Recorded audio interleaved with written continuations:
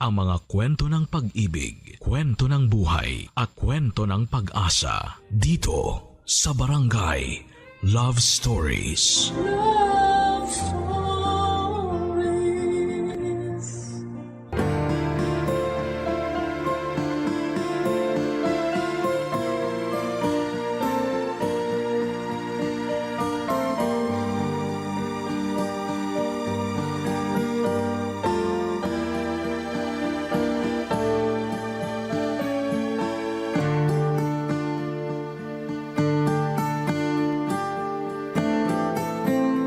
Gaano man kahaba ang pasensya ng isang tao, huwag pa rin natin itong sasagarin.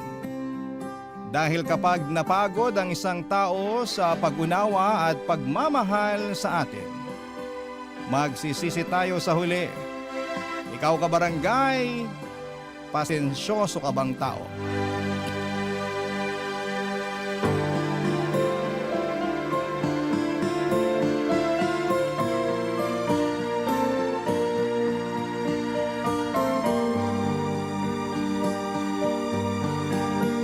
Dear Papa Dudut, lahat naman siguro tayo ay dumaan sa pagiging tanga sa pag-ibig, hindi po ba? Pero sa kwento na ibabahagi ko ay iyon na yon ang eksaktong pinagdaanan ko sa buhay. Kaya nga napasulat agad ako sa programa ninyong Barangay Love Stories. Dahil may sa ilang beses na rin po akong nakarinig na mga kwento ng pag-ibig na masasabi kong epic fail ng dahil po sa katangahan. Pero ganun talaga, parte yun ng buhay at kahit naman kailan ay hindi naging kasalanan ang umibig. Ako nga pala si Shelly, 29 years old at taga Metro Manila. Hindi ko na lamang sasabihin kung saan eksakto at meron akong isang anak na binubuhay ko sa pamamagitan ng pag-online selling.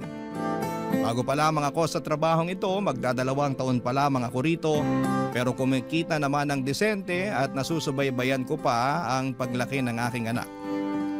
Importante para sa nanay na katulad ko na matutukan ang anak ko dahil mahal na mahal ko siya. Dalawa na lamang kasi kami sa buhay pero noong mga panahon na yon ay meron pa namang siyang tatay. Ang dati kong kinakasama na nagngangalang Junior Papa Dudut.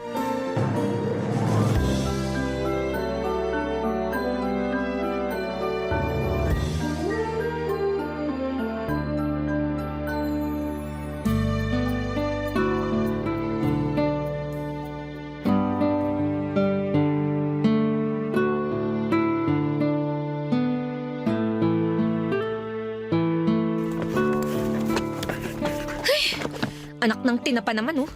Napakasalaula talaga ng lalaking yun. Junior! Junior, halika nga rito! Halika nga, dali! Ano ba yun, Shelly? Kita mong nasa CR pa yung tao eh. Storbo ka naman eh. Kanina ka pa nasa CR, ah. Huwag mong sabihing nakatulog ka na doon. Para naman tanga eh. Siyempre, tawag ng kalikasan. Ano pa bang gagawin ko sa CR, Aber? Tawag ng kalikasan, kalahating oras ka na doon. Ay, nako. Bakit mo ba kasi ako tinawag? Makasigaw ka sa pangalan ko. Akala ko na paano ka na dyan eh. Paano kung hindi mapapasigaw? Sige nga. Tingnan mo tong baunan mo. Inaamag na rito sa bag mo, oh. Oh, grabe ka naman sa inaamag. O bakit, hindi ba? Tingnan mo nga maigi. Kulang na lang tubuan na ng ugat tong mga amag dito sa baunan eh. Ilang araw na ba to rito, ha? Ni hindi mo man lang mailabas para hugasan. Napakasalaula mo talaga. Para yan lang eh. Sa nakalimutan ko, magagawa ko. Sa katrabaho mo yan bilang babae, di ba? Dapat ikaw na yung kumukuha at naglalabas ng baunan ko sa bag eh, para ikaw Naririnig mo ba yung sinasabi mo? Oo, naririnig ko. Bakit ka ba kasi sumisigaw? Tanong-tanong ka pa nakakapikon ka. Simpleng bagay lang iaasa mo pa talaga sa akin. Bakit? Imbalido ka ba, ha? Wala ka bang mga kamay? Meron naman, di ba? Nakakalimutan ko nga kasi. Hindi katwiran yon, Junior. Tsaka ang dami-dami mo na kayang nakakalimutan. Hindi lang naman itong baunan mo. Pati mga marurumi mong damit na kung saan-saan mo iniiwan. Ano? Nakalimutan mo rin damputin para ilagay sa labahan? Ganun na nga. Sige. Sa susunod, makikita mo na yung mga damit mo sa basurahan. Oy, wag naman ganun, Shelly. Anong wag ganun, Shelly? Ganun yon. Kasi, Iisipin ko na ayaw mo na sa mga damit na yon kasi iniwan mo lang kung saan-saan. Kaya itatapon ko na. Bakit ko pa mapahihirapan ng sarili ko na paulit-ulit kang paalalahanan ng napakasimpleng bagay na yon? Sa makakalimutin ka kamo di ba? O di ganun na lang para mas madali. Para ka namang ewan eh. Ako pa talaga ngayon ng parang ewan? O sino pa ba? Alam ka namang ako o yung anak natin. Dinami mo pa talaga rito yung anak natin na walang muwang, no? Kasi naman. Kasi naman mukha mo dyan. Ay, Junior naman. Kailan ka ba magiging responsable? Alam ko naman na ako yung babae sa pamamahay na to. Pero napapagod na din ako. Baka akala mo madali lang yung trabaho namin bilang nanay at may bahay, ha? Sinasabi ko sa'yo na hindi. Kaya sana, tulungan mo naman ako. Please lang. Please lang, huwag ka nang magpasaway. Daig mo pa yung anak natin sa pagiging isip bata Papadudot rider si Junior ng isang online selling app na palagi nagdi-deliver sa bahay namin. Tapos nagkagustuhan kami at doon na nga nagsimula sa aming relasyon. Noong una ay masasabi ko na ayos pa. Kumbaga spoiled ako kay Junior, prinsesa ang turing niya sa akin. Ngunit noong nabuntis niya ako at nagsama sa isang bubong ay doon na nagbago ang lahat. Hindi naman sa sinisiraan ko ang dati kong kinakasama pero nang dahil sa pagli-live-in naming yon ay higit ko siyang nakilala. Kung ano ang ugali niya, paano talaga siya manatili, mga gawi at napatunayan ko na hindi pala talaga siya perpekto. Gwapong-gwapo kasi ako sa kanya noong nililigawan pa lamang niya ako. Siyempre pabibo ang loko pero nasa loob pala ang kanyang kulot. Laki tuloy ng pagsisisi ko na nagpabuntis ako sa kanya. Pero hindi pa rin doon natatapos ang kalbaryo ko. Dahil may pagkasumbongero rin si Junior. At ang lagi niyang pinagsusumbungan ay walang iba kundi ang nanay Roning niya, Papa Dudut.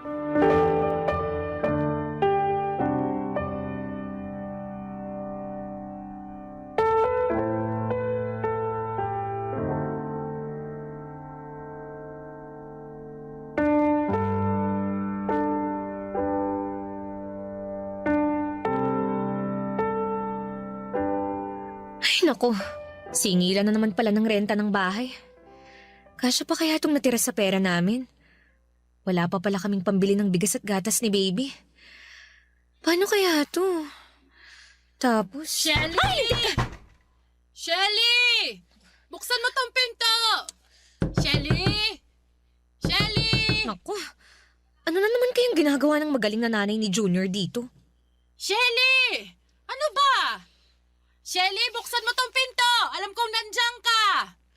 Ay, huwag mo akong pagtaguan, babae ka! Andyan na po, Nay! Buti naman pinagbuksan mo na ako ng pinto, ano? Akala ko aabutin ka pa ng siyam-siyam eh. Magandang umaga rin po, Nay. Walang maganda sa umaga, ha, Shelly? Ikaw talaga na babae ka, no?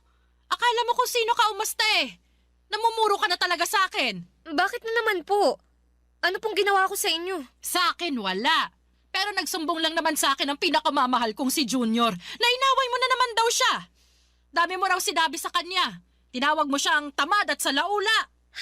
Pati ba naman po yun? Sinumbong pa talaga niya sa inyo? O kanino pa ba magsusumbong ang anak ko? Sa akin lang naman kasi akong nanay niya, hindi ba? Alam ko naman po yun, pero... Peruhin mo mukha mo. Ano? Hindi mo ba ako papapasukin? Dito mo na lang ako sa labas kakausapin, ganon. Kahit kailan talaga napakabastos mong babae ka. Pasensya na, Nay. Hindi ko na kayo naalok na pumasok sa loob eh. Kayo kasi, tuloy-tuloy salita nyo. Pasok na po kayo. At baka mapagkamalan pa tayo ng kapitbahay na nag-aaway. Pabayaan mo sila na pagkamalan tayo para malaman nila kung gaano ka kasamang kinakasama. Paano na naman po ako naging masama? Inaapi-api mo lang naman yung anak ko. Hoy, Shelly, kaisa-isang anak namin na lalaki si Junior.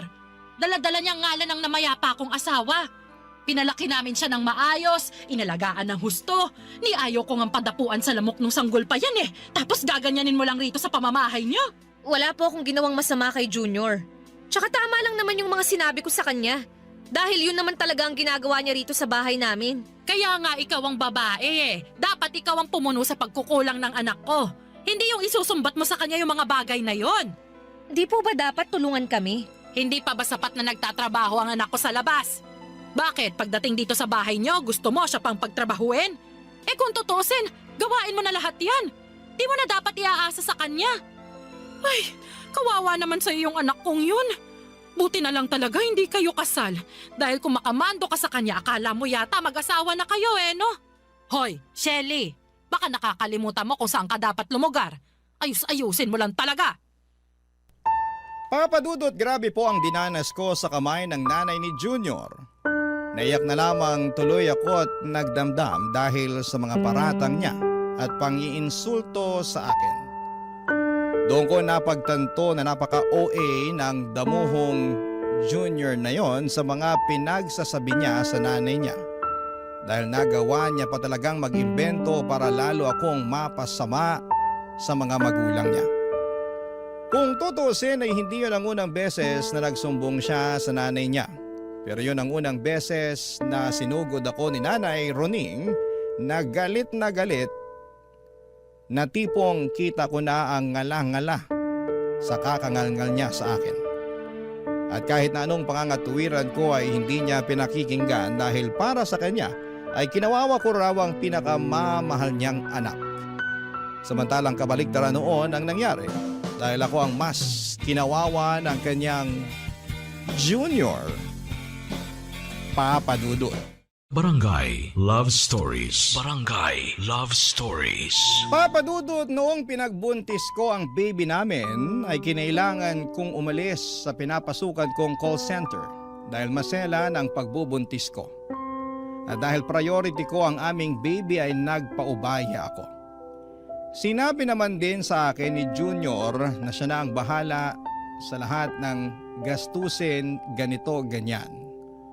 Oo, naniwala ako pero noong nanganak na ako ay doon na nagsimula ang mga reklamo ko sa aking kinakasama. Hindi niya kasi matagalan ang pag-aalaga sa anak namin. Kesyo maingay dahil pala iyak, natural sanggol yun.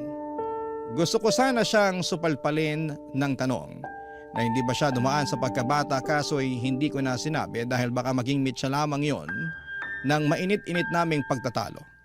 Tinaga ko na lamang ang ginagawa ni Junior at umasa na magbabago siya. Nang tumungtong na sa 2 taon ang anak namin, buong akala ko ay magiging responsableng tatay na si Junior pero lalo lamang siyang naging pabaya, Papa Dudut.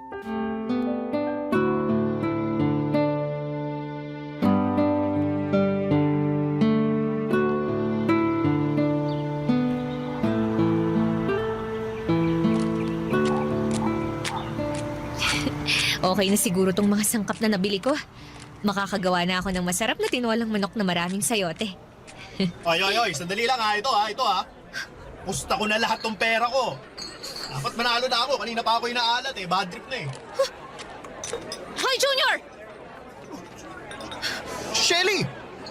Anong ginagawa mo rito? Di ba nasa palengke ka? Oo, pero pauwi na ako. At ikaw, anong ginagawa mo rito? Nagsusugal ka ba, ha? Ha? Hindi Anong hindi? Eh bakit may hawak kang baraha? At ano yung narinig ko kamo na ipupusta mo na lahat ng pera mo? Hoy! Hindi ako bingi para sabihin ko sa'yo. Nagkakasiyahan lang naman kami. Wala lang yun. Anong wala? Teka, nasa na yung anak natin? Junior, nasan yung anak natin? Ha? Asan sabi yung anak natin Nandyan lang yun. Teka, nasa na ba yung batang yun? Ayun Diyos ko, Junior! Puntahan mo nga yung anak natin! Baka masagasaan dun sa kalye! Oo, sige. Teka, pupuntahan ko na. Anak naman Sabi ko sa tabi lang kita, di ba? Puisit ka! Napakabaya mo talagang lalaki ka! Aray ko na ba, Shelly?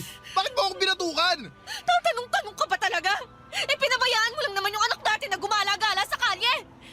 Paano kung nasagasaan yan? Sige nga! Nagulungan ng truck, ng bus, ng jeep o ng pison! Paano kung inaway yan ng ibang bata? O di kaya nakidnap? Eh di wala na to yung anak! Bobo ka talaga! Aray ko! Nakakarami ka na, ha? Kulang pa yan! Gusto mo damihan ko pa Baka pabayaan mong tatay, Junior! Sandali ko lang iniwan sa'yo yung anak natin kasi namalengke ako ng pananghalian natin. Pero pinabayaan mo na! Uy mo naman! Wala namang nangyari sa anak natin ah. O kita mo, buong buo pa. Wala kang galos eh. Eh kung mukha mo kaya galusan ko, no? Ha? Tsaka tingnan mo nga yung itsura ng anak natin. Walang tsinelas, walang salawal, tulo sipon. Yung totoo, wala bang magulang ang batang to? Grabe, ewan ko talaga sa'yo. Kahit kailan hindi ka maaasahan. Hoy, pwede bang kumalma ka ha?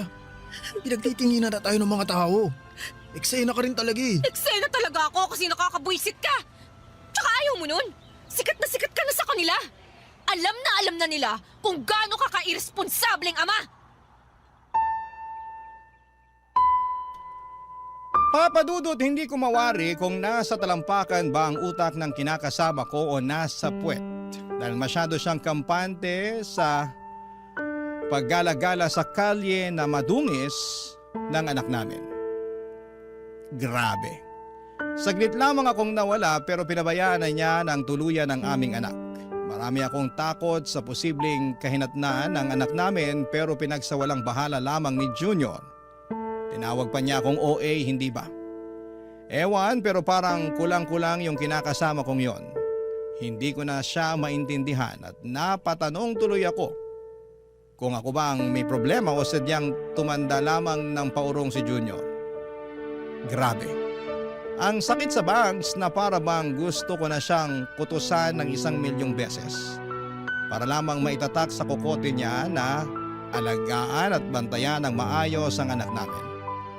Kaya lang ay hindi talaga uso ang pagbabago sa kinakasama ko at sa bawat araw na lang na ginawa ng Diyos ay mas lalo pa siyang lumalala, Papa Dudut.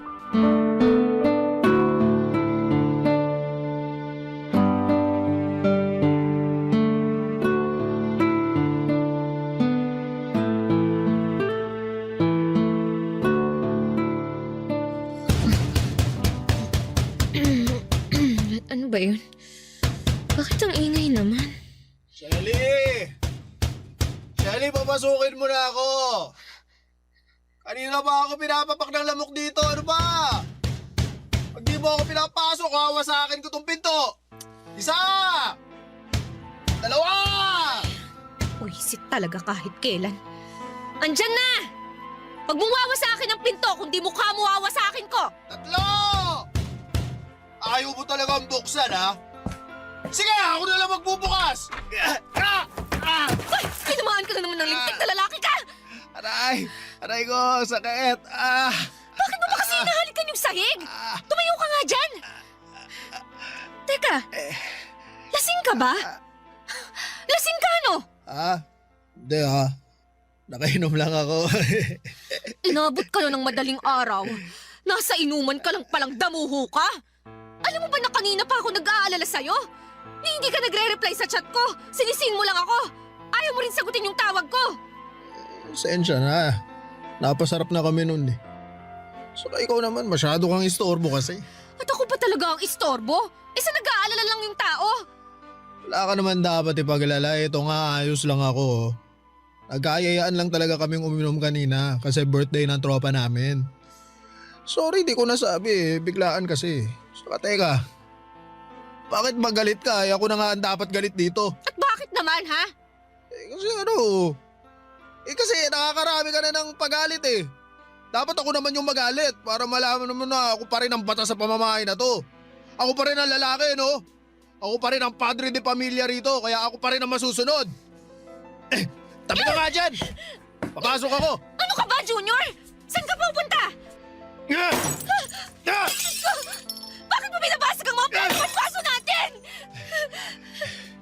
Alam mo, sumusobra ka na, Shelly. Kung ipeya mo ako para di mo ako kinakasama. Nagtatawa na tuloy ako ng mga barkada ko. Sabi nila, para raw ako di lalaki kasi mas maangas ka pa raw kaysa sa akin eh. Under desire raw ako. Sunod-sunuran daw ako sa'yo. Kaya galit ako! Galit ako! Tumigil ka na, Junior! Baka wala na tayong magamit na plato pag binasag mo lahat yan! Hindi, ayos lang. Sa dahon ng saging na lang tayo kumain. Baka siraulo mo talaga! Siraulo na ako, siraulo. Pero simula sa araw na to, ako na masusunod sa pamamahay na to. Hindi ikaw! Hindi yung anak natin! Kundi ako! Ako lang! Ah, ganon! Teka! Makikita mong hinahanap mo! Namumuro ka na sa aking lintik eh! Akala mo yata sasantuhin kita, ha? Oy! Anong ginagawa mo, Shelly, ha? Bakit mo...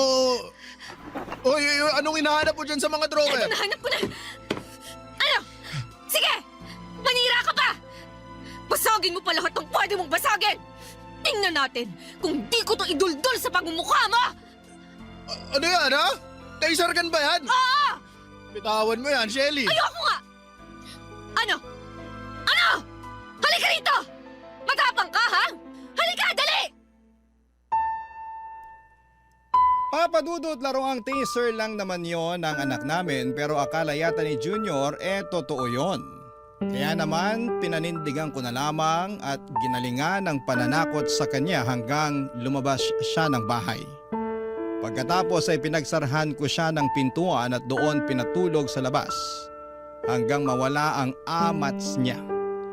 Alas 6 ko na yata siya ng umaga pinagbuksan ng pintuan at naawa naman ako dahil namumutakte ng pantal mula sa kagat ng lamok ang mukha at braso niya.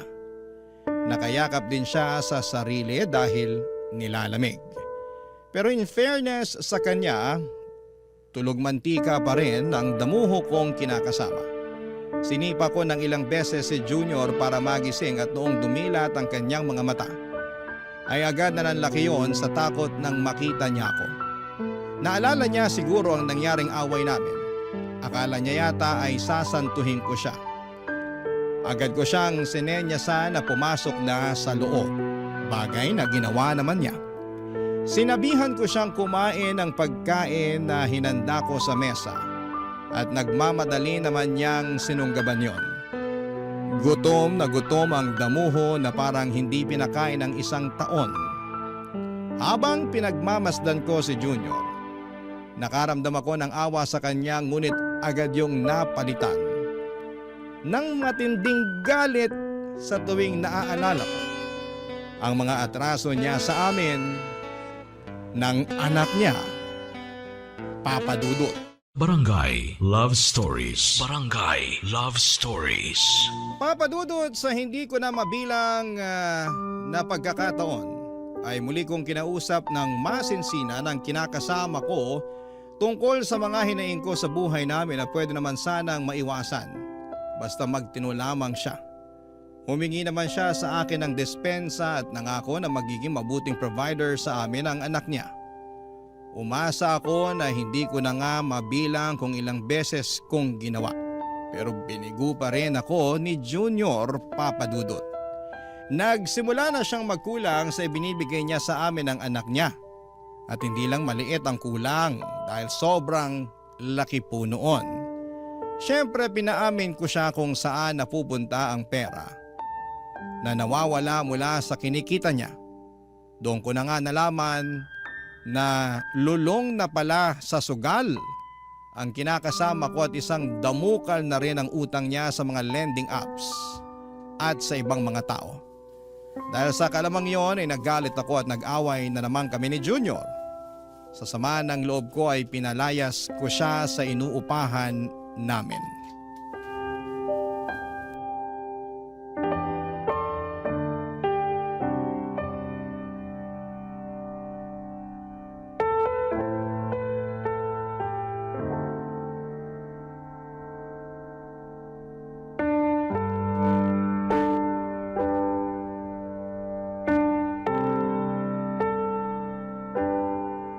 Anong ibig sabihin nito, Junior?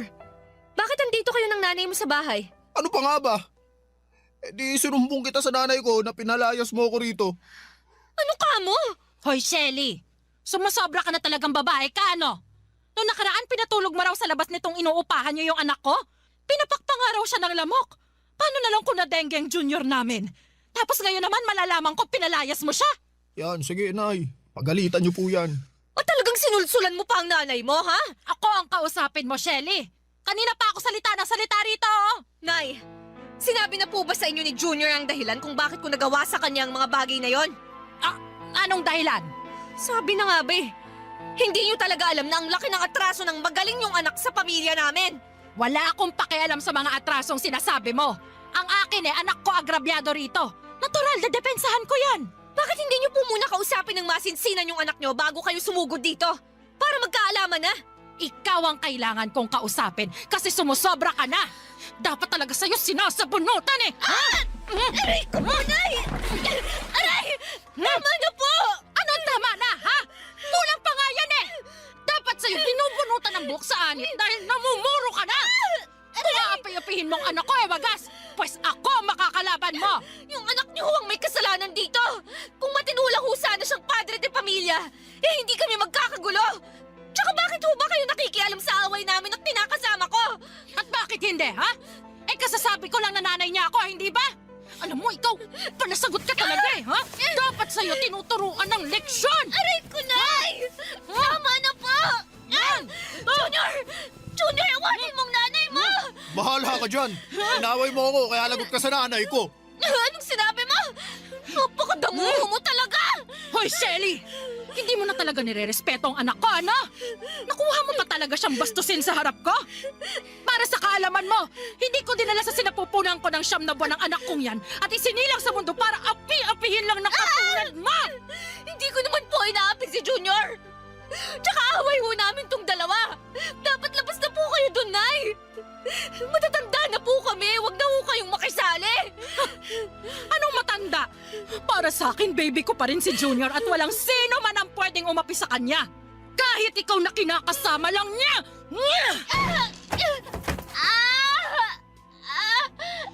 Sa susunod na awayin mo pang anak ko, hindi lang sa bunot ang aabutin mo, Shelly.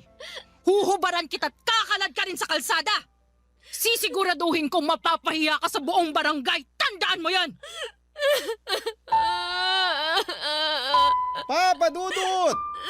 Ni sa hinagap ay hindi ko akalain na pagtutulungan ako ng mag-ina.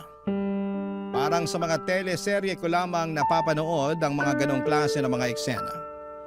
Dahil sa nangyari ay nasaktan po ako. Hindi ko akalain na ang away namin ang kinakasama ko ay makakarating sa nanay niyang basag gulera. Lalo ko lang tuloy napatunayan kung gaano kasumbongero si Junior. Kaya nga simula noon ay iniwasan ko na muna na mag-away kami. Hindi ko rin kinausap si Junior dahil na-stress lang talaga ako. Buong akala ko ay magiging tahimik na ang buhay ko kapag ginawa ko yun, pero nagkaroon na naman ang kasalanan si Junior matapos kong matuklasan na ng babae siya. Muling nabuhay ang galit ko sa aking kinakasama dahil sobra-sobra na ang ginawa niya sa akin. Ni hindi na niya ako nirespeto bilang babae at nanay ng kanyang anak. Kaya upang makaganti ay hinuli ko sa akto si Junior at ang kalandian niyang babae na tendero ng fishball at merienda sa hapon na nasa tapat ng bahay namin. At iniskandalo ko silang dalawa hanggang sa mapahiya po sila. As usual, nakarating yon sa kalaman ng magaling niyang nanay, Papa Dudut.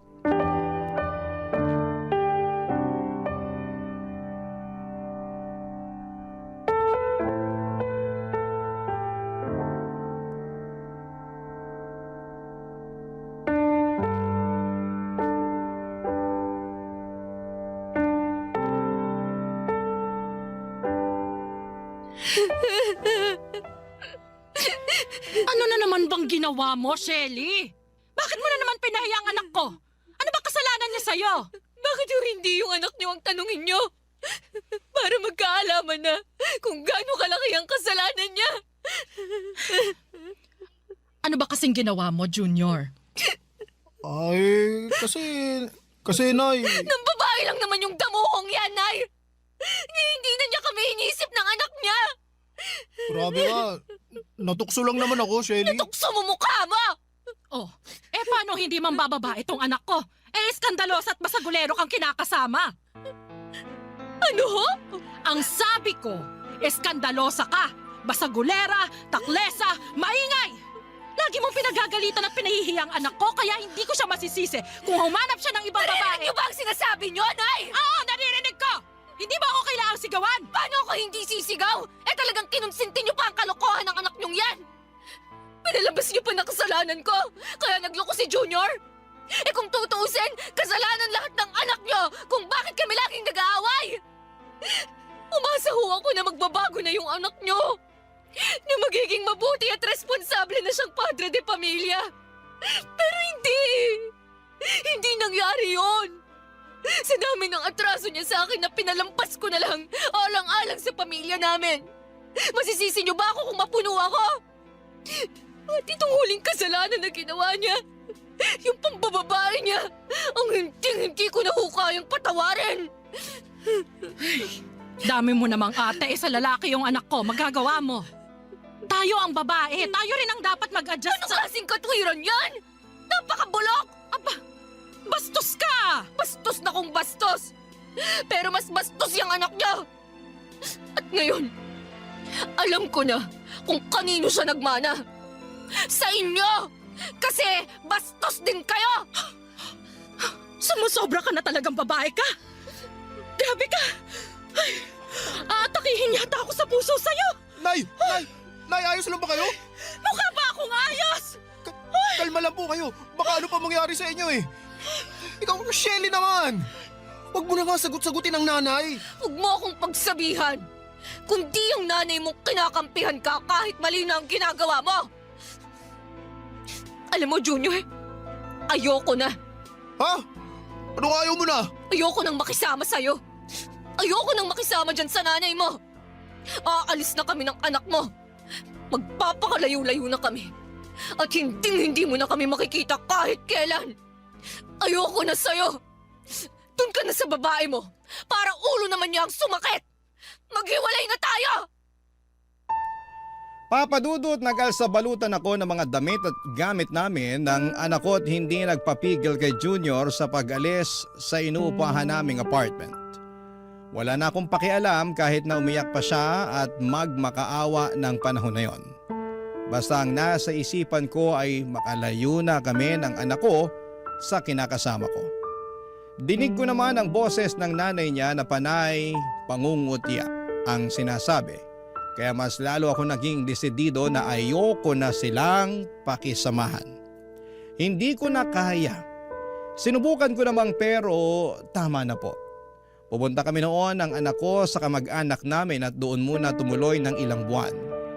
Blina ko na rin si Junior dahil ayoko na siyang magkaroon ng koneksyon sa aming mag-ina.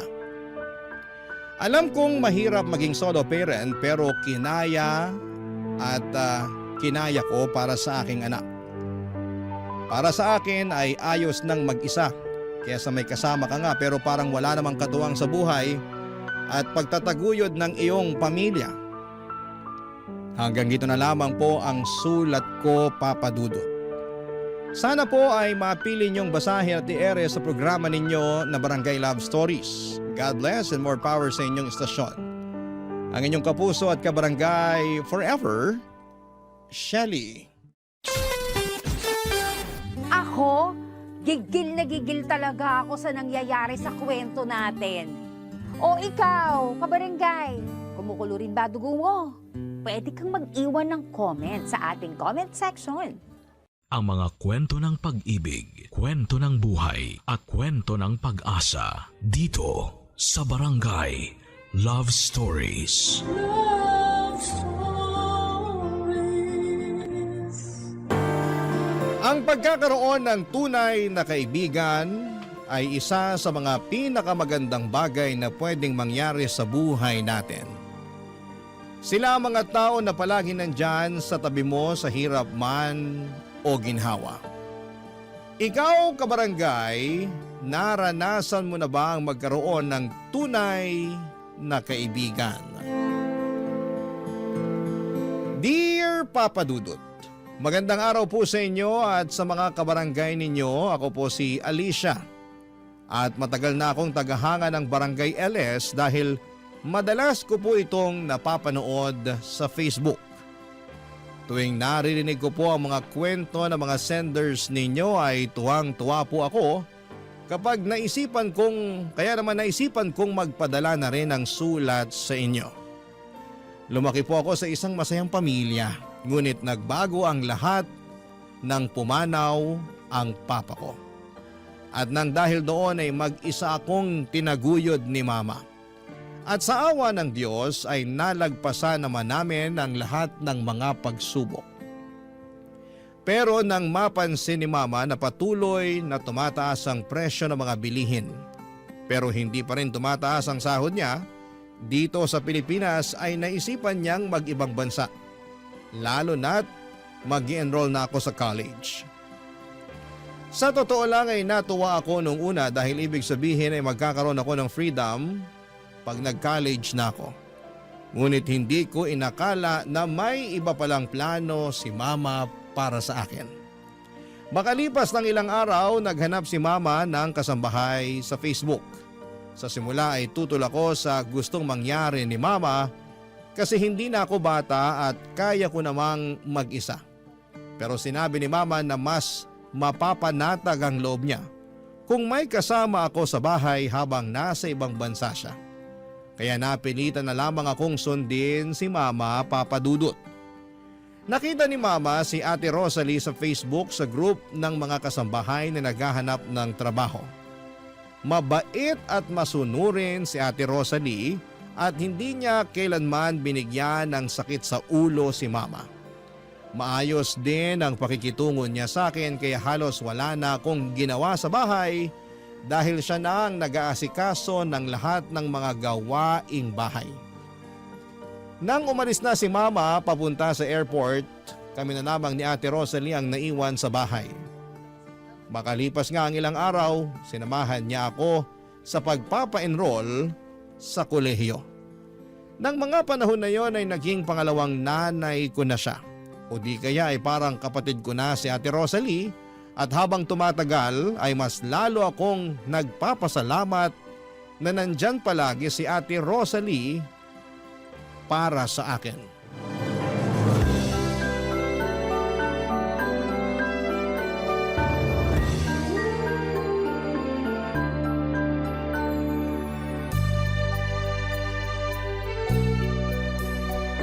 Alicia, eto na yung bacon na pinapaluto mo sa akin. Ang bango naman. Thank you, Ate Rosalie. Maliit na bagay? Sige na, maupo ka na. Dito na po kayo. Sabayan niyo na rin po akong kumain. Ayos lang ako. Mauna ka na. Sige po, kayong bahala.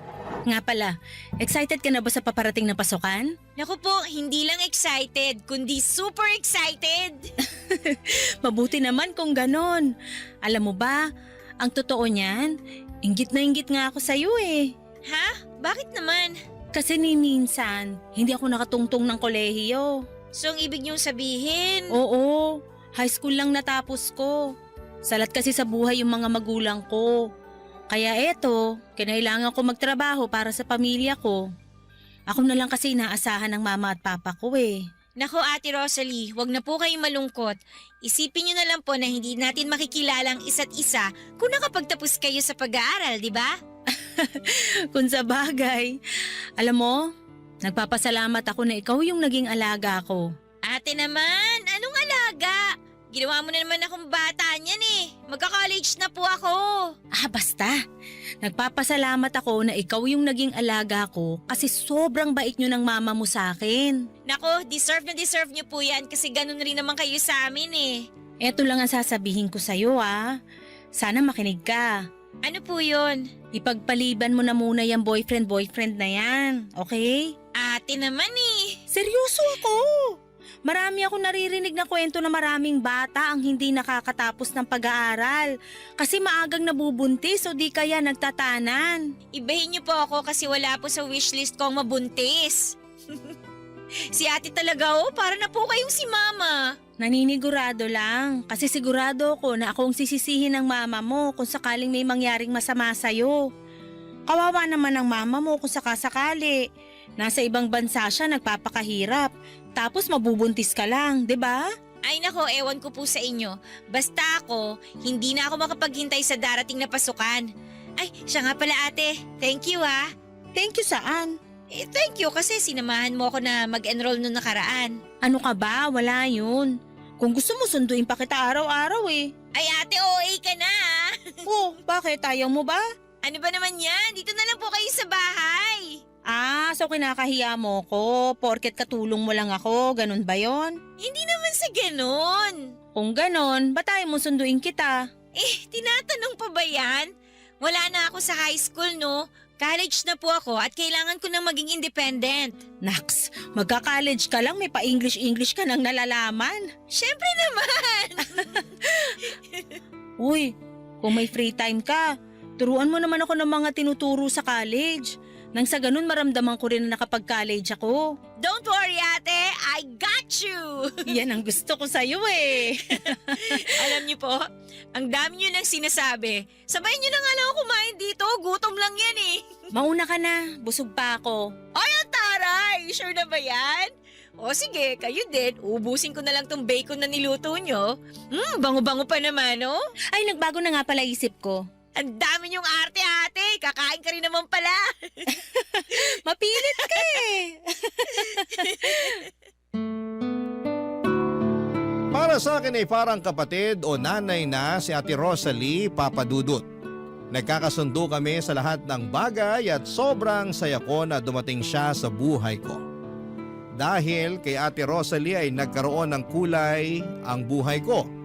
Mas lalo pang natuwa si Mama tuwing nagvi-video call kami kasi nakikita niya kung gaano kami kasaya ni Ate Rosalie. Masaya si Mama dahil parang pamilya na rin si Ate Rosalie sa amin at ganon din kami sa kanya. Sa totoo lang, Papadudot, ay sobrang swerte namin dahil pakiramdam ko ay higit pa siya sa isang kasambahay o yaya.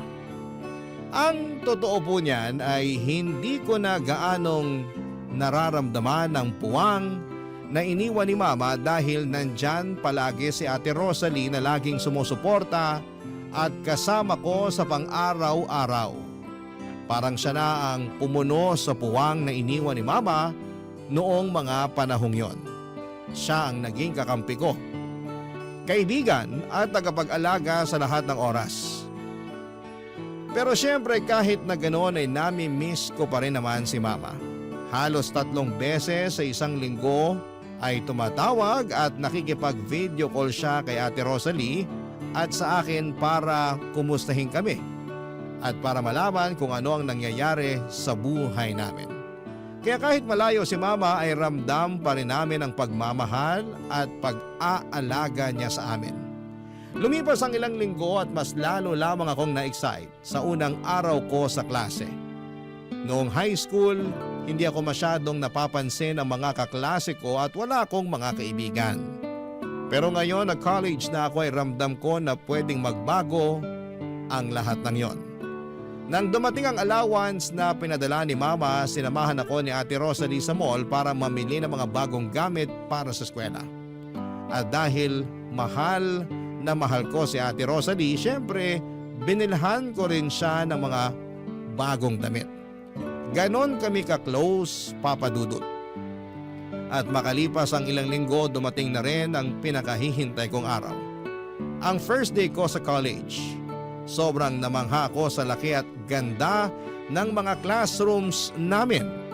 Hindi ko inakala na mas malaki pa ito kumpara sa mga naging classroom ko noong high school. Tahimik lamang ako nung unang araw ko sa college dahil ayokong magpaka-trying hard para lamang makisabay sa iba. Sa halip ay taimtim ko na lamang na ipinagdasal na sana may lumapit sa akin at maging kaibigan ko sa araw na yon. At noong nag-lunch break na kami, parang sinagot na nga ng tadhana ang dasal ko dahil habang kumakain ako nang mag-isa sa cafeteria, may lumapit sa akin at nagpakilala. Si Karen.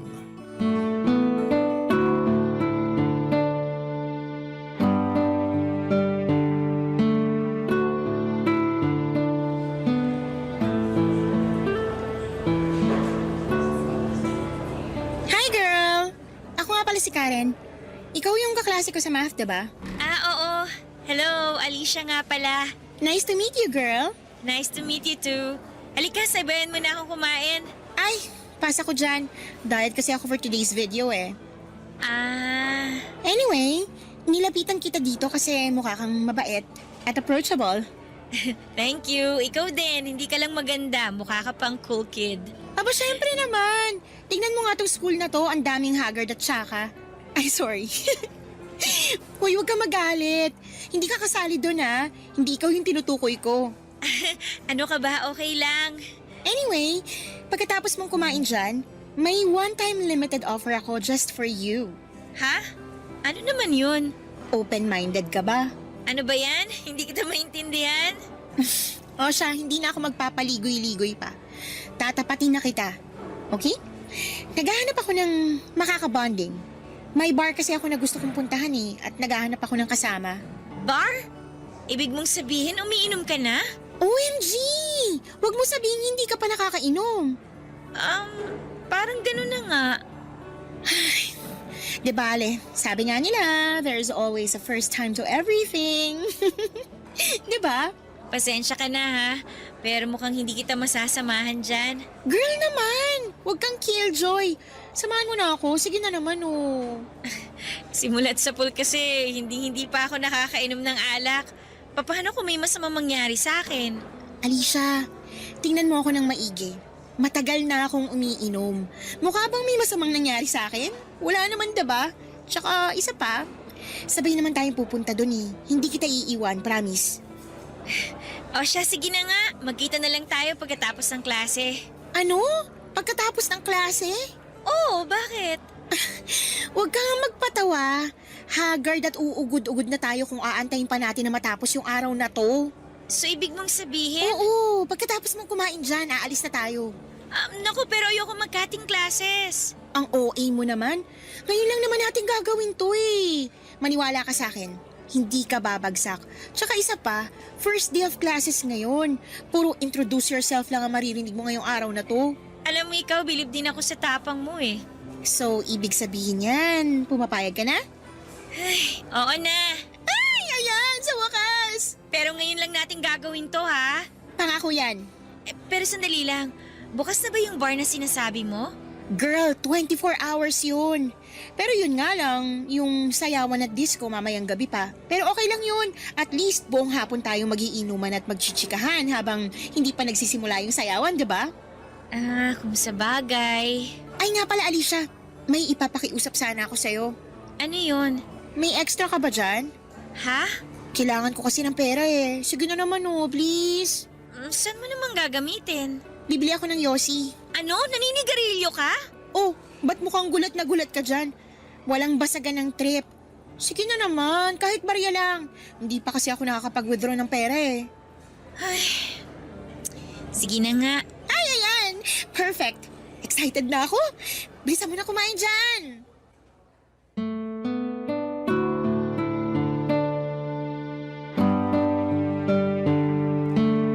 Pagkatapos kong kumain sa cafeteria, bumili muna kami ni Karen ng Yossi sa isang convenience store bago kami dumiretso sa bar na sinasabi niya.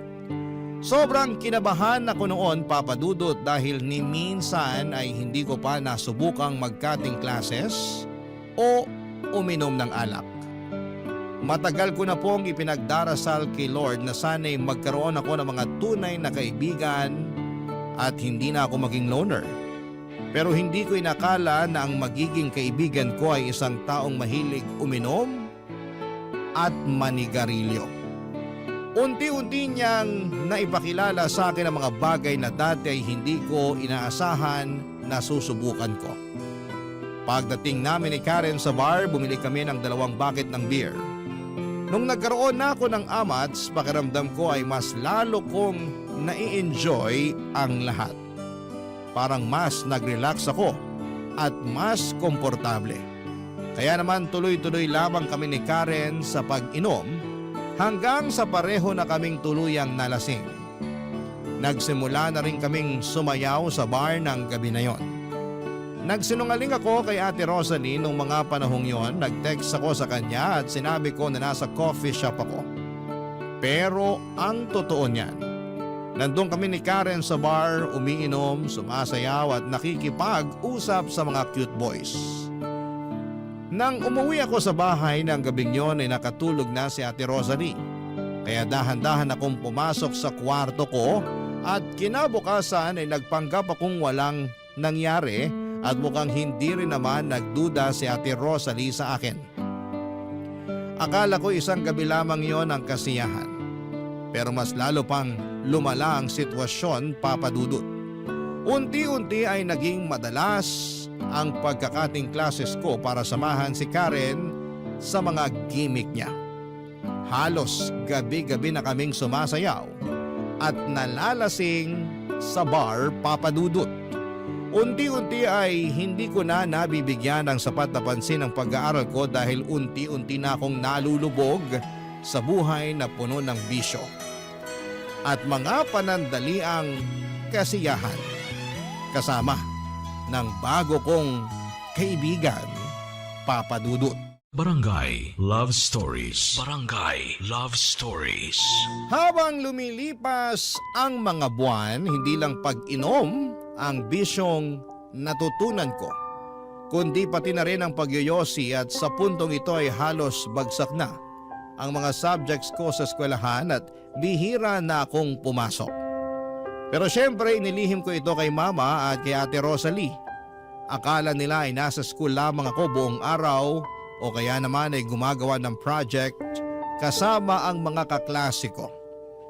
Pero ang totoo ay halos buong araw ako na nasa mga club at mga bar kasama si Karen. Grabe talaga ang impluwensya ni Karen sa akin, Papa Dudut. Aaminin ko na nadala ako sa lahat ng mga bisyo niya dahil hinahangaan ko siya. Maganda si Karen at palaging may kumpiyansa sa kanyang sarili.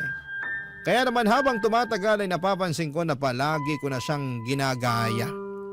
Hindi lang sa mga bisyo niya, kundi pati na rin sa paraan ng kanyang pagsasalita, kilos, at pati na rin sa kanyang pananamit. Nagagawa rin ni Karen ang mga gusto niyang gawin dahil parehong nasa abroad ang mga magulang niya. Tulad ko ay pinapadalhan lamang siya ng allowance ng mga magulang niya kaya malaya kaming dalawa na gawin ang mga bagay na gusto namin ng walang nakakaalam, kabilang na dito ang pagyoyosi. Nung una, hindi ko talaga nagustuhan ang lasa ng sigarilyo. Ubo ako ng ubo noong mga panahon na yon at pakiramdam ko ay aatakihin ako ng hika.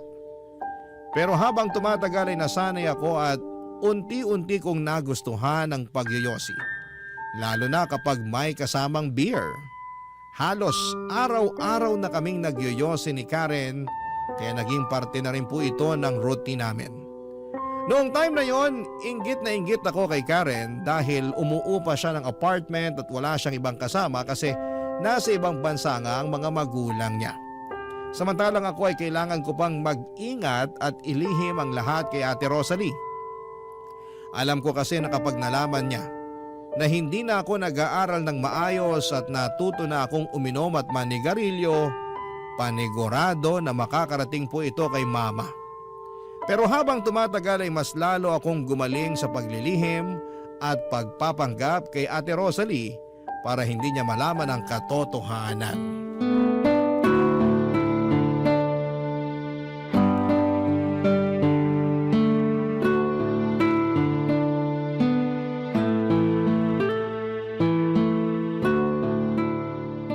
At eto pa, may isa pa akong chika. Isplok mo na yan, Day! Alam mo ba, nung nasa high school pa ako, pumasok ako sa classroom na nangangamoy yosi. Totoo ba? Oo! At eto yung exciting na part. Ano? Yung mga kaklase kong lalaki yung pinagbintangan ng teacher. Hala, kawawa naman pala. Paano ba naman kasi? Mukha kasing sanggano yung mga lalaki kong kaklase. Kaya ayun, sila tuloy yung napagbintangan na naninigarilyo. Bruha ka nga talaga ng taon. Grabe, hindi ka na naawa. Anyway, change topic na nga lang. So, totoo ba yung sinabi mo na may chimay ka sa bahay nyo? Ang lakas mo maka 12 years old girl ha. Grabe ka naman. Gusto kasi ni Mama na may makasama ako sa bahay habang nasa ibang bansa siya. Yun lang yun. Whatever, wala ka pa rin independence. Pero at least may nag-aasikaso ng mga gawaing bahay, di ba? Kahit na. Sabihin mo nga sa akin, malaya ka bang nakakapagyosi sa bahay nyo? Hindi. Mismo! Kasi may chimay ka. Tingnan mo ko, malaya ako nagagawa ang lahat ng gusto kong gawin kasi mag-isa lang ako. Kahit ubusin ko pa yung isang kahan ng sigarilyo sa kwarto ko, walang makakapansin at walang magagalit kasi may freedom ako. Oo na, nagyayabang ka na naman. Eh di ikaw na yung may freedom. Ay naku girl, kung ako sa'yo, kausapin mo yung mama mo na paalisin na yung si... Sino ulit yun? Si Ate Rosalie. Oh yun, si Chimay. Ay hala, teka lang. Oh, ba't mukhang hindi ka mapakali dyan? Kailangan kong tawagan si Ate Rosalie. Baka magtaka mamaya yun kung bakit hindi pa ako nakakauwi. Ano ba naman yan? Nakakaloka. Shh, ito na.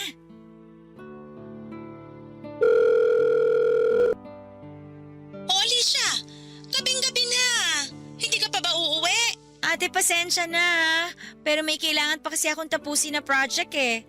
Oy, napapansin ko na napapadalas na yung project na yan ha. Sigurado ka bang yan ang inaasikaso mo? Baka mamaya kung saan-saan ka na nagpupunta ha? Akin na. Ha? Bakit? Ako na bahala dyan. Ibigay mo na lang sa akin yung cellphone. Ako nakakausap dyan. Sige na nga. Oh, eto. Hello po? Sino to? Si Karen po to, kaklase ni Alicia. Kayo po ba si Ate Rosalie? Oo, bakit? Naku, Ate Rosalie, pasensya na po kayo Pero nasa coffee shop po kasi kami ni Alicia eh. May tinatapos lang kami na project. Ganun ba? Gusto niyo ba sunduin ko na lang kayo dyan sa coffee shop? Ay naku po, wag na. Nakakahiya naman. Wag po kayo mag-alala. Uuwi na rin po kami mamaya. Sige, basta mag-ingat kayo. Okay po, bye! Hala? Ang bilis mo naman na paniwala si Ate Rosalie. Ako pa ba? Ang dami kasing sinasabi ng chimay mo eh. Panira ng trip. Kaya ayan, ginawan ko na ng paraan. So ano, hindi ka man lang ba magte-thank you sa akin? Salamat. OMG, ayan na! Magsisimula na yung sayawan! Wait lang girl. Bago tayo sumayaw, yosin naman muna tayo sa labas oh. Sige na nga! Dala mo ba yung lighter mo? Ay wala, pero may posporo ako. Halika na nga! Nang mga panahong yon ay sobrang na-enjoy ko talaga ang pagkakaibigan namin ni Karen. Noong high school pa lamang ako papadudot, nilalayuan ako ng mga tao at halos walang nakikipag-usap sa akin, pero nang makilala ko si Karen, pakiramdam ko po ay nagbago ang lahat. Para na rin ako naging cool kid. Ramdam ko na may kasama na ako at may taong tumatanggap sa akin. Pero papadudot natapos din ang masasayang araw na yon dahil halos binagsak ko na lahat ng subjects ko sa school. Alam kong kapag nalaman ito ni Mama at ni Ate Rosalie ay tiyak na maghahalo ang balat sa tinalupan. Kaya agad akong lumapit kay Karen para maghanap ng karamay. At hindi na rin ako nagulat nang malaman ko na ganon din ang sitwasyon ni Karen sa eskwelahan. Puro bagsak din ang grades niya at wala itong naipasa na subject. Pero ang kinagulat ko lang talaga ay mukhang hindi man lang nabahala si Karen sa dami ng subjects na ibinagsak niya. Dito na niya inamin na may kakilala siyang marunong mag-photoshop ng school records. Ngunit may kapalit na malaking halaga. Agad ako nagpatulong sa kakilala niya at nagawa rin itong i-photoshop ang mga grades ko. Ipinakita ko ang peking school records kina Mama at Ate Rosalie at sobrang natuwa sila sa akin. Pero ang hindi nila alam, lahat ng yon ay isang malaking kasinungalingan lamang. Aaminin ko, papadudot, na sobrang nakonsensya ako noon, lalo na nang magpadala si Mama ng pera para sa enrollment ko sa paparating na second semester. Ang hindi niya alam ay magiging irregular student na ako dahil uulitin ko ang lahat ng subjects na nabagsak ko noong first semester. Habang tumatagal ay mas lalo lamang akong na-stress sa mga pinagdadaanan ko, kaya nagsimula akong magyosi sa kwarto ko para maibsan ang kaba ko kahit papaano. At para naman matakpan ang amoy ng sigarilyo, bumili ako ng iba't ibang pabango, perfume, air freshener at scented candle. At para hindi maamoy ni Ate Rosalie ang usok ay tinatakpan ko pa ang ilalim ng pintuan ng kumot para hindi lumabas ang amoy, Papa Dudut.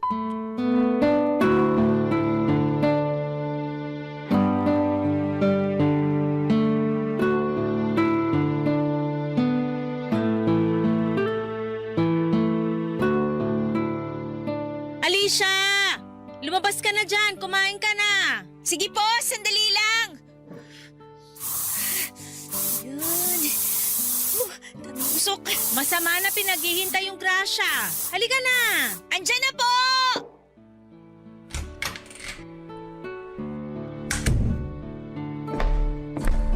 Pambihira ka talagang bata ka. Ba't ang tagal mo lumabas ng kwarto, ha? Pasensya na po. May pinapanood lang kasi akong teleserye. Kumain ka na dyan. Pinagluto kita ng adobo. Salamat. Sige, dyan ka na muna. Maglilinis na muna ako.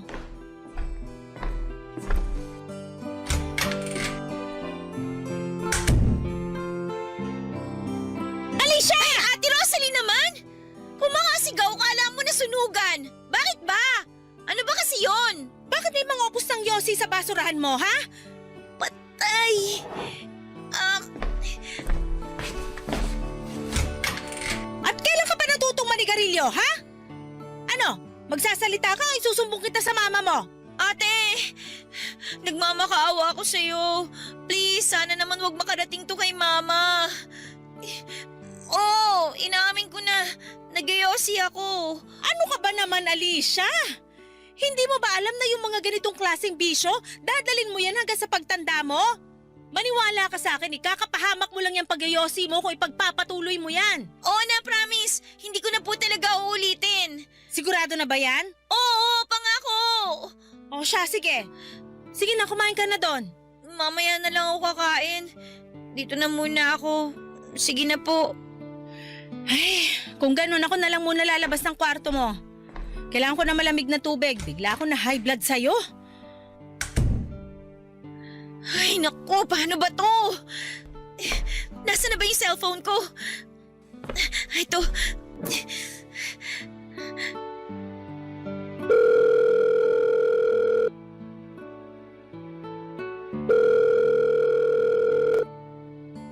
Girl, kumusta ka na? Anong ganap? Karen, may problema ako. Kumalma ka nga muna. Ano ba kasi yun, ha? Alam na ni Ate Rosalie na nagyoyosi ako. Ang tanga mo naman, girl. Paano naman niya nalaman, Aber? Hindi ko naman kasi akalain na halongkatin niya yung basurahan ko dito sa loob ng kwarto eh. Yan ang problema sa mga chimay na yan, eh. Masyadong pakialamera. Ako, yan ang nga ba yung sinasabi ko sa'yo, eh. Mamaya mo na ako sermonan. Hindi ka nakakatulong eh. Teka nga lang, ba't mo ba kasi ako tinawagan, ha? Ano namang kinalaman ko kung nahuli ka ng chimay mo? Ewan, hindi ko na alam. Basta natataranta ako. Ano ba kasi talaga ang problema mo, ha? Sinabi ba niya na magsusumbong siya sa mama mo? Ayun na nga, mukhang wala naman siyang balak na magsumbong. Pero, ewan ko ba, hindi pa rin ako mapakali eh. Kasi sigurado ako na anytime pwede niya akong isumbong kay Mama. Hello? Andiyan ka pa ba? Oo! Malahimik ka nga muna. Nag-iisip na nga ako, oh. O ano, may naisip ka na ba? Shucks! May naisip na ako. Alicia girl, eto makinig ka. Eto ang gagawin mo. Kunin mo yung cellphone ng Shimay nyo at ilublob mo sa tubig para hindi niya mahalata na may sumira ng cellphone niya. Nang sa ganon, hindi na rin siya makakapagsumbong sa mama mo. Ayoko nga! Girl, pag nagsumbong yan sa mama mo, ikaw ang madedehado dito. Sige ka, ikaw rin. Pero kailangan ko ba talagang sirain yung cellphone niya? Ang dami mo namang arte. O siya, eto na, mag-iisip pa ako. Karen, paano kaya kung pakiusapan ko na lang si Mama na paalisin si Ate Rosalie? Wow ha, sobrang original ng plano mo. Parang narinig ko na yung dati pa. Teka lang, saan ko nga ba huling narinig yan? Ay, oo nga pala, sa akin nga pala mismo galing yung suggestion na yun, no? Kaloka ka. Girl, dati ko pa sinasabi sa'yo na masasakal at mawawalan ka lang ng freedom kung kasama mo sa iisang bahay ang chimay nyo. Pero sigurado kung hindi pa alisin ni Mama si Ate Rosalie ng ganun-ganun na lang. Wait, alam ko na.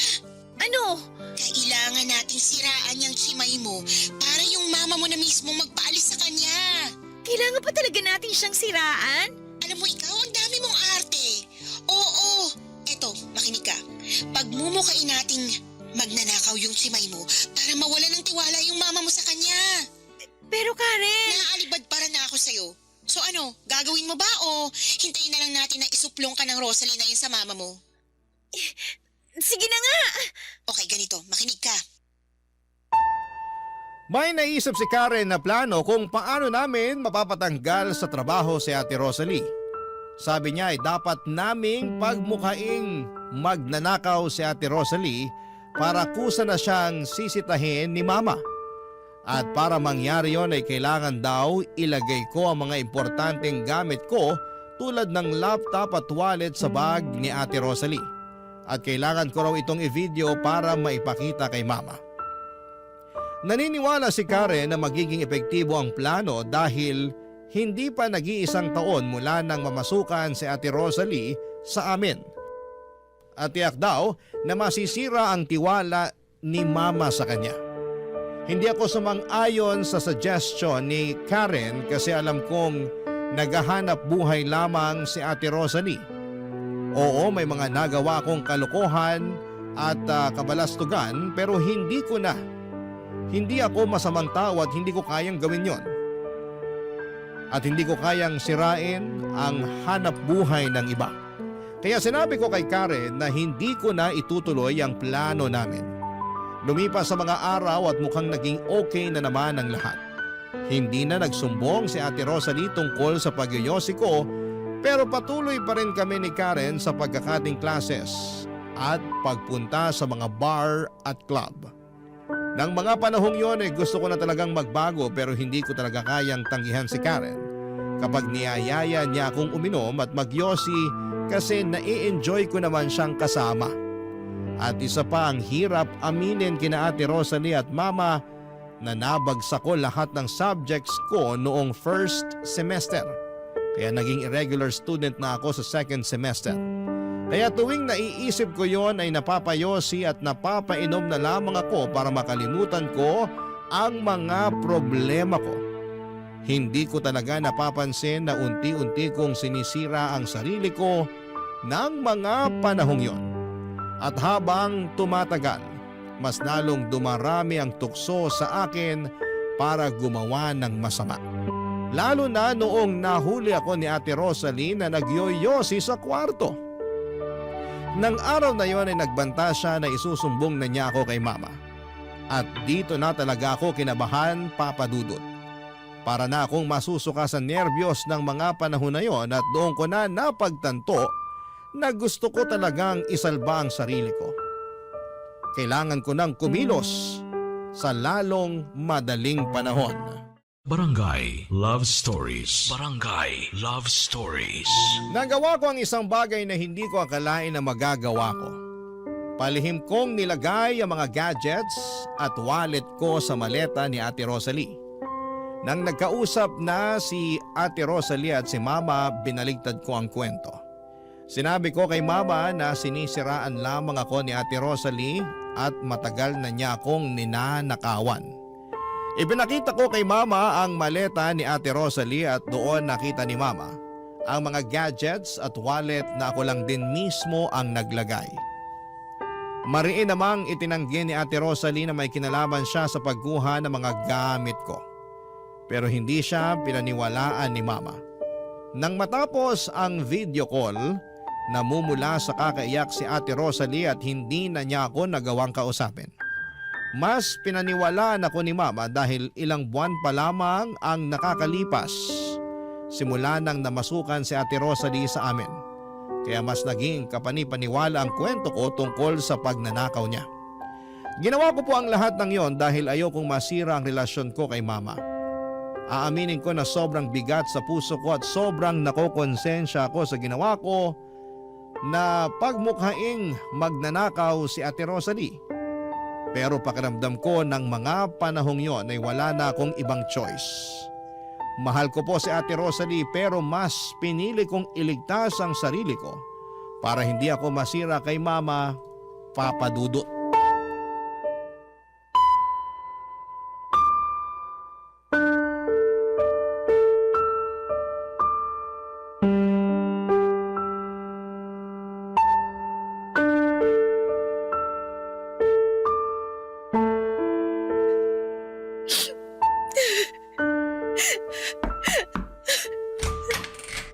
Ate Rosalie? Alicia, paano mo nagawa sa akin to, ha? Ate... Huwag mo akong maate-ate! Kasi kung ate ang tingin mo sa akin, hindi mo magagawa yung ginawa mo sa akin. Pinagkatiwalaan kita, Alicia. Parang pamilya na yung tingin ko sa'yo, pero hindi ko akalain na yung taong tinuring kong pamilya, siya rin pala yung tatraitor sa akin. Ate, I'm sorry. Pero wala na akong choice eh. Anong ibig mo sabihin na wala kang choice, ha? Nagbabalak ka kasing sabihin kay mama yung tungkol sa pag-iyosi ko. At kung hindi ko ginawa yung ginawa ko sa'yo, malamang ako yung masisira kay mama. Kaya mas ginusto mo na ako yung masira sa mama mo, ganun ba yon? Alicia, alam mo kung gaano kami kasalat sa buhay. Ako na lang ang inaasahan ng mga magulang ko. Ngayong sinisanti na ako ng mama mo, hindi ko na alam kung saan ko kukunin yung pera para sa pampaopera ng papa ko. Pampaopera? Anong ibig niyong sabihin? May katarata yung papa ko, Alicia. At pinag-iipunan ko na yung pampaopera niya kasi pwede niya tong ikabulag. Pero ngayon na wala na akong trabaho. Hindi ko na alam kung may pag-asa pa na makakita ng maayos yung papa ko. Hala ate, I'm sorry. Hindi ko alam. Pues ngayong alam mo na. Babawiin mo na ba sa mama mo lahat ng mga kasinungaling yung pinagsasabi mo tungkol sa akin? Kung ganon, wala na tayong dapat pag-usapan pa. At huwag kang mag-alala kasi matutupad na yung hiling mo. Aalis na ako dito sa Makalawa. Hinihintay ko na lang yung huling sahod ko at yung kasambahay na tinawagan ng mama mo para pumalit sa akin. Ate, sorry talaga. Bakit? Magagamot ba ng sorry mo yung papa ko? Hindi naman, di ba? Alam mo ba kung gaano kasakit yung ginagawa mo ng maayos yung trabaho mo pero napagbibintangan ka sa isang bagay na hindi mo namang ginawa?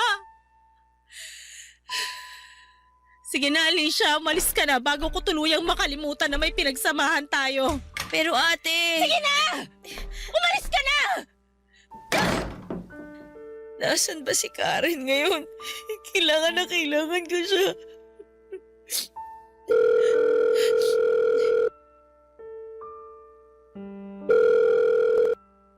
Girl, kumusta ka na? Nagawa ko na yung gusto mong mangyari. Ay, sandali lang naman. Kung makapagsalita ka, bakit parang kasalanan ko? At teka lang, hindi kita maintindihan, girl. Ano ba kasing tinutukoy mo, ha? Pinagmukha ko magnanakaw si Ate Rosalie. May papalit na sa kanya sa Makalawa. Ano ba naman yan?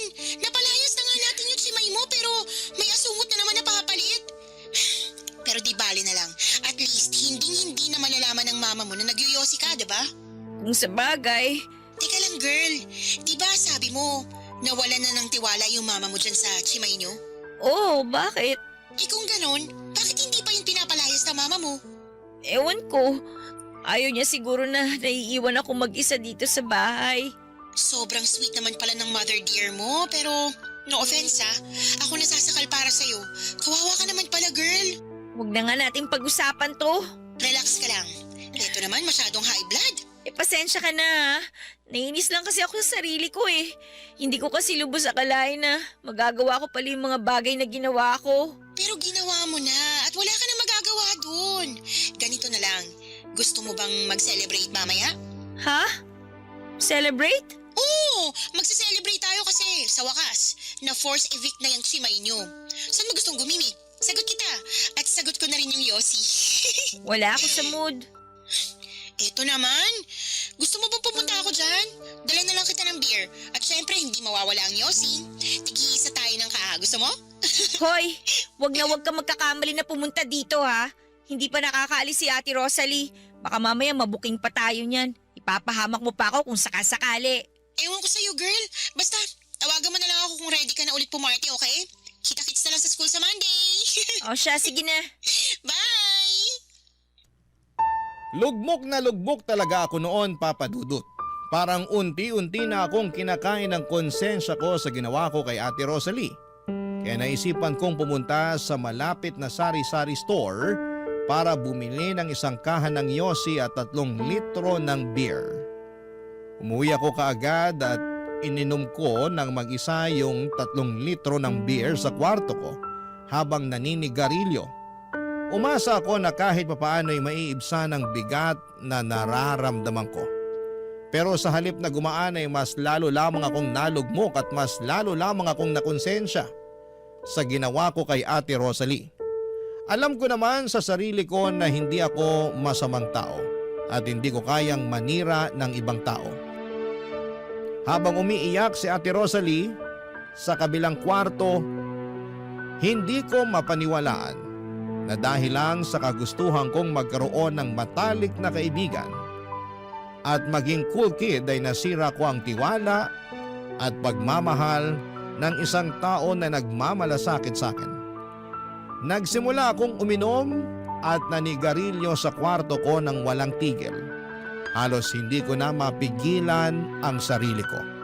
Sinuot ko na lang rin yung headphones ko habang pinapalakasan ko ang tunog ng music.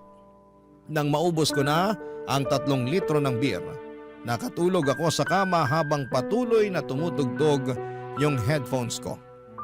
Pero nagising akong bigla nang maramdaman ko na umiinit ang paligid ko. Akala ko nung una ay nananaginip lamang ako hanggang sa napansin kong pinagpapawisan ako.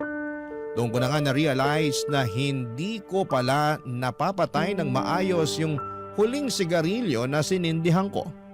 At dahil po dito ay nasunog ang trash bag sa basurahan at natupok ng apoy yung kortina ng kwarto ko. Nagpanik talaga ako noon, Papa Dudut. Sobra kasing bilis ng mga nangyayari sa paligid ko. Hindi ko na alam kung ano ang gagawin ko kaya kinuha ko yung cellphone ko at mabilis na lumabas ng kwarto habang nakatingin ako sa apoy na unti-unting kumakalat sa kortina ng kwarto ko. Hindi ko po maipaliwanag yung takot at kaba na nararamdaman ko ng mga oras na yon. Biglang nag-freeze yung katawan ko habang tinitignan yung apoy na unti-unting kinakain yung kortina sa kwarto ko.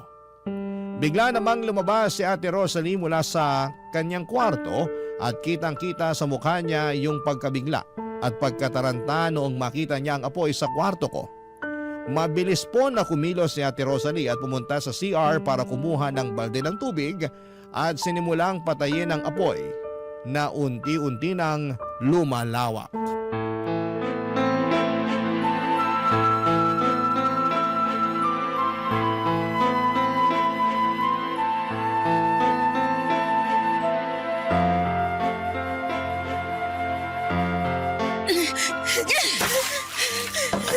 Diyos ko, salamat po.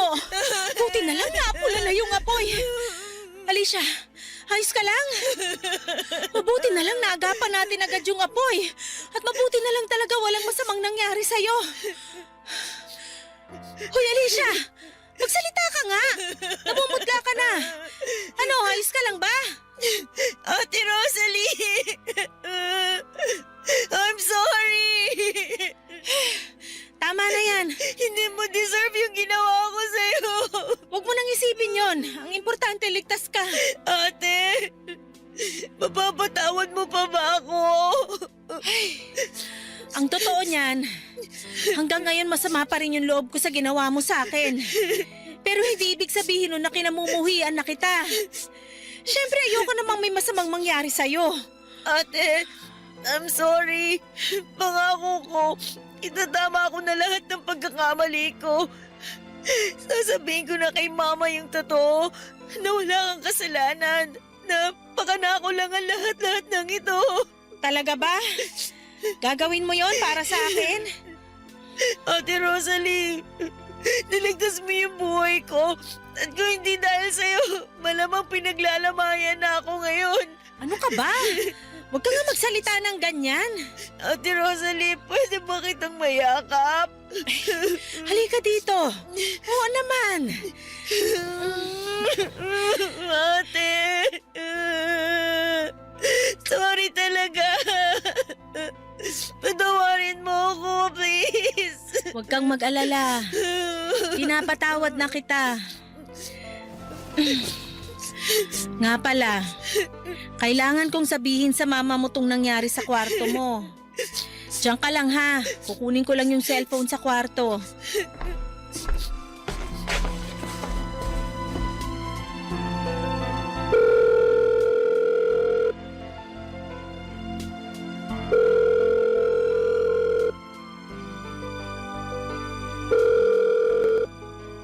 Girl, ano ba? Hello? Karen? Asan ka ngayon? Tinatanong pa ba yan? Siyempre nandito ako sa palagi nating tinatambayan. So ano, nagbago na ba isip mo? Halika, join ka!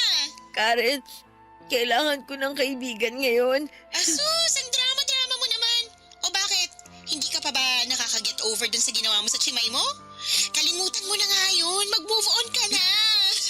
Nasunog kasi yung kwarto ko. Karen, kala ko talaga mamamatay na ako. Teka lang. OMG, paano naman nangyari yan? Hindi ko napansin na hindi ko pa pala napapatay ng maayos yung yosi ko. At dahil lasing na lasing ako, hindi ko rin namalayan na nasusunog na pala yung garbage bag. Teka lang, uminom ka nang hindi ako kasama? Ano ba naman yan, Karen? Parang hawa mo na, puntahan mo na lang ako dito, please! Girl, I'm sorry, pero ang daming cute boys dito sa bar. Sayang at wala ka eh. Karen, ano ba? Utang na loob naman, makinig ka naman muna sa akin! Hoy, ang kapal ng mukha mo para sigawan ako ah. Ano ba problema mo ha? Ang problema ko, hindi ka marunong makinig! Ang kitid-kitid ng utak mo! Ako? Makitid ang utak? Bakit? Kaninong kwarto bang nasunog dahil sa sarili niyang katangahan? Hindi ba't kwarto mo? Talaga ba, Karen? Ngayon mo ba talaga ako pagsasalitaan ng ganyan? Bad trip ka eh. Kita nagsasayo yung tao dito. Panira ka ng amats. Alam mo, kung kaharap lang kita ngayon, malamang kanina pa kita nasampal! At kung kaharap lang kita dito ngayon, malamang kanina pa kita sinabunutan. Huwag mo ako susubukan, Alicia. Ang kapal ng mukha mo para sigaw-sigawan ako.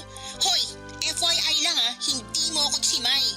Anong klaseng kaibigan ka, ha? Wala ka na ba talaga natitirang awa? Awa? Paano ko maaawa sa'yo? Eh tatanga-tanga ka. At isa pa, kasalanan mo rin naman yun nangyari sa'yo kaya manigas ka dyan.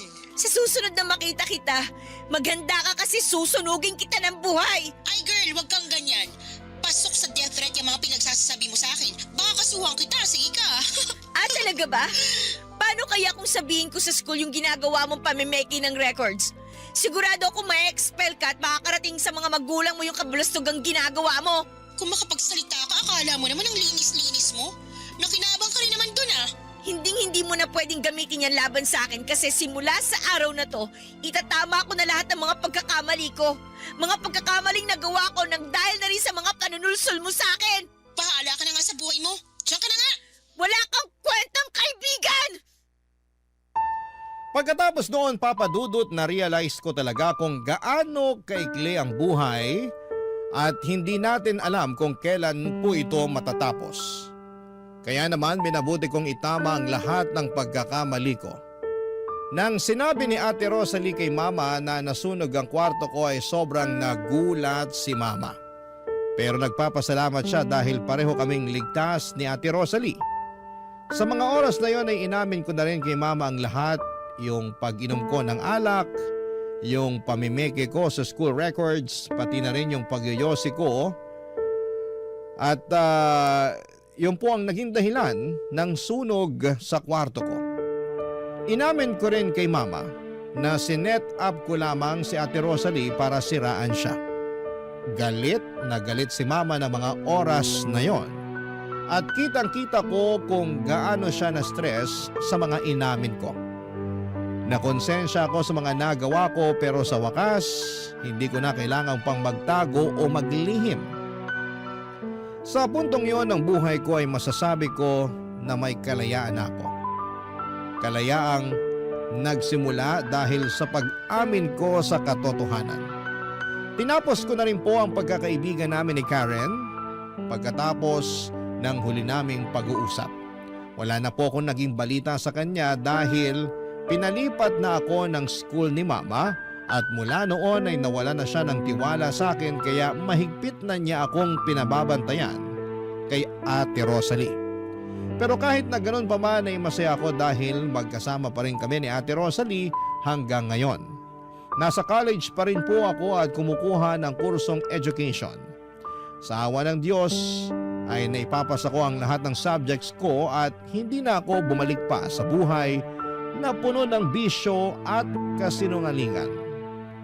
Papa Dudut, dito ko na po tatapusin ang kwento ng buhay ko at sana po ay matanggap ninyo ang sulat ko na ito dahil sigurado akong pareho kaming matutuwa ni Ate Rosalie na marinig namin ang aming kwento sa radyo.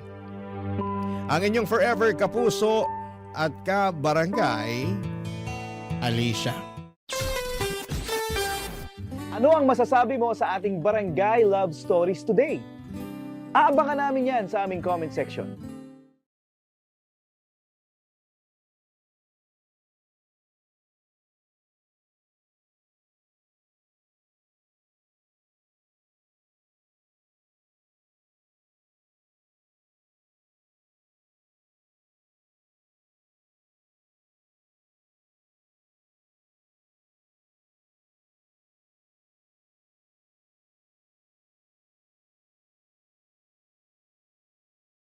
Ang mga kwento ng pag-ibig, kwento ng buhay at kwento ng pag-asa dito sa Barangay Love Stories. Love Stories.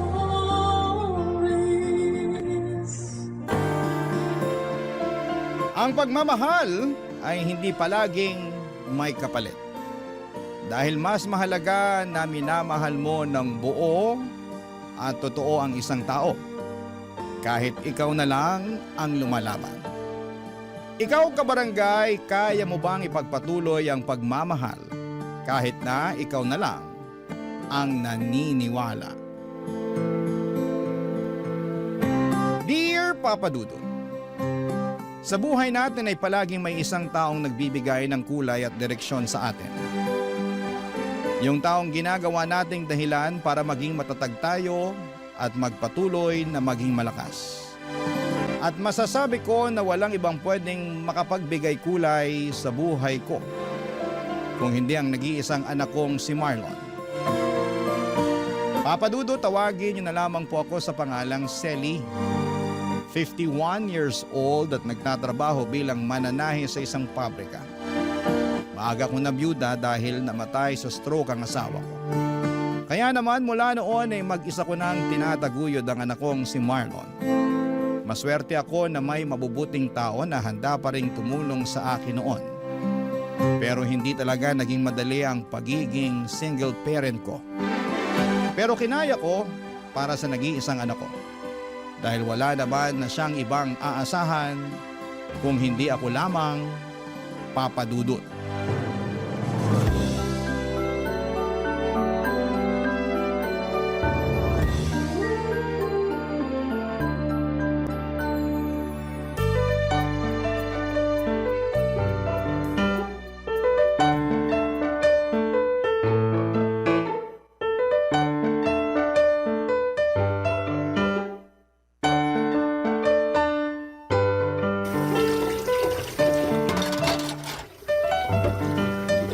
Ma, tulungan ko na po kayo sa pagliligpit nyo dyan sa lababo.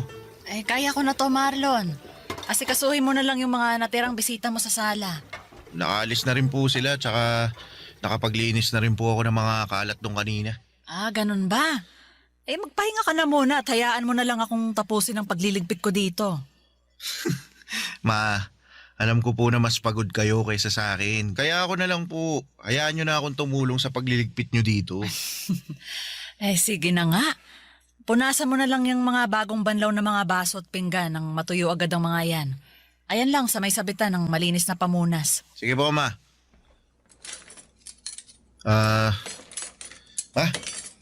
Thank you po pala sa paghahanda nyo para sa pagtatapos ko ng high school. Wala kang dapat na ipagpasalamat sa akin.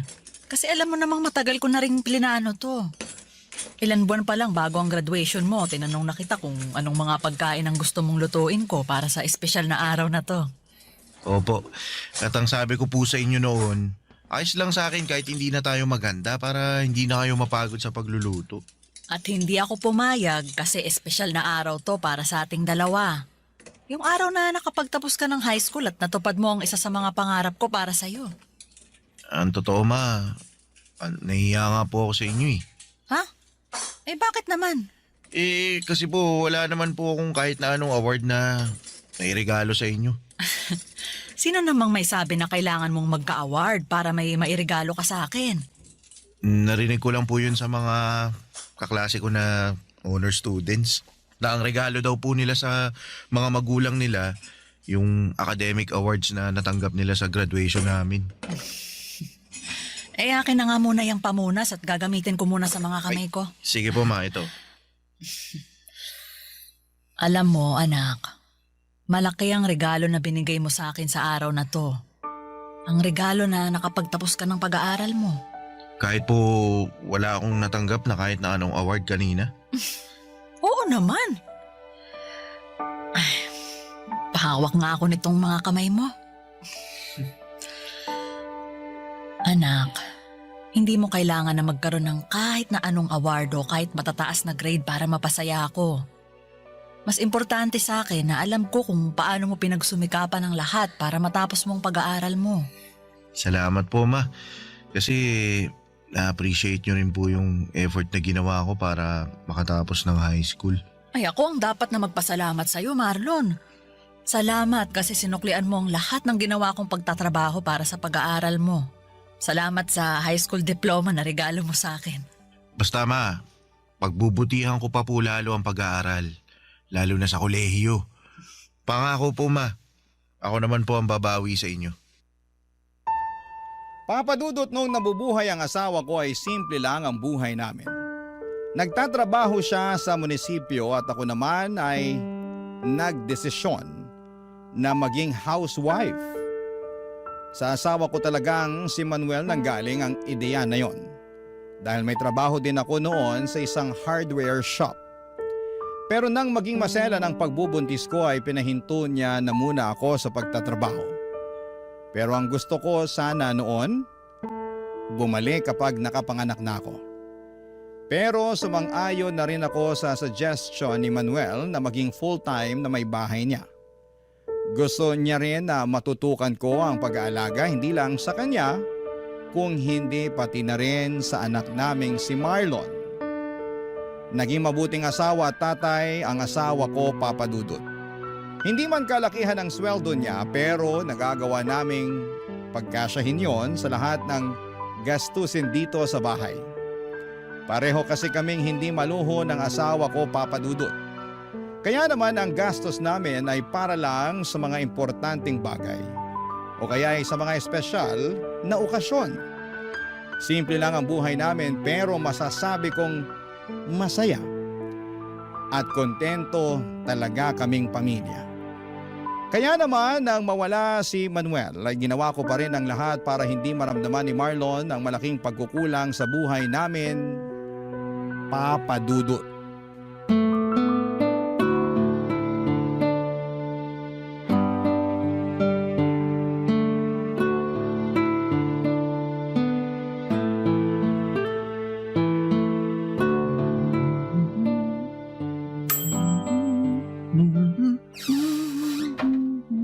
Oh, Marlon, ang aga mo naman yatang nakauwi ngayon.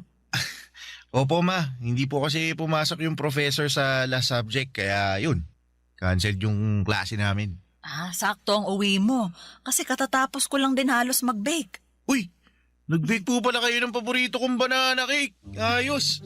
Nag-request kasi yung ninang Pia mo para sa birthday ng anak niya. Request din daw ng anak niya kaya hindi na ako nakatanggi na mag-bake para sa kanila. Pwede mo nang kainin yung nasa isang tray dahil yan ang first batch na binake ko. Sige po ma, kukuha na po ako dito ha.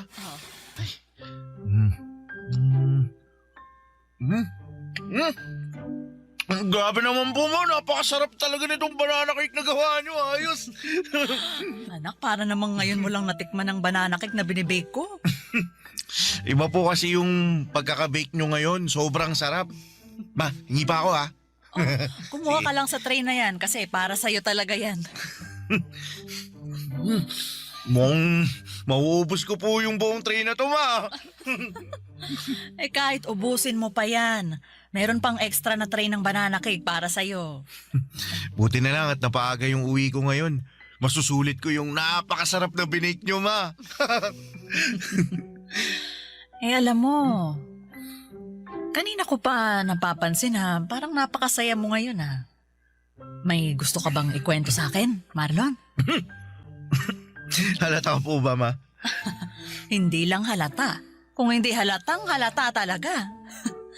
Ano bang nangyari at ganyan kakasaya? Wala naman po kakaibang nangyari kanina sa university. Pero may gusto po pala akong itanong sa inyo. Ano yon, Marlon? Paano po kayo niligawan ni Papa noon?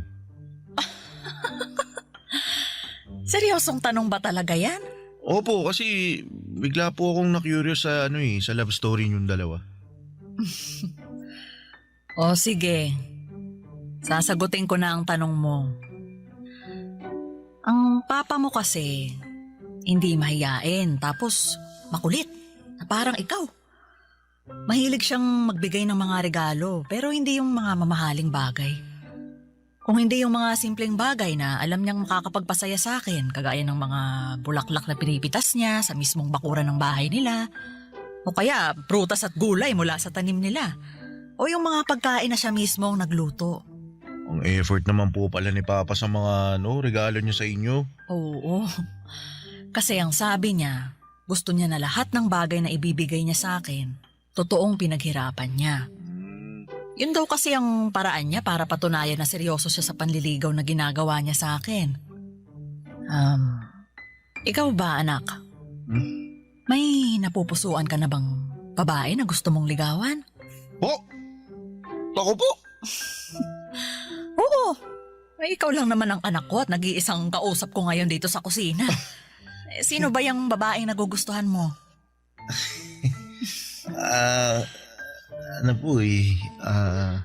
Kaklase mo ba yan? Hindi po, pero estudyante rin po siya sa university na malapit sa amin. Giselle po yung pangalan niya, ma. Ganda siya. Mabait. May cute na dimple sa magkabilang pisngi niya. Tapos kapag ngumingiti po siya, mas lalo po siyang nagiging cute sa paningin ko. Tsaka mabait po talaga siya. Sigurado ako, magugustuhan niyo po siya, ma.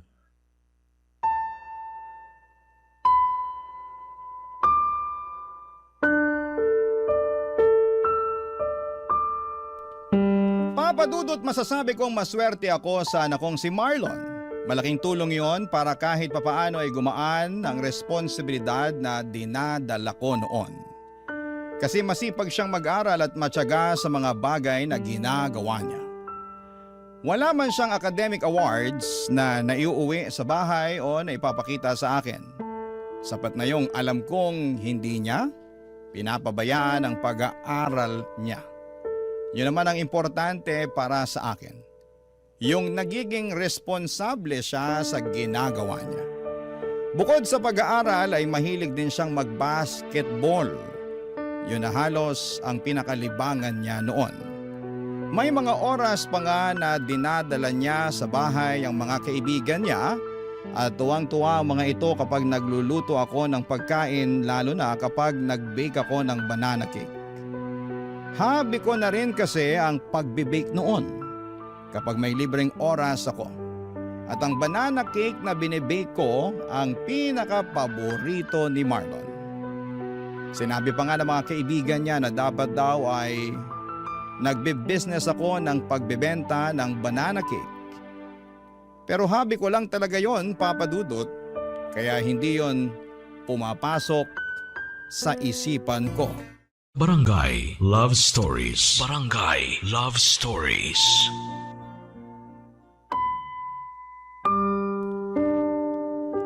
Papadudot, hindi madalas magkwento si Marlon ng tungkol sa mga babaeng nagugustuhan niya. Naririnig ko lang sa mga kwentuhan nila minsan na may mga kaibigan niya na nag-uusap kapag nakatambay sila sa bahay. Ang pag-aasaran nila ay tungkol dito. Kaya nang magkwento na sa akin si Marlon ay natuwa talaga ako. Kasi yun ang unang beses na ginawa niya yon. Nararamdaman ko kaagad na medyo malalim ang pagkagusto niya kay Giselle. Kasi iba ang mga ngiti sa labi niya habang nagkukwento tungkol dito. Papadudot madalas din na hawak niya ang cellphone niya kapag nasa loob siya ng bahay. Nakangiti habang nakaharap dito. Sa 10 oras naman ng gabi ay naririnig ko rin ang boses niya na mahinang nagsasalita at tumatawa. Sigurado akong si Giselle rin ang kausap niya noon. Wala naman akong ibang nakikitang problema at masaya pa nga ako kasi nakikita kong inspirado ang anak ko. Alam ko rin na hindi niya naman pinapabayaan ang pag-aaral niya. Malaki kasi talaga ang tiwala ko sa kanya noon, Papa Dudut.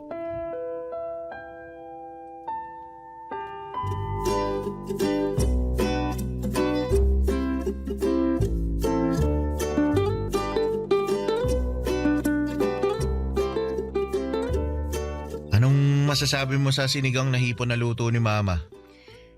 Masarap, Marlon. Kinilig ka sa sarap, di ba? Parang ganun na nga. Sabi ko naman sa iyo masarap magluto yung mama ko. Mamaya matitikman mo yung napakasarap na banana cake na palagi niyang binibig. Nirequest ko talaga yun para sa iyo. Naku, kapag natikman mo yun, makakalimutan mo talaga yung pangalan mo. Totoo ba yan, ha? Marlon, Oh. baka naman masyado nang mag-expect si Giselle na masarap ang binibake ko na banana cake, ha? Bakit? Masarap naman po talaga, Ma. Ang dami na nga pong gustong umorder at maging reseller ng binibake nyo Kayo na lang po talaga yung tumatanggi sa kanila. Alam mo naman na hobby ko lang ang pagbibake na ginagawa ko, Marlon. Pareho po kayo ng mommy ko, tita. Mahilig din po siyang mag-bake. Talaga?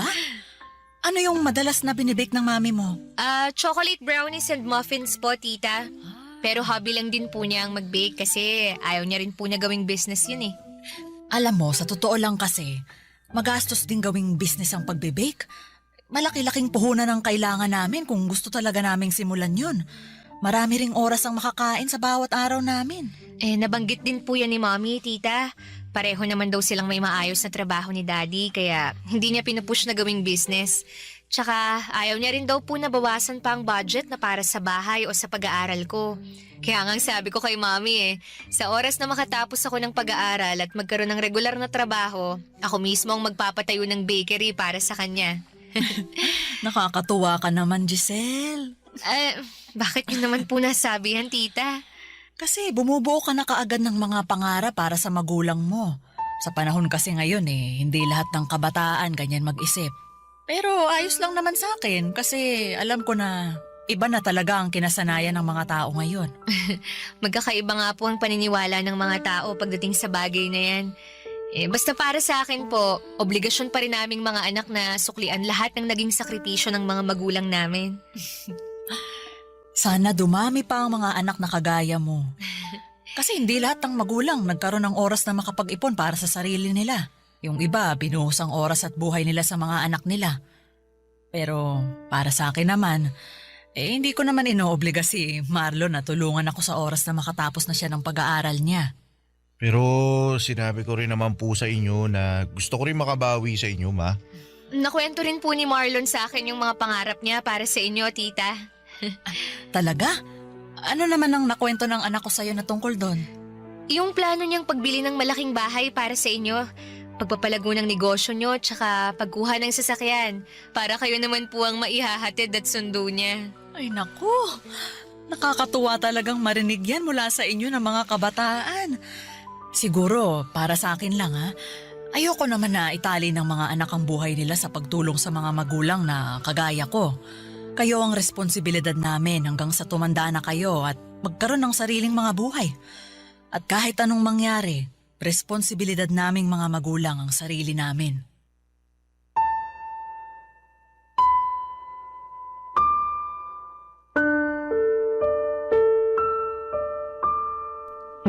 Papadudot masasabi kong magandang dalaga si Giselle lalo na sa personal. Nakita ko na siya sa mga pictures sa cellphone ni Marlon. Hindi siya katangkaran, payat, maputi ang kutis at palangiti ang mga labi niya. Mabait at magalang din siyang makipag-usap sa akin noon. Naramdaman ko na nahihiya pa siya sa akin dahil panay ang gamit niya ng po sa tuwing magsasalita siya. Nakwento nga ni Marlon na bago pa man sila makarating sa bahay, ilang beses pa raw na napatigil sa paglalakad si Giselle at nagtanong tungkol sa akin.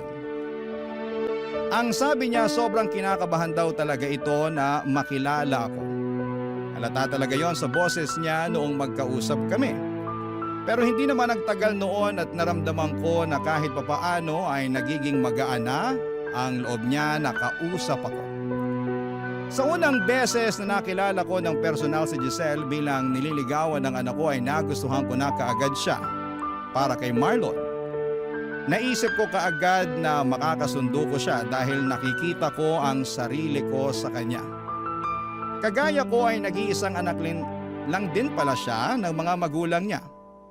Pangarap niya na makapagtapos ng pag-aaral at matulungan ng papa at mama niya. Naniniwala raw kasi siya na kailangan niyang suklian ang lahat ng sakripisyo ng mga ito sa kanya, Papa Dudut. Kaya noon pa lang ay natutuwa na kaagad ako dahil mukhang maayos na babae ang napiling ligawan ng anak kong si Marlon, Papa Dudut.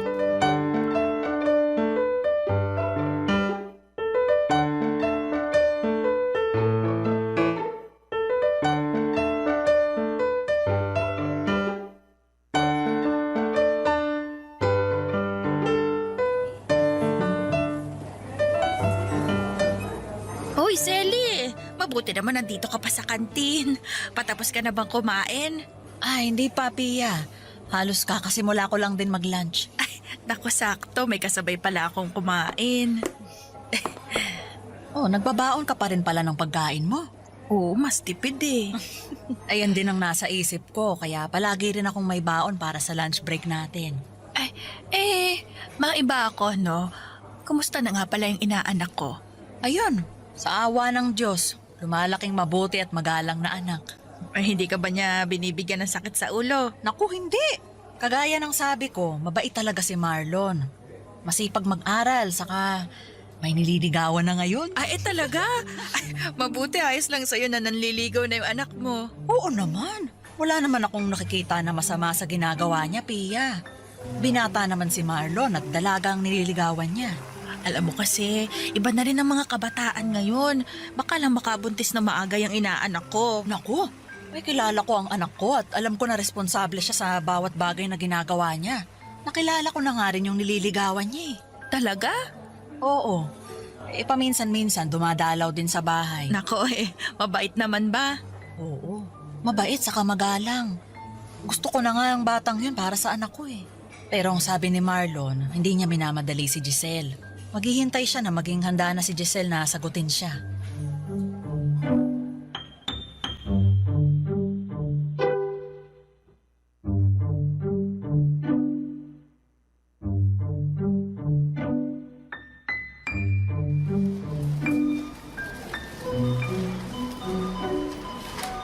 Wala na ba tayong nakalimutan na isama dito sa grocery cart natin, Marlon?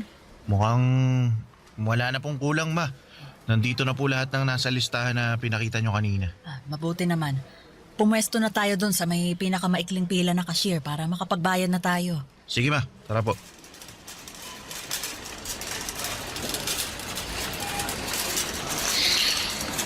Ang daming tao ngayon dito sa grocery, no? Oo nga po, May. Mabuti na lang sinamahan mo ko at nagawa kong tapusin agad ang pag-grocery ko. Hindi rin naman po ako busy ngayon. Wala ba kayong lakad ni Giselle? Wala po, ma. Umuwi po kasi sila ng parents niya sa Pangasinan para sa birthday celebration ng lola niya. Pero, ma, ano pong tingin nyo kay Giselle? Mukha naman siyang mabait talaga, Marlon. Natutuwa nga ako at napakagalang niya makipag-usap sa akin. Halata na mahiyain talaga siya, lalo na nung unang beses ko siyang makausap. Mahihain po talaga yun. Naalala ko naman yung kaba niya nung sinabi ko na ipapakilala ko siya sa inyo. Namutla yung muka. Tsaka yung labi niya namutla rin. Ay, hindi naman ako mukhang masungit ah. Bakit siya kinakabahan na makilala ko? First time niya raw po kasi na maipakilala sa magulang ng nanliligaw sa kanya. Sabi ko naman po, ang dahilan kung bakit dinala ko siya sa bahay para makilala niya ang espesyal na tao sa buhay ko.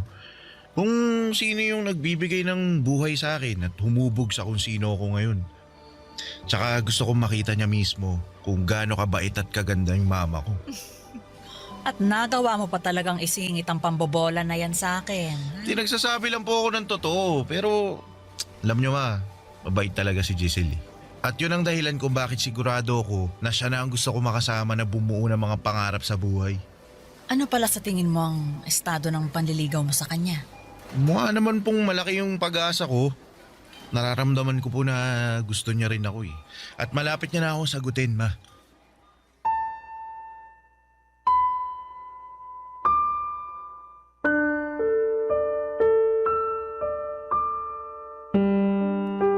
Papadudot kagaya ng sinabi ko kanina, yun ang unang pagkakataon na may naikwento sa akin si Marlon na tungkol sa babaeng nagugustuhan niya. Natuwa ako dahil mas nagiging open na siya sa akin tungkol sa personal na buhay niya. Kahit malapit kami or malapit kami sa isa't isa ay hindi naman kasi namin na pag-uusapan ng tungkol sa bagay na yon. Naisip ko pa nga na kung nabubuhay ang asawa kong si Manuel ay baka mas makapagkwento pa sa kanya si Marlon. Pero nang magsimula na nga siyang magkwento sa akin ay iba ang saya na nararamdaman ko. Para bang mas naging close pa kami, lalo na nang magkwento pa siya ng ibang mga bagay tungkol kay Giselle. Ang saya lang makinig sa mga kwento niya at makita siyang inspirado dahil po sa isang tao. Halos hindi nawawala ang ngiti sa mga labi niya, lalo na kapag hawak niya ang cellphone niya, lalo na kapag kausap niya doon si Giselle. Papadudot. Barangay Love Stories. Barangay Love Stories. Papadudot, masasabi ko na nagmana si Marlon sa asawa kong si Manuel pagdating sa kung papaano sila magmahal ng isang babae. Kagaya ni Manuel ay nakita ko noon na palaging gusto ni Marlon na kausap si Giselle, mapatext o tawag man. Ganon din kasi si Manuel sa akin noon, papadudot, dahil hindi pa uso ang cellphone noong panahon namin. Madalas akong tinatawagan ni Manuel sa telepono ng bahay namin at madalas din siyang dumadalaw noon sa bahay namin, lalo na noong nililigawan niya pa lamang ako. Kaya naman ayos lang sa akin sa tuwing magpapaalam si Marlon na aalis ng bahay o malilate ng uwi dahil pupuntahan niya si Giselle sa bahay nila. At sa tuwing magkukwento si Marlon ang tungkol sa panliligaw na ginagawa niya kay Giselle, nakikita ko ang kakaibang kislap at saya sa mga mata niya. Bagay na nagbibigay din ng saya sa akin kasi ramdam ko noon kung gaano niya kamahal si Giselle, papadudot.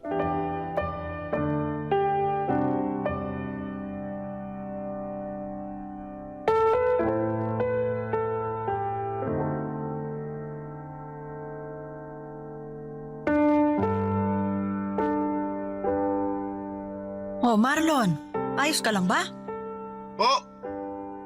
Opo ma, ayos lang ako. Sigurado ka? Opo.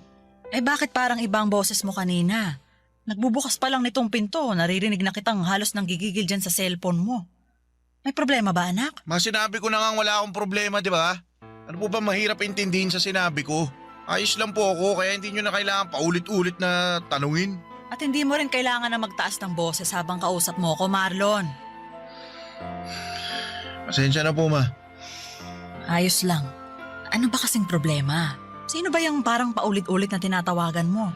Wala po, ma. Yung kaklase ko lang po yung tinatawagan ko kasi may kailangan ako itanong tungkol sa research paper namin eh. Sige po, papasok na muna ako sa kwarto kasi may gagawin pa ako eh.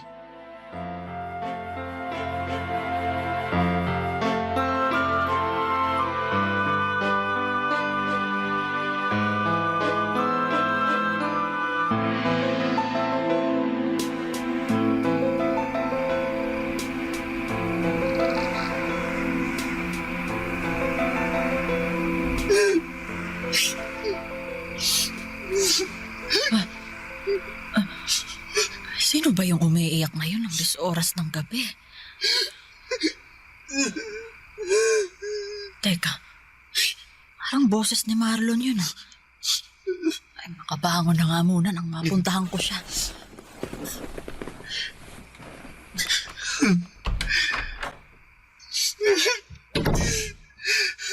Ginawa ko naman lahat. Saan ba ako nagkulang? Ba't hindi ako yung pinili mo? Marlon, anak. Ma, sorry po kung nagising kayo. Kailan ka pa natutong uminom ng alak? Pasensya na po. Kailangan ko lang po ng pampatulog. Anak, ano ba talagang problema? Wala po, ma. Ayos lang po ako. Huwag niyo po ako lalahanin. Hindi ka maayos. Magdadalawang linggo ka nang palaging tulala, tapos ngayon, nagpapakalunod ka naman sa alak. Sabihin mo na sa akin ang totoo. Tungkol ba to kay Giselle?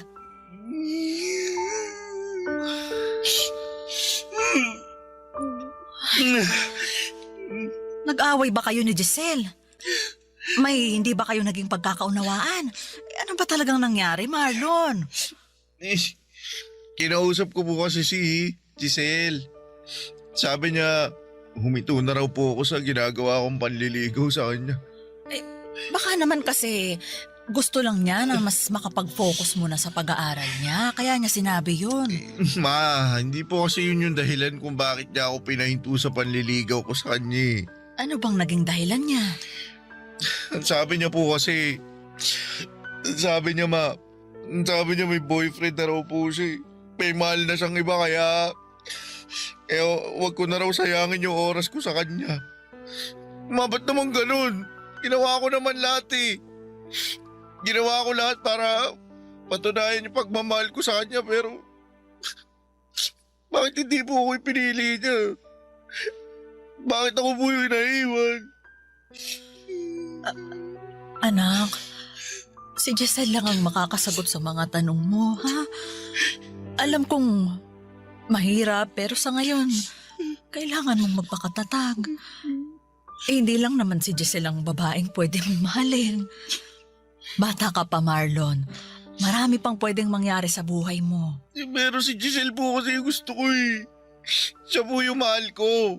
Wala po ibang pwedeng mahalin kundi siya lang. Ma, siya lang po. Mahal ko si Giselle eh. Mahal na mahal ko po siya. Mahal na mahal.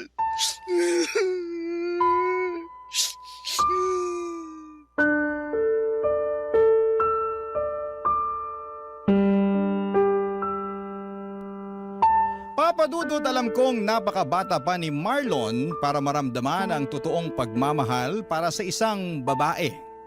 Marami pa siyang iba na pwedeng makilala at mahalin. Pero sa totoo lang, umasa na rin ako noon na sanay si Giselle na rin ang makatuluyan niya sa hinaharap. Dahil sa ilang beses na dumalaw ito sa bahay, nakita ko kung gaano siya kabait at kagalang. Kaya pati ako ay nalungkot nang malaman ko na hindi niya kayang suklian ang pagmamahal ng anak ko. Na may iba na siyang minamahal kaya pinatigil na niya si Marlon sa panliligaw sa kanya. Nang mga sumunod pang araw noon ay nakita ko ang tila pagbagsak ng mundo ni Marlon.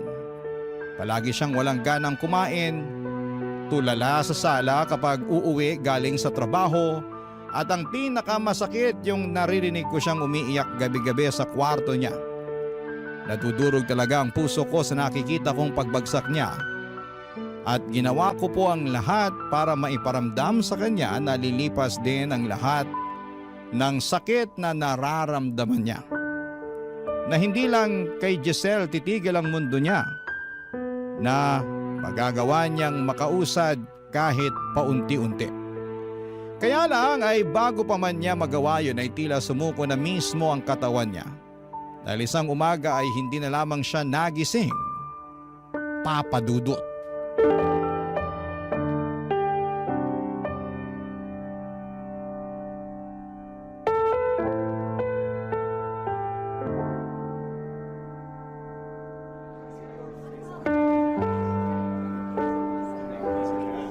Selly, hindi mo pwedeng pabayaan ang sarili mo.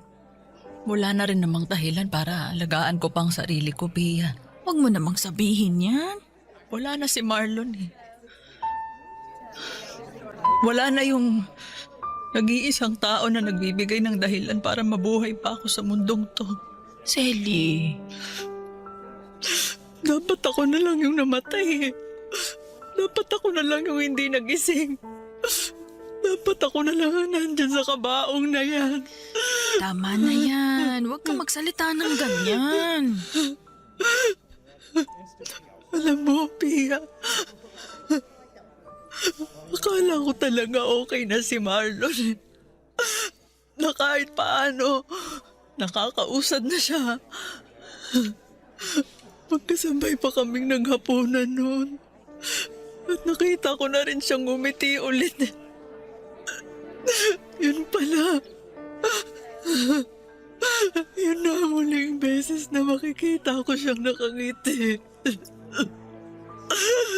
Pia, napakabata pa ng anak ko. Napakabata pa niya para mamatay. May dahilan kung bakit maaga siyang kinuha ng Diyos. Isipin na lang natin na hindi niya na mararanasan pa yung ibang paghihirap sa mundong ito. Selly, lakasan mo lang loob mo, ha? Kailangan mas lalo kang magpakatatag ngayon. Tita Selly, Giselle, anong ginagawa mo dito? nakikiramay po ako. Ikaw? Nakikiramay? Ang lakas naman talaga ng loob mong pumunta talaga dito sa burol ng anak ko. Selly, humilahon ka. Paano ko hihinahon kung nasa harapan ko ang dahilan kung bakit namatay ang anak ko? Tita, wala po akong kasalanan. Wala! Sigurado ka? Kung hindi mo pinaasa ang anak ko, hindi siya masasaktan ng sobra. Hindi ko po pinaasa si Marlon. Kung hindi mo siya pinaasa, sana hindi ka na lang pumayag na ligawan ka niya. O sana, hindi mo na lang pinatagal ang panliligaw niya sa'yo. Giselle, alam ko namang hindi mo obligasyon na mahalin ang anak ko. Hindi mo obligasyon na suklian ang pagmamahal niya sa'yo, pero sana, hindi mo na lang siya pinaasa. Sana hindi mo na lang sinayang ang pagmamahal niya sa'yo. Kaya umalis ka na dito! Umalis ka na! Selly! Huwag mong itulak si Umalis Giselle! ka na dito! Selly! Sandali lang po. Gusto ko lang pong makita si Marlon kahit saglit lang. Wala kang karapatang makita siya dahil ikaw ang dahilan kung bakit nandyan siya sa kabaong na yan! Umalis ka! Umalis ka Tita, na! sorry po. Hindi ko po gusto na mangyari sa kanya to. Hindi ko po gusto mawala si Marlon. Sorry po, Tita. At hindi na rin umubuhay ng mga sorry mo si Marlon! Selly, tama na. Huminahon ka na. Umalis ka na dito, Giselle! At ayoko nang makita yung pagmumukha mo kahit kailan! Naging mabait sa'yo si Marlon. Wala siyang ibang ginawa kung hindi ang mahalin ka. Pero sinaktan mo lang siya. At ikaw ang dahilan kung bakit siya namatay. Ikaw ang pumatay sa anak ko, Giselle. Kaya umalis ka na bago pa kita kaladkarin palabas ng pamamahay ko. Umalis ka na!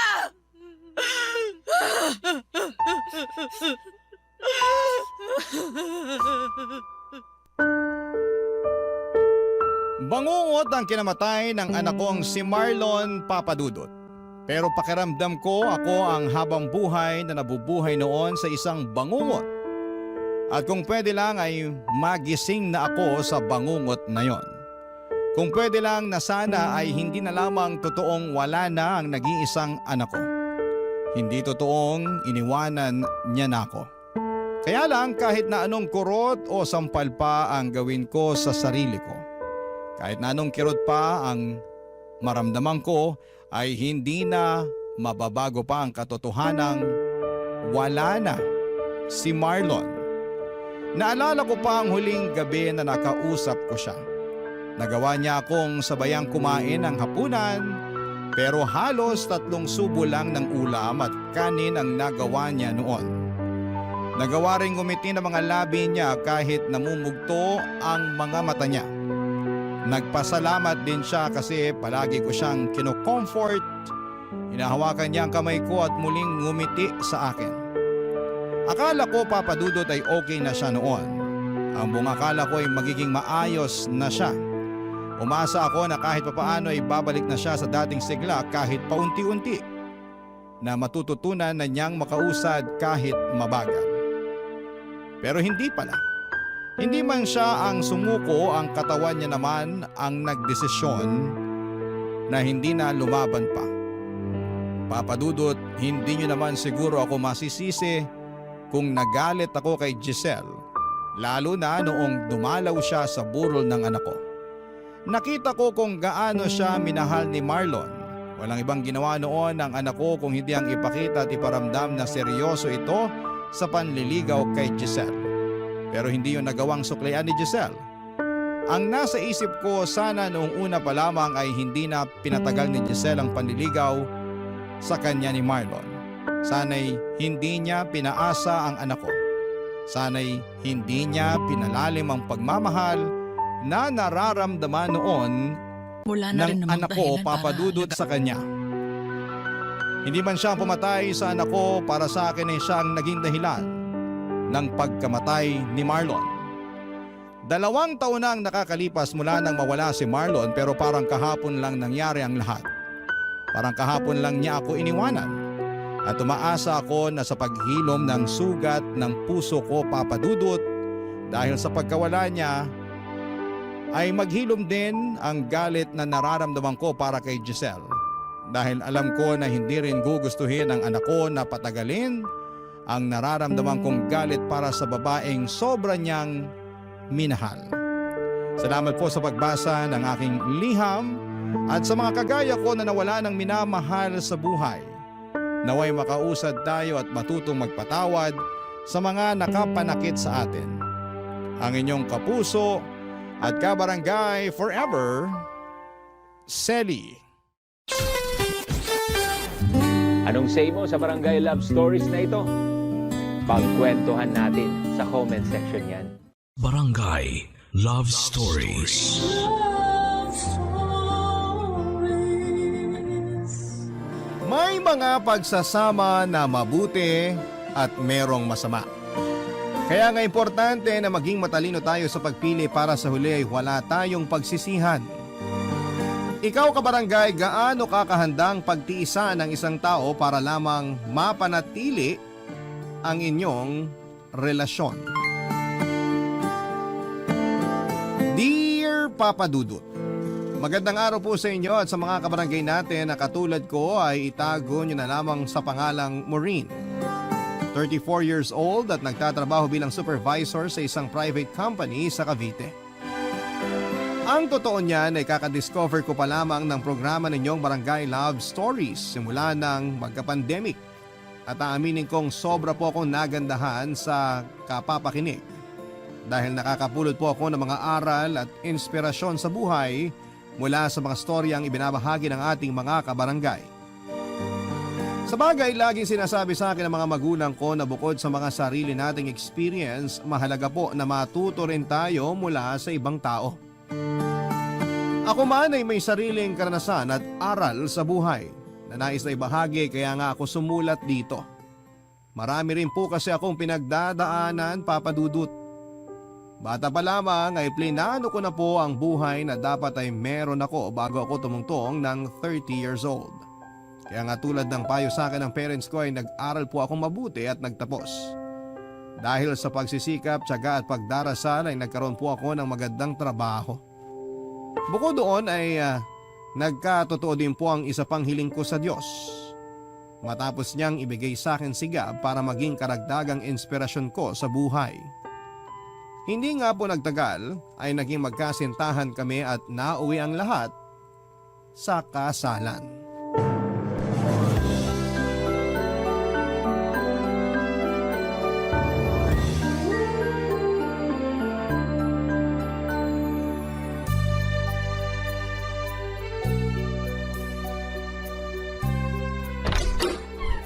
Ay, nakakapagod naman ang araw na to.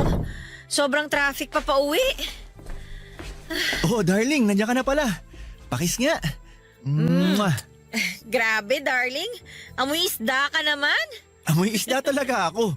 Katatapos ko lang magprito ng isda dun eh. Tara na sa mesa para makakain ka na. Sa itsura mo mukhang sumaba ka sa matinding gera eh.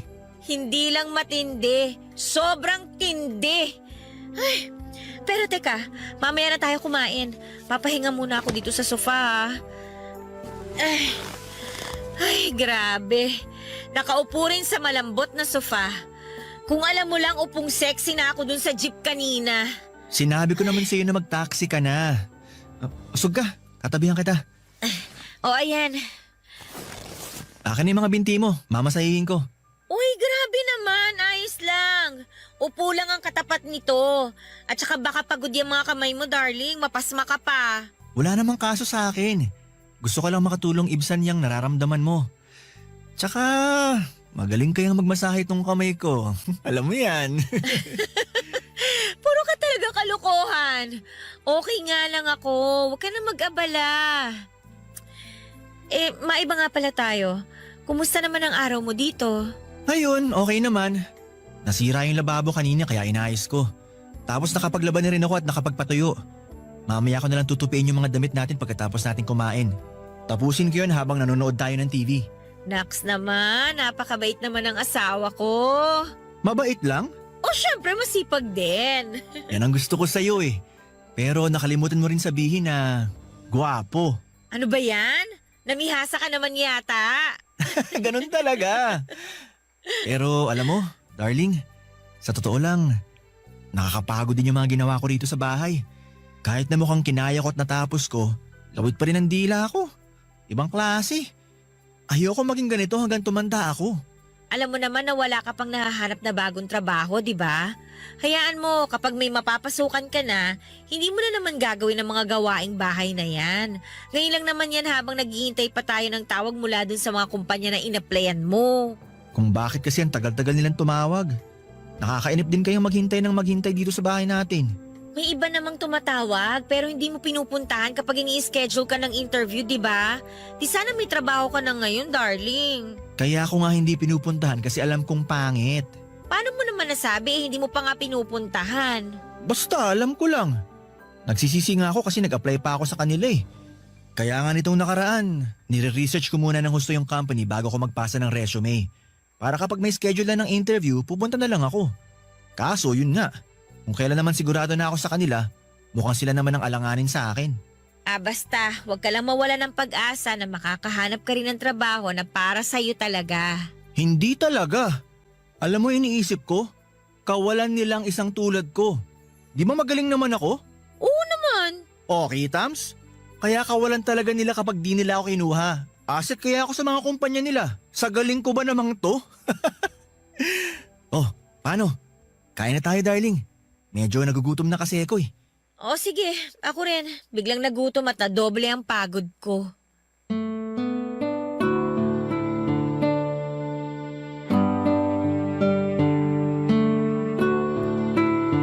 Papadudot, nagkakilala po kami ni Gab nang pareho kaming umattend sa birthday party ng common friends namin. And that time ay nagtatrabaho siya bilang insurance agent sa isang kilalang insurance company sa bansa. Guwapo, malakas ang karisma at sexy. Ganyan ko po siya i-describe. Mabait din po si Gab at hindi boring na kausap. Mabilis kaming nagkapalagayan ng loob matapos kaming ipakilala ng mga kaibigan namin sa isa't isa. May punto pa nga na tinukso pa nga nila kami kasi pareho kaming single ni Gab. Pero pinagtawanan lang po namin ang mga pang-aasar nila, Papadudot. Dahil nga magka-vibes kami ay nagkapalitan na rin po kami ng numero at social media account. Tapos ay doon na po nagsimula ang pag-uusap namin na nauwi nga sa malalim naming samahan. Nang ikasal po kami ni Gab ay wala pong pagsidla ng kasiyahang nadarama ko. Dahil para sa akin ay siya na ang lalaking sagot sa gabi-gabi kong panalangin sa Diyos na makakasama ko sa pagbuo namin ng pamilya. Kaya lang bago pa lamang kami sa aming kasal nang subukin po ang aming pagsasama. Yon ay nang mawala ng trabaho si Gab at nahirapan siyang makapag-apply muli dahil sa pagiging pihikan niya. Nang mga panahon na yon ay nagkasundo kami na siya na lamang muna ang tatao sa maliit naming bahay dahil nagtatrabaho po ako. Nangako naman si Gab na pagbubutihin ang paghahanap ng trabaho habang nag-aasikaso sa bahay namin. Wala namang pong kaso sa akin ang pagiging house husband niya dahil wala pa po kaming anak. Nagkasundo kami na mag-iipon muna ng pera at i-enjoyin ang pagiging mag-asawa namin. Hindi nga nagtagal ay nagising na lamang ako isang araw na para bang gusto ko nang maging nanay. Doon ko kinausap si Gab na handa na ako sa pagkakaroon ng anak. Bagay na sinang-ayuna naman niya. That time, probationary na siya sa isang private company at tiwala naman siyang mareregular. At kahit papaano ay meron naman kaming naipon para sa pinaplano naming pamilya.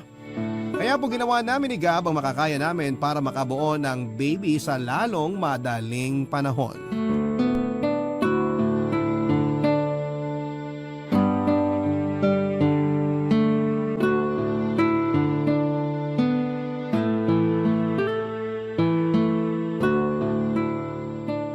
Ay, bakit negative na naman? Ano? Wala na ba talagang pag-asa? Oh, darling. Bakit nakasimangot ka dyan? Eh sinong hindi sisimangot? Tingnan mo nga itong result ng PT ko, oh. Negative na naman. Tingin nga. Oo nga, no? Ibig sabihin, hindi ka pa rin buntis, darling. Ganun na nga. Nalulungkot lang ako. Eh, pangilang PT ko na to. Pero ganun pa rin yung resulta. Bunga, akala ko pa naman this time makakabuo na tayo. Ginagawa naman natin ang lahat pero bakit parang ang hirap? Ay, hindi ko rin alam ang sagot sa tanong mo. Pero hayaan mo na lang siguro. Hayaan? Ano ibig mong sabihin na hayaan ko na lang? Hayaan. Yun bang kung dumating, okay. Kung hindi, okay pa rin. Ikaw nang may sabi. Ginagawa naman natin ang lahat, di ba? Para makabuo tayo ng baby. Kaso mukhang hindi pa to yung time para magkaanak tayo, darling. Kaya ang suggestion ko, hayaan mo na lang. Nandun na tayo sa sinasabi mong hayaan. Kung dumating, okay. Kung hindi, okay pa rin. Eh kaso bakit parang ayos lang sa'yo? Ha? Ano pinagsasabi mo? Sa tono mo kasi mukhang wala kang pakialam kung magkaanak man tayo o hindi eh. Kasi sabi mo hayaan na lang. Alam mong hindi totoo yan, Maureen. Kung hindi totoo, hindi mo rin sana sasabihin na hayaan na lang natin. Kasi hindi ka ba nakakaintindi? Gusto ko na nga magkaanak tayo eh. Tapos ayaw pang ibigay sa atin. Hindi naman natin pababayaan ang magiging baby natin ah. Palalakihin naman natin siya na maayos at saka aalagaan ng mabuti. Bakit ba hindi marinig ng Diyos yung panalangin natin? Bingi ba siya? Dinami mo pa talaga ang Diyos sa kabaliwan mo? Hindi ako baliw. Nagsasabi lang ako ng feelings ko. Pwes, ayusin mo yung feelings mo dahil nakakainis. Lalo ko lang tuloy na patunayan na wala kang pakialam sa nararamdaman ko dahil sa inaasal mo gabi. Alam mo, napipiko na ako sa'yo. O bakit ka nagagalit? Dapat ako yung magalit sa ating dalawa kasi ako yung binabaliwala mo. Wala akong binabaliwala rito, Maureen. Masyado ka lang praning mag-isip. Pwede ba? Kung frustrated ka dahil hanggang ngayon negative pa rin na result ang pregnancy test mo, pwes huwag mong ibaling sa akin. Nananahimik ako rito tapos bigla mo akong aawayin? Ano ka, baliw? Baliw na kung baliw! Pero masama bang gustuhin ko na magka-baby na tayo? Hindi nga masama. Pero ang masama yung questionin mo ang proseso. Alam mo, kung sisirain mo lang umaga ko, mabuti pa pumasok na ako sa trabaho.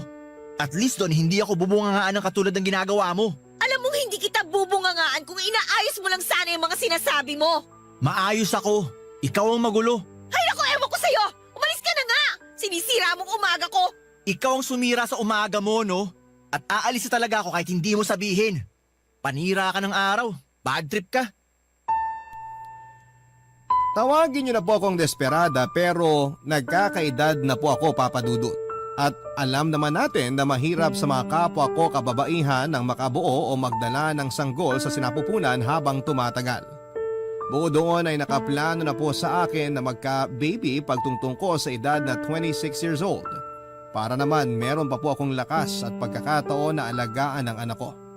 Pero dahil nga sa paulit-ulit na pagkabigo na makabuo kami ni Gab ay pinanghinaan po ako ng loob at nagduda para sa plano sa amin ng Panginoon. May punto na kunesyon ko ang pagkababae ko dahil na rin sa kung papaano tratuhin ni Gab ang sitwasyon namin. Para po kasing hindi mahalaga sa kanya ang feelings ko at ang pamilya na bubuuin namin. Hanggang sa isang beses ay may nakapagpayo po sa akin na magpakonsulta sa doktor para malaman kung may diferensya ang matres ko, Papa Dudut. Tapos ay doon ko po na-discover na meron akong PCOS. Yun po ang dahilan at tanging hadlang para magkaroon kami ng baby ni Gab sa lalong madaling panahon. Kung daw na ako na palaging negative ang nakikita ko sa resulta ng pregnancy test. Samantalang wala po akong Barangay Love Stories. Barangay Love Stories. Nang mga panahon na yon, ay aminado ko na nawala na ako ng gana na isang araw ay makakabuo kami ng baby ni Gab at matutupad ang pangarap kong magkaanak. Kaya nga pareho naming ginugol ang mga panahon namin sa pagtatrabaho. Pero sa aming dalawa ni Gab, ako po ang mas focus dahil may hinahabol akong promotion. Samantalang happy-go-lucky lang sa trabaho niya ang mister ko. Nasabi ko po yon dahil lang dami po niyang panahon para sumama sa mga barkada niya na uminom sa labas o lumaboy. May mga pagkakataon na natutulog ako mag-isa sa kama dahil busy si Gab sa pakikipaglaro sa mobile games sa mga kasamahan niya o di kaya ay kung ano-ano pa pong mga gawain na hindi ko namamalaya na unti-unti na palang nagpapalayo sa amin bilang mag-asawa. Hindi naman po ako mahigpit sa asawa ko. Sa katunayan, ako rin po ang nagsasabi na sumama siya sa mga katrabaho niya tuwing may labas sa mga ito para hindi naman niya maramdaman yung lungkot kapag mag-isa sa bahay namin dahil nasa opisina pa ako at napapadalas ang pag-overtime. Malaki po ang tiwala ko sa mister ko at hindi ako yung klase ng babae na may pagkasilosa. Siguro sabihin na natin na wala akong panahon na isipin ang bagay na yon dahil busy po ako sa pagtatrabaho. Kaya lang ay muli na naman pong sinubok ang pagsasama namin ni Gab bilang mag-asawa nang kung kailan na-promote na ako sa trabaho bilang supervisor ay saka naman siya natanggal sa opisina nila dahil sa pagiging irresponsableng empleyado. At syempre hindi po ulit naghanap ng bagong trabaho si Gab, sa halip ay bumalik siya sa pagiging taong bahay.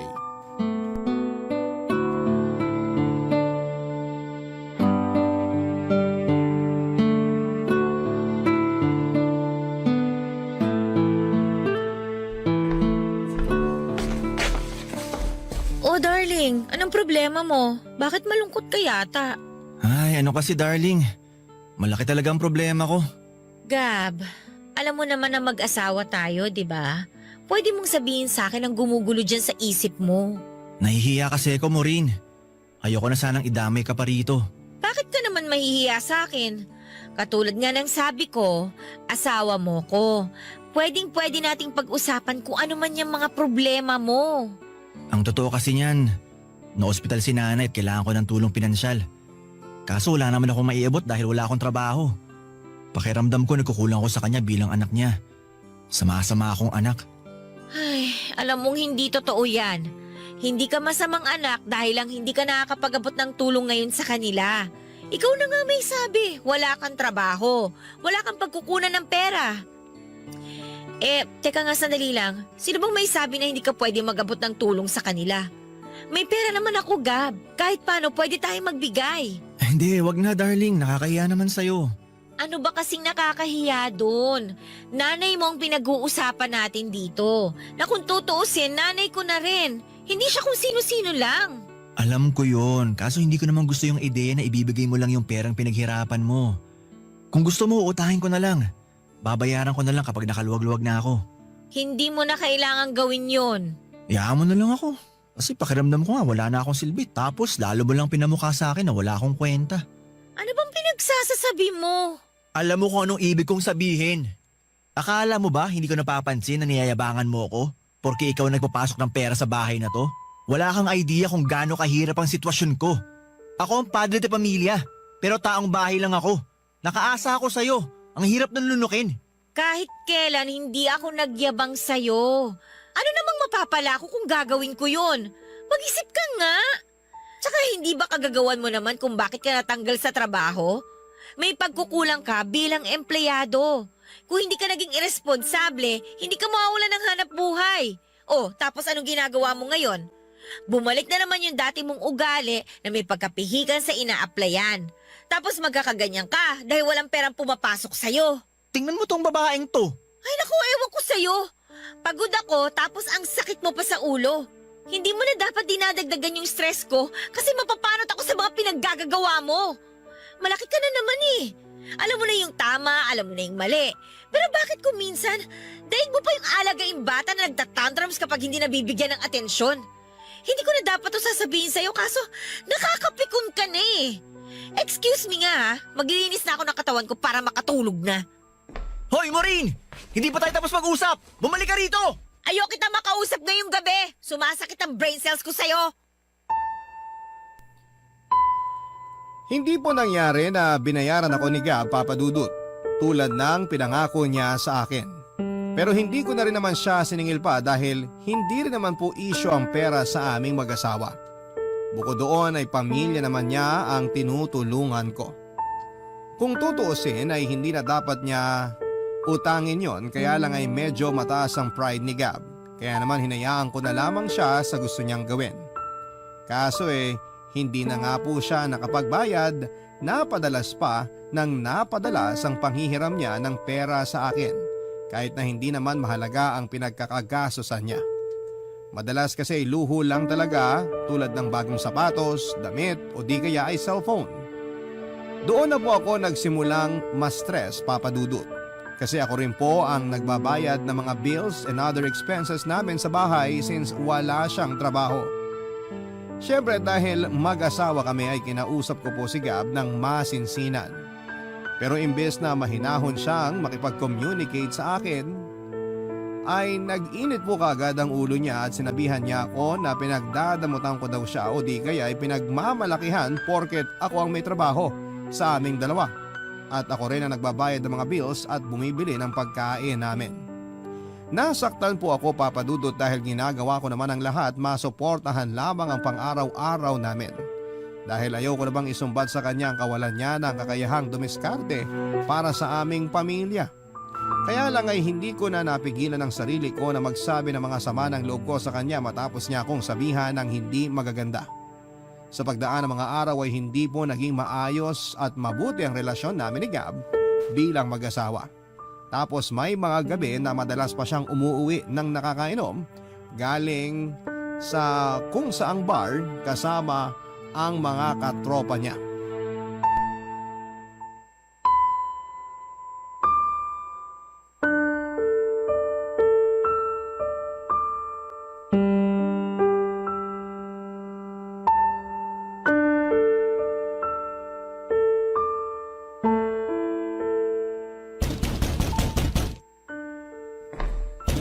Sandali!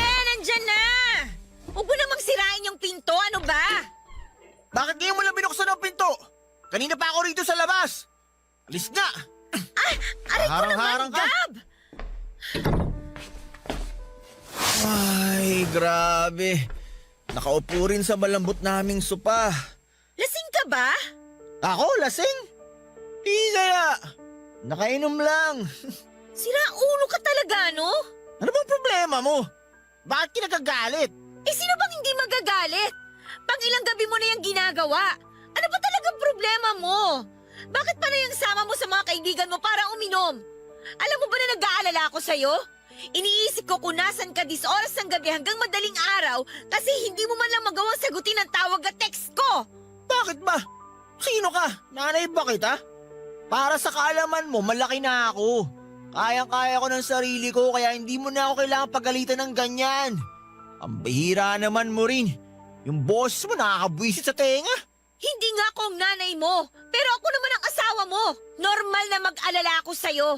Tsaka hindi naman ako magkakaganito kung matino ka lang sana eh. Matino naman ako ah. Wala lang akong trabaho sa ngayon pero hindi ibig sabihin wala na akong kwenta. Lagi mo na lang pinamumukha sa akin na ganun akong klaseng tao. Kaya nakakawalang gana na eh. Alam mo ba yon? At kasalanan ko pa pala ngayon. Ayos ka rin eh, no? Sinong gusto mong sisihin ko? Yung kapitbahay natin? O yung tindero ng balot dun sa kanto? Wala ka talagang kwenta. Napakagago mong kausap. Wag na wag mo ako magsasalita ng ganyan ha. Gago ka. Gab, bakit mo naman ako sinampal? Ang ingay-ingay mo kasi. Hindi ba titigil yung bibig mo kakaputak? Gusto mo paduguin ko yan? Ano gusto mo? Sabihin mo lang, gagawin ko talaga. Lumayo ka sa akin, hayop ka! Ikaw ang hayop. Kasi kung tao ka, hindi ka putak ng putak. Dapat sa'yo pinapasakan ng basahan sa bunganga para manahimik na. Tigilan mo nga yan, Gab! Ano ba? Oh, ano? Ha? Ano? Nasasaktan ako, sabi! Lumayo ka sa akin! Aray! Walang iya ka talaga. Lalo ko nahilo dahil sa ginawa mo. Wala akong ginagawa rito! Ikaw ang bigla-bigla na lang nananakit! Ano ba problema mo, ha? Kung hindi ka masaya sa buhay mo, huwag mo akong idamay, please lang! Tapos ang kapal pa na mukha mong isisi sa akin kung ano nangyayari sa buhay mo ngayon. Samantala sa pagkakatanda ko, hindi ako nagkulang kakapaalala sa'yo at kakasuporta sa'yo bilang asawa mo. Desisyon mo na hindi magbago para sa ikauunlad ng sarili mo. Nasa iyo yung problema, wala sa akin. Tapos nananakit ka pa? Kung tinitikaw mo na lang yung bibig mo, sana hindi ka na nasasaktan. Hintayin mo ako makatayo rito. Lagot ka talaga sa akin. Subukan mo! Ipadadampot kita sa mga pulis! Papa Dudut, yun po ang unang beses na pinagbuhatan ako ng kamay ni Gab, pero hindi yon ang unang beses na pinagsabihan niya ako ng hindi maganda. Kaya nga doble o sabihin na po nating triple yung sakit at kirot sa dibdib ko dahil sa kagagawan lahat yon ng taong pinakamamahal ko. Siyempre, pinatawad ko pa rin po si Gab nang mahimasmasan siya at nangako sa akin na hindi na niya yon uulitin. Pero hindi rin po niya yon napangatawanan dahil naulit ang pananakit niya sa akin sa tuwing sinisit ako siya o di kaya'y minamasama niya ang mga sinasabi ko tungkol sa kanya. Papa Dudut, mahal ko po si Gab. Malaki po ang pagpapahalaga ko sa kasal namin pero aminado ako na tahimik po akong nasasaktan sa mga ginagawa niya at pinaparamdam niya sa akin. Kung nagkulang man ako bilang asawa, inihingi ko na po yon ng kapatawaran sa kanya. Pero bakit parang kahit na anong gawin ko, pinaparamdam pa rin niya sa akin na hindi sapat ang mga nagawa ko at nagagawa ko dahil ba sa babae lamang ako o dahil asawa niya lamang ako. Kung alam nyo lang kung gaano kahaba ang pisin ng pagtitimpi ko kay Gab, masasabi nyo na sobrang martir ko para manatili pa sa isang relasyon na walang kasiguraduhan kung magtatagal nga ba. Barangay Love Stories. Barangay Love Stories. Naniniwala po ba kayo, Papa Dudut, na hindi ikaw ang makakapagpabago sa isang tao dahil ang makagagawa lang noon ay siya mismo?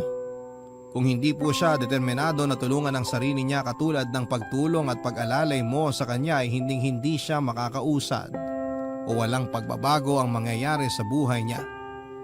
Natatandaan ko po na ganyan ang eksaktong payo sa akin ng mga magulang ko kaya nga bigla ko na lamang naalala ang lahat ng mga sinabi nila matapos kong gawin ang makakaya ko upang suportahan at tulungan si Gab bilang asawa niya. Aside sa financial support ay hindi rin po ako nagkulang ng moral support sa kanya, Papa Dudut. Kaya nga lang ay hindi ko po talaga kinakitaan ang kahit na kaunting kusa ang mister ko para tulungan ang sarili niya. Dumating po ako sa punto na napapatanong na lamang ako sa sarili ko kung may saysay pa ba ang pakikisama ko sa kanya at ipaglaban ang kasal namin kung siya mismo ay hindi nag-e-effort para sa relasyon naming dalawa. Alam ko na hindi magandang magduda, Papa Dudut, lalo't nag-invest na ako sa kanya emotionally and mentally. Asawa ko siya at kasama ko siya sa lahat ng mga pangarap ko sa buhay. Pero nakakapagod na. May mga gabi na hindi ako nakakatulog ng maayos, kakaiya kung kailan darating yung point na mababago ni Gab ang disposisyon niya sa buhay niya. Para naman sa kanya ang lahat ng mabubuting bagay na kapalit ng pagsisikap at pagsasakripisyo niya. Siya lang din po ang makikinabang noon. Kaya dapat ay hindi niya masamain lalo na at sa akin ang gagaling. Pero akala ko'y wala nang lalala sa mga gagawin pa ni Gab. Pero doon po ako nagkamali, Papa Dudut.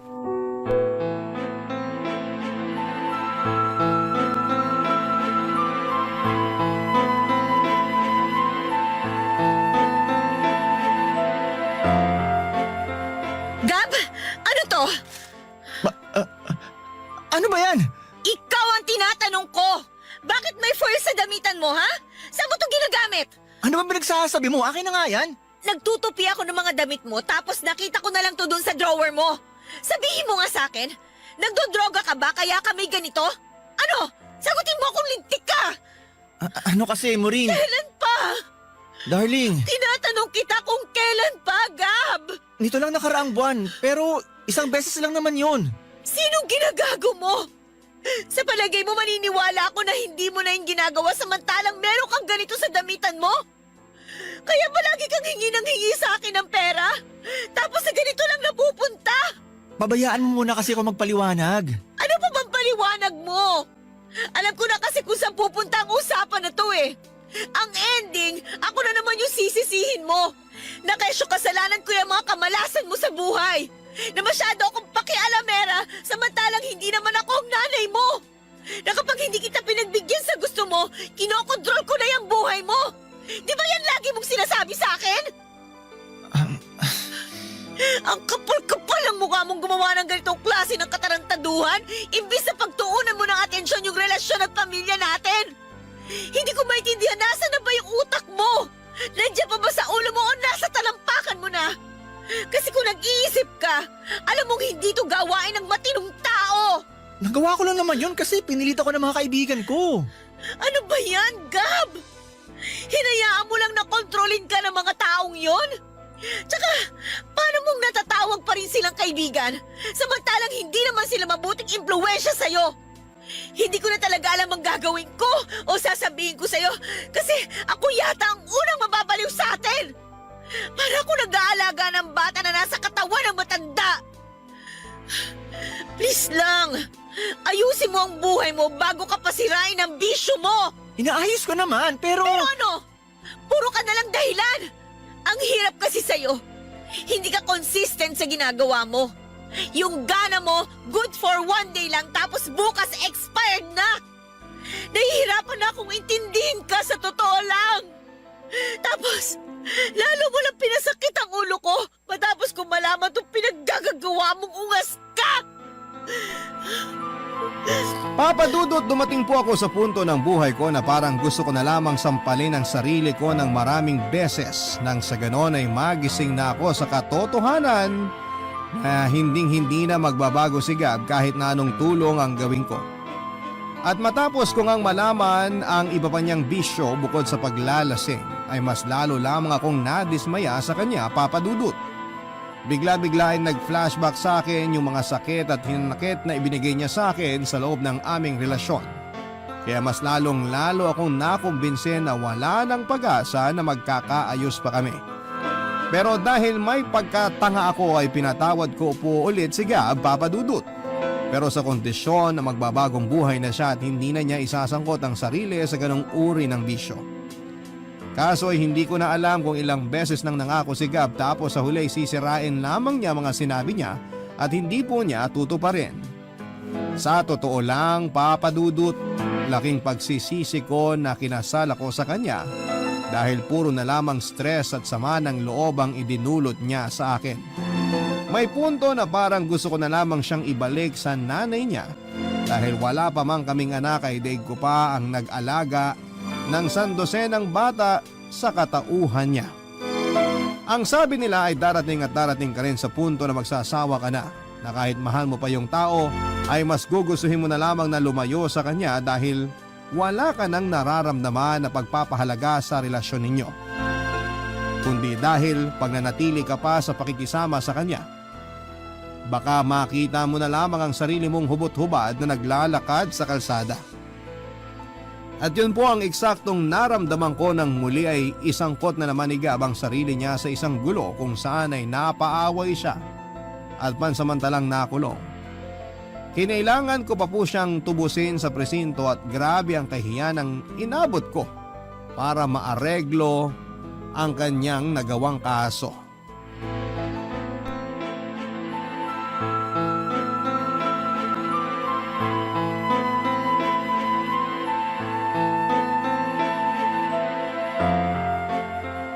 Gab, sira na ba talaga ang tuktok mo? Ano bang pumasok dyan sa kukote mo para maghamon ka ng away dun sa bar na pinuntahan nyo ng mga kaibigan mo at kamuntik mo pang madisgrasya yung tao?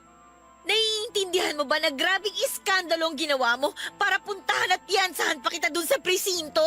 Di sana kung masama ang loob mo, hindi mo na lang ginawa. Pinabayaan mo na lang sana ako mabulok doon kung isusumbat mo lang din sa akin ng... Aray! Bakit mo naman ako pinatukan? Nakuha mo pa talaga magsalita ng ganyan imbis na magpasalamat sa akin dahil pinuntahan kita at inareglo ko yung kaso mo? Gab, ano bang ginagawa mo sa sarili mo? Gusto mo na ba talaga sirain ang buhay mo? Desidido ka na ba talaga mabulok sa kulungan at doon na tumanda? Kasi alam mo kung oo, sabihin mo lang, ibabalik kita doon ngayon din! Baliw!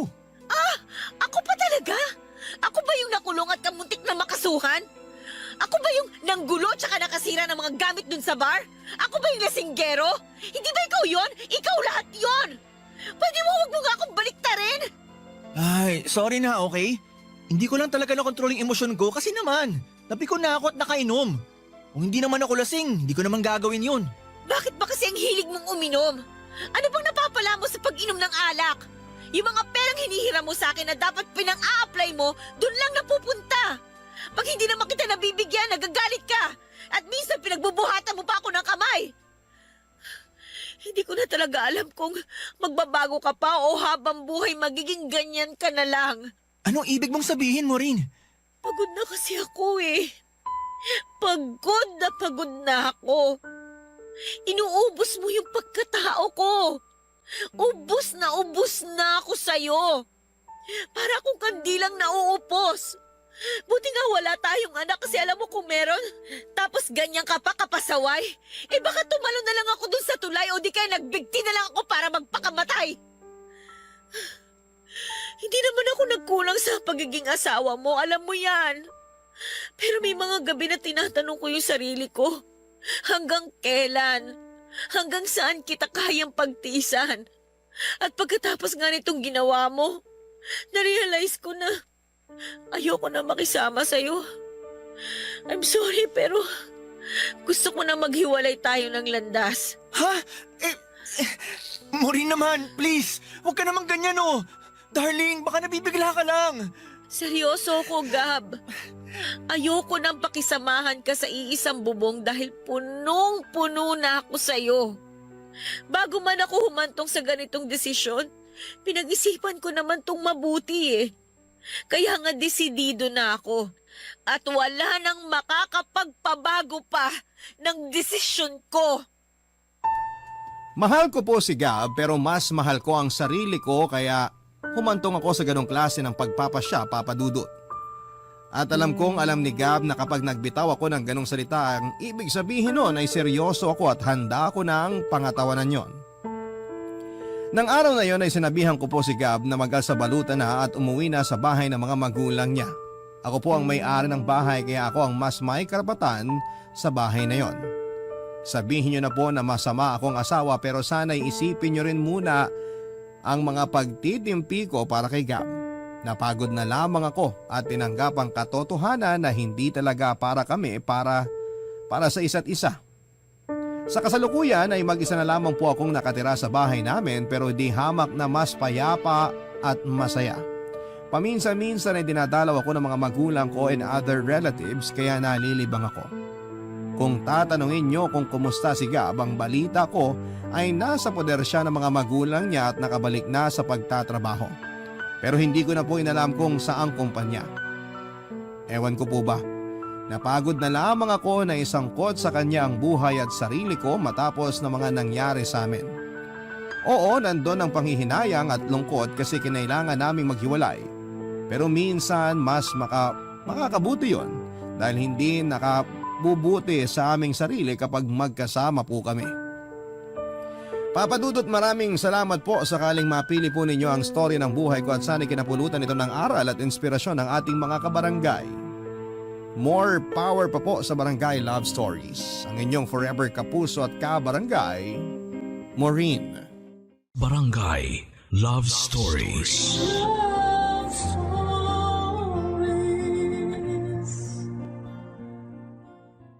Barangay LS 97.1. 97.1. Number 1. Forever.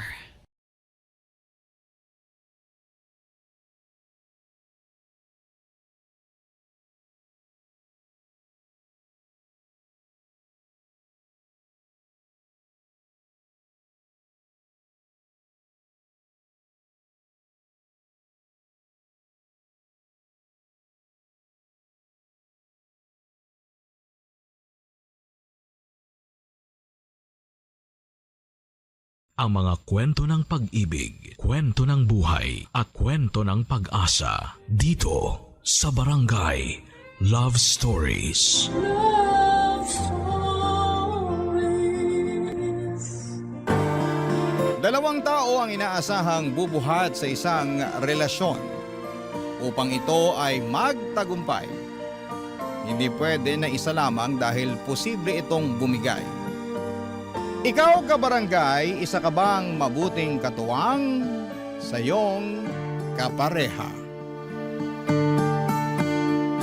Dear Papa Dudut, magandang araw po sa inyo at sa mga kabarangay nating nakikinig ng Barangay Love Stories. Sobrang idol ko talaga kayo, Papa Dudut. Kaya naman wala akong pinapalagpas na episode ng programa ninyo online. Natutuwa at nakaka-relate kasi ako sa mga kwento na ibinabahagi ng mga letter senders ninyo. Ako man ay may sarili ring istorya na gustong i-share, kaya ako nagpadala ng aking sulat. Ngunit bago tayo dumako doon ay nais ko munang magpakilala sa inyo at sa mga taga-pakinig natin. Ako nga pala si Yeri, 32 years old at kasalukuyang nandito sa Taiwan bilang OFW. Alam nyo, ni sa hinagap ay hindi ko naisip na magtatrabaho ako sa ibang bansa. Kontento na kasi ako noon na nasa Pilipinas lamang kasama si Terence, ang long-time boyfriend ko. Kung mag-ibang bansa man kami ay bakasyon lang sana.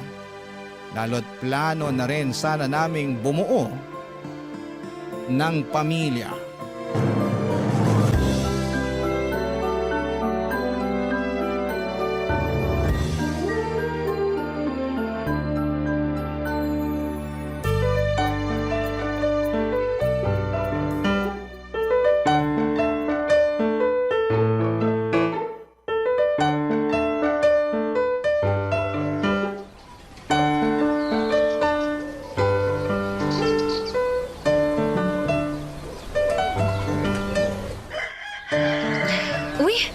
Kinasal na pala si Tintin. Grabe naman, parang kailan lang. Akala namin nun di na siya makakapag-asawa pero tadhana nga naman, oh. Teka, pusuan ko nga to. Ayan, ang cute-cute naman nila. Baby love, pwede ba tayong mag-usap? Ha? Tungkol saan, baby love? Sa sa plano ko. Anong plano? Hulaan ko. Bakasyon ba yan? O baka naman tungkol sa kasal natin? Ikaw Nako, sorry Wala sa mga nabanggit mo, baby love eh. Okay. Hula lang naman eh. Pero ano ba yung plano mo? Kasi may May ano? May bago kong business idea. Ha? Hindi ko business idea pala kasi dalawa kami rito ng best friend kong si Louie. O tapos? Gusto naming magtayo ng coffee shop kasi nakitaan namin ng potential yung business lalo na sa location na napili ni Louie. Alam mo naman na matagal ko ng pangarap magkaroon ng sariling business, di ba? Oo naman. Simula pa lang nung nakilala kita business-minded ka na eh. Simula pagkabata, kaso inalat naman ako sa mga nauna kong business kaya ayun. Pero ayoko namang habang buhay na malugmok sa bagay na yun. Saka gano'n naman talaga sa negosyo tsambahan ng pag-asenso. Kaya kailangan meron kang pusong determinado. Wow, ikaw talaga Pag-usapang business tumatalinghaga ang mga salitaan mo Pero tama ka naman sa mga sinabi mo, baby love. Kaso, anong plano nyo ni Louie? First step kumbaga para masimulan nyo yung business nyo. Syempre, kailangan namin ng kapital. Pinagsama namin ni Louie yung savings namin pero para mas makatipid sa pagbabayad sa mga tauhan nagkasundo kami na tutukan yung business simula pagpapagawa hanggang sa pagtatauhan. Kaya nga nag-decide akong mag-resign sa trabaho para ako na yung tatao muna kasi hindi pwedeng umalis si Louie dahil di hamak na mas malaki ang kita niya sa pinapasukan niya kaysa sa akin. Nako, sigurado ka na ba talaga dyan? Oo naman. Pinag-isipan ko na to ng maraming beses. Nakakakaba pero nakaka-excite. Kasi hindi ko talaga nakikita ang sarili ko na magiging empleyado habang buhay. Gusto ko, ako yung amo at para mangyari yun, kailangan ko magtayo ng sarili kong negosyo. Partnership nga lang kami ni Louie rito pero at least kami pa rin ang boss. Naiintindihan ko ang gusto mong mangyari. Pero dapat, sigurado kayo na kikita yung business nyo, ha? I mean, sayang kasi pag hindi nyo mabawi ang kapital nyo. Lalo ka na. Malaki ang mawawala sa'yo kasi walang papasok na income sa'yo pag nagsimula na kayo. Tapos plano mo pang mag-resign. Alam ko naman yun. Tsaka nakahanda ako sa anumang pwede mangyari.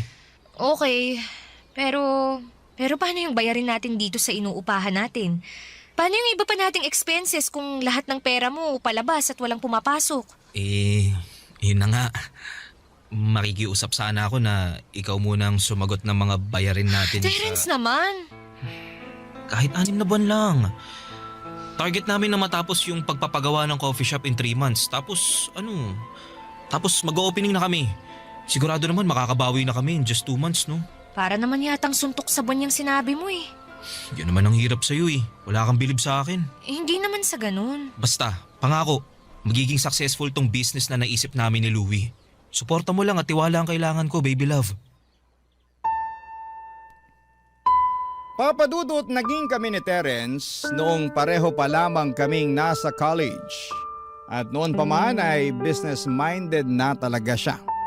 In fact, pangatlong negosyo na niya ang pinaplano niyang itayo ng best friend niyang si Louie noong mga panahong yon. Hindi kasi nagtagumpay ang dalawang business na sinimulan niya right after college graduation.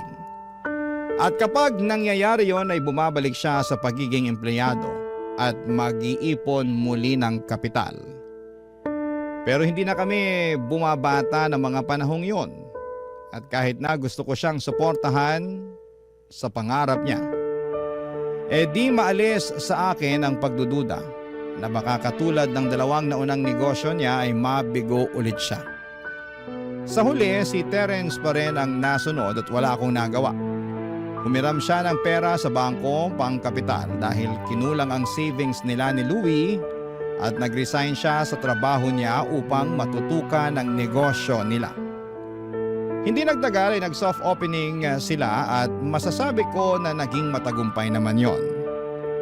Naging maayos ang kitaan nila ng sumunod na 2 buwan. Pero pagpasok ng pangatlo hanggang pang-4 ay bigla na lamang may nangyari. Papadudot.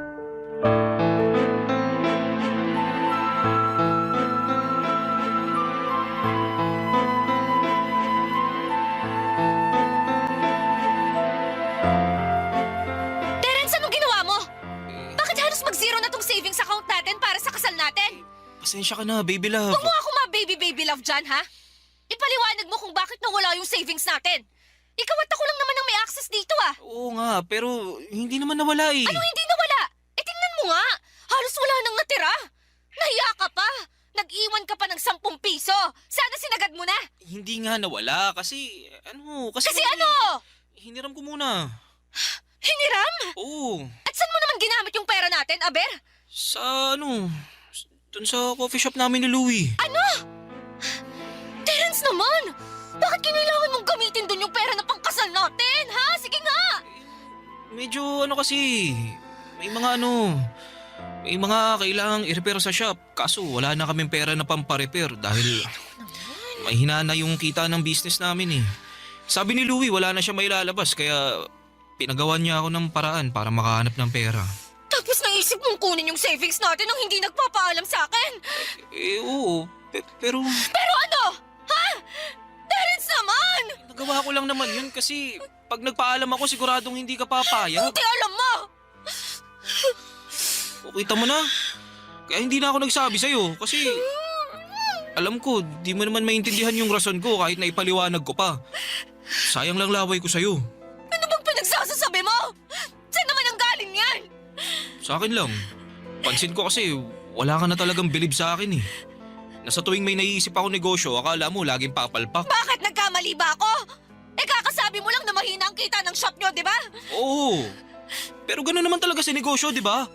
May mga panahon na mahina pero meron din namang panahon na malakas. Pero mali pa rin na nagdesisyon kang mag-isa na gamitin ang savings natin dahil dyan sa negosyo mo.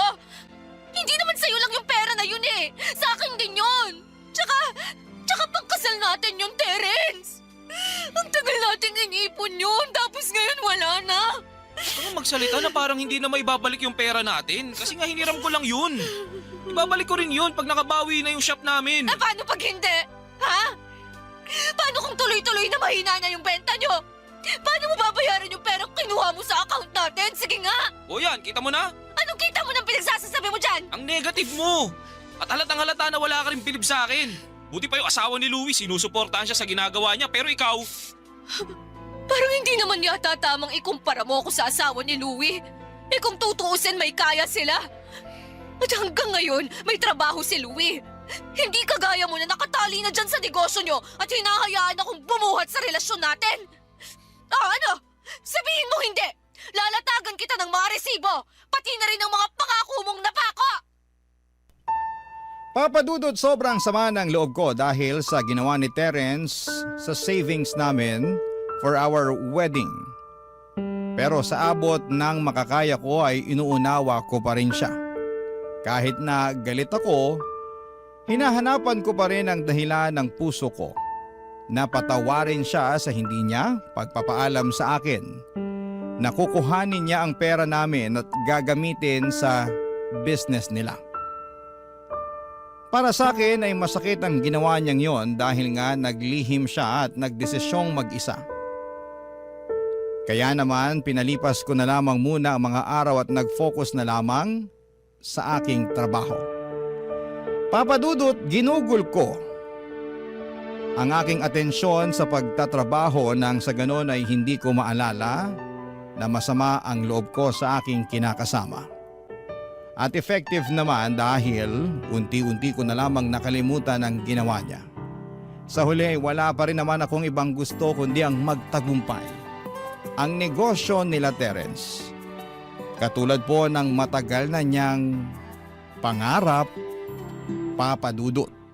Barangay Love Stories. Barangay Love Stories. Papa Dudut, matagal bago na ibalik ni Terence ang savings namin na ginamit niya para sa business nila.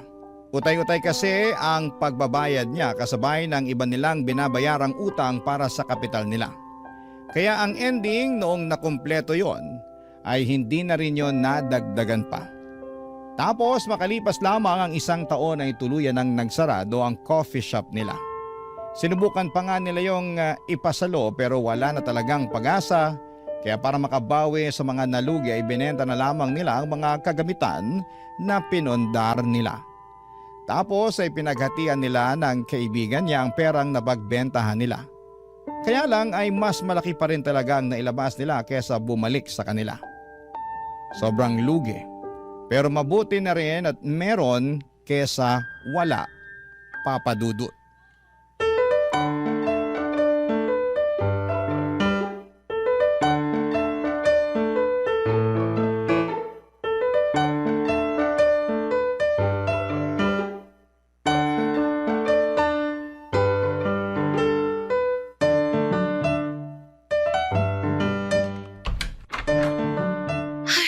Grabe naman traffic sa Pilipinas to. Wala na ba talagang pagbabago? Aalis kang fresh papasok ng trabaho. Tapos uuwi kang bruha.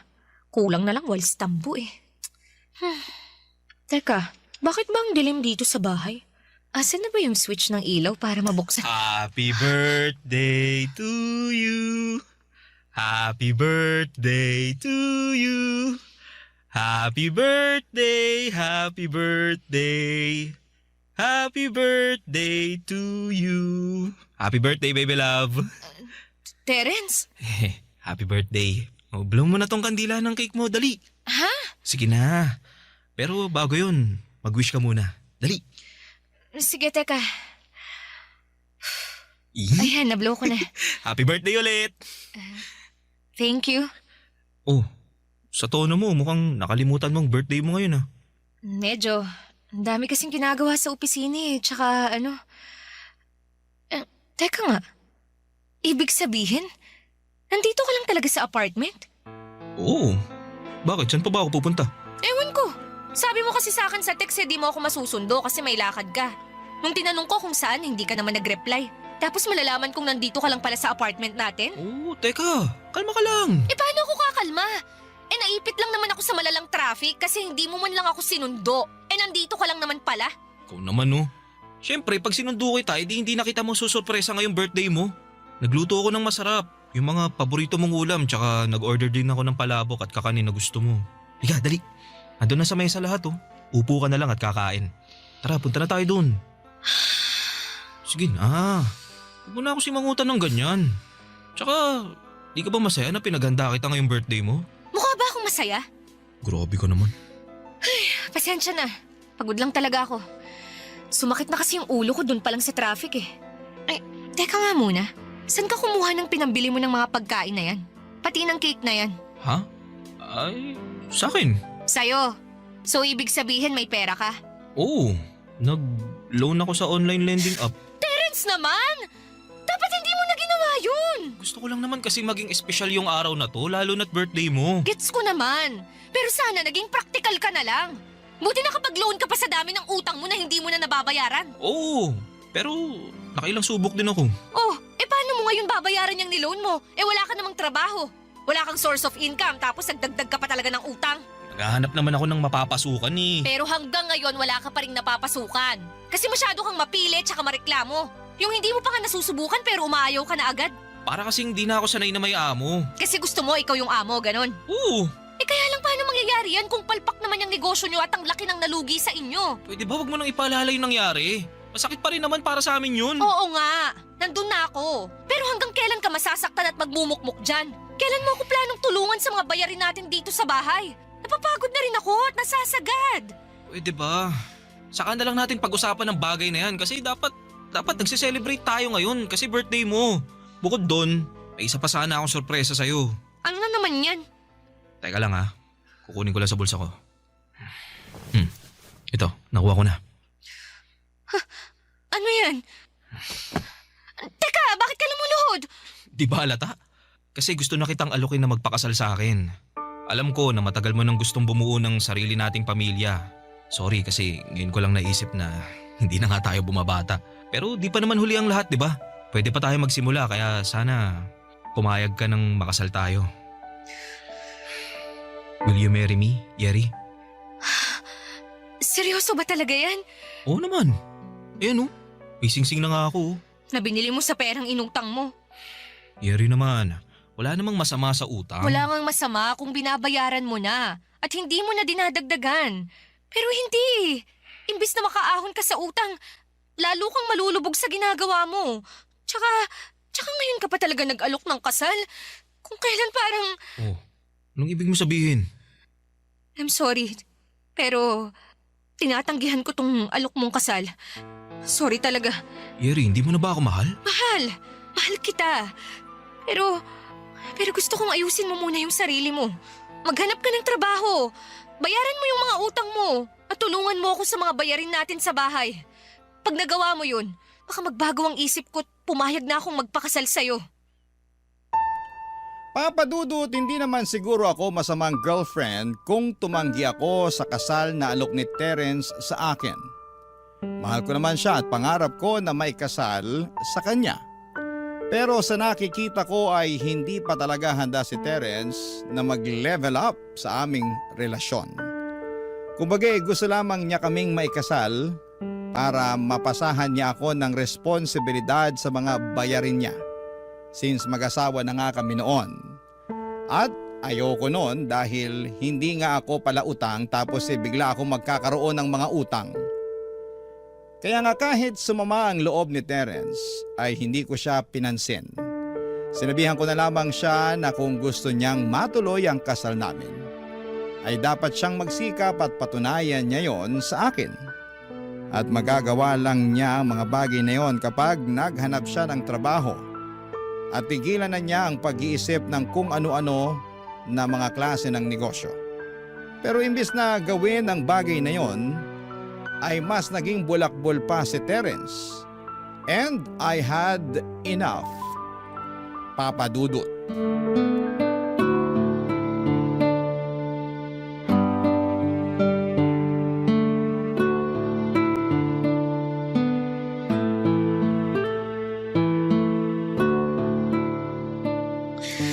Naku, paano ba to? May kailangan palang bayaran sa school ni Bunso tapos nanghingi rin ng pambili ng gamot si nanay. Sigurado, kukulangin na yung sweldo ko lalo't bayaran din sa renta ngayong buwan. Nandiyan ka pala sa kusina, baby love. Kanina pa kasi kita hinahanap eh. Ang liit-liit lang nitong apartment natin, Terence. Madali lang tayong magkakakitaan. Grabe ka naman. Bakit ba ang init agad ng ulo mo? Stress lang ako. Bakit mo ba ako hinahanap? May kailangan ka ba sa akin? Oo, meron. Ano? Sabihin mo na, may ginagawa ko rito. Ano kasi, nagyaya yung tropa namin ni na Louie na mag-staycation. Kami-kami lang mga boys. Sa Tagaytay, kaso sabi ko, di ako makakasama dahil wala akong pera pang gastos. Pero mapilit talaga sila eh. Sabi ni Louie, mangutang na lang daw ako sa'yo, kaso... Ano? Babayaran ko naman, baby love. Paano mo babayaran? Wala kang trabaho. Tsaka sandamukal na ahente at kolektor na yung naniningil sa'yo mula sa mga inutangan mo. Pero hindi mo man lang pinapansin. Pati sa akin tumatawag sila at nagbabanta na ipapabarangay ka. Pero parang hindi ka naman naaalarma. Tapos ngayon, nakuha mo pa talagang sumama sa staycation na yan? At sa akin ka pa talaga uutang ng pera, ha? Alam mo naman kasing hirap akong makaloan sa mga online lending app, di ba? Tsaka mabuti na yung sa'yo ko manghiram dahil girlfriend naman kita. Kesa sa ibang tao, di ba?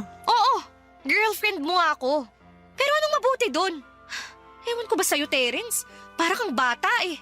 Hindi mo na naisip na short din ako sa budget ngayon dahil sunod-sunod ang gastusin sa bahay namin. Tsaka rito sa atin. Tapos nakuha mo pa talaga akong utangan, ha? Tsaka wow, ha? Wow talaga. Kasi nakakainggit ka naman. Dahil naisip mo pang magbakasyon samantalang hirap na akong mag-budget dito. Yun lang naman yun, baby love. Tsaka di ko naman siguro kasalanan kung subsub ka sa trabaho kaya di ka na nakakapagbakasyon. Baka nakakalimutan mo, last time, niyaya kitang magbagyo pero tumanggi ka. Oo, tumanggi ako kasi ako lang naman ang gagastos. Baka imbis na ma-relax ako lalo lang akong ma-stress. Alam mo, Terence, ayoko na. Oh, anong ayaw mo na? Ayoko na ng ganitong buhay. Ayoko nang ma-stress ng bonggang-bongga dahil sa pera. Naturingan na kasama kita sa buhay pero parang mag-isa pa rin ako dahil pabuhat ka eh. Pagod na akong buhatin tong relasyon natin ng mag-isa. Kaya nga naisip ko na makipaghiwalay na lang sa'yo. Total, hindi naman ako mahalaga sa'yo eh. Teka, anong pinagsasabi mo? Siyempre mahalaga ka sa akin, baby love. Kung mahalaga ako sa'yo, maghahanap ka ng trabaho. Tutulungan mo ako sa mga gastusin natin sa bahay. Pero hindi eh. Hindi mo nga yata naisip yun. Kasi hanggang ngayon, wala ka pa rin pinapasukan. At mukhang masaya at kontento ka lang na nandito ka sa bahay natin. Pera na lang ba talaga tang may aambag ko ang batayan ng silbi ko sa relasyon natin? Masipag naman ako rito sa bahay ah. Naglilinis ako, nagluluto, pinaglalaba kita, inaasikaso ko lahat. Pero hindi pa rin yun sapat para magtiis ako sa'yo. Kasi sa nakikita ko, wala ka talagang plano para sa atin. Gusto mong magkapamilya tayo. Pero ayaw mo maghanap ng trabaho. Ayaw mo akong tulungan financially. Paano na lang pag nagkaanak na tayo? Huwag mong sabihin sa akin na ako pa rin ang kailangang magbanat ng buto kahit nakabuanan ko na. At ako pa rin ang mag-iipon ng pera para sa panganganak ko. Aba, kawawa naman ako nun. Yeri naman, pwede naman natin pag-usapan to eh. Wala na tayong dapat pag-usapan. Wala na, inubos mo na ako, Terence. Pagod na akong umasa na may isip mo pa akong tulungan sa pagtataguyod ng relasyon natin. Dahil sa kung ganito palang nawala ka ng maiaambag financially. Ibig sabihin, hindi ka pa handang magkaroon ng pamilya. Papadudot, isa sa mga pinakamahirap na desisyon na ginawa ko sa buhay ko ay ang pakikipaghiwalay sa taong mahal na mahal ko pa. Bukod doon ay ang tagal na rin namin ni Terence, live-in na nga kami at kasal na lamang ang kulang. Nakakapanghinayang pero na-realize ko na hindi sapat na mahal mo lamang ang isang tao dahil hindi kayo mapapakain ng pagmamahal na yon. Lalo na kapag may mga anak na kayo. Sa kabinigyan ko naman ang pagkakataon si Terence na ayusin ang sarili niya pero hindi niya ginawa. Kaya napuno na lamang ako hanggang sa maisipan kong makipaghiwalay na lamang. Yon ang magiging solusyon para makawala ako sa responsibilidad ko sa kanya. At kahit ako ang nang-iwan sa aming dalawa, masakit pa rin sa akin ang nangyari. Kaya upang tuluyang makausad ay nakapag-isip-isip kong mag-apply ng trabaho sa ibang bansa at magpakalayo-layo.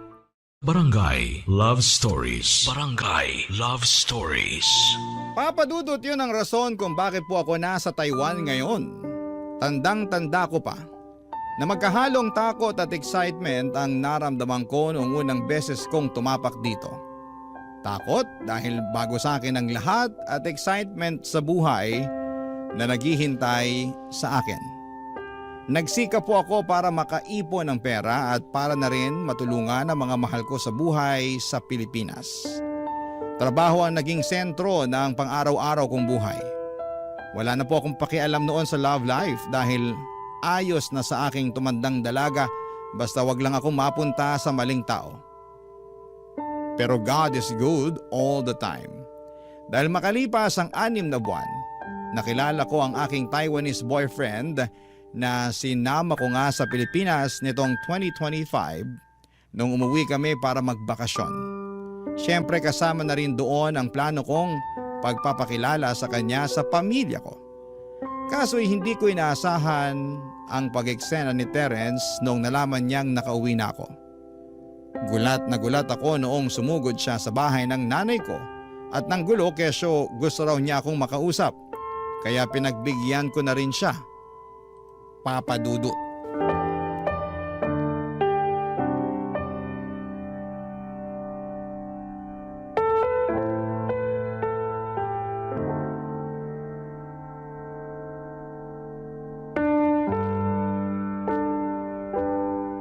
Terence, ano bang ginagawa mo rito?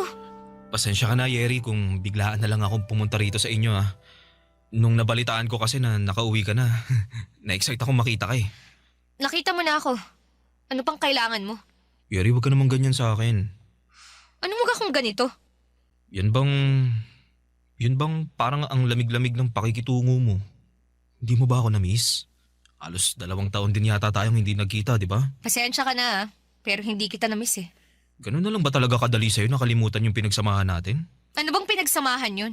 Alam mo kung anong tinutukoy ko, Yeri. Sorry pero wala naman akong rason para alalahanin pa yung pinagsamahan natin. Lalo na't ang naaalala ko lang yung rason kung bakit tayo naghiwalay. Teka nga, wag mong sabihin na hindi ka pa rin nakaka-move on. Hindi pa nga. Terence naman, almost 2 years na rin ang lumipas. Sasabi mo na lang din yan kasi may nakilala ka ng bagong mamahalin. Samantalang ako, eto wala. Wala pa at hindi ako naghanap ng iba kasi nga mahal pa rin kita. Hindi naman yata kasalanan ng boyfriend ko ngayon na dumating siya sa buhay ko. At wag mo rin sa akin isisi na wala ka pa rin nakikilalang ibang babae. Di ka ba nakikinig? Mahal pa nga kita at kahit kailan hindi ako makaka-move on sa relasyon natin. Kaya nga, nung nalaman kong uuwi ka rito sa Pilipinas para magbakasyon, di na ako mapakali. Inabangan ko talaga yung pagdating mo para personal kang kausapin. Ano pa bang pag-uusapan natin? Sa nakikita ko kasi, wala na tayong dapat pag-usapan. Meron pa kasi gusto kong makipagbalikan sa'yo. Gusto kong ligawan ka ulit. Gusto kong maging tayo ulit. Anong sinabi mo? Hindi ko kayang mabuhay sa mundo nang wala ka sa piling ko, Yeri. Mahal na mahal kita eh. Sobrang sakit na nakipaghiwalay ka sa akin nun. Hanggang ngayon, di ko pa rin matanggap. Pag naalala ko yung rason kung bakit mo ko iniwan, nagagalit ako sa sarili ko. Kaya nga para maging karapat-dapat ulit ako sa'yo, sinubukan kong ayusin ang sarili ko pero dahil sa kalungkutan at matinding selos nung nalaman kong may iba ka na, lalo lang ako nalugmok. At anong gusto mong mangyari? Samahan kita sa pagkalugmok mo? Ayos ka rin no? Idadamay mo pa ako. Tsaka para sa kaalaman mo, ginawa ko na yan noon. Sinamahan na kita sa pagkalugmok mo, hindi lang 1 beses, kundi maraming beses pa nga.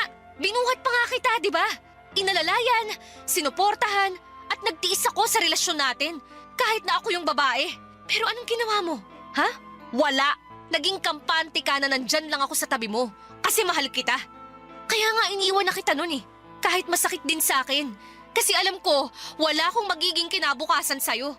Tapos ngayon, isusumbat mo sa akin yung nangyari sa'yo, ha? Mas lalo mo lang pinatunayan na wala talaga akong mapapala sa'yo sakaling ikaw ang nakatuluyan ko dahil hindi ka pa nagbabago. Alam mo, Terence, mabuti pa umalis ka na. Huwag ka nang bumalik dahil sinisira mo lang yung bakasyon namin. Please lang, nakikiusap ako sa'yo. Papa Dudut, hindi ko akalain na magagawa ni Terence ang bagay na yon. Akala ko kasi makalipas ang 2 taon ay nakausad na rin siya.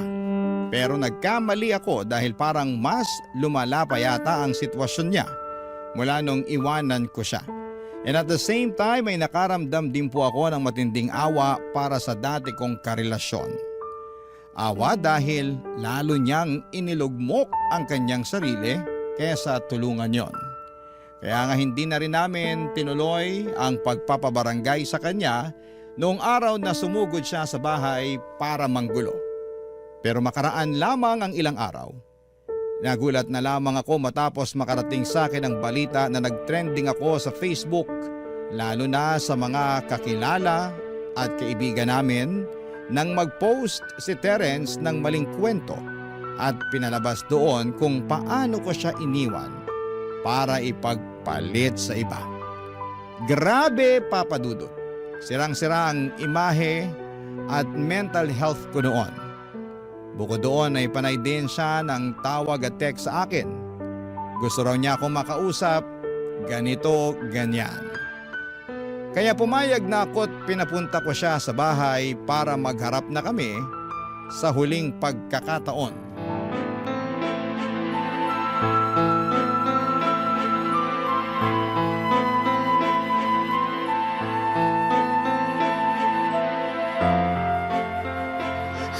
Hayop ka, Terence! Ano ba bang gusto mo? Sa pagkakatanda ko, wala naman akong kasalanan sa'yo ah. Bakit mo ba ako ginawa ng maling kwento? Pasensya ka na, Yeri. Pero desperado na kasi ako eh. Hindi mo ko pinapansin. Hindi mo nire-replyan yung mga chat tsaka yung text ko. Pati mga tawag ko ayaw mo ring sagutin. Para ano pa? Eh wala na rin naman tayong dapat pag-usapan pa. Marami tayong dapat pag-usapan. Marami, tulad ng...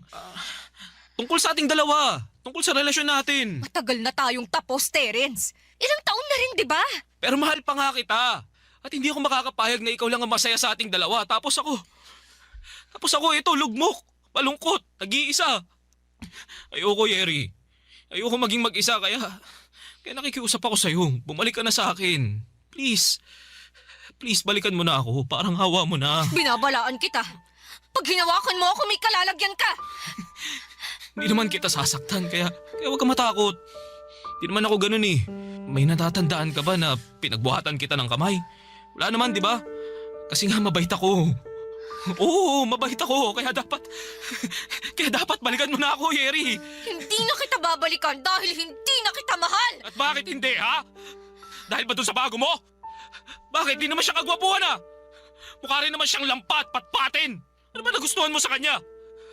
Siguro mayaman siya, no? O baka naman mas magaling sa kama kaysa sa akin. Kapal naman ang mukha mo na bastusin ang boyfriend ko! Ako na lang ulit kasi ang mahalin mo, Yeri. Nangangako naman ako sa'yo na magbabago na ako eh. Sana noon mo pa naisip yan, Terence. Hindi yung kung kailan huli na ang lahat. Ang kapal naman ng mukha mo sabihin sa akin ang bagay na yan. Eh kasalanan mo naman kung bakit ako lugmok ngayon. Nakakabilib din talagang kakapalan ng pagbumukha mo. Umiiyak-iyak pa naman ako noon at question ko ang sarili ko nung iniwan kita. Yun pala, yun ang pinakamagandang desisyon na ginawa ko sa buhay ko. Umalis ka na, Terence.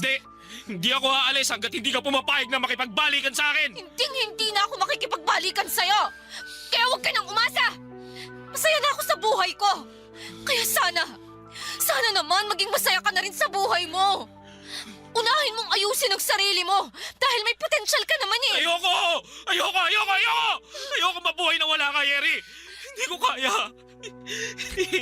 Hindi ko kaya. Kaya sana bumalik ka na sa akin, Yeri. Huwag mo sabi akong lalapitan eh! Habang kita sasaktan eh. Aalagaan kita.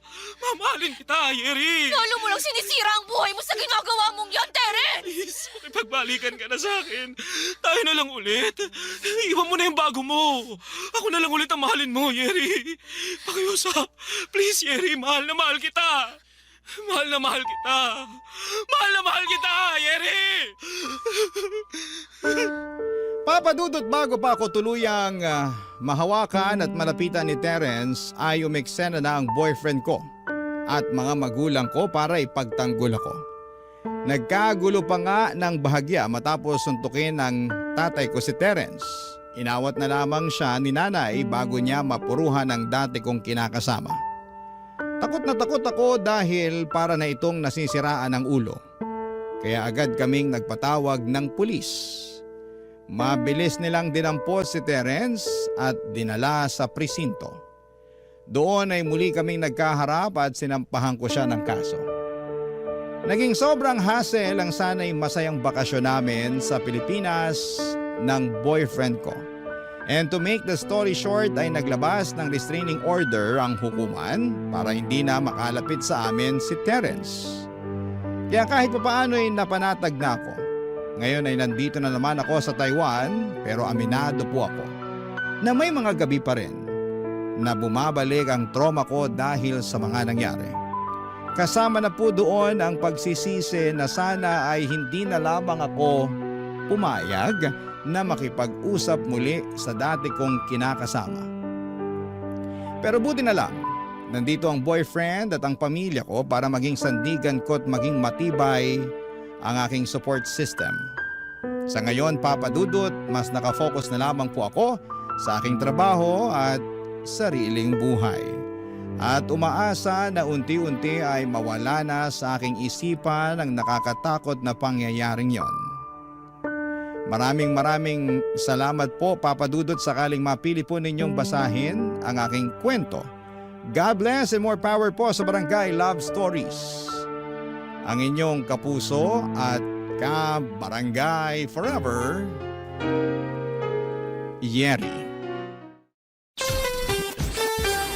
Uy, kabarangay! Agree ka ba sa ending ng ating barangay love stories na ito? I-share mo na ang feelings mo sa ating comment section. Ang mga kwento ng pag-ibig, kwento ng buhay at kwento ng pag-asa dito sa Barangay Love Stories. Love Stories. Kapag nagmahal ang puso ay madadaig nito ang kung anong nakikita ng mga mata. Kaya nga importante na kilalanin muna natin ang husto ang isang tao bago natin sila papasukin sa buhay natin. Ikaw, kabarangay, nagmahal ka na ba ng todo? Dear Papa Dudut, ang sabi nila ay bulag daw ang pag-ibig. Pero hindi po ako naniniwala doon dahil nagiging bulag lamang ang pag-ibig kung sarado ang ating puso na tumingin at umunawa sa katangian ng isang tao. At yun ang eksaktong karanasan ko sa buhay pag-ibig na naisipan kong i-share sa Barangay Love Stories. Kung hindi ninyo na itatanong ay avid listener ako ng inyong programa. Pero bago tayo magpatuloy, nais ko muna magpakilala sa inyo, Papa Dudut. Tawagin niyo na lamang po ako sa pangalang Zelda. 34 years old at taga Parañaque City. Nagtatrabaho ko sa isang private company bilang accounting head.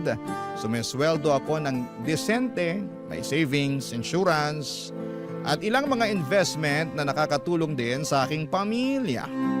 Masasabi ko talaga na handa na ako sa buhay may asawa, pero mukhang ang tadhana ang hindi pa handa na magkaasawa ako.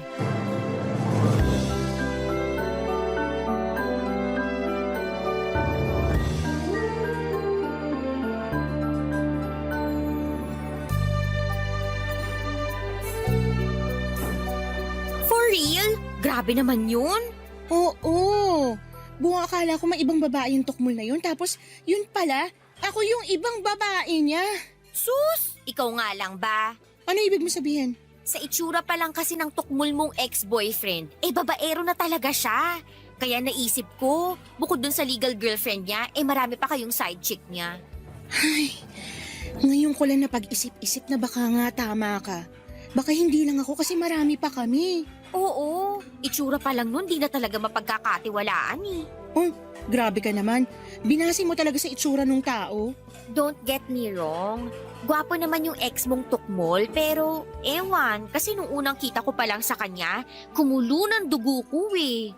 Pero syempre, quiet na lang ako kasi tanda ko may period ako noon. Baka nga sign na yun na di talaga katiwa-tiwala yung lalaking yun kasi kita mo ginawa niya sa'yo, hindi mo yun deserve. Hindi talaga kasi gusto ko lang naman na makakilala ng matinong lalaki na magiging boyfriend ko. At kapag pinagkaloob ng Diyos ay magiging asawa ko na rin. Alam mo yan, gustong-gusto ko na mag-asawa. Oo naman. Alam na alam ko kaya nga bilib na bilib ako sa iyo eh. Kasi kahit marami ka ng heartbreak na pinagdaanan, umaasa ka pa rin na makakatagpo ng matinong lalaki. At bilang BFF mo, yun din naman yung gusto kong mangyari sa'yo, no? Sa ganda mong yan, sa talino at mga skill na meron ka, wife material talaga. Kaso tinamaan yata ng kamalasan tong BFF mo eh. Kasi hanggang ngayon wala pa rin ako nakikilalang matinong lalaki. Hayaan mo. Darating din si Mr. Right. Basta wag ka lang sumuko na kumilala. Isipin mo na lang na God's redirection yan. Kahit na sa ngayon mapapatanong ka talaga kung bakit hindi ka pa nakakatagpo ng matinong lalaki. Mas okay na rin yan kesa magsettle ka sa manloloko at hindi mo deserve. Pero napapaisip pa rin ako. Anong iniisip mo? Kung anong pakiramdam na mahalin ng seryoso. Pakasalan ng lalaking mahal mo at bumuo ng pamilya kasama siya. Naku, hindi ko rin alam kasi kahit ako napapaisip eh. Bakit? Sa ating dalawa ikaw tong pinakamatagal na sa relasyon. Oo nga, pero ewan. Anong ewan? Ewan, I don't know. Oy, may hindi ka sinasabi sa akin. Share mo na habang hindi pa lumalamig tong kape ko. Siguro may problema kayo ng boyfriend mo, no? Nag-away kayo? Hindi, pero baka tama ka na meron nga kaming problema. O ako lang kasi mukhang okay naman siya eh. Okay saan? At ano ba kasi yun? Sa setup ng relasyon namin, di ba ang tagal-tagal na namin. Pero hanggang ngayon, di pa rin niya ako mayayang magpakasal. Ewan ko, pero napaisip tuloy ako kung kontento na lang siya na nagli-live-in kami o baka may iba siyang kinalulukuhang babae kaya hindi niya ako mapakasalan. Sobra naman yung huli hindi ko naman naisip na magagawa sa'yo yun ng boyfriend mo. Ako rin naman, pero di ko lang napigilang mapaisip. Baka yung unang dahilan pwede pa. Kaya, payo ko, mag-usap kayo, ha? Sabihin mo na gusto mo na mag-level up kayo sa relasyon nyo. Tanungin mo kung may plano ba siyang pakasalan ka kasi matagal na rin kayo at hindi na kayo bumabata, no? Kung magbibibi kayo, baka mahirapan ka na kamo. Buti sana kung siya yung magbubuntis at manganganak. Ayun na nga. Basta mag-usap kayo. Naniniwala naman ako na walang gusto't ang di maayos ng mabuting usapan. Thanks, Beshi. Gagawin ko sinabi mo. Pero paano naman yung sayo? Kaka-break mo pa lang, di ba? Wala namang kaso yun. Ikaw na may sabi na baka nilalayo lang ako ni God sa mga lalaki na hindi mabuti para sa akin. Marami pa naman dyan. Hindi ako titigil sa paghahanap hanggang matagpuan ko na si Mr. Right. That's the spirit. Papadudot maganda naman ako. Hindi ko ito sinasabi bilang pagmamayabang kundi bilang babae na may mataas na kumpiyansa sa kanyang sarili. Sa kabila ng lahat ay palagi pa rin akong naloloko at iniiwan ng mga naging boyfriends ko. Kaya nga tumungtong na lamang ako sa edad na 34 ay single pa rin po ako. Napatanong tuloy ako sa aking sarili kung hindi ako kaseryoso o talagang marami lang ang mga lalaking siraulo at manloloko. Ano man ang dahilan, sa dalawang yon ay hindi na ako natutuwa sa estado ng love life ko. Buti na lamang at nandyan si Candy para mapagkwentuhan ko. Hindi nagtagal ay kumalat sa opisina namin na single na ako kaya bigla na lamang dumami ang mga lalaki na nagpapapansin sa akin. Isa na nga doon ang manager namin na matagal na akong kursonada.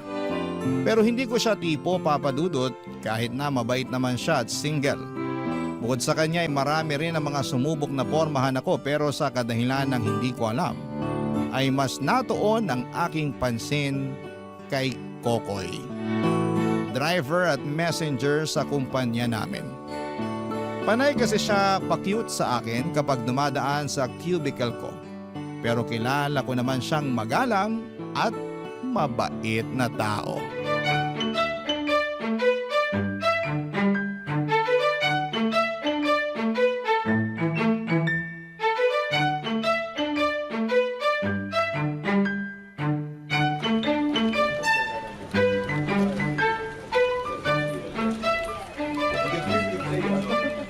Good morning po, ma'am. Good morning din. Aga niyo naman po pumasok. 7:00 pa lang, oh. Mag-undertime kasi ako mamaya, kaya pumasok na lang ako na maaga. Undertime? Siguro may date po kayo, no? Wala akong date, tsaka di ko pa yun naiisip ngayon. Ganun ba? Sa ganda niyong yan, siguradong maraming mga lalaki nagkakandarapang magpapansin sa inyo. Lalo kalat na sa opisina na single na ulit kayo. Pero, wag po kayong magagalit ha.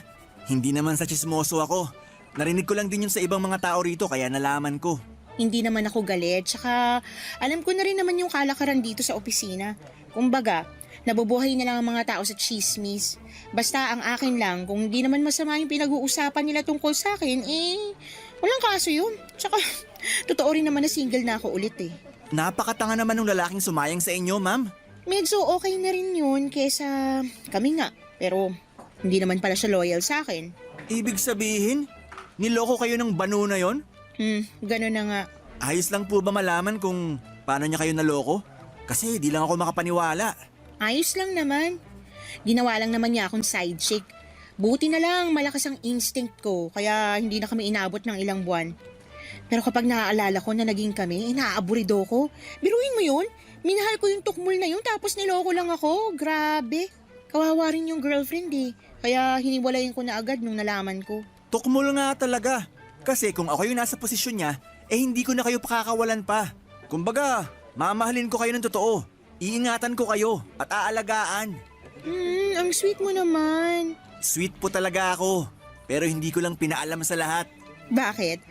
Siguro kasi marami ka ring babae, no? Bukod sa nanay ko at 5 kapatid na mga babae, wala naman akong ibang babae sa buhay ko. Ha? Bakit? Hindi lang yata siguro siniswerte pang matagpuan yung babaeng para sa akin. Pero malay nyo, kayo na talaga yun. Sir, medyo lumihis yata ng bonggang-bongga yung usapan. Nako, sorry po ma'am. Ay, binibiro lang kita. Tsaka nagkukwentuhan lang naman tayo, diba? Opo, pero totoo yung sinabi ko. Na baka ako na yung babaeng para sa'yo? Tumpak. Ang bilis mo naman yata. Hindi pa nga natin masyadong kilalang isa't isa. Kaya nga panay papansin ko sa inyo kasi gusto ko pa kayong makilala ng husto. Yung totoo, matagal ko na kayong crush. Pero may jowa po kayo nun kaya dumistansya ako. Ngayon, wala na. Wala na nga, pero hindi ibig sabihin, handa na ulit ako makipagrelasyon. Hindi ko naman kayo pinipilit kung hindi pa kayo handa. Pero naglakas loob na lang din akong umamin. Para naman kahit paano, mapansin nyo. Tsaka pwede naman tayo maging magkaibigan kung gusto nyo eh. Mabait naman ako, tsaka gwapo. Ayoko ng toko ah. Pustiso mo ba yan? Oo eh. Teka, damputin ko lang. Sige, take your time. Sorry ma'am. Hindi pala masyadong kumapit yung pandikit na nilagay ko. Nakakahiya tuloy. Grabe. Kalmahan mo lang. Nangyayari talaga yan. Ngayon pa talaga nangyari. Kung kailan pinagyabang ko pang gwapo ko.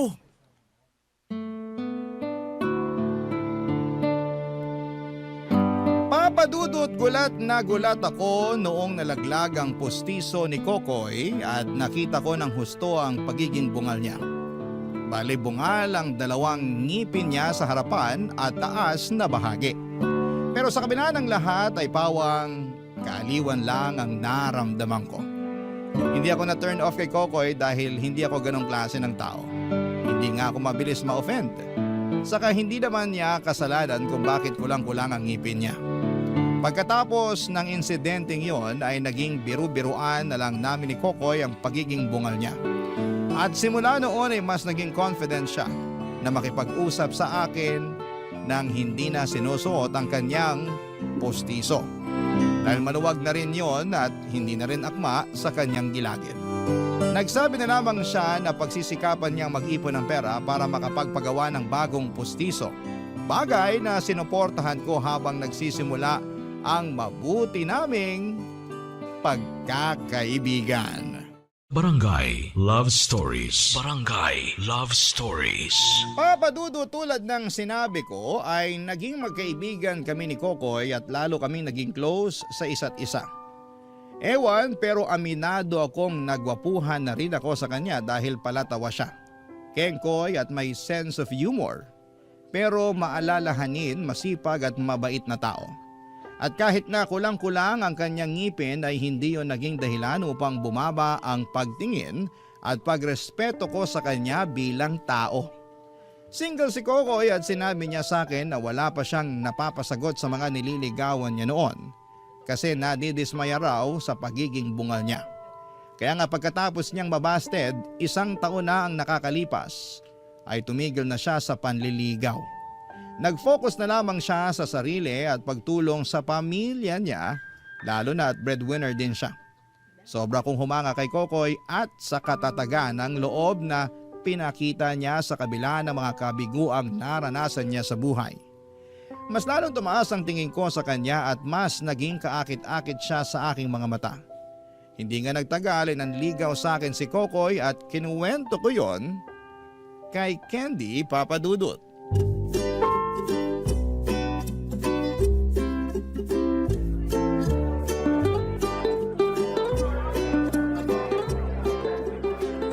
Tapos ayun na nga, sinabi niya sa akin na gusto niya akong ligawan. Pero di pa ako pumapayag Siyempre, pakipot muna ako. Ito yon?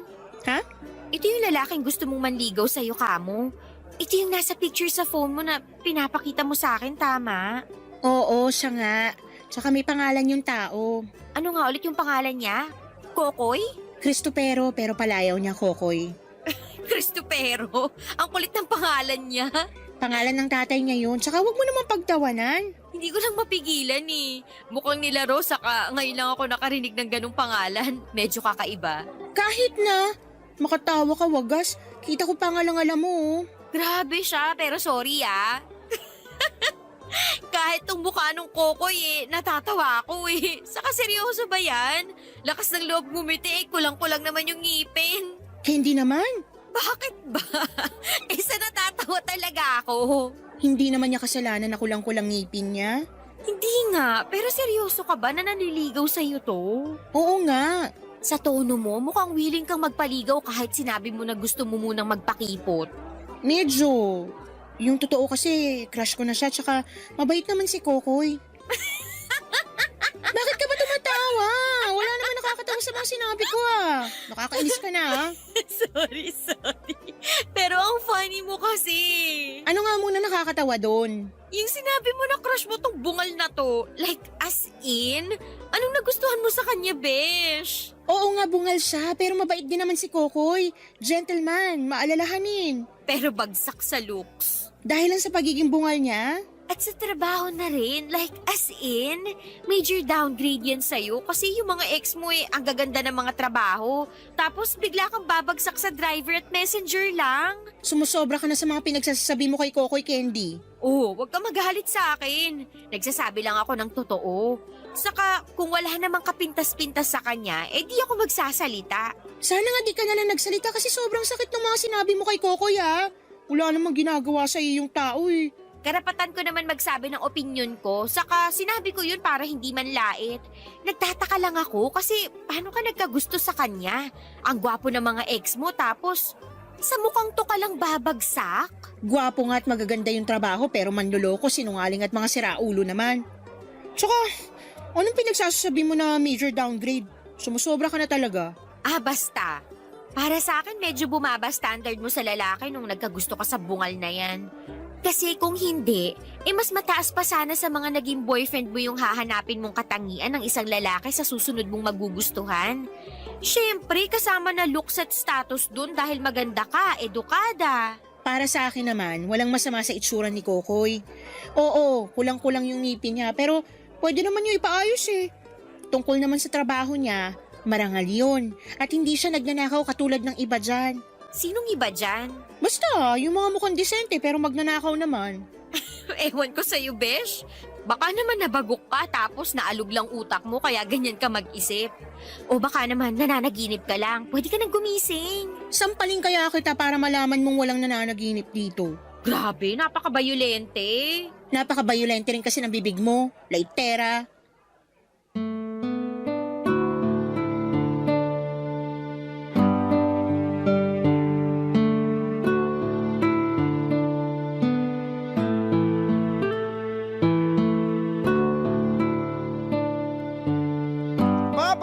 Hindi na bago sa akin ang pagiging matabil ng dila ni Candy dahil kilala ko siyang prangka.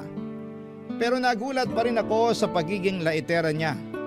Sa dinami-rami ng tao, siya pa talaga na best friend ko ang mangiinsulto sa lalaking nagugustuhan ko. Sa abot ng makakaya ko ay inunawa ko ang sentimiento niya. Totoo na ang mga naging ex-boyfriend ko ay may ganong klaseng trabaho. Pero hindi pa rin yon sapat na dahilan upang ikumpara niya si Kokoy sa kanila. Saka nagtatrabaho siya ng marangal at wala namang masama doon. Kaya nga aminado akong sumama ang loob ko kay Candy dahil sumobra siya sa kanyang mga limitasyon. At bilang adult ay sinabi ko yon sa kanya upang tawagan siya ng pansin. Bagay na hindi naman niya minasama, kaya agad siyang humingi ng paumanhin. Pero humirit pa siya na nagsasabi lang naman daw siya ng totoo tungkol sa pagiging bungal ni Kokoy. At hindi nito kagwapuhan kung ikukumpara sa mga ex-boyfriend ko. Hinayaan ko na lamang si Candy sa kung ano ang nakikita ng kanyang paningin basta ako ay nag-focus na lamang sa nakikita ng aking puso. Besides, buhay ko pa rin naman ito at ako pa rin ang magdidesisyon kung papapasukin ko si Kokoy. Pero wala rin naman kasing dahilan para hindi dahil pinatunayan niya sa akin na karapat dapat ko siyang sagutin. Kaya hindi nagtagal ay naging magkasintahan kami ni Kokoy, Papa Dudut.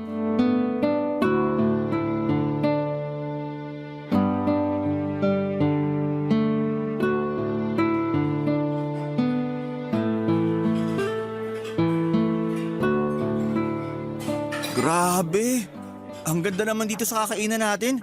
Pero baka mahal dito ah. Medyo kulang kasi yung pera ko eh. Huwag kang mag-alala, sagot ko na to. Nakakahiya naman, baby love. Ano nakakahiya dun? Siyempre, ako yung lalaki sa relasyon. Kaya dapat ako yung nagbabayad sa mga date natin. May pambayad naman ako pero hindi sa ganitong klase ng kainan. Kaya nga kalmahan mo lang kasi ako nang bahala. Tsaka, ano naman kung ikaw yung lalaki sa relasyon? Walang kaso sa akin yun, basta kaya ko ibibigay ko. Hayaan mo, makakabawi rin ako sa'yo. Medyo nagipit lang talaga dahil nagpadala ako kay nanay ng pera sa probinsya. Nanganak na kasi yung ate ko. Tapos wala naman tumutulong dun kasi hindi naman siya pinanagutan nung nakabuntis. Siyempre, di ko naman matitiis kasi pamilya ko. Naiintindihan ko naman yun. Pero, sobra naman yung nakabuntis sa ate mo. Sobrang sama at irresponsable. Oo nga eh. Kaya lagi tuloy kaming bad shot sa inyong mga babae. Kasi may lalaki na si Raulo. Hindi naman lahat ng mga lalaki si Raulo. Meron yung mga katulad mo na matino. Kinilig tuloy ako. Halata nga. Kasing pula ng hinog na kamatis yung mukha mo eh. Ang cute mo pala kapag namumula. Binubola mo naman ako eh. Hoy, hindi kaya ako bolero. Baka ikaw. Lagi mo kaya akong sinasabihan ng maganda kahit minsan hindi ko masyadong ramdam. Di pambobola yung pagsasabi ng totoo. Pero thank you kasi na-appreciate mo ko. Bakit naman hindi? Girlfriend kita. Tsaka tungkulin ko bilang boyfriend mo, na-appreciate ka. At sabihin sa iyong magaganda mong katangian na nakikita ko. Matanong lang kita, baby love. Tungkol saan? Hindi ka ba nagsisisi na sinagot mo ako? Ha? Bakit mo naman natanong yan? Sagutin mo na lang. Napaisip lang ako. Hindi. Bakit? Kasi ganito lang ako. Anong ganyan ka lang? Sakto lang. Hindi ka gwapuhan. Hindi malaking sweldo. Kung ikukumpara ako sa mga dati mo na karelasyon, walang-wala talaga ako. Lamang na lamang sila sa akin ng 10 paligo. Tapos bungal pa ako. Kaya tagilid na talaga. Unang-una, hindi issue sa akin yung pagiging bungal mo. Pangalawa, wag na wag mong ikukumpara ang sarili mo sa kanila kasi hindi totoo yun. Para sa akin, gwapo ka. At higit sa lahat, mahal kita. Kaya wag mo nang uulitin yun ha. Okay. Ayan, ganyan nga. Pero hindi ko pa rin talaga mapigilang isipin na lamang sila sa akin ng 10 paligo kasi kulang-kulang ang ngipin ko. Sigurado na mas gwapo pa ako sa kanila kundi ako bungal. Tungkol sa bagay na yan, may naisip ako. Ano yon? Naisip ko na pwede naman kitang pagawa ng pustiso para mas tumaas yung kumpiyansa mo sa sarili mo. Alam ko plano mo nang magpagawa pero laging napopostpone dahil sa iba mo pang responsibilidad sa inyo na mas kailangan mong unahin. Kaya nga, hayaan mo ko na tulungan ka na makapagpagawa ng bagong pustiso. Sobra-sobra naman yata yun, baby love. Paano naging sobra-sobra yun? Sige nga. Kasi ako... Kasi ikaw yung lalaki sa relasyon. Kung yun na naman ang sasabihin mo, wag mo nang ituloy. Tsaka ako naman yung nag-alok. Hindi to utang o ano. Regalo ko to sa'yo, kaya tanggapin mo na lang. Sige ka. Pag di ka pumayag, magtatampo ko. Hala, wag! Sige, payag na ako. Tinatanggap ko na yung regalo mo. Ayan. Magpa-schedule na tayo agad sa kakilala kong dentist. Magaling yun. Tsaka di kalidad gumawa ng pustiso. Sigurado magiging swak na swak sa'yo.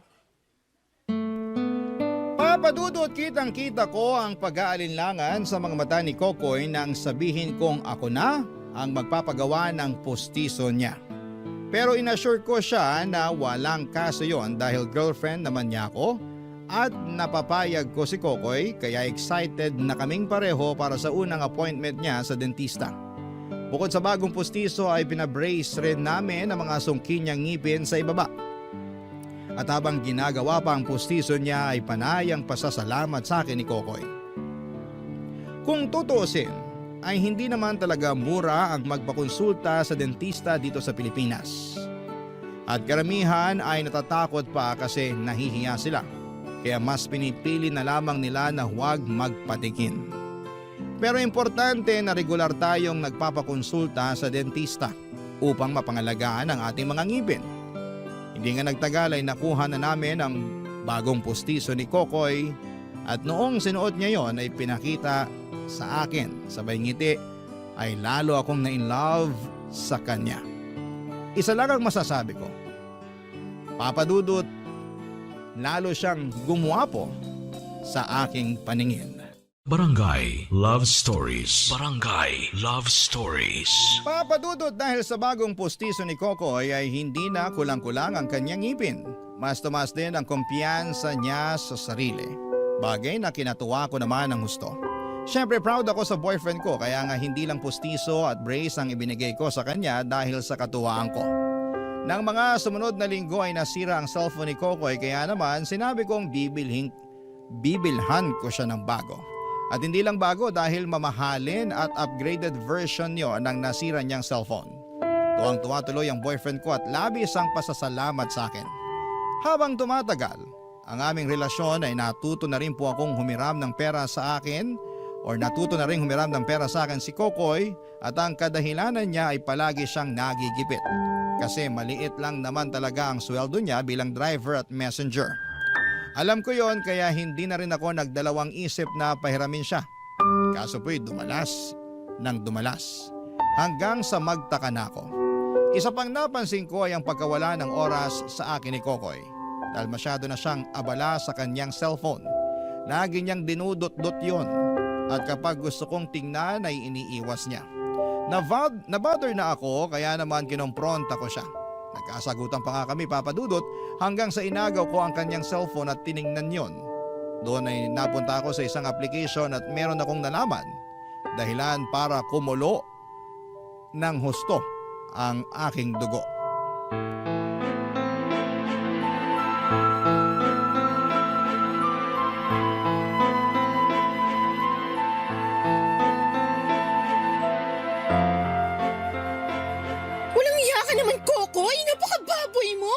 Pasensya ka na, baby love. Wag mo nga ako matawag-tawag na baby love. Nandidiri ako sa yung ungas ka. Huwag ka naman magsalita ng ganyan, oh. Nasasaktan ako sa sinabi mo. Ay wow! Meron ka palang pakiramdam? Malamang, tao ako. Palagay mo sa akin, robot? Hindi. Pero bakit ba napunta tayo dyan? Ikaw kasi. Sinisi mo pa talaga ako, no? Napakakapal ng mukha mo. Pasensya na talaga, baby love. Huwag mo sabi akong tawagin baby love. Nakakadiri ka. Okay, sige. Hindi na kita tatawagin nun. Basta patawarin mo lang ako. At bakit ko naman gagawin yon? Sige nga. Kasi boyfriend mo ako. Mahiya ka nga sa balat mo.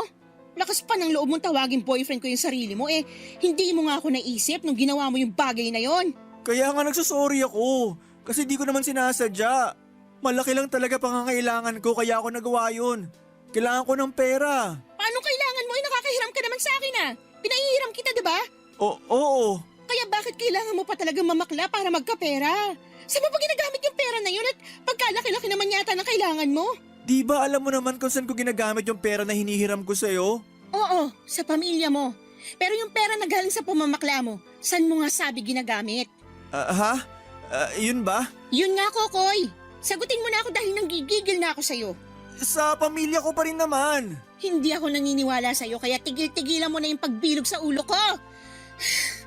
Sobrang sama mo. Kailan mo pa ako niloloko ha? Kailan pa?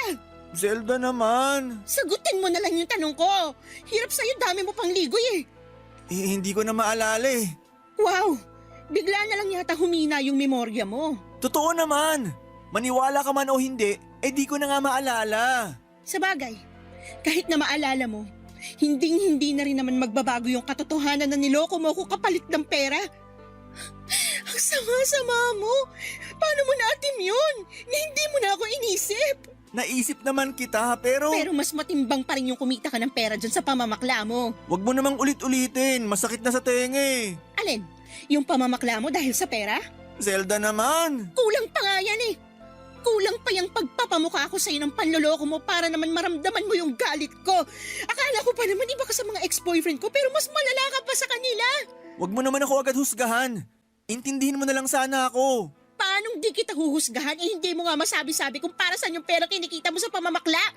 Tapos gusto mong intindihin kita? Ako na nga yung agrabyado dito. Hoy mister, para sa kaalaman mo, ako lang naman yung niloko at pinagsisinungalingan mo. At hanggang sa mga oras na to, niloloko mo pa rin ako sa di mo pagsasabi ng totoo. Napakasama mo. Ikaw na yung pinakamasamang tao na nakilala ko. Napakasahol mo, Kokoy. Maling-mali nung inakala kong matino ka. Manloloko. Manggagamit. Simula sa araw na to, hiwalayin na tayo. Papadudot diring-diri ako kay Kokoy dahil sa pamamakla niya. Hindi nagtagal ay nalaman ko na may nabuntis pala siyang ibang babae. Kaya naman kung todo ang pangangailangan niya sa pera para masustentuhan ito. May nabasa rin akong conversation nila ng naturang babae at nakasaad doon ang masasama at masasakit na bagay na sinasabi sa akin ni Kokoy kapag nakatalikod ako. Sa bagay, ginamit lamang niya ako, Papadudot. Hinuthutan at pinirahan kasi mahal ko siya at hindi ko siya kayang tiisin. Para sa akin ay napakalaking insulto noon kaya nga hiniwalayan ko na si Kokoy ng araw ding yon. Pinigilan kong umiyak habang nasa daan pa uwi pero pagdating ko sa bahay ay napahagulhol na lamang ako. Muling nagbalik sa aking alaala ang mga panlolokong ginawa ng mga ex-boyfriends ko. Akala ko pa naman ay iba si Kokoy sa kanila pero mas malala pa pala siya. At galit na galit ako sa ginawa niya. Pakiramdam ko ay trinaydor niya ako at wala yung kapatawaran. Kaya nga kahit sinubukan kong sinubukan pang makipagbati sa akin ni Kokoy ay hindi ko na siya kinausap pa. Para saan pa, hindi ba? Mas naging mataas ang pader ko at naging profesional ako pagdating sa trabaho dahilan para ma-intimidate sa akin ang manlulokong si Kokoy na yon. Ngunit sa kabila ng pagpapakatatag ko, ay durog na durog pa rin po ang aking puso. Lahat ng yon ay hindi ko itinago kay Candy, Papadudot.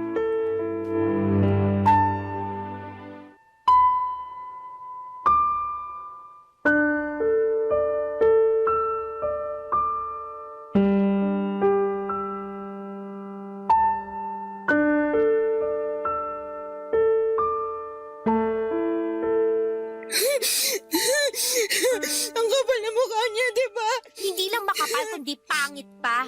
Grabe, hanggang lalo ko nalalaman yung mga panloloko niya sa'yo. Mas tumitindi yung galit ko sa bungal na yun. Hindi na siya bungal.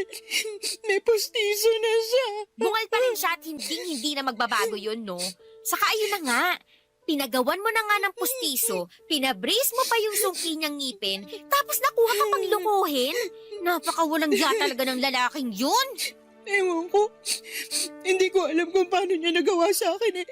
Ginawa ko naman lahat na makakaya ko para tulungan siya at suportahan sa mga bagay na ginagawa niya. Hindi lang tulong at suporta yung binigay mo sa kanya kasi kulang na lang saluhin mo siya. Naloka nga ako sa'yo, Beshi. Kasi naging instant sugar mommy ka ng baliw na yun. Wala naman sa akin yun eh. Anong wala? Ang dami mo nang tinulong sa damukol na yun. Tapos wala. Kung kukwentahin ko yung mga pera na nabigay mo sa kanya, baka maloka na ako sa dami. Wala nga sa akin yun. Kasi ako naman halos yung nag-alok nun sa kanya. Pero nitong mga nakalipas, siya na mismo nangungutang sa'yo, di ba? Oo. Kasi meron na palang nabuntis na ibang babae ang ungas na yon. At kaya pala halos kumapit sa patalim, masustentuhan lang yung mag-ina niya. Yun nga yung kinakagalit ko. Kahit ako magagalit kasi sobra-sobra yung ginawa niya.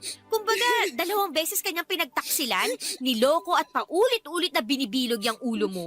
Hindi ko akalain na meron palang tao na ganyan ka-demonyo. Nakay Kokoy na talagang kalahati ng trono ni Satanas. Kaya nga nakipaghiwalay na ako sa kanya kasi hindi ko na maatim makita yung pagmumukha niya. Nandidiri ako pag naalala ko lahat ng ginawa niya sa akin. Dapat lang naman talaga na hiwalayan mo siya, pero yun na yun. Anong ibig mong sabihin? Like, yun na yun. Paano na lang yung mga utang niya sa'yo? Sige nga. Ewan ko kung mababayaran niya pa yun kasi gipit na nga siya sa pera, di ba? Kaya niya rin nagawang kumapit sa patalim. Wow. Wala ka namang pakialam doon kasi siya naman gumawa ng sarili niyang ikagigipit sa pera. Kung hindi sana siya naging makati at nakontento na lang sa'yo, di masaya sana kayo. Kaso baliw siya eh. Kaya dapat lang nasingilin mo siya. Hindi mo na dapat problemahin yung problema niya. Baka kasi lalong sumakit yung ulo ko kung sisingilin ko pa siya kaya nga naisip ko na hayaan na lang yung mga utang niya. Wow, ulit! Ibang klase ka, Beshi. Ano ka, charitable institution? Hindi naman eh. Alam mo, naiinis ako sa'yo. Ikaw na nga yung niloko at ginamit, tapos napakabait mo pa rin. Ang swerte sa'yo ng bungal na yun. Hindi na nga siya bungal, may pustiso na siya. Pakiko sa pustiso niya. Teka, may naisip ako para kahit paano makaganti ka sa mokong na Kokoy na yun. Ano? Bawiin mo yung pustiso niya. Ha? Bakit ko naman gagawin yun? Ay, slow.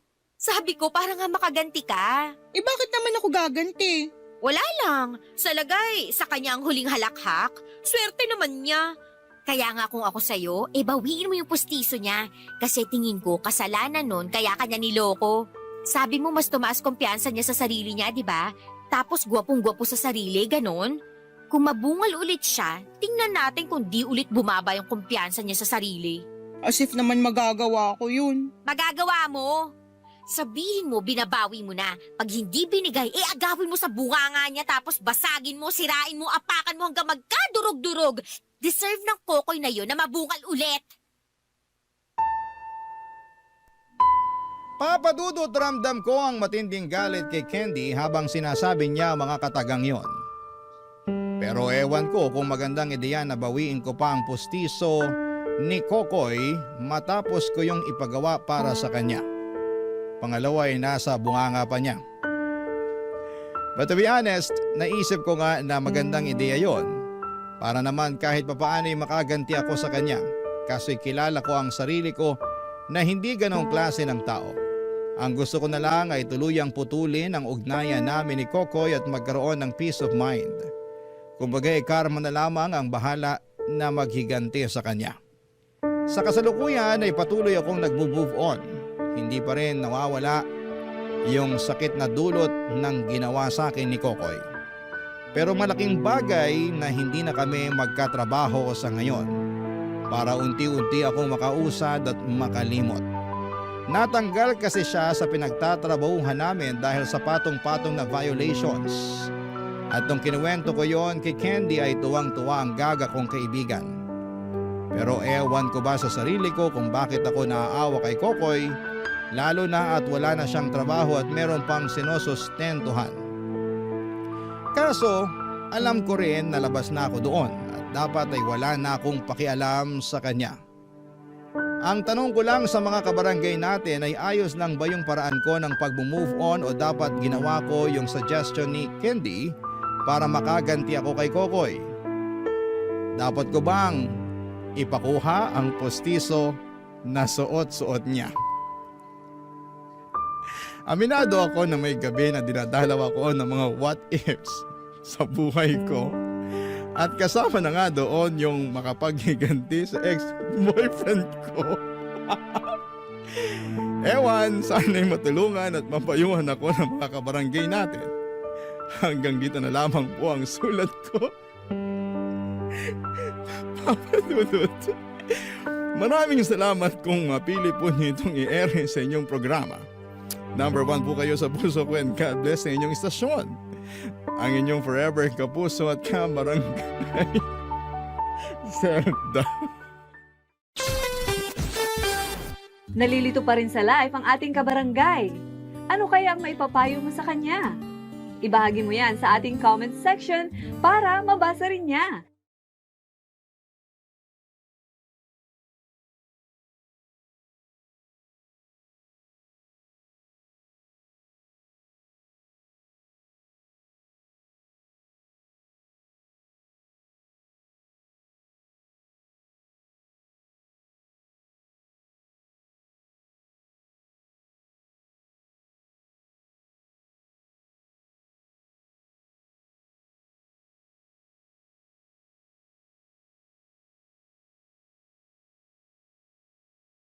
Ang mga kwento ng pag-ibig, kwento ng buhay, at kwento ng pag-asa dito sa Barangay Love Stories. Love Stories.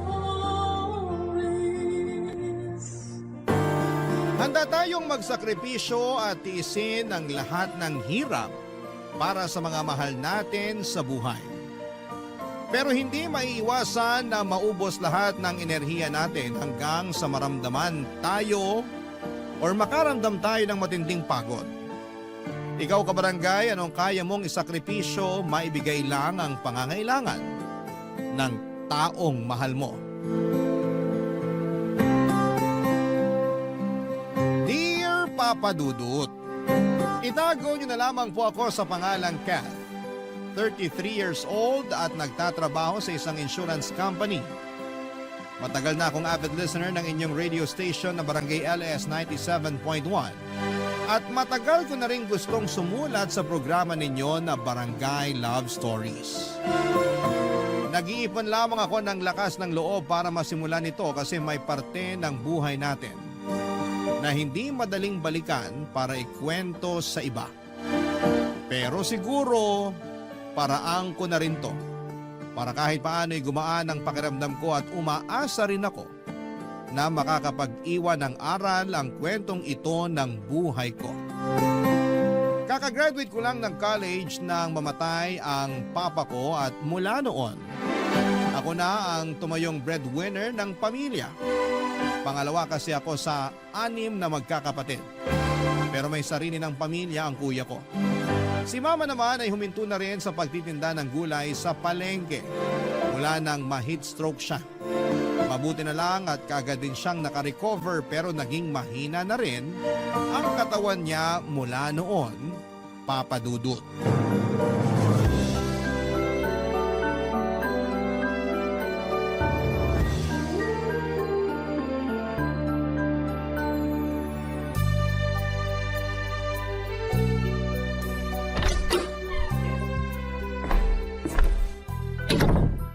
Ay, grabe yung traffic pa uwi ng bahay. Nakakagutom. Oh, Kat, mabuti naman at nakauwi ka na. Ay nako, dapat nga po kanina pa ako nakauwi, ma. Grabe lang talaga yung traffic kanina. Hindi naman Friday ngayon, pero ang tagal po nang naging biyahe ko. Baka may aksidenteng nangyari malapit dun sa dinaanan ng sinasakyan mo, kaya natagalan ka sa biyahe. Siguro nga po. Iba po kasi talagang traffic kanina, ma. Parang araw ng sweldo o biyernes kasi talagang ang bagal gumalaw ng mga sasakyan. Lalo tuloy ako napagod at nagutom. Halika na rito sa lamesa at ipaghahain na kita ng hapunan mo. Sige po, ma. Gutom na rin po talaga ako. Iwan ko na lang po muna itong bag ko dito sa sofa. Ano po palang ulam natin, ma? Ginataang galunggong, Kat. Eto, nilagay ko na dito sa lamesa katabi nitong kaldero ng kanin. Ginataang galunggong? Oo, bakit? Eh, di ba yan din po yung ulam natin kagabi? Piniritong galunggong naman yon. Parehong galunggong pa rin, ma. Pero sige po, okay lang naman sa akin. Kahit anong ulam kasi, gutom na po talaga ako. Maupo ka na nang makakain ka na. Opo, ma. Nagwawala na talaga kasi itong sikmura ako sa gutom eh. Eto na rin ang baso ng tubig, oh. Salamat po. Grabe. Amoy pa lang, alam mo nang masarap ang pagkakaluto nitong ginataang galunggong nyo, ma. Gata ng niyog kasi talaga ang gamit ko dyan at hindi yung nasa pack lang. Bakit, ma? Magkaiba po bang lasa kapag yung nasa pack ang gamit nyo? Oo naman. Hindi hamak na mas masarap pa rin kapag yung fresh na gata ang gamit sa pagluluto. Sa bagay nga po. Hindi rin naman po kayo mahilig gumamit ng mga seasoning eh, no? Tama ka dyan, kasi mas masarap pa rin yung walang halong preservative ang mga nilulutong pagkain. Kung bakit ba naman kasi hindi ko naman ang husay nyo sa pagluluto eh. Marunong ka namang magluto ah. Pero kasi hindi kasing sarap ng mga niluluto nyo, ma. Naalala ko pa nga nung unang beses ako magluto ng sinigang. Sobrang alat. Oo, naaalala ko yon. Napasobra naman kasi ang lagay mo ng asin sa sinigang noon. Ang sabi ko naman kasi sa'yo, tansahin mo ang paglalagay. 3 kutsara naman kasi yatang nilagay mo dun sa niluto mo. Naku ma, hindi ko na po matandaan kung gaano karami ang nalagay ko. Pero mabuti na lang talaga at naremedyohan niyo yung niluto ko at saka nakain pa rin ng mga kapatid ko. Kung hindi, masasayang yung 1 kilong baboy at ilang mga gulay na binili ko. Madali namang remedyohan ng napaalat na sinigang na baboy. Sa susunod, panoorin mo kung paano ko magluto para matutunan mo yung tamang teknik para mapasarap ang niluluto mo. Ay sige ma, gusto ko yan. Kailangan ko na rin talagang matutunan na pasarapin yung mga niluluto ko para naman hindi nasasayang. Madali lang yon, basta matutunan mo kung paano tansahin ang mga rekado na ginagamit mo. Oo nga pala, Kat. May extra ka ba na pera dyan ngayon? Meron naman po ma. Bakit po? Para saan po ba? Ay, pambayad sana ng kuryente natin kasi may dumating na disconnection notice kaninang umaga. Ha? Paano po nangyari yun? Nakapag-abot naman po ako sa inyo ng pambayad ng tubig at kuryente nung 1 linggo, di ba? Oo, nakapagbigay ka nga nung nakaraan. Bakit po nagkaroon tayo ng disconnection notice para sa kuryente natin? Ang totoo kasi, nagamit ko yung pera na yun sa pampagawa ng baradong lababo natin. Tsaka may problema rin ng tulo ng tubig sa gripo kaya isinama ko na sa pinaayos ko sa tubero. Nakakalimutan kong sabihin sa'yo na doon ko nagamit yung pera na dapat pambayad natin sa bill ng kuryente. Ganun po ba? Pasensya ka na, kasi nawala na rin sa isip ko na sabihin sa'yo yung tungkol dun eh. Ayos lang po yun ma. Basta ma sa susunod, sabihin nyo na lang po sa akin na mas maaga para hindi tayo nakakatanggap ng disconnection notice. Oo anak, iiwasan ko nang maging makakalimutin. Iabot ko na lang po mamaya yung pera para maibayad nyo na po bukas ng umaga. Sige, aagahan ko na lang ang pagbabayad bukas. Opo ma, kasi baka mamaya maputulan pa tayo tapos mas malaki pa ang magastos natin sa pagpapareconnect ng kuryente. Papadudot, hindi talaga madali ang maging breadwinner lalo na kung walang ibang inaasahan ng pamilya ko kung hindi ako lamang. Papadudot nung nabubuhay kasi si Papa. Kahit na hindi ganoon kagaan ang buhay namin ay hindi naman ako sobrang nahihirapan. Para makatulong sa kanya noon ay nag-working student ako kasi may mga oras na hindi sumasapat ang kinikita niya sa pagdadrive ng taxi para sa mga gastusin namin sa bahay. Nakikiboundary lang kasi siya ng taxi kaya hindi niya buong naiuuwi sa bahay ang perang pinaghihirapan niya sa pamamasada. Si Papa rin ang naging idolo ko noon kasi nakita ko kung paano niya itaguyod ang pamilya namin kahit pagod na siya. Kaya mula nang mawala siya ay nangako ako sa sarili ko na susundan ko ang yapak niya at gagawin ko ang lahat para mapabuti ang buhay ng pamilya namin. Pero mula nang mapunta nga sa mga balikat ko ang malaking responsibilidad ng pamilya ko, doon ko na na-realize na hindi talaga madali ang naging pwesto ni Papa sa buhay namin. Hindi lang siya mabigat, kung hindi sobrang bigat. Mabuti na lang kahit papaano may isang tao sa buhay ko na sumasalo ng mga hinaing na hindi ko masabi noon sa kahit na sino sa pamilya ko, Papa Dudut.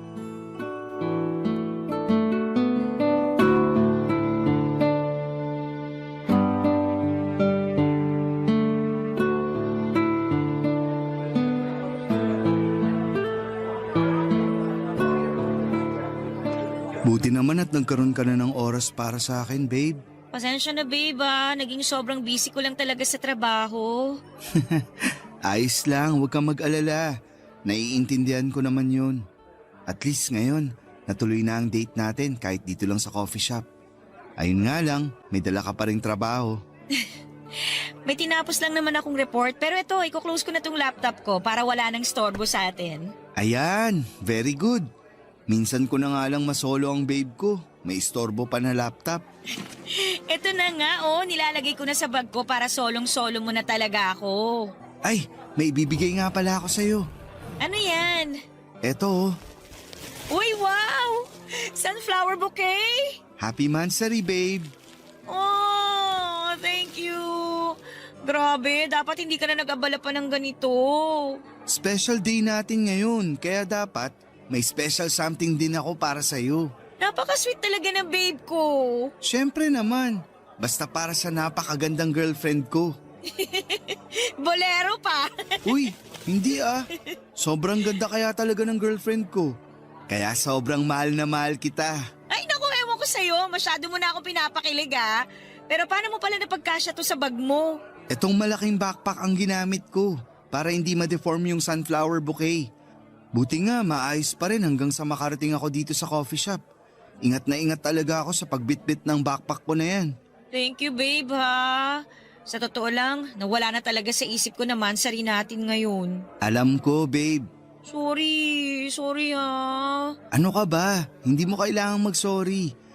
Alam ko naman kasi kung gaano ka kaokupado ng trabaho at responsibility sa family ang isip mo ngayon. Sinabi mo pa, lalo na ngayong parehong nasa college na yung dalawang kapatid ko. Ang laki ng gastos kaya hirap talaga ako sa pagbabudget. Nawala na tuloy sa isip ko ang tungkol sa date ngayon at mansari nating dalawa. Babe, babawi talaga ako next month kasi baka mas maluwag na ang schedule ko nun. Ibig bang sabihin, pwede na tayong mag-out of town staycation sa next mansari natin? Ha? Naku babe, gastos yun eh. Ako nang bahala sa gastos. Basta bigyan mo lang ako ng oras mo, babe. Ayoko naman ng ganun kasi napapadalas na yung mga date natin na ikaw lang halos ang gumagastos. Sabi ko naman sa'yo, huwag mong isipin ang tungkol sa pera, di ba? Oo nga, kaya lang nagigilty pa rin ako. Kasi parang nagiging unfair na ako sa'yo eh. Hindi ka nagiging unfair, babe. Kasi nag-e-effort ka pa rin na bigyan ako ng oras kahit napaka-busy ng schedule mo. Ano, G na ba tayo sa out-of-town staycation natin? Bahala na babe. Depende sa magiging schedule ko sa trabaho kasi may mga bago kaming trainee na kailangang i-train next month. Akala ko ba mas magiging maluwag na ang schedule mo next month? Oo, pero alam mo naman na kailangan ko pa rin mag-overtime para madagdagan ng sweldo ko. Pero susubukan kong gawa ng paraan. Sasabihan ka agad kita, babe. Wait lang, babe ha. Basahin ko lang tong chat ni kuya at baka importante. Sige lang, babe.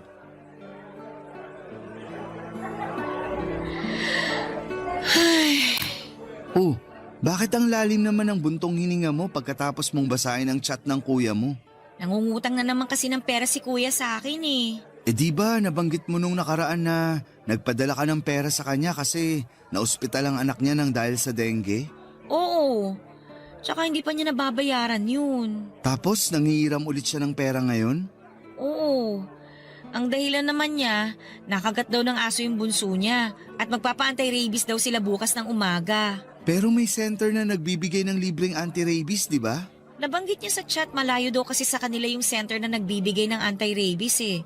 Kaya ayun, sa mas malapit na ospital na may bayad na lang daw sila pupunta bukas. Masisira na naman ang budget ko nito. Ay. Papahiramin na lang kita para hindi masira ang budget mo, babe. Ay naku babe, wag na. Kaya ko namang ayusin to. Sige na, hayaan mo nang makatulong ako. Isisend ko na lang mamaya sa bank account mo. O kung gusto mo, ako na mismo ang magpahiram ng pera sa kuya mo. Seryoso ako babe. Hindi mo na kailangan gawin yun.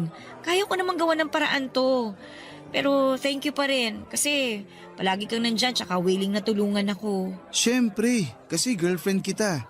At gusto ko na makatulong ako lagi sa kahit na anong problema na dumarating sa'yo, babe.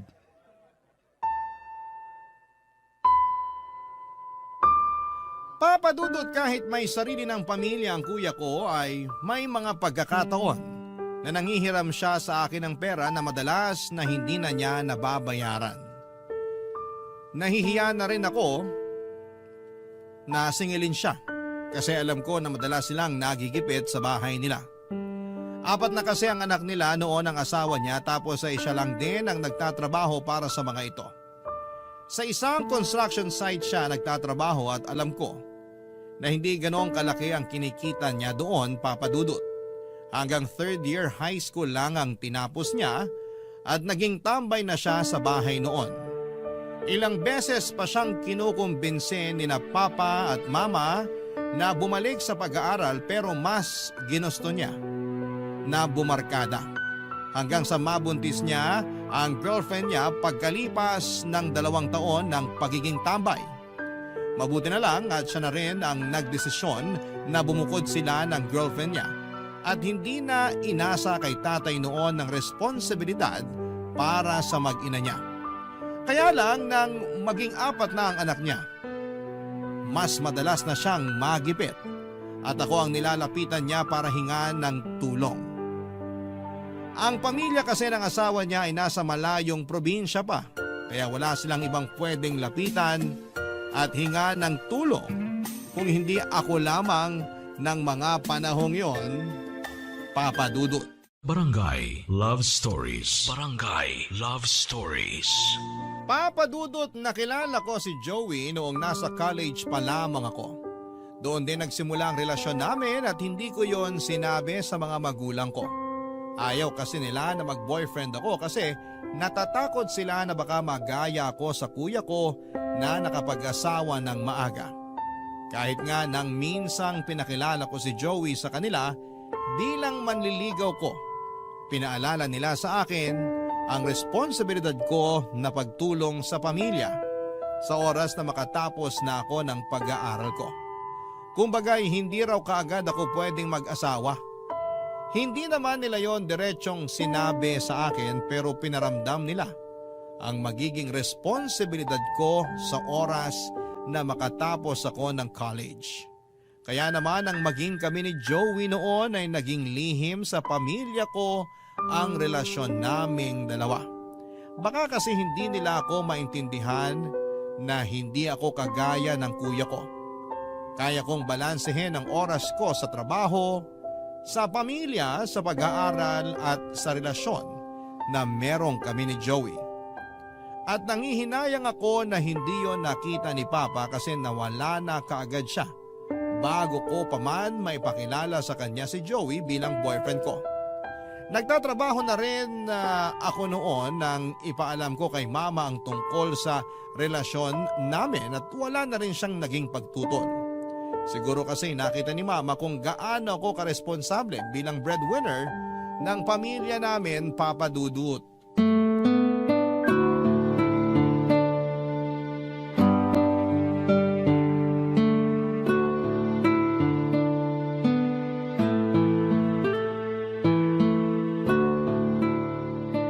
Ito yung budget para sa pambayad ng tuition fee ng mga kapatid ko. Ito para sa allowance nila. Ito naman para sa bill ng kuryente at tubig para sa buwan na to. Tapos ito para sa pang-grocery ni Mama. Yan. Buti na lang mukhang hindi kami magigipit ngayon. Kasi malaki pa tong natira na pang-allowance ko. Anak, magkape ka muna. Oh, Ma. Gising pa po pala kayo. Oo, ilalagay ko na sa lamesa tong tasa ng kape natin. Grabe, kakatutok ko dito sa ginagawa ko, hindi ko napansin na nagtitimpla na pala kayo ng kape sa kusina. At talaga nagtimpla pa kayo ng kape para sa ating dalawa, Ma.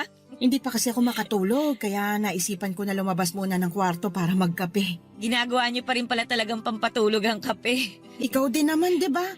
Nagkakape ka bago matulog, kaya nang makita kitang gising pa rito sa sala, naisipan kong ipagtimpla ka na rin ng kape. Sa inyo po talaga ako nagmana pagdating sa kape. Pero salamat po dito, Ma. Sakto po kasi patapos na rin ako dito sa ginagawa ko. Nagbabudget ka na ba para sa mga gastusin natin sa buwan na ito?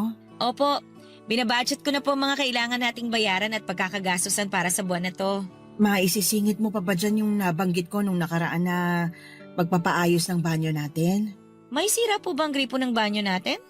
Hindi ko po kasi matandaan yung sinabi niyo tungkol dun eh. Hindi yung gripo, pero yung tiles na sahig. Marami na kasing sira yung tiles kaya gusto ko sanang papalitan na natin. Oo nga po, Ma. Naalala ko na yung tungkol doon. May ilang buwan na rin mula nung mabanggit ko yun sa'yo kaya siguro nawala na rin sa isip mo. Siguro nga po nawala sa isip ko. Pero huwag kayong mag-alala, ma. May extra pa naman ako dito. Sabihin nyo na lang po sa akin kung magkano yung kakailanganin. Para kung kulang yung extra ko, gagawin ko po ng paraan para madagdagan yung pera na yon. Sige, Kat. Ipapatingin ko na sa kapitbahay natin na gumagawa at nagpapalit ng tiles sa sahig. May alam din kasi siya na murang bilihan ng tiles. Mas makakatipid tayo kung siya na lang ang kakausapin natin. Mas mabuti nga po kung ganon para hindi na rin tayo mahirapan sa paghahanap ng ibang tao na gagawa nun. Pasensya ka na, Kat, ha? Ba't naman po kayo humihingi ng pasensya, ma? Matagal na rin po yung mga tiles na yun sa banyo natin, di ba? Hindi pa po yata ako pinapanganak, yun na po yung tiles na nakadikit doon. Kaya wala po kayong kasalanan kung masira man po mga yun dahil sa paglipas ng panahon. Hindi naman yung tungkol sa tiles sa sahig ang hinihingi ko ng pasensya sa'yo. Tungkol naman saan po? Yung tungkol sa pagtatrabaho mo para sa mga gastusin sa bahay na ito. Ma, para namang bago naman po ito sa atin. Ako po ang may trabaho sa bahay na to, kaya responsibilidad ko po kayo ng mga kapatid ko. Ayun na nga eh. Ikaw lang ang may trabaho, kaya ikaw lang mag-isang sumasalo ng responsibilidad sa bahay na ito. Ako ang ilaw ng tahanan pero parang nagiging pabigat lang ako sa'yo. Huwag naman kayo magsalita ng ganyan, ma. Kasi kahit kailan hindi kayo naging pabigat sa akin. Wala na nga po ako halos ibang ginagawa dito sa bahay kundi magpahinga. Lahat kasi ng kailangan linisin o ayusin dito, kayo nang nag-aasikaso. Yun na lang naman kasi ang pwede kong maitulong sa'yo, Kat. Napakalaking bagay na po ang ginagawa nyo na yun, ma. Kung hindi lang nag-asawa ng maaga ang kuya mo, pinagtutulungan nyo sana ang mga gastusin dito sa bahay. Ma, hindi na po natin naibabalik ang nakaraan. Hindi rin naman po nagsisi si kuya sa naging buhay niya ngayon kasi mabait naman yun ang pangasawa niya eh.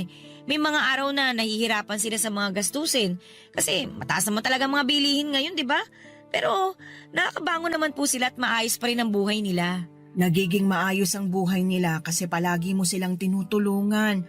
Lalo ka tuloy nahihirapan kasi alam ko na may mga oras na nagpapahiram ka ng pera sa kuya mo. Paminsan-minsan lang naman po yun kapag nagigipit talaga. Tsaka madalas para naman po sa mga anak nilang hinihiram na pera ni kuya sa akin eh. Pasensya ka na talaga anak ha. Alam ko na nahihirapan ka na rin sa amin lalo na sa mga... Ma, ayos lang ako. Huwag niyo po akong alalahanin. Kaya ko to. Nakakaramdam ako ng pagod pero kaya ko to, ma. Kaya ko pong igapang at itaguyod ang pamilya natin. Papadudot ng parehong nasa kolehiyo na ang dalawang kapatid ko at nasa high school ang dalawa ay mas naging mabigat para sa akin ang mga gastusin namin. Sobrang hirap na pag-budgetin ang bawat kinikita ko noon sa trabaho para sa lahat ng kailangan na bayaran sa bahay. Kaya madalas papadudot na napapa-overtime talaga ako sa trabaho. Tumatanggap na rin po ako noon ng racket na gumawa ng thesis ng mga college student para may pandagdag sa panggastos namin. At hindi madali ang racket na yon dahil kailangan kong maglaan ng oras at mag-research para magawa ng maayos ang thesis na yon. Alam nyo, sa totoo lang, may mga oras noon na naiiyak na lamang ako kapag mag-isa ako sa kwarto. O kahit nga kapag nasa opisina ako at wala nang ibang kasama na katrabaho doon. Bigla ko na lang nararamdaman ang bigat na nasa magkabilang balikat ko. Dahilan para bumigat din ang dibdib ko at maluhan na lamang ako. Alam ko naman na hindi ginusto ni Mama na ako lang mag-isa ang sumalo ng responsibilidad sa pamilya namin. Pero wala naman na kaming magagawa pa kasi wala na silang aasahan noon kung hindi ako lamang papadudot.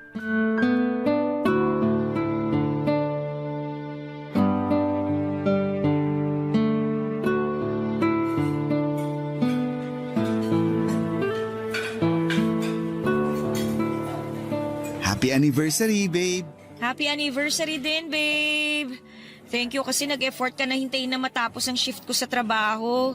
Natambakan kasi kami ng mga report na kailangan tapusin kaya kinailangan ko mag-overtime eh. Ayos lang yon, babe. Ano ba naman yung 3 oras na paghihintay para sa espesyal na gabi na to? Kasama ang babaeng pinakamamahal ko. Humirit ka pa talaga ha? Nagsasabi lang naman ako ng totoo. Saka nasanay na rin naman akong maghintay kasi madalas ka talaga nag-overtime sa opisina nyo. Ayun na nga eh. Nahihiya na ako sa'yo kasi palagi ka nalang naghihintay ng ilang oras para lang sa saglit na date natin. Anong saglit? Hindi mo ba alam na yung 30 minuto hanggang 1 oras na magkasama tayo? Para sa akin, 1 buwan na yun. Grabe naman yung 1 buwan. Ganun talaga kapag kasama mo yung taong mahal mo. Bumabagal ang oras kasi masaya ka sa tabi niya. At yun ang pakiramdam ko sa bawat minuto na magkasama tayo. Alam mo, babe, masyado ka ng sweet. Baka lang gamin na tayo pareho dito sa lamesa natin, ha? Ang dami pa naman itong mga in-order mong pagkain kung lalanggamin lang. Umorder talaga ako ng maraming pagkain. Kasi nga, espesyal na araw to para sa ating dalawa. Kahit naman hindi natin anniversary o mansary, umu-order ka pa rin ng madami kapag magkasama tayo, eh. Kasi sa tuwing magkasama tayo, nagiging espesyal yung araw ko. Babe, ano ba? Masyado mo na akong pinapakilig. Ginagawa ko lang yung responsibility ko bilang boyfriend mo. Ang pangitiin at pakiligin ng girlfriend ko. Alam mo, napakaswerte ko talaga kasi ikaw ang naging boyfriend ko. Naalala ko na parang dati lang. Tinatago pa natin yung relasyon natin sa mga magulang ko. Oo, kasi nga ayaw mo na ipakilala ako sa kanila bilang boyfriend mo. Alam mo naman na sobrang higpit kasi ng mga yun, di ba? Sobrang takot sila na baka gumaya ako kay kuya na nag-asawa ng maaga. Kaya grabe yung paghihigpit na ginawa nila sa akin noon. Pero hindi mo naman sila na-disappoint, di ba? Oo naman. Hindi ko talaga sinira yung tiwala nila kasi nirespeto mo rin ako at ang relasyon nating dalawa. Sayang, hindi naabutan ni Papa nung naging tayo na. Ayos lang kasi alam ko naman na nakikita niya ngayon kung gaano ko kamahal ang anak niya. Tama ka dyan sa sinabi mo. Pero parang ang bilis ng panahon, no? Dati lang, nahihirapan tayong magkita para mag-date. Pero ngayon, ilang taon na tayong magkarelasyon. At marami pang susunod na taon para sa ating dalawa.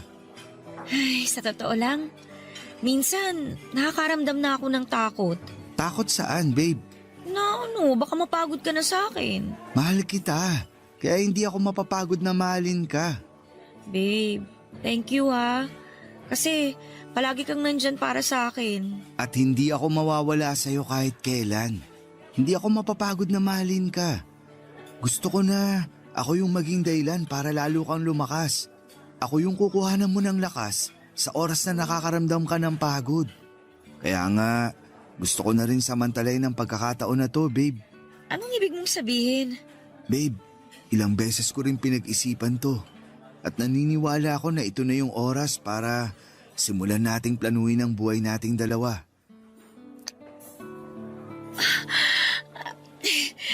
Babe, para saan ang singsing na yan? Babe, ilang taon na tayong magkarelasyon at matagal na akong sigurado na ikaw yung babae na gusto kong makasama sa habang buhay. Kat, will you marry me? Joey! Mahal mo naman ako, di ba? At mahal na mahal kita. Kaya magpakasal na tayo, please. Joey, sorry pero hindi pa kasi pwede eh. Ha? Anong hindi pa pwede? Hindi pa tayo pwedeng magpakasal. Akala ko ba mahal mo ako? Oo nga, pero hindi sapat yun para madaliin natin ang lahat. Hindi naman kita minamadali, Kat. Gusto ko lang na simulan na nating planuhin ang tungkol sa ating dalawa. Kahit ito man lang nakasal natin. Ayun na nga, Joey. Hindi pa kasi pwede talaga eh. Kasi una sa lahat, alam mo naman may 4 pa ako na kapatid na pinag-aaral. Yung 2 sa kanila nasa college pa. Tutulungan naman kita na pag-aralin ng mga kapatid mo. O sa kahit na anong gastusin pa para sa pamilya. Tutulong ako. Yan yung ayoko mangyari. Yung saluhin mo yung responsibilidad na hindi naman talaga sa'yo. Joey, sorry talaga pero hindi pa ako handa eh. Hindi ko pa kaya magpakasal sa'yo. Papadudot ng tumungtong ng first year college ang kapatid ko na sumunod sa akin ay nangako siya na pagbubutihin niya ang pag-aaral niya. Sinubukan niya rin na mag-working student pero napansin ko na hindi niya kayang pagsabayin ang pag-aaral at pagtatrabaho dahil bumaba talaga ang grades niya. Kaya naman sinabi ko sa kanya na mag-focus na lamang siya sa pag-aaral at ako nang bahala sa lahat ng mga gastusin. Ganon din ang naging setup ng isa ko pang kapatid nang mag-college na siya.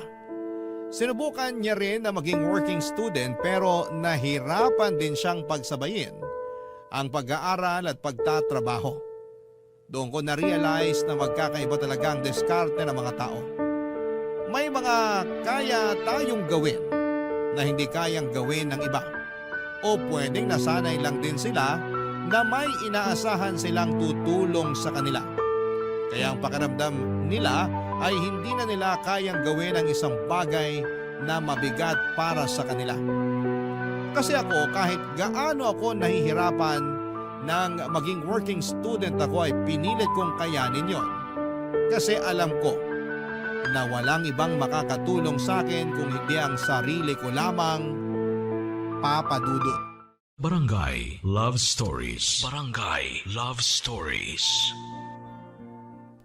Papa Dudut, hindi naging madali para sa akin ang tanggihan ng alok na pagpapakasal ni Joey.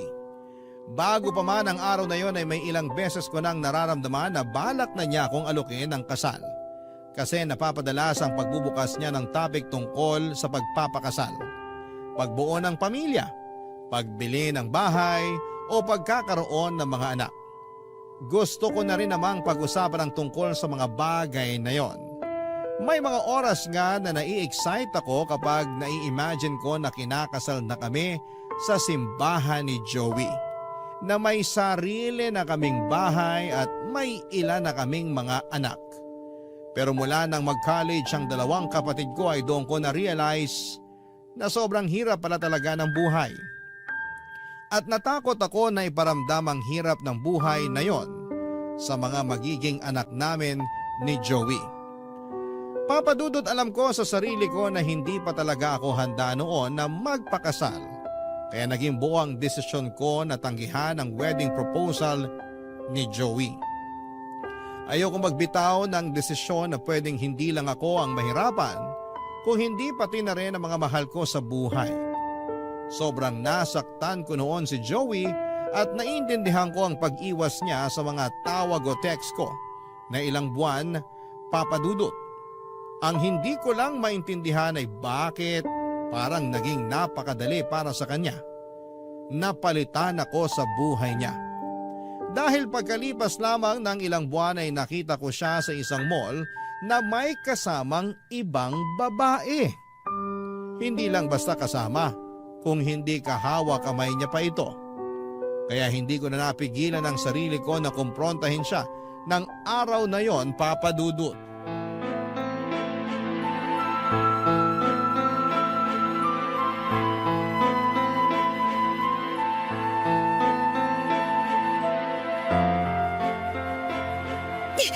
Pwede ba, Joey? Bitiwan mo ang kamay ko! Kanina mo pa ako hinihila! O ayan, diyan ka mag-eskandalo. Ngayon nandito na tayo sa labas ng mall. Hindi ako nag-eskandalo! Talaga? Kaya mo ba kami sinugod ni Sanya kanina? Hindi ko kayo sinugod! Eh bakit napakarami mong tanong kanina? Tapos halos kulang na lang. Sabunutan mo yung kasama ko. Normal lang na magtanong ako dahil hindi ko kilala kung sino yung kasama mo. Tsaka, mabuti sana kung magkasama lang kayong dalawa eh. Pero hindi, Joey! Hawak mo yung kamay ng babaeng kasama mo na hindi ko kilala! Ngayon ang mga tanong ko naman ang sagutin mo. Sino ba talaga yung babae na yon? At bakit hawak mo ang kamay niya habang naglalakad kayo sa loob ng mall? Ano, Joey? Bakit hindi ka makasagot? Sabihin mo sa akin ang totoo. Sino ba talaga yung babaeng yun sa buhay mo? Girlfriend ko si Sanya at magpapakasal na kaming dalawa. Girlfriend? Sadali lang, paano nangyari yon? At saka teka, magpapakasal na kayong dalawa? Bakit? Paano? Mahal ako ni Sanya, kaya pakakasalan ko siya. Pero mahal din kita! Kung talagang mahal mo ko, bakit ayaw mo magpakasal sa akin? Hindi ko sinabing ayoko magpakasal sa'yo. Ang sabi ko lang naman, hindi pa ako handa, Joey. Tsaka paano mo siya naging girlfriend? Eh hindi pa naman tapos yung relasyon nating dalawa. Nung gabi na tinanggihan mo ang alok ko sa'yo na magpakasal na tayo, para mo na rin tinapos ang relasyon nating dalawa. Joey, sinabi ko naman sa'yo, di ba? Hindi pa ako handa na lumagay sa tahimik na buhay kasama ka kasi nga dami ko pang responsibilidad sa pamilya ko. At sinabi ko rin sa'yo na handa akong tulungan ka sa responsibilidad mo sa pamilya mo. Pero ayaw mo. Hindi mo naman kasi responsibilidad ang pamilya ko, Joey. Hindi mo kailangan saluhin yung responsibilidad na hindi naman sa'yo. Ayoko lang naman na isipin ng ibang tao na inaabuso ko yung pagiging mabait mo at yung relasyon nating dalawa. Mas importante pa ba talaga yung iisipin at sasabihin ng ibang tao kaysa sa nararamdaman natin? Kat, boyfriend mo ko. At kapag naging mag-asawa na tayo, magkasama na tayo sa lahat ng problema o responsibilidad mo sa pamilya mo. Hindi mo na kailangang suluin lahat ng bigat na araw-araw mong dinadala sa mga balikat mo. Kasi nandito ako, oh. Yung tao na willing na maging panghabang buhay na parte ng buhay mo. Hindi lang talaga ako sanay na may kahati sa mga problema at responsibilidad. Ano pa palang silbi ko kung hindi mo ko hahayaan na tulungan ka? Kat, mula nang maging magkarelasyon tayong dalawa, palagi mo na lang tinatanggihan ang mga tulong na binibigay ko sa'yo. At kung tinatanggap mo man yun, sapilitan pa. Hindi na iba ang pamilya mo sa akin. Kasi halos parang pamilya ko na rin sila. Pero dahil sa ginagawa mo, parang mo lang akong tinutulak palayo sa buhay mo. Sorry. Sorry, Joey. Sorry din, Kat. Alam ko na parehas lang tayong nahihirapan at nasasaktan ngayon. Siguro, kung hindi mo tinanggihan yung alok ko na magpakasal na tayong dalawa, kung hinayaan mo ako na tulungan ka sa lahat ng responsibilidad na meron ka, siguro hindi ko mabubuntis si Sanya at hindi namin kailangan na magpakasal. Ano? Anong sabi mo? Pagkatapos ng huling gabi na magkausap tayong dalawa, nagpakalunod ako sa alak at si Sanya ang kasama ko. Hanggang sa nagising na lang ako kinabukasan na magkatabi na kami sa kama. At 2 buwan nang lumipas, sinabi niya na buntis siya at ako ang ama ng magiging anak niya. Teka muna! Paano ako? Paano tayong dalawa? I'm sorry, pero kailangan kong panagutan yung magiging anak ko kay Sanya.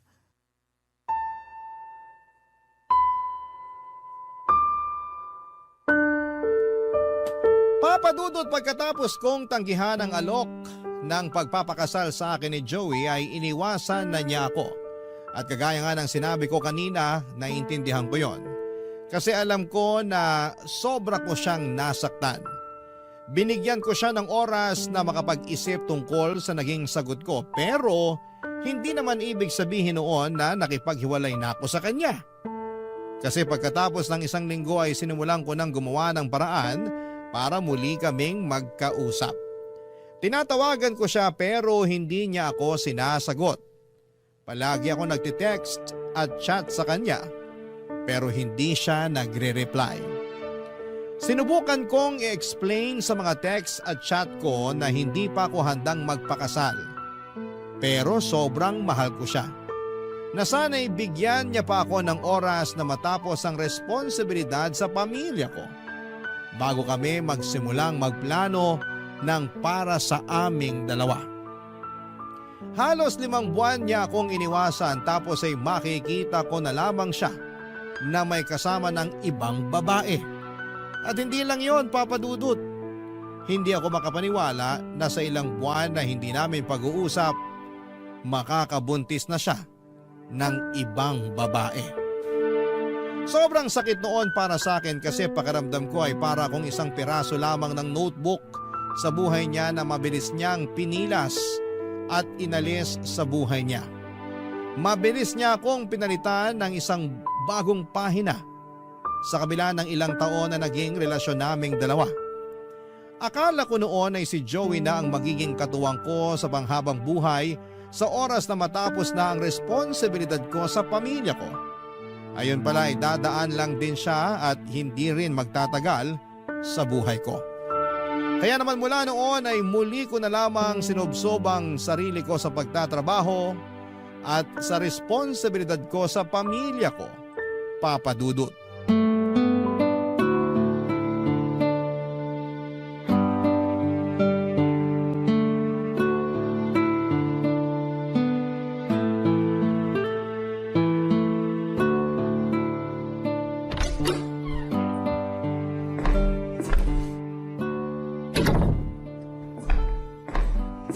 Oh, Kat! Masyado ka yatang ginabi ng uwi ngayon. 3 oras po kasi ako nag-overtime sa opisina para wala na akong maiuwing trabaho dito sa bahay, ma. Tapos ang traffic pa po kaya mas lalo akong ginabi ng uwi. Nag-aalala na nga ako sa'yo kasi hindi ka nagre-reply sa text ko sa'yo eh. Pasensya na po, ma. Na-empty bat na rin po kasi yung cellphone ko kaya hindi ko na rin po nabasa yung text nyo.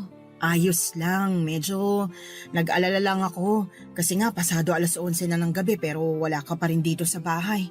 May nadaanan din po pala kaming mga sasakyan na nagkabanggaan. 2 kotse at 1 truck.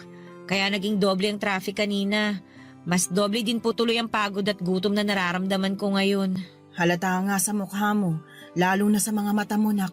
Pero eto, ipaghahain na kita para makakain ka na rin. Salamat, ma. Maghuhugas lang din po ako ng kamay ko. Kumapit kasi sa kamay ko yung kalawang sa gate natin kanina eh. Hindi pa po pala napapapinturahan yun? Nako, hindi pa nga. Kala ko po bang sabi nyo, papipinturahan nyo na yon kaya nanghingi kayo ng extra na budget nung nakaraang buwan. Oo, pero nagsabi kasi sa akin yung bunsong kapatid mo na gusto niyang sumama sa field trip ng school nila.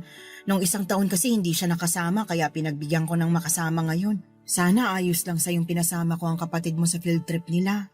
Wala naman pong problema sa akin kung sumama si Bunso sa field trip nila.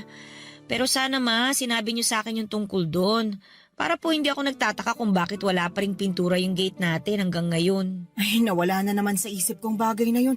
Pasensya ka na, anak. Ayos lang po, ma. O ma, bakit wala pong lumalabas na tubig dito sa gripo natin sa lababo? Ay, nako. Nasira kasi ulit yan, kaya may timba ng tubig dyan sa tabi ng lababo.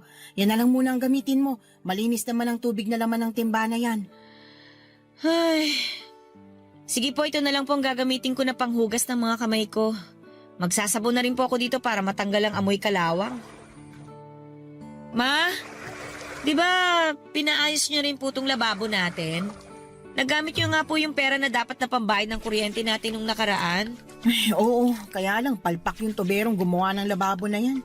Pinaalam niyo po ba sa kanya na palpak yung pagkakaayos niya dito?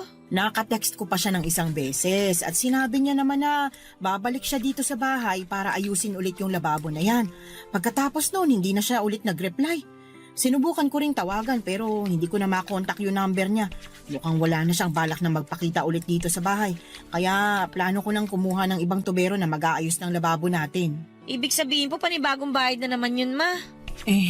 Ganun na nga, anak. Ay, sige po. Sabihin nyo na lang po sa akin kung magkano magagastos kapag may iba ng tuberong tumingin dito sa lababo natin. Nahihirapan po kasi ako sa pagbabudget minsan kapag may biglaan tayong kailangan na pagkagastosan dito sa bahay eh. Oo, sasabihin ko kaagad sa'yo. Halika na rito sa lamesa nang makakain ka na. Eto ma, kakatapos ko lang po magbanlaw ng kamay ko.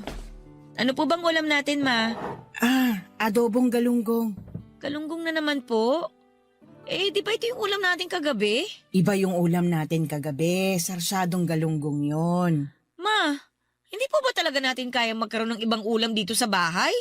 Palagi naman po ako nagbibigay ng pang-grocery sa inyo Saka madalas sobra pa po yun. Pero bakit napakabihira ako po makakain ng ulam na manok o karne ng baboy kapag nandito ako? Pasensya na, anak. Ang totoo, may pinirito akong manok kanina kaya lang nakain ng kapatid mo yung tinira ko na para sa'yo. Alam mo naman na paborito niya yun kaya hindi ko na rin siya napigilan. Sanay na rin naman po ako na hindi pinapriority sa bahay na to. Di ko nga po alam kung bakit nagtatanong pa ako kung anong ulam na tinira niyo para sa akin eh. Dapat sanay na rin ako na laging galunggong ang nakahain sa lamesa kapag uuwi ako sa bahay na to. Kat. Alam niyo sa totoo lang, napapagod na rin ako talaga eh. Hindi lang sa paulit-ulit na ulam na to, kundi dahil sa pabigat na responsibilidad ko para sa pamilya na to. Pinipilit kong kayanin lahat, ma. Sa totoo lang, pinipilit ko ibigay lahat ng pangangailangan nyo, kahit sobrang nabibigatan na ako sa mga ginagawa ko para sa inyo. Pasensya na talaga kung hindi ako makatulong sa'yo. Pasensya na rin po kayo kung nasasabi ko yung mga bagay na to. Huwag niyo naman po sanang isipin na sinusumbatan ko kayo dahil hindi po yun yung gusto kong mangyari, ma. Nabibigatan lang po talaga ako. Nabibigatan na ako sa nangyayari sa buhay ko ngayon eh. bigat-bigat! Bigat-bigat ba? Papadudot mula nang malamang kong nakabuntis ng ibang babae si Joey ay pinilit ko na rin siyang alisin sa buhay ko kahit na sobrang bigat. Kasi kasama na siya sa mga plano ko sa future. Nakikita ko na siya na kasama ko bilang kapareha sa panghabang buhay. Kaya naman hindi madali para sa akin na baguhin paunti-unti ang mga plano na yon. Dahil alam ko na wala ng Joey na babalik pa sa akin para damayan, tulungan at mahalin ako. Alam ko naman na may naging pagkukulang din ako sa relasyon namin. Hindi ako perpektong kapareha pero ginawa ko ang lahat para mag-work ang relasyon namin sa kabila ng napakabigat na responsibilidad na nasa mga balikat ko. Responsibilidad na ayokong ipasa at iasa sa kanya dahil ayokong madamay siya sa bigat ng buhay na meron ako noon. Naging concerned lang ako sa kanya sa relasyon namin. Ang hindi ko alam ay magiging dahilan pala yon para tuluyang masira ang relasyon at ang mga plano para sa future naming dalawa. Lahat naman tayo ay marunong mapagod at mapuno sa oras sa sobrang bigat na ang nararamdaman natin sa dibdib natin. Kapag naipon na yung lahat ng sama ng loob na meron tayo para sa ibang tao, alam ko na dapat ay hindi tayo nagtatanim ng sama ng loob para sa pamilya natin. Pero hindi naman natin mapipigilan yon lalo na kung masyado na silang umasa sa atin. At ang araw na umiyak ako sa harapan ni Mama ay hindi ko na rin napigilan ang sarili ko na sabihin lahat ng hinanakit ko sa kanila pati na rin ang paghihiwalay namin ni Joey. Hindi ko naman sila sinisisi sa naging pagtatapos ng relasyon namin kasi ang nasa isip ko noon, hindi rin talaga kami ni Joey ang para sa isa't isa. Sadyang hindi lang talaga siguro ganong katibay ang pundasyon ng relasyon naming dalawa. Pinagsisihan ko rin ang mga salitang binitawan ko noon kay Mama dahil alam ko na nasaktan ko siya.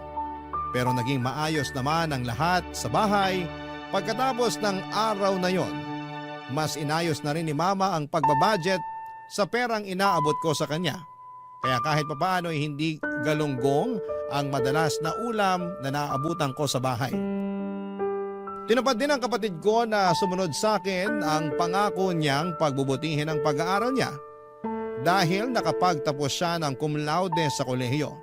Ngayon ay dalawa na kaming nagtutulungan para sa mga gastusin sa bahay at pag-aaral ng tatlo pa naming kapatid.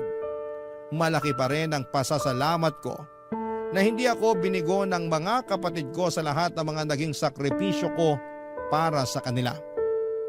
Kahit papaano, ay nararamdaman ko na gumaan ang buhay namin kumpara noong ako pa lamang ang nagtatrabaho para sa pamilya namin. Kaya sa mga kapwa ko breadwinner na nakikinig sa mga oras na ito, alam ko na may oras na sobrang bigat na sa dibdib ng mga responsibilidad na sinasalo natin sa bawat araw pero huwag tayong susuko. Dahil darating ang araw na masusuklian din ang lahat ng hirap at pagsasakripisyo na ginagawa ninyo para sa mga mahal ninyo sa buhay. Maraming salamat po Papa Dudut kung sakali man na mapili po ninyong i-ere ang sulat ko. More power and God bless po sa inyong programa sa Barangay Love Stories na forever #1 sa puso ng inyong mga listeners. Ang inyong forever kapuso at kabarangay, Kath. Barangay Love Stories. Barangay Love Stories. Anong say mo sa Barangay Love Stories na ito? Pagkwentuhan natin sa comment section yan. Nagustuhan ng iyong napakinggan? Ituloy yan via live stream sa www.gmanetwork.com/radio. Barangay LS 97.1 Forever.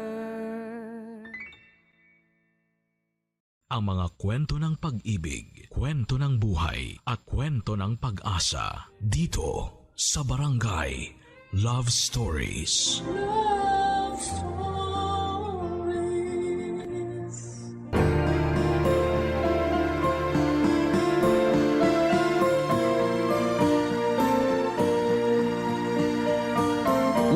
Walang ibang hinangad ang isang magulang kung hindi ang kabutihan para sa kanyang anak. At palagi niyang inuuna ang kapakanan nito kesa sa kanyang sarili. Ikaw kabarangay, ano ang gagawin mo kapag nalaman mong niloloko lang pala ng taong mahal niya ang pinakamamahal at pinakaiingatan mong anak? Dear Papa Dudut, itago niyo na lamang po ako sa pangalang LC. 47 years old, may nag-iisang anak at retired teacher mula sa isang public school. Masasabi ko na ang buhay may asawa at pagiging isang ina ang pinakamasayang bahagi ng buhay ko noon. Mabuting lalaki kasi ang ibinigay ng Diyos bilang kabiyak ng buhay ko na si Ed. Nakilala ko siya noon dahil sa isang kaibigan nang pumunta ako sa bahay nila para makifiesta. Kaagad na gumawa siya ng paraan para makipagkilala sa akin. At aaminin ko na kaagad din akong na-attract sa kanya noon. Inakala ko pa noon na yun ang huling beses na magkikita at magkakausap kami. Pero hindi ko inaasahan na gagawa siyang muli ng paraan para magkalapit kaming dalawa. Pinuntahan niya ako sa school kung saan ako nagtatrabaho. May dala siyang prutas at bulaklak na para sa akin. Nang sumunod na araw, sa bahay naman siya dumalaw na may dala ring pagkain. Hanggang sa nanligaw na nga siya at hindi siya nabigo na tuluyang makuha ang pag-ibig ko. Nang magpakasal kami at magsama sa isang bahay bilang mag-asawa, doon ko na na-realize na hindi ako nagkamali ng lalaki na piniling mahalin. Dahil wala siyang ibang ginawa kung hindi ang iparamdam sa akin kung gaano ako kaswerte na siya ang napangasawa ko. Naging mapagmahal at responsable siyang asawa sa akin at tatay sa anak namin. Pero ang masayang pagsasama namin ay hindi pala talaga panghabang buhay. 3 taon pa lang ang anak naming si Dennis nang tuluyan akong iwan ni Ed nang namatay siya ng dahil sa cardiac arrest, Papa Dudut.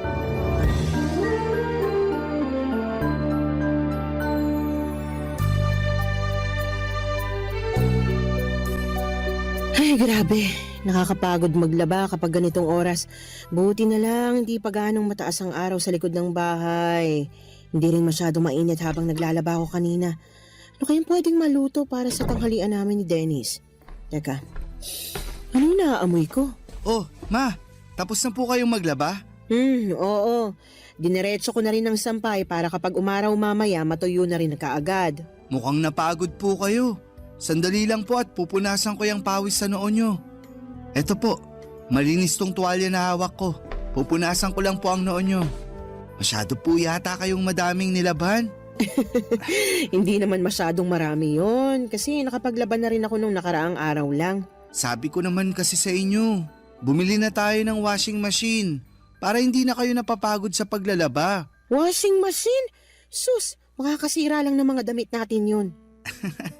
Pwede naman po na kahit mga pambahay na lang ang i-washing machine nyo.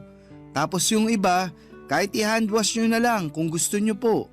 Iha-handwash ko na lang para sigurado ako na malinis ang pagkakalaba ko sa lahat ng mga damit natin. Hindi pa masisira ang mga tela nun, lalo na yung mga pang-alis mo na damit. Akin na nga yung tuwalya at ako na rin magpupunas sa pawis ko. Balikan mo na yung niluluto mo at baka masunog pa yun. Ay, sige po ma. Papatayin ko na rin yung apoy sa kalan. Kasi luto na rin naman po yung karne ng manok doon.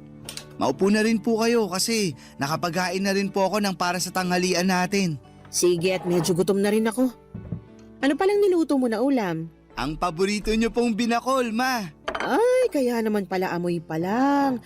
Mukhang napakasarap na ng niluto mo kasi paborito ko. Sana nga po magustuhan nyo. Alam nyo naman po na hindi talaga ako madalas magluto.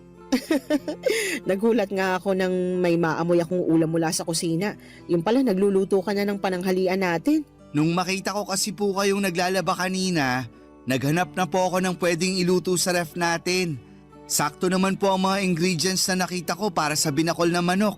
Sana talaga pumasa sa inyo ang lasa ng niluto ko na yan. Eto, titikman ko na nang malaman natin kung lasang binakol ba yung niluto mo o baka mamaya lasang afritada o adobong manok pala ito.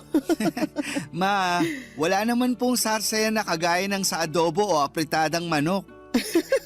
Biro lang naman. Eto, titikman ko na talaga, ha? Masarap tong sinigang na manok mo, ah. Ma, binakol po yan at hindi sinigang. Pero seryoso na anak, masarap tong niluto mong binakol na manok. Talaga po, ma? Walang halong biro? Walang halong biro. Pwede ka na ngang mag-asawa sa sobrang sarap nitong niluto mo. Asawa agad, ma? Hindi ba pwedeng girlfriend muna? Bakit, meron na ba? Nako, mukhang meron na nga. Kung meron man, ipapakilala ko po kaagad sa inyo. Saka, wag po kayong mag-alala. Hindi ko naman po pinapabayaan ang pag-aaral ko. Alam ko naman yon. Napakatalino mo kaya. Siyempre, kanino pa ba naman ako magmamana kung hindi sa paboritong mama ko? Para namang may iba ka pang mama, ha. Kumain na nga tayo habang mainit pa tong masarap na binakol na niluto mo. Papa Dudut, simple lang naman ang naging buhay ng pamilya namin noong nabubuhay pa ang asawa ko. Sa construction site, nagtatrabaho si Ed bilang foreman at ako naman ay nagpatuloy sa pagtuturo ko sa school. Nang ipinagbuntis ko si Dennis, naging masela ng kalagayan ko. Kaya kinailangan ko nang mag-resign. Gusto ko na rin sanang bumalik sa pagtatrabaho noong nakapanganak ako, pero nakiusap si Ed na mag-focus na lamang daw sana ako sa pag-aalaga ng anak namin. Pinagbigyan ko naman siya kasi nangako siya.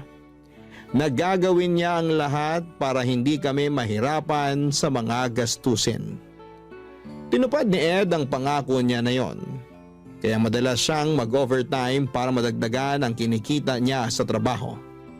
At alam niyo, sa totoo lang, may bahagi ng sarili ko ang hanggang ngayon nagigilty pa rin dahil pakiramdam ko.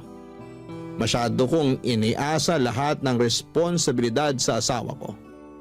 At yun ang naging dahilan para maaga niya kaming iwanan ng anak ko. Pero mula nang mawala siya ay nangako ako na gagawin ko ang lahat para maibigay ang lahat ng pangangailangan ng anak ko. Magpapakananay at tatay ako para sa nag-iisang anak namin ng asawa ko.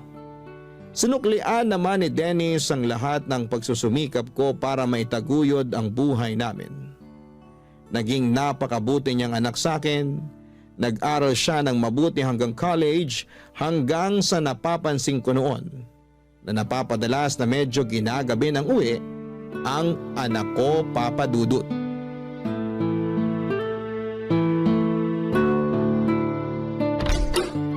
Mukhang hindi pa nakakauwi si Dennis dito sa bahay, ah. Mabuksan na nga ang ilaw dito sa sala at nang makaupo muna ako sa sofa.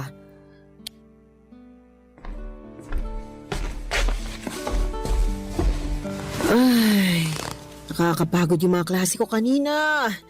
Ang hirap talaga kapag may bumibisita sa amin ng mga head teacher mula sa ibang school. Napakaraming dapat asikasuhin.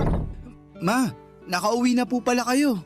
Kakadating ko lang dito sa bahay. Nagpapahinga lang ako ng konti tapos mag-aasikaso na ako ng pagkain para sa hapunan natin. Nagugutom ka na ba? Hindi pa naman po. Uupo na lang din po muna ako dito sa sofa. Gusto mo bang buksan natin ang TV? Hindi na po. Kasi wala naman po akong inaabangan na palabas sa TV ng ganitong oras. Sige. Pero bakit parang napapadalas yata na ginagabi ka ng uwi ngayon? May inaasikaso lang po ako. Tungkol ba yan sa introduction ng research paper ninyo? Hindi po, ma. Baka napapadalas na masyadong pagsama mo sa gimikan ng mga kaibigan mo, ha? At napapabayaan mo ng pag-aaral mo. Wala namang problema sa akin kung kanino ka pa bumarkada, basta hindi makakaapekto sa pag-aaral mo. Hindi po ako gumigimik. Kasi wala rin naman po akong hilig sa paglalakwatsa o pagtambay sa kung saan-saan. Saka, konti lang din naman po ang kaibigan ko sa school. Ayoko rin nang nakikipag-usap sa kung sino-sinong estudyante na walang kinalaman sa subject ko. Mabuti naman. Pero bakit nga napapadalas na ginagabi ka ng uwi dito sa bahay? Ang totoo po, naghahanap po kasi ako ng trabaho. Trabaho? Para saan? Para sa OJT mo na ba yan sa susunod na taon? Hindi ba masyado pang maaga para asikasuhin mo ang OJT mo? Hindi po para sa OJT yung trabaho na hinahanap ko. Para saan nga? Nakukulangan ka na ba sa allowance na binibigay ko sa'yo? May gusto ka bang bilhin kaya nagdesisyon ka maghanap ng trabaho? Tumaas na bang tuition fee mo at hindi ka nang nagsasabi sa akin? Ma, hindi po sa ganun. Hindi naman po kulang yung ibinibigay nyo na allowance sa akin. Madalas nga po na sobra pa. Wala rin po akong gustong bilhin na kahit na ano. At hindi rin po nagtaas ang tuition fee namin. Ang totoo, naghahanap po ako ng trabaho kasi plano ko na pong huminto sa pag-aaral ko. Ano? Anong sabi mo, Dennis? Nagbibiro ka lang, di ba? Pinaprank mo lang ako kaya sinasabi mo yan ngayon. Hindi po ako nagbibiro. At mas lalong hindi ko po kayo pinaprank. Seryoso po ako sa sinabi ko na hihinto na ako sa pag-aaral. Pero bakit nga? Anong pumasok sa isip mo basta ka nalang gumawa ng ganyang klaseng desisyon? Ma, sana po maintindihan niyo ang desisyon ko na to kasi sa totoo lang, hindi rin po ito madali para sa akin. Mas lalong hindi madali para sa akin yung sinasabi mo. At hindi kita maiintindihan hanggat hindi mo pinapaliwanag na maayos kung bakit gusto mong huminto sa pag-aaral. Sorry po, Ma. Kailangan ko lang po talagang gawin to kasi buntis po yung girlfriend ko. May girlfriend ka? Opo. At magkakaanak na po kami kaya kailangan ko po siyang panagutan.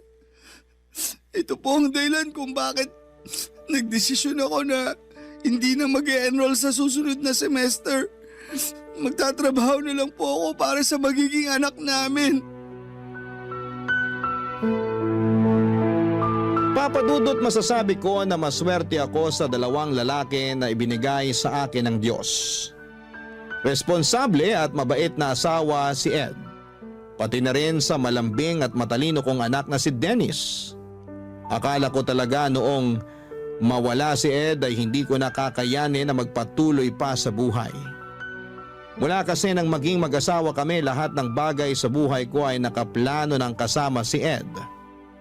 At paano ko pa susundin ang mga plano na yon kung hindi ko na makakasama ang asawa ko? Iniisip ko na lamang na kailangan ko pa ring magpakatatag para sa anak ko. Dahil ako na lang ang pwedeng asahan ni Dennis, Papa Dudut. Mabuti na lamang at lumaki talagang mabait, malambing, masunurin at matalinong bata ang anak ko. Hindi niya ako binibigyan ng sakit ng ulo at bonus na lang talagang mahusay siya sa mga klase niya. Masasabi ko rin na marami siyang namana sa tatay niya. Kasama na doon ang hilig na bumuo ng mga malalaking pangarap para sa hinaharap. Pareho din sila ni Ed na pangarap na mabigyan ako ng malaki at maayos na bahay. Ang sabi ko naman, masaya na ako sa simpleng buhay na meron ako basta kasama ang anak ko. Ang hindi ko inaasahan noon, yung malaking pagbabago na mangyayari dahil sa pagpasok ng bagong tao sa buhay namin, Papa Dudut. Barangay Love Stories. Barangay Love Stories. Papa Dudut, sa totoo lang, gusto kong magalit nang sabihin sa akin ni Dennis na nakabuntis siya ng babaeng hindi ko pa nakikilala. Hindi ako nagagalit kasi masisira o magbabago lahat ng mga plano at pangarap ni Dennis para sa akin. Yung inis at sama ng loob na nararamdaman ko ay para sa anak ko. Kasi bukod sa mga pangarap niya para sa akin ay meron din siyang sariling pangarap na alam kong magugulo ng dahil sa mga nangyari. Ang kinakasama pa ng loob ko noon ay yung desisyon niya na huminto sa pag-aaral. 1.5 taon na lang kasi at makakagraduate na dapat siya sa college. Kaya lang ay hindi ko na siya napilit pa na ituloy ang pag-aaral niya. Kahit sinabi ko na handa akong tulungan siya sa lahat ng gastusin sa college at sa magiging anak niya.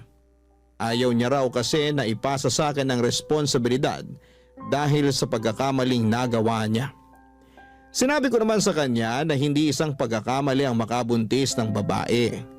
Sadyang naging mapusok lamang sila at hindi nakalimutan na maging responsable sa mga desisyon na ginagawa nila noon, Papa Dudut.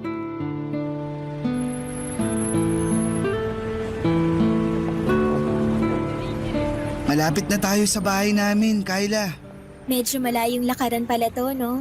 Oo, kasi bihira ang dumaraan na tricycle dito sa street namin.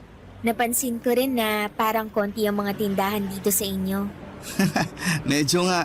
Pero huwag kang mag-alala kasi may sari-sari store na katabi mismo ng bahay namin. Ayun, sakto. Alam mo naman na mahilig akong bumili ng mga kutkuti na pagkain. Mas okay talaga na may malapit na tindahan sa atin. Pero sa totoo lang, kinakabahan na ako. Kasi baka hindi ako magustuhan ng mama mo. Sobrang bait ng mama ko. Kaya sigurado ako na magugustuhan ka niya at magkakasundo kayong dalawa. Nandito na tayo sa bahay namin. Pagpasensya mo na lang kasi simple lang tong bahay namin. Uy, ang ganda kaya ng bahay niyo, Dennis. May gate pa bago yung mismong pinto ng bahay. Ang ganda pa ng mga halaman dito sa garden niyo. Naku, alagang-alaga ni mama yung mga halaman na yan. Pasok na tayo sa loob. Kasi sigurado akong excited na rin si mama na makilala ka.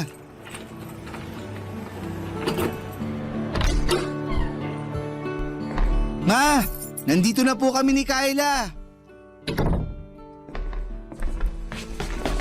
Mabuti naman at dumating na kayo. Sakto kasi kalalabas ko lang ng juice at turon dito sa sala para sa merienda natin. Tamang-tama po pala talaga ang dating namin. Oo, mainit-init pa nga yung turon na niluto ko. Ay, ma, si Kyla nga po pala, girlfriend ko. Kyla, si mama. Magandang hapon po, ma'am. Anong ma'am? Mama ako ni Dennis at hindi ako teacher sa bahay na ito. Mama na lang din ang itawag mo sa akin kasi hindi magtatagal. Magiging manugang na rin naman kita. Sige po, ma. Sabi sa'yo, mabait si mama. At maganda pa, parang ikaw. Oo nga. Maganda talaga ang mama mo, lalo na sa personal. Magaling ka talaga pumili ng girlfriend na ipapakilala sa akin, Dennis. Maupo na muna kayo sa sofa nang makapagmerienda na tayo. Alam nyo ma, kanina pa kinakabahan tong si Kyla. Kasi ang sabi niya, baka taray-tarayin nyo raw siya. Uy, wala akong sinabing baka tarayan ako ng mama mo, Dennis. Pero totoo namang kinakabahan ka kanina, di ba? Kahit naman hanggang ngayon, kinakabahan pa rin ako. Ito kasi yung unang pagkakataon na makikilala ko ang mama mo. Huwag kang mag-alala, Kyla. Basta mahal ng anak ko, mahal ko na rin. Pero matanong ko lang, saan ba kayo nagkakilala ni Dennis? Wala pa kasi siyang masyadong nakukwento sa akin tungkol sa'yo. Sa school din po kung saan nag-aaral si Dennis. Magkaklase kayo ng anak ko? Hindi ko po siya kaklase at matagal na rin po akong huminto sa pag-aaral. Hindi ka na pala nag-aaral. Opo ma, nakatungtong naman po ng first year college si Kyla noon. Pero nang mamatay ang mga magulang niya 3 years ago, tita na lang niya ang kasama niya. Doon po siya nagdesisyon na magtrabaho na lang. Ganun ba? Paano kayong nagkakilala sa school kung hindi naman pala siya estudyante doon? Nagtatrabaho po ako sa kantin sa loob ng university kung saan madalas na kumakain si Dennis. Doon po kami nagkakilala. Masipag pong magtrabaho si Kyla at yun talaga ang pinaka-nagustuhan ko sa kanya. Alam ko po na hindi ko talaga siya naikwento sa inyo noon. Pero mabuting tao po si Kyla at mahal na mahal ko po siya. Kaya sana po, okay lang sa inyo na dito muna kami tumira habang hindi pa siya nakakapanganak. Siyempre naman kasi bahay mo na rin to anak. Huwag kang mag-alala kasi maaasahan mong suporta ko sa lahat ng desisyon na gagawin mo. Lalo na kung para sa relasyon at magiging anak ninyo ni Kyla.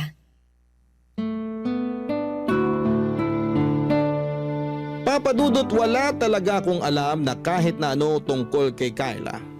Ni hindi ko alam na may girlfriend na pala ang anak ko. Ang akala ko noon ay nakafocus siya sa pag-aaral niya, yun pala ay may ibang tao na siyang binibigyan ng atensyon, Papa Dudut. Pero noong araw na nakilala ko naman si Kyla, ang naisip ko kaagad ay makakasundo ko siya. Dahil mukha siyang mabait na babae.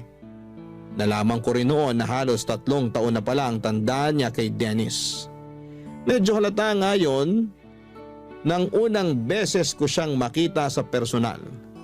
Naisip ko pa nga na baka may ibang anak na siya dahil medyo malaki rin talaga ang katawan niya. kahit 2 buwan pa lamang siyang buntis. Pasimple ko yon at tinanong kay Dennis sa paraan na hindi ko siya mau-offend. At sinabi naman niya na wala pang ibang anak si Kyla at sadyang may kalakihan lang din ang katawan nito, Papa Dudut.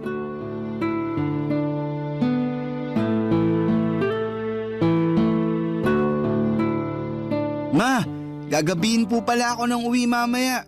Huwag niyo na po akong hintayin ni Kyla na maghapunan. Ipagtatabi na lang kita ng ulam para mabilis kong mainit pag uwi mo dito sa bahay. Bakit pala gagabihin ka ng uwi? Kulang po kasi kami ng waiter sa restaurant kaya kailangan namin magdagdag ng oras sa duty namin. Naku, sayang naman kasi. Balak ko pa namang magluto ng paborito mong igado na ulam para sa hapunan. Talaga? Ipagluluto mo ako ng paborito ko? Oo, kaya nga plano kong sumama mamalengke mamaya kay mama eh. Pwede mo pa rin namang iluto yung paborito ko, Kyla. Hindi na nga lang tayo sabay na makakapaghapunan kasi ayoko mapuyat ka sa paghihintay sa akin. O sige, pero siguraduhin mo na kakainin mo yung iluluto kong ulam ha? Kahit sunog pa yung luto mo, kakainin at uubusin ko lahat yan. Grabe ka naman. Hindi pa naman ako nakapagluto ng sunog na ulam nung nagtatrabaho pa ako sa kantin. Joke lang naman yun. Ikaw naman oh, akala ko naman nakatikim ka na ng sunog na luto ng girlfriend mo. Naku ma, masarap po magluto si Kyla. Ay talaga? Opo, kasi minsan binibigyan niya pa ako ng pagkain na niluto niya sa bahay nila kapag wala siyang pasok sa kantin. Malapit lang din po kasi yung bahay ng tita ko sa university kung saan nag-aaral dati si Dennis. Kapag wala po akong trabaho, dumadaan po siya doon para saglit na dalawin ako o makipagkwentuhan sa akin. At kapag aalis na po ako, palagi na po siyang may pabaon na pagkain sa akin. Kaya pala may mga oras noon na maaga kang umaalis ng bahay natin. Akala ko may inaasikaso ka lang na para sa mga klase mo eh. Opo ma, pero never ko naman pong pinabayaan ang pag-aaral ko kahit nanliligaw pa lang ako nun kay Kyla. At kahit po boyfriend ko na si Dennis, palagi ko rin pong pinapaalala sa kanya na mag-focus sa pag-aaral niya. May isang beses lang po talaga na naging mapusok kami. Sorry po ma. Nako, huwag nyo nang isipin yon kasi hindi na natin mababago yung mga nagawa nyo noon at yung mga nangyari noon. Mas mahalaga ngayon na mag-focus tayo sa present, lalo na sa future na para sa baby ninyo. Tama po kayo. Kaya magsisipag talaga ako sa trabaho para sa pamilya na to. Teka, kailangan ko na nga rin po palang umalis kasi baka malate pa ako. O sige, mag-iingat ka anak. Opo ma, lalabas na rin po ako ng bahay. Bye po. Bye Kyla. Bye, mag-iingat ka.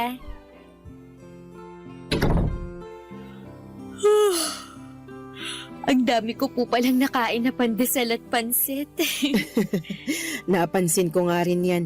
Mabuti naman at nagustuhan mong binili kong pansit dyan sa malapit na tindahan para sa almusal natin. Masarap din po kasi talaga yung pansit kahit wala masyadong gulay.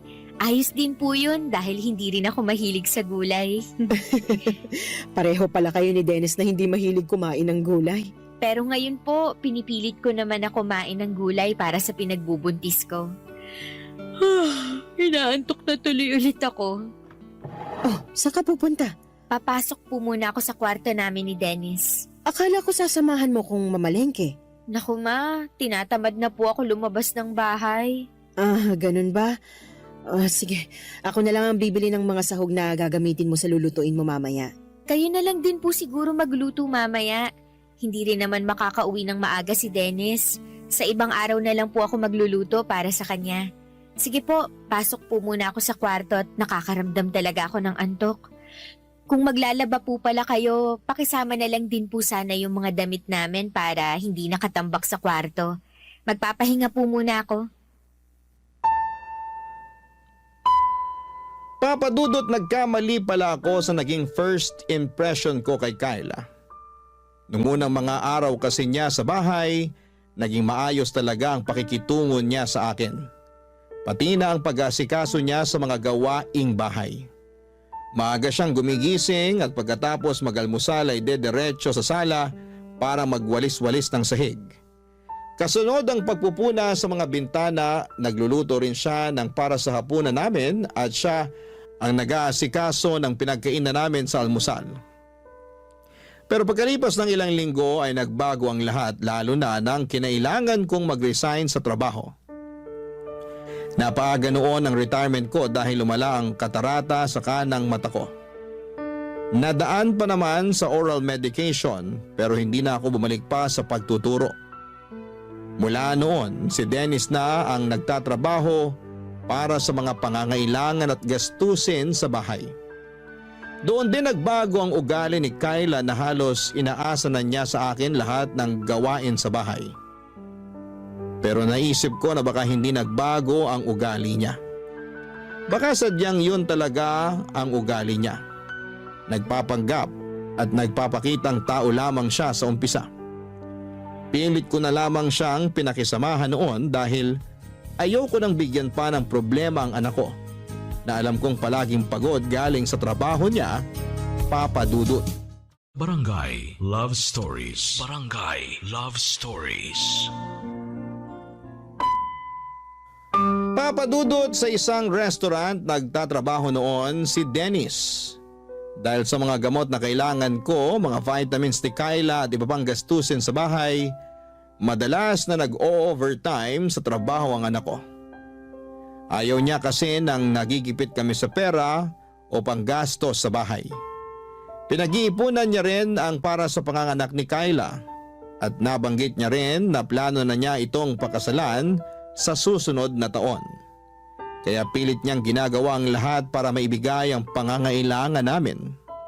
Halos mahigit 10 oras siyang nagtatrabaho sa araw-araw. Naiinis pa ako kasi aalis si Dennis nang tulog pa si Kyla. Babangon lamang ito kapag kakain na. Magbabanyo o manonood ng TV tapos kapag uuwi na si Dennis, madalas natulog na ulit ito. Mabuti sana talaga kung may iba itong ginawa na medyo nakakapagod sa buong maghapon.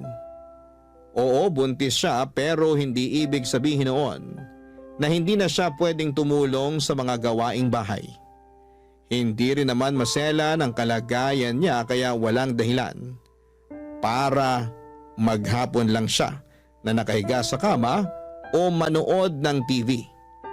Pero hinayaan ko lamang siya at walang kahit na anong narinig mula sa akin. Ang sabi ko baka kapag nanganak na si Kyla ay mas magiging maayos ang ugali niya. Pero naging malala ang lahat lalo na nang makunan si Kyla. Pagkalipas lamang ng ilang buwan, naging maayos na ang kalagayan nito pero mas naging tamad sa mga gawaing bahay, Papa Dudut.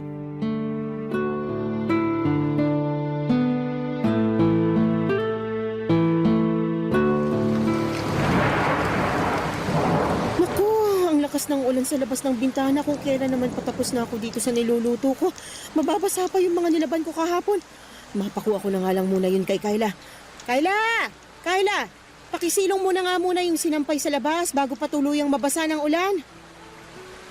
Kyla! Naririnig mo ba ako? Ang sabi ko, pakisilong muna yung mga sampay natin. Hindi ko na maiwan tong niluluto ko rito, Kyla. Sige po, Ma. Isisilong ko na po. Mabuti naman at lumabas na rin siya ng kwarto. Buong araw na lang siyang nakakulong doon at hindi man lang magwalis sa sala. Lahat na lang ng kailangang asikasuhin dito sa bahay, ako nang gumagawa. Haluin ko na nga munang mabuti itong mga gulay. Ayan, mukhang ayos na itong niluluto ko rito. Mapatayin ang apoy sa kalan at silipin ko muna si Kyla kung nagtitiklop na ba siya ng mga sinilong na damit. Kyla, tinitiklop mo na ba yung mga sinilong mo mula sa labas? Ay, teka, nasaan ang babaeng yun? At talagang iniwanan lang dito sa sofa yung mga damit na kinuha niya mula sa sampayan? Ay, mga basa pa yung iba sa mga ito. Tapos sinama na niya sa mga tuyong damit. Talaga namang magsisilong na lang ng mga damit, hindi pa inayos. Kailan mo ba aayusin ang mga kilos mo dito sa bahay na ito, Kyla? Bakit naman po hindi kayo kumakatok bago niyo binuksan yung pinto at pumasok dito sa kwarto namin? Bukas tong pinto ng kwarto niyo kaya hindi na ako kumatok. Eh bakit po kayo nandito? Mamaya pa naman po ako kakain ng tanghalian pagdating ni Dennis. Hindi kita pinuntahan dito para sabihing nakahain ng tanghalian mo sa lamesa. Hindi ba ang sabi ko sa'yo? Isilong mo yung mga sinampay sa labas dahil umuulan na. Opo, at sinunod ko po ang utos nyo na isilong ang mga sinampay. Nilagay ko na nga po lahat sa ibabaw ng sofa. Kaya ano pa po bang kinakainis nyo dyan? Ginawa ko naman po yung inuutos nyo sa akin. Ayun na nga eh! Ginawa mo nga ang inuutos ko pero hindi mo naman inayos. Ni hindi mo malang inihiwala yung mga tuyong damit doon sa iba, doon sa mga nabasa na sa ulan. At sana, tiniklop mo na rin yung ibang tuyo doon nang hindi nakakalat sa may sofa. Ma, ang sabi nyo kanina, isilong ko lang ang mga yon. Wala naman po kayong sinabi na pati pala pagtitiklop, kailangan ko pang gawin. Kailangan ko pa ba talagang sabihin yun? Syempre naman po. Hindi ba pwedeng magkusa ka na lang kasi alam mo naman kung anong dapat na gawin pagkatapos isilong ang mga damit? Hindi ko naman po damit ang lahat ng yon. Yung iba po doon, damit nyo at damit ni Dennis. Kaya bakit ako pa ang magtitiklop ng mga yon? Ako na nga ang naglaba? Ako pang Grabe, pagtitiklopin mo ang ng lakas lahat ng ng ulan yun? sa labas. Oh, ma, ano pong ginagawa niyo dito sa kwarto namin ni Kyla? Kinakausap ko lang itong girlfriend mo. Bakit po? Ay nako Dennis, di ba kanina ko pa sinabi sa'yo na masakit ang ulo ko? Oo, nabanggit mo nga bago ako umalis kanina para kumuha ng updated police clearance ko. Ayan kasi si Mama. Inutusan pa ako na lumabas para isilong ang mga damit kanina. Naulanan ako kaya lalong sumakit ang ulo ko. Tapos ngayon, inuutusan pa ako na tiklopin ang lahat ng mga damit na sinilong ko kanina. Ma, bakit naman po kay Kyla niyo pa pinapagawa yun? Pwede naman pong ako na lang ang magtupi ng mga damit mamaya. Hindi naman kasi talaga masakit ang ulo ng girlfriend mo. Ayaw niya lang talagang kumikilos dito sa loob ng bahay natin. Ma, kanina pa po sinabi sa akin ni Kyla na hindi talaga okay ang pakiramdam niya. Basta, ako na po ang magtutupi ng mga damit mamaya. Huwag niyo na pong ipagawa yun kay Kyla para makapagpahinga na lang din po siya. Nakapagluto na po ba kayo ng para sa tanghalian natin? Oo, maghahain na ako para sabay-sabay na tayo makakain ng tanghalian. Papadudot, 7 buwan na ang ipinagbubuntis ni Kyla nang makunan siya dahil naging mahina ang puso ng baby niya. Grabe ang pagdadalamhati ng anak ko noon at halos 1 linggo ko siyang hindi makausap ng maayos. Mabuti na lang at pagkalipas ng 2 linggo mula nang mailibing ang anak ni Kyla, nakita ko na muling nagkaroon ng direksyon ng buhay niya. Nang mga panahon na yon ay madalas ko siyang nakakausap tungkol sa mga naging pagsisisi niya sa nangyari sa buhay niya. Sinabi ko na may malaking dahilan kung bakit nawala ng maaga ang anak niya. Parang yun nangyari sa akin noong maaga rin akong nabiyuda. Isa sa mga dahilan yon para mas lalo kaming maging matatag at sinabi ni Dennis na magfo-focus na lamang daw siya sa amin ni Kyla. At sa plano niya na pakasalan ito sa susunod na taon, kung ano ang pagsusumikap na ginagawa ni Dennis sa buhay ay kabaliktaran naman ang ginagawa ni Kyla sa bahay namin. Lumala ang pagiging tamad niya sa bahay at may mga oras na kapag nakikisuyo ako na tulungan niya ako sa ibang gawain, kagaya ng pagwawalis sa sala o pagluluto, palagi niya akong sinisigawan at sinasabi niya na abala ako sa pagsa-cellphone niya. At nang minsang magkasagutan pa kami ni Dennis, nang dahil sa kanya ay gusto ko talagang magalit sa anak ko dahil mas kinampihan pa nito ang babae na yon kesa sa akin ang nanay niya. Pero pilit ko na lamang na pinalampas ang lahat noon at patuloy na tiniis ang ugali ni Kyla. Pero ang isang bagay na hindi ko talaga natansya noon ay nang makita ko si Kyla na nakikipagharutan sa isang lalaki sa may mismong harapan ng gate ng bahay namin. Tinawag ko siya noon pero hindi niya ako pinansin tapos ay tinarayan pa. Hindi ako nakatiis pa kaya naman nilapitan ko sila, pinalis ko yung lalaki at pilit na pinapasok si Kyla sa loob ng bahay papadudot. Bakit niyo naman po binastos yung bisita ko, Ma? Binastos? At siya pa talaga yung nabastos? Tama ba yung ginawa niyong paghaharutan sa harap mismo ng bahay ko? Ano pong paghaharutan ang sinasabi niyo? Pinsan ko lang po yung kausap ko kanina sa may gate. Pinsan? Ang sabi mo nung nakaraan, delivery rider yon na naghahatid lang ng mga ino-order mo na kung ano-ano sa online. Oo nga po. Pinsan ko po yung delivery rider na yon. Ano na naman po ba yung iniisip nyo na hindi maganda tungkol sa akin? Hindi ako mag-iisip ng ganito kung wala akong nakikita na masamang ginagawa mo. At kailan pa po naging masama yung pakikipag-usap sa pinsan ko? Huwag mo ang binibilog ang ulo ko. Hindi lang kayo nag-uusap ng lalaki na yon. Nakita ko na hinahawakan niya ang kamay mo at hinalikan ka pa niya sa pisngi mo. Ang laswa nyo naman pong mag-isip, ma. Ang hirap po sa inyo. Lahat na lang ng ginagawa ko dito sa bahay na to, mali sa paningin nyo. Eh, kailan ka ba gumawa ng tama? Ultimo pag-aasikaso ng mga kailangan gawin dito sa bahay, hindi mo naman ginagawa ng tama. Magpapalaba ka na nga lang ng mga damit mo, hindi mo pa ilagay sa tamang lalagyan. Pati na nga ang mga pinagkainan mo, basta mo na lang iniiwan sa lababo. Kita nyo na? Napakarami nyo naman pong issue sa akin. Kanina, yung pakikipag-usap ko sa labas ng bahay. Ngayon naman, pati ang bawat kilos ko dito sa loob ng bahay nyo, sinisita nyo na. Alam nyo, mabuti pa, magpahinga na lang ako sa kwarto namin ni Dennis. Sumasakit na naman po kasi ang ulo ko dahil sa ingay nyo. Sandali lang, Kyla. Hindi pa tayo tapos mag-usap. Bitawan nyo nga ang braso ko. Huwag mo kasi akong talikuran dahil nag-uusap pa tayo. Pwede po bang hayaan nyo na lang akong pumasok sa kwarto namin? Tapos ano, magkukulong ka na naman dyan buong araw? At lalabas ka na lang kapag kakain na? Kung may issue po kayo sa akin, si Dennis na lang po ang kausapin nyo. Papasok na po ako sa kwarto kasi ayoko na po makipagtalo sa inyo. Sabi ng hindi pa tayo tapos nasasaktan mag-usap. na po ako. Bitiwan nyo nga po yung braso ko. Ano pong nangyayari dito? Nasa pinto pa lang ako. Naririnig ko na po ang mga sigawan nyo. Mabuti naman at umuwi ka na.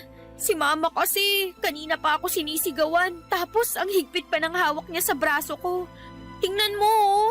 Halos magmarka na ang kamay niya sa balat ko. Ma, bakit nyo naman po sinisigawan at sinasaktan si Kyla? Hindi ko siya sinisigawan at mas lalong hindi ko siya sinasaktan. Gusto ko na kasing magpahinga, pero ayaw niya pa akong papasukin sa kwarto natin. Ano ba talagang nangyayari dito? Yung girlfriend mo kasi, nakita ko nakikipagharutan sa ibang lalaki dyan sa labas ng bahay natin. Doon pa talaga sa may gate natin. Kyla, ano tong sinasabi ni Mama? Hindi naman totoo yon. Hindi totoo? Kahit nakita ko na hinawakan niya ang kamay mo at hinalikan ka niya sa pisngi mo? Pinsan ko nga lang po kasi yon na binibigyan niyo ng mali siya. Kung nabibilog mo ang ulo ng anak ko, huwag mo ko igaya sa kanya. Hindi mo ako maloloko, Kyla. Pwede po bang tigilan niyo na nga po yung kakaisip ng kung ano-ano tungkol sa akin? Alam ko naman kasi talaga na ayaw niyo sa akin kaya gusto niyo akong siraan sa anak niyo. Hindi kita sinisiraan sa kanya. Nagsasabi lang ako ng totoo. Nagsasabi lang din po ako ng totoo. Sadyang marumi lang po ang isip niyo kaya kung ano-ano na lang yung lumalabas sa bibig niyo. At ako pa talaga ngayon ang madumi mag-isip? Sino pa po ba? Kayo lang naman po yung walang tigil sa pagbabantay sa bawat galaw ko dito sa bahay na to. Teka, wag na nga kayong magsigawan ni Mama, Kyla. Hindi naman kasi ako nag-umpisa nito. Yang mama mo. Palibasa, sampid lang ako dito sa bahay kaya ginaganyan niyo na lang ako. Tama na. Huwag ka nang umiyak. Gusto ko lang naman talagang magpahinga muna. Pero ayaw niya akong papasukin sa kwarto natin. Palagi niya na lang binabantayan bawat kilos ko dito. Kulang na nga lang, pati paghinga ko dito sa loob ng bahay na to, bantayan niya. Tama na. Huwag ka nang umiyak. Sige na, pumasok ka na muna sa kwarto natin. Pero Dennis! Ma, mamaya na lang po tayo mag-usap. Gusto ko na lang din po sana munang magpahinga.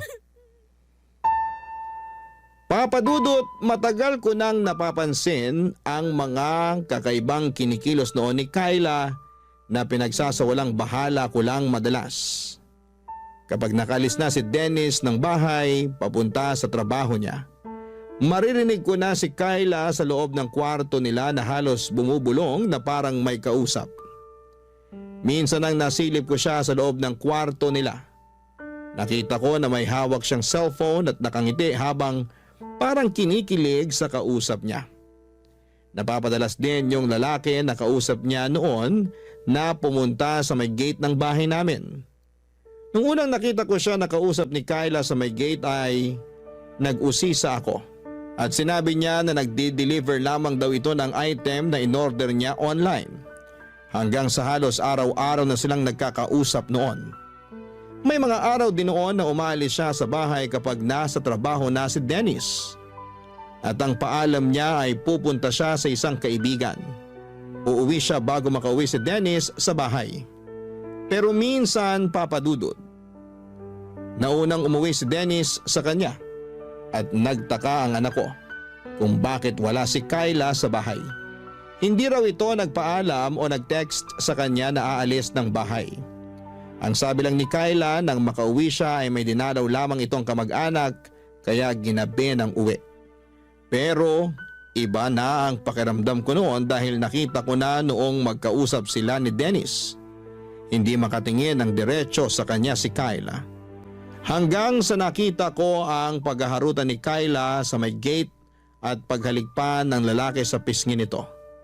Hindi ako pwedeng magkamali sa nakita ko at alam ko na hindi yon kamag-anak ni Kyla. Pero alam nyo yung mas masakit. Yung mas kinampihan at pinaniwalaan siya ng anak ko kesa sa akin. Wala akong ibang hinihiling noon kung hindi ang mapabuti ang anak ko at maging masaya siya sa kung sino man ang babaeng mapipiling niyang mahalin. Kahit na hindi ko tanggap si Kyla, ay pinilit ko siyang pakisamahan. Pero ako pa ang lalabas na masama sa lahat. Pagkatapos ng pagtatalo namin na yon ay nag-decide si Dennis na umalis na sila ng bahay ni Kyla. Nangupahan sila sa hindi kalayuan mula sa bahay ko. At isang beses sa isang linggo ay dinadalaw na lamang ako ni Dennis sa bahay. Kapag dinadalaw ako ng anak ko ay iniiwasan namin na pag-usapan ang tungkol sa relasyon nila ni Kyla para hindi kami magtalo. Papadudot, ang dahilan talaga ng pagsulat ko ngayon ay para humingi ng payo sa kung ano ang dapat kong gawin. Sigurado kasi ako na niloloko ni Kyla ang anak ko pero ayaw naman akong paniwalaan ni Dennis. At ayoko na rin na mas lalo pang magulo ang relasyon namin ng anak ko. Kaya hindi na ako naglalakas loob na makialam sa relasyon nila. Ano bang dapat kong gawin para mamulat ang anak ko sa katotohanan na hindi karapat-dapat si Kyla para sa kanya? Sana'y matulungan ninyo ako sa problema kong ito, Papa Dudut. Ang inyong forever kapuso at kabarangay, LC. Barangay Love Stories. Barangay Love Stories. Nalilito pa rin sa live ang ating kabarangay. Ano kaya ang maipapayo mo sa kanya? Ibahagi mo yan sa ating comment section para mabasa rin niya. Nagustuhan ng iyong napakinggan? Ituloy yan via live stream sa www.gmanetwork.com/radio.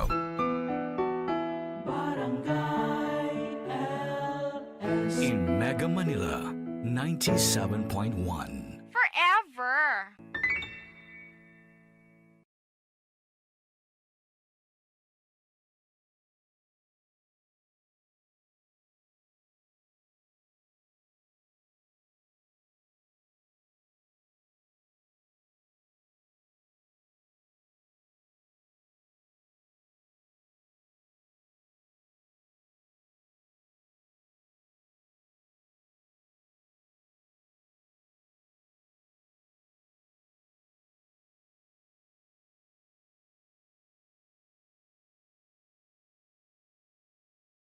Ang mga kwento ng pag-ibig, kwento ng buhay, at kwento ng pag-asa dito sa Barangay Love Stories. Love Stories.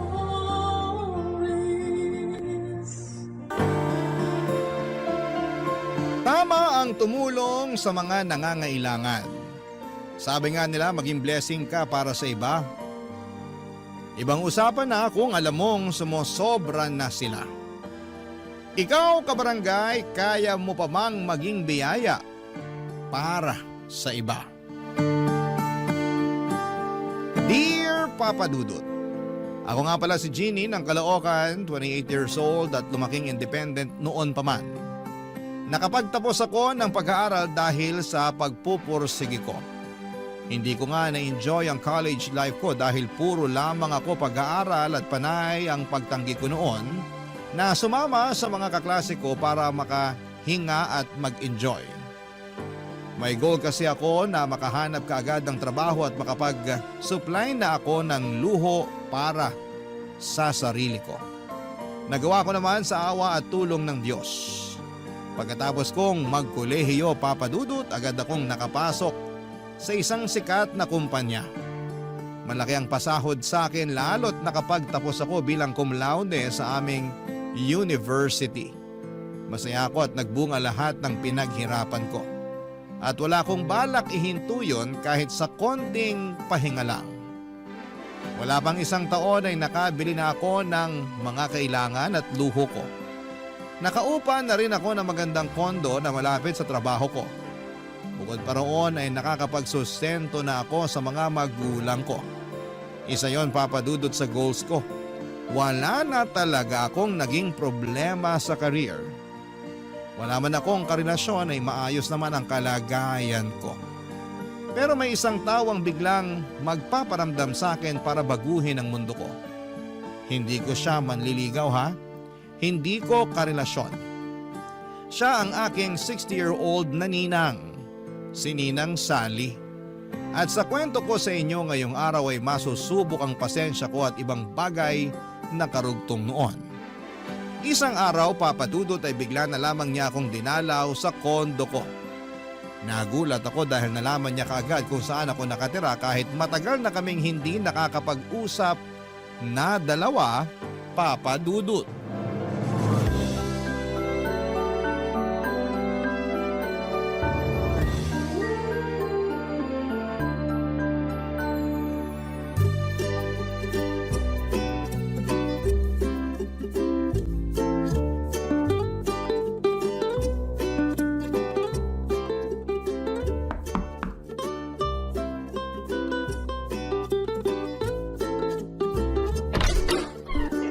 Ninang Sally! Jenny! Akala ko na may nakalimutan mo na ako. Ano pong ginagawa niyo rito? Paano niyo nalaman kung saan ako nakatira? Papasukin mo muna ako bago ka mang intriga. Ay sige po, pasensya na Ninang. Nabigla lang kasi ako. Pasok na po kayo. Pwede bang maupo rito sa mamahalin mong sopa? Na makatikim naman ng lambot itong likuran ko. Sige lang Ninang, maupo na kayo. Ay, nako! Tama nga ang iniisip ko. Malambot ang sopa mo. May gusto ba kayong inumin? Huwag ka na magabala sa maiinom ko. Napasobra na ako sa buko juice kanina dun sa jeep. Sapat pa naman itong nasa sikmura ko hanggang mamaya. Ay, napakalambot talaga nitong sopa. Ano nga ulit yung tanong mo, Jenny? Ang bilis ko lang kasing makalimot kapag masyado na akong komportable sa pagkakaupo eh. Paano nyo nalaman na nakatira ko rito? Nakapollow ako sa Facebook mo. In-add kita pero hindi mo naman in-accept. Pero mabuti na lang at nakapublic ang mga pinopost mo. Kaya nakita ko kung saan ka nakatira. Baka naman pwede mo na ako maging friend sa Facebook mo ngayon. Sige Ninang. Pag nagbukas ulit ako ng Facebook, i-accept na kita. Busy kasi kaya hindi ko maharap na asikasuhin ang Facebook account ko. Bakit nga po pala kayo nandito? Ay, wala naman. Naisip ko lang na dalawin ka. Matagal na kasi kitang hindi nakikita eh. Kumusta pala mga magulang mo? Ayos naman po. Umuwi na sila sa amin sa Bicol. Nagpapadala na lang ako sa kanila ng pang-allowance nila doon. Nakakaingit naman palang magulang mo. Kung alam ko lang ang benepisyo ng pagkakaroon ng anak, di sana nagpaanak na lang ako sa dati kong nobyo. Kayo eh. Na-enjoy nyo raw kasi ang pagkadalaga nyo, sabi ni nanay. At pagmamahal sa sarili ko. Hindi naman kasi ako nagsisisi na hindi ako nakapag-asawa. Kaya lang minsan, nakakaramdam din ako ng lungkot. Lalo na kapag nakakakita ako ng mga bata. Mahilig pa naman kayo sa mga bata, Ninang. Oo nga eh. Ikaw nga itong paborito ko. Naalala mo ba nung bata ka pa lang? Lagi tayong magkasama. Ako pa lagi ang bumibili ng candy at ice cream na maibigan mo. Naaalala ko nga po. Aba, pati yung mga laruan na hindi kayang bilhin ng mga magulang mo. Oy, ako ang bumibili noon lagi para sa'yo. Pasalamat na nga lang talaga at nakakaluwag-luwag ako nung araw. Salamat po pala ron, Ninang. Ay, walang anuman yun. Para na nga kitang anak eh. Sa'yo ko binuhos yung mga sobrang biyaya ko. Hindi ko po yun makakalimutan. Naku, dapat lang. Kasi balang araw, baka maningil ako. Biro lang. Si Ninang Sally talaga, lagi na lang nagbibiro. Ay nako, malapit na pala ang Pasko. Pasensya ka na kung hindi na kita mabibigyan tulad ng dati ha. Wala nang pangregalo si Ninang eh. Retired na kayo sa pagbibigay ng aginaldo sa akin, Ninang. Hindi na ako bata. Itago nyo na lang yung pera nyo para magamit nyo sa ibang pangangailangan ninyo. Oo nga eh. Madalas na ako magtabi para sa maintenance ko. Sa awa ng Diyos, nakakaraos pa rin naman. Ay, siya. Aalis na ako para maabutan ko pa yung pinapanood kong teleserye sa GMA. Salamat sa pagpapapasok mo sa akin dito sa mamahalin mong kondo, ha? Tinulungan kong makatayo si Ninang Sally sa pagkakaupo niya sa sofa. Niyakap niya ako at sinabing proud siya sa akin dahil lumaki akong mabuti at hindi nakakalimot. Lalo pa raw siyang natuwa sa akin dahil umasenso na ako sa buhay. Hindi na raw ako aasa sa kanya sa candy at laruan. Natawa na lamang ako sa sinabi niya pero nakatulong yon para mas gumanda ang tingin ko sa sarili ko. May narating na talaga ako dahil hindi na ako palaasa sa itutulong ng ibang tao. Inalalayan ko na rin na lumabas si Ninang sa pinto at pagkatapos noon ay kinuha niya ang number ko para makausap ko raw siya kapag nakakaramdam siya ng lungkot. Ibinigay ko naman sa kanya para hindi na rin niya ako kulitin na i-add siya sa Facebook. Nang makuha na niya ang number ko ay umalis na rin siya. Noong nakaalis na si Ninang Sally ay naalala ko lang bigla ang naging buhay niya. Tulad ko ay umasenso rin siya noong kadalagahan niya. Kaya nga siguro ay hindi na siya nag-asawa pa dahil kontento na siya sa buhay na meron siya. Independent din siyang katulad ko at hindi umaasa sa iba. Doon ako napabilib sa kanya. Kaya lang isang araw ay binawi sa kanya mga biyaya niya. Nasangkot noon si Ninang sa isang pyramid scheme. Hindi naman siya ang may kagagawan pero nadamay siya. Doon na nawala ang pinaghirapan niya at mula noon ay nahirapan na siyang makabawi. Ang alam ko ay umalis din siya ng Metro Manila para manirahan sa probinsya. Kaya nawalan na rin ako ng contact sa kanya. Hindi ko nga alam na nakabalik na pala siya kung hindi siya dumalaw sa kondo ko. At mula nung dumalaw siya ay naging madalas ko na rin siyang nakikita at nakakausap. Tulad noong nakaraang Pasko, tinawagan niya ako sa cellphone ko, Papa Dudut.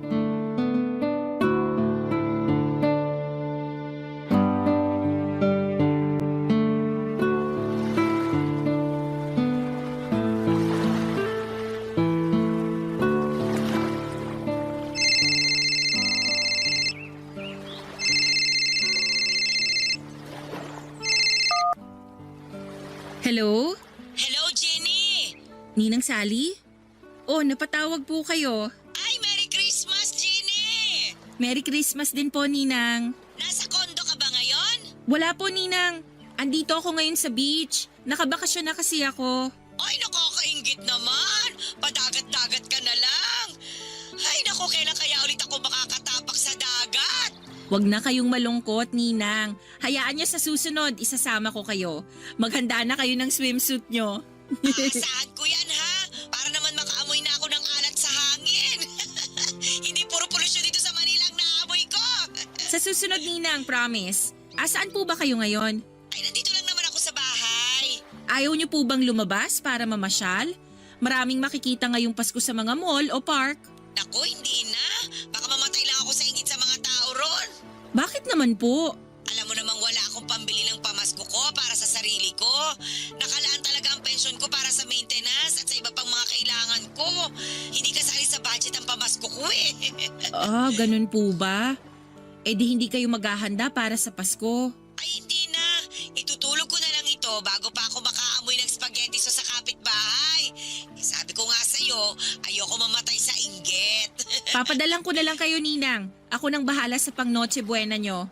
Sabihin nyo sa akin kung saan ako magpapadala para makuha nyo na. Talaga ba? Hindi ba nakakahiya na humingi ng pamasko ang ninang sa inaanak? Parang baliktad naman yata yon. Ako naman ngayon ang magbibigay ng pamasko sa inyo, Ninang. Pasalamat ko na lang sa lahat ng candy at laruan na binigay nyo sa akin nung bata ako tuwing Pasko. Uy, naiiyak naman ako sa sinasabi mo ngayon, Jenny. Akala ko itutulog ko na lang itong Pasko. Gising kayo hanggang madaling araw ng Pasko, Ninang. Sisiguraduhin kong ma-enjoy nyo ang handa nyo. Ay, napakaswerte ko naman sa'yo, Jenny. Ay siya, sige. Ipadala mo na lang sa number ko ang perang panghanda ko. Magkano po ba ang gusto nyo? Pwede bang 10,000? 10,000? Pang Noche Buena? Ay, wag na nga. Mukhang sobra yung hinihingi ko. Ay siya, sige na. Mabuti pang itulog ko na lang itong inggit ko. Ang ibig ko pong sabihin, Ninang yung 10,000 ba? Panghanda nyo lang? Hindi naman. Mag-isa lang naman ako eh. Sapat na yung 2K na panghanda ko para sa Pasko. Para po saan yung matitirang 8,000? Pagsisini ko sana kinabukasan. Yung buong 8,000? Hindi naman, syempre. Yung iba kasi panghahanda ko sa Three Kings Day. Three Kings Day? Pati yun ang selebrasyon ng Pasko, Ginny. Pinagdiriwang ko rin yun bago ako magtanggal ng mga Christmas decor ko. Ngayon ko lang nalaman na dapat paghandaan ng Three Kings Day. Noche Buena at Media Noche lang kasi ang alam kong may paspageti at fruit salad Ay, ibahin mo ang kalendaryo ko. Kung sakaling maghahanda rin kayo sa Three Kings Day, parang sobra pa rin yung matitira sa inyo. Yung iba kasi gagamitin ko para mag-enjoy naman sa Valentine's Day. Ang advance nyo naman, Ninang. Malayo pa ang Pebrero. Gusto ko lang kasing magliwaliw at maging masaya sa Valentine's. Kahit minsan lang ba, para naman makalimutan kong single ako at walang pamilya. Dala nga po ng awa kay Ninang Sally ay nagpadala na ako kaagad ng 10,000 sa kanya. Nadaan ako sa pagpapaawa niya tungkol sa pagiging solo at single, hindi lang sa Pasko kundi sa Valentine's Day. Naisip ko na maliit lang din naman ang 10,000 kumpara sa 13 years na pinamaskuhan niya ako. Bukod nga doon, kahit na hindi Pasko ay nagbibigay din siya sa akin basta makikita niya ako. Pagkakuha nga niya ng pera sa akin ay tumawag siyang muli para magpasalamat. Panay ang iyak niya dahil yun daw ang unang beses matapos ang napakahabang panahon na nakahawak siya ng ganon kalaking pera. Kahit papaano'y gumaan ang loob ko dahil nakapagpasaya akong muli ng tao. Lalo na't si Ninang Sally yon, Papa Dudut. Siya na ang naging ikalawang ina ko noong bata pa lamang ako. Minsan lang naman kasi ang Pasko kaya baliwala na sa akin ang 10,000 binigay ko. Kinabukasan pagkatapos kaming makapag-usap ay tinawagan niya akong muli at nagulat ako dahil nagpapadagdag pa siya ng 500 pesos. Tinanong ko kung para saan. Ang sagot niya lang sa akin ay para sa pangdagdag niya sa pagpapagawa ng pustiso niya. Sinubukan kong sabihin sa kanya na mukhang kasya naman ang 10,000 binigay ko sa kanya para maisingit niya ang pagpapagawa ng pustiso niya. Pero marami siyang sinabi na dahilan kaya hinayaan ko na lamang. Muli na naman ako nagpadala ng 500 piso. Akala ko ayun na ang huli, Papa Dudut, pero kahit natapos na ang Pasko, hindi ko inaasahan na muli siyang lalapit sa akin para muling humingi. At sa mga susunod na parte ng kwento ko ay malalaman ninyo kung gaano karami na ang hinihingi sa akin ni Ninang Sally kahit na hindi naman Pasko, Papa Dudut. Barangay Love Stories. Barangay Love Stories. Sa paglipas pa ng mga araw ay hindi na ako tinantanan ni Ninang Sally. Marami siyang nilalambing sa akin na gusto niyang mabili at hindi raw niya magawa dahil matanda na siya. At wala siyang pera bukod sa maliit na pensyon na nakukuha niya. Hindi naman ako makaangal noon dahil nauunahan ako palagi ng hiya. Hindi ako nakatanggi ang hirap lalo't lagi niyang binabanggit sa akin ang mga niregalo niya noong Pasko at lalong-lalo na yung mga binibigay niya sa akin kahit natapos na ang Disyembre. Para bang nagkaroon ako ng utang na loob at hindi ko alam kung paano ako makatatapos sa pagbabayad noon sa kanya. Maliit lang naman po yung mga hinihingi niya pagkatapos nung pinadala kong 10,000. Minsan 500 piso para pambayad ng kuryente, minsan naman 1,000 dahil na short daw siya sa pangbayad ng renta at meron naman yung tig 200 pesos. Para ipangbili ng merienda o di naman kaya ay bagong wallet dahil ayon sa kanya ay lagi siyang nakawawala o di naman kaya ay nabubutasan ng wallet. Alam na rin niya ang araw ng sahod ko at alam na rin niya kung kailan ako pwedeng tawagan para masagot ko. Sinubukan ko namang hindi sagutin noong una pero hindi niya ako tinitigilan hanggat hindi niya naririnig na mag-hello ako sa kabilang linya. At kapag hindi ko naman sinasagot agad siyang pupunta sa kondo ko. Kapag hindi ko siya pinagbuksan, kapag nagpapanggap akong wala sa kondo ay tumatambay na lamang siya sa pintuan at inaabangan ako. Mas lalo niya akong kokonsensyahin noon dahil sa paghihintay niya ng matagal. Tulad na lamang nung isang beses, sinadya ko siyang hindi pagbuksan ng pintuan pero hindi na rin ako nakatiis. Dahil alam kong hindi siya uuwi hanggat hindi niya ako nakakausap at hindi ako humaharap sa kanya, Papa Dudut.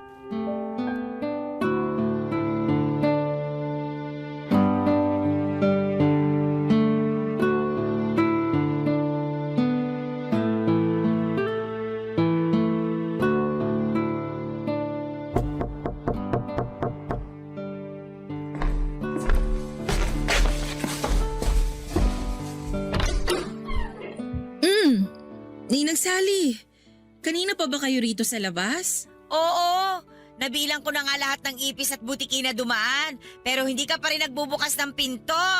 Nakatulog kasi ako, Ninang eh. Napagod kasi ako buong linggo kaya bumawi ako ng pahinga kanina. Sorry po.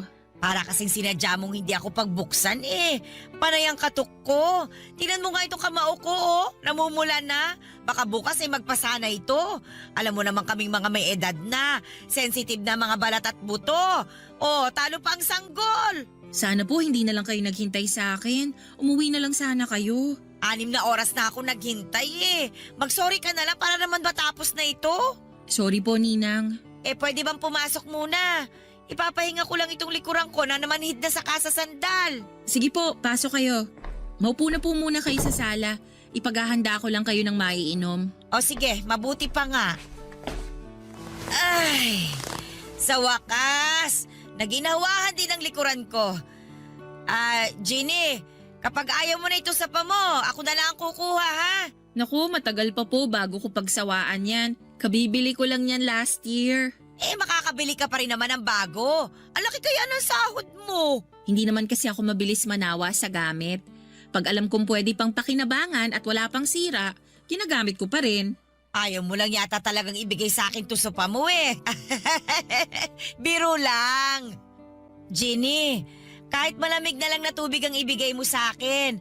Tsaka kung pwede, buksan mo naman kahit sandali lang yung aircon mo para malamigan ako. Parang nakakapaso ang init sa labas ng kondo mo kanina eh. Nasa kwarto po kasi yung aircon ko. Pwede ko namang i-on na lang tong electric fan. Teka lang po, i-on ko lang.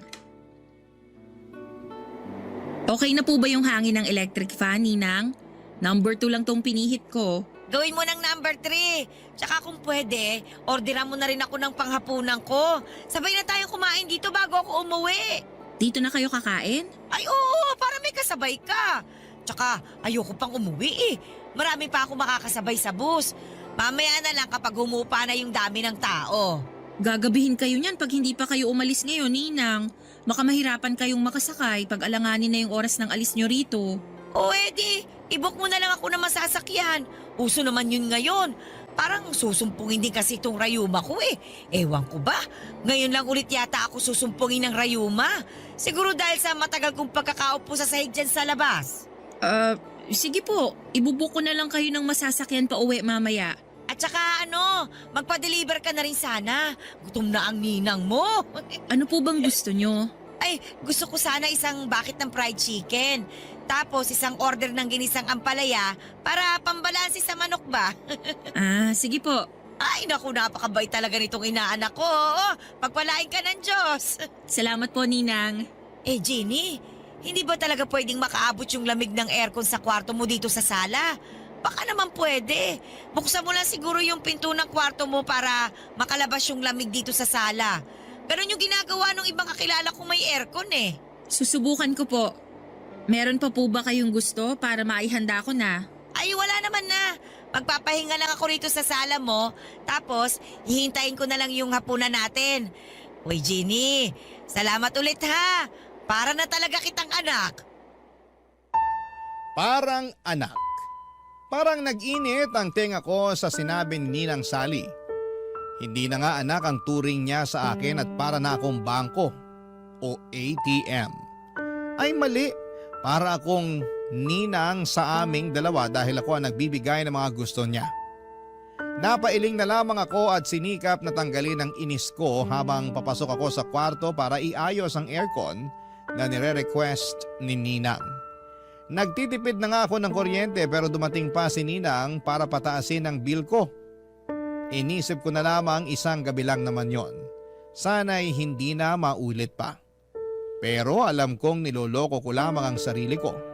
Alam kong uulit siya dahil may kasalanan din na roon. Hinayaan ko siyang makalapit ng husto sa akin. Hinayaan ko siyang ipamukha sa akin na minsan ay tinulungan niya ako. Hindi tuloy ako makaalis sa obligasyon ko sa kanya dahil doon. Sinamahan ko siya sa sala habang naghihintay sa hapunan namin, Papa Dudut. Marami na naman siyang kwento tungkol sa mga niregalo niya sa akin at hindi ko na nga tanda yung iba. Ang nakakalungkot lang ay tanda pa niya ang lahat. Ibig sabihin lamang noon para sa akin ay gusto niya yung isumbat sa akin balang araw. Lahat ng tinulong niya sa akin. At dumating na nga ang araw na yon na isumbat na niya ng pasimple ang mga ibinigay niya sa akin, Papa Dudut. Wala ko nagawa. Hindi ko naman masabi sa kanya na mali na ang ginagawa niya lalo't alam kong may pagkasensitive siya. Lagi nga niyang nakakasamaan ng loob noon si nanay dahil sa pagiging balat sibuyas nito. Nagkakaayos din naman sila pero napansin ko noon na habang lumalaki ako ay tipid na kung makipag-interact si nanay sa kanya. Noong nagkaedad lamang ako, nakaunawa kung bakit nagkaroon ng lamat ang relasyon nilang dalawa, Papa Dudut.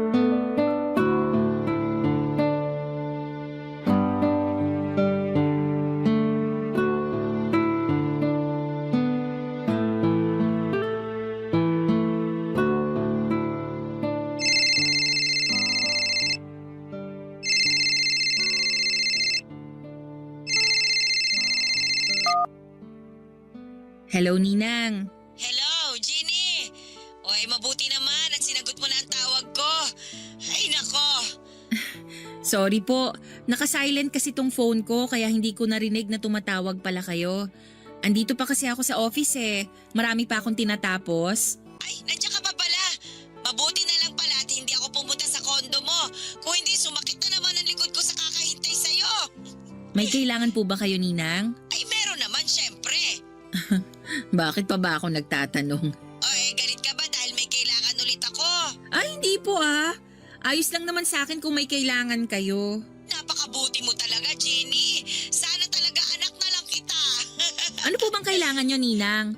Para makabalik na sana ako sa trabaho ko at makauwi na rin ako. Pwede ka bang magpa-deliver dito sa akin ng samgyupsal? 500 pesos po ang samgyupsal ngayon. Pero meron din atang 400 pesos. Tsagain nyo na lang mag-ikot-ikot dyan sa lugar nyo. Hindi ako kakain sa mismong samgyupsalan. Gusto ko sana magpa-deliver ka rito sa bahay ko ng lutuan. Yung butane ba? Tsaka may karne pang samgyupsal. Damihan mo ang lettuce at kimchi ha? Para pangbawas kasalanan sa mga karne na kakainin ko. Ninang, baka umabot ako ng mahigit 2,000 sa ganun. Lumabas na lang kayo para maghanap ng samgyupsalan. Papadalang ko na lang kayo ng 500 pesos. Naku, gustuhin ko man sanang lumabas. Pero inatake na ako na rayuma Malabo nang makalabas ako dito. Tapos gusto nyo pang kumain ng sandamakmak na karne? Nirarayuma na nga kayo. Hindi naman lumalala ang rayuma ko sa karne. Sa munggo ako nirarayuma. Kaya ayos lang naman ako. Anong oras ka ba magpapadeliver para may handa ko na yung mesa ko? Ninang, wala pa akong sahod Yung natitira sa akin ipangtawid ko na lang para sa linggo na to. Naku, hindi naman ako naniniwala na wala kang pera. Di ba nga nung Sabado, nag-out of town kayo ng mga kaibigan mo, nakita ko kaya kayo sa Facebook. Team building namin yon, Ninang. Wala akong ibang ginastos doon. Kumpanya namin ang nagbayad para ron. Ay, ganun ba? Ay, napakaswerte naman talaga. Itanong mo nga doon sa boss mo kung pwede kang magdagdag ng isasama kahit na hindi empleyado. Isama mo naman ako sa susunod kahit tagabantay lang ng mga gamit mo. Ninang, team building po yun. Para sa mga empleyado lang yun. Sobra ka naman makataboy sa akin. Samantalang nung bata ka, kahit hindi ka invited sa mga birthday ng kakilala ko, abay sinasama kita para makakain ka na masarap. Iba naman kasi yun, Ninang. Ay, Sige na nga po para makabawi na ako sa inyo. Magpapadeliver na ako ng mga kailangan nyo para sa samgyupsal. Mag-ready na kayo dyan. Sabi ko na nga ba't hindi ka tatanggi eh? Parang ayaw nyo rin naman kasing tinatanggihan kayo. Kasi minsan lang naman ako humiling, di ba? Parang di naman po. Ay, nararamdaman ko na parang masama ang loob mo. Hindi naman, Ninang. Siguro mas okay na. Huwag ka na lang magpa-deliver. Itutulog ko na nga lang itong kirot ng tuhod ko. Baka makatulong din naman na gutom ako para para ba mabawasan yung sakit. Pwede kaya yon? Huwag na kayong magtampo. Heto nga't naghahanap na ako ng o-orderan ng mga kailangan nyo para sa samgyupsal eh.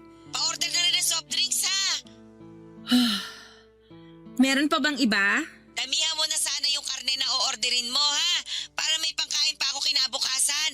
Malamang sa malamang hindi pa ako makakalabas nito. Gawa nga nitong rayuma ko. Nanginginig po ako noon habang kausap si Ninang Sally sa cellphone. Marami pa siyang ibang binigta na kailangan niya. Nagpalambing na rin siya ng maliit na rice cooker dahil hindi na raw nakakaluto ng maayos ang lumang rice cooker niya. Sinabi rin niya na kung pwedeng ako na muna ang magbayad ng pangbili ng maintenance niya dahil malilate nang dating ang pension niya.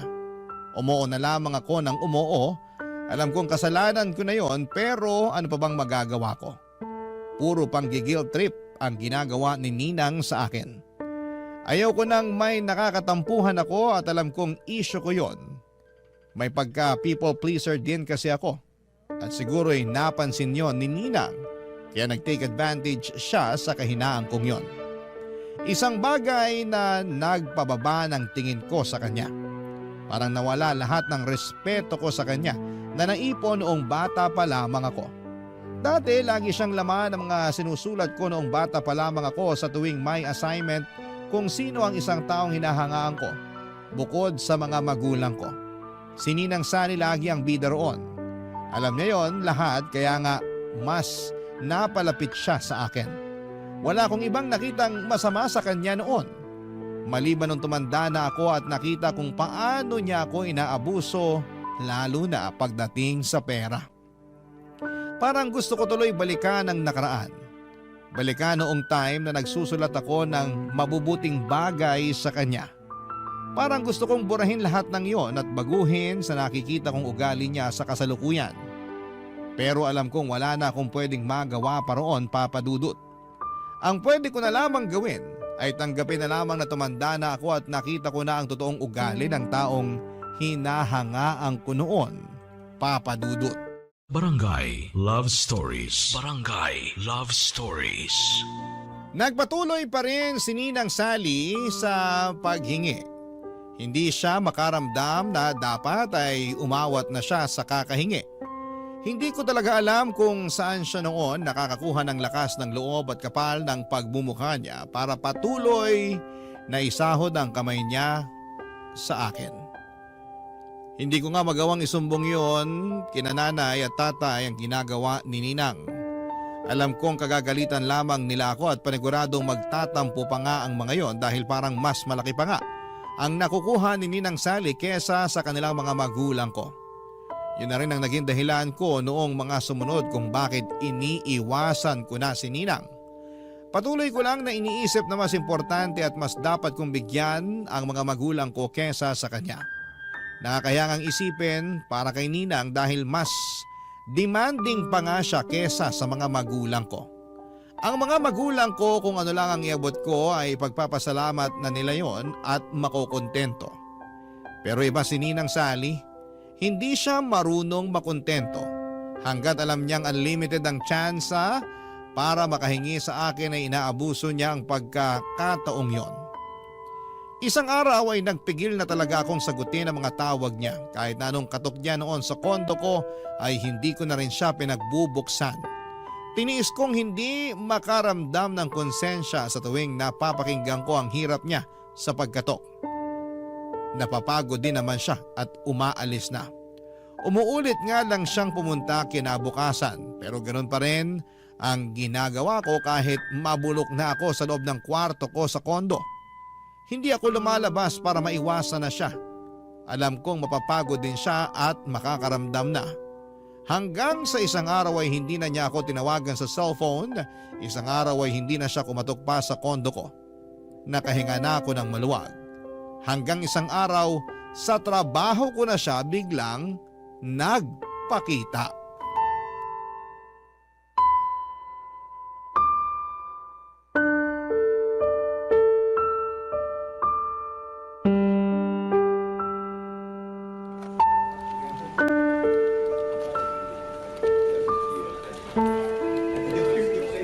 Ninang Sally, anong ginagawa niyo rito sa opisina ko? Ay, pinapasok ako ng guard ninyo. Sabi ko kasi sa kanya, ako ang nanay mo at may iaabot lang ako. Bakit naman po kailangan magsinungaling kayo sa guard? Mapapahamak ako sa ginagawa niyong yan eh. Eh kasi naman, hindi na kita makausap eh.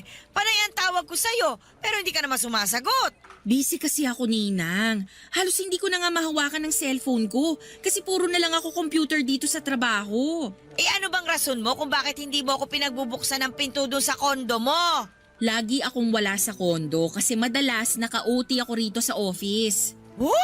Sinungaling! Hindi po ako sinungaling. Akala mo ba hindi kita naririnig sa loob ng kondo mo? Matanda na ako at malabo ang mga mata. Pero klaro pa rin ang pandinig ko. Ilang beses kaya kitang narinig doon sa kondo mo na palakad-lakad?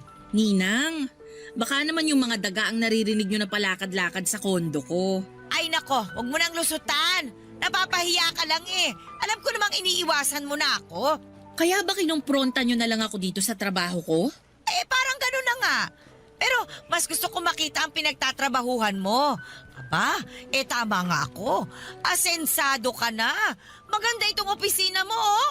Mukhang mayayaman ang mga empleyado rito. Tama nga talaga ako. Malaki nga ang sahod mo. Hindi naman ata tama na pag-usapan ng sahod ko, Ninang. Tama ka. Mali nga ako ron. Ay, pasensya ka na kung dumiretso ako rito ha. Nalulungkot lang kasi ako sa bahay eh. Ang hirap mag-isa sa buhay. Kung gusto nyo po, pwede kong tawagan si nanay para makapag-usap kayo. Magkwentuhan kayong dalawa. Alam ko gusto ka rin niyang makausap ulit. Ay, wag na. Wag mo na rin babanggitin sa nanay mo na inaabutan mo ako, ha? Baka magselos yun at pagbawalan ka ng bigyan ako.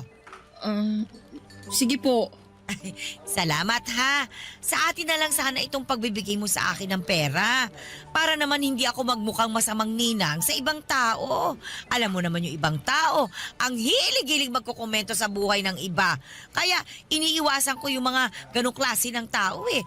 Mas mabuti pang mag-isa na lang ako kesa makisalamuha sa kanila. Wala po akong pagsasabihan pero please, Ninang.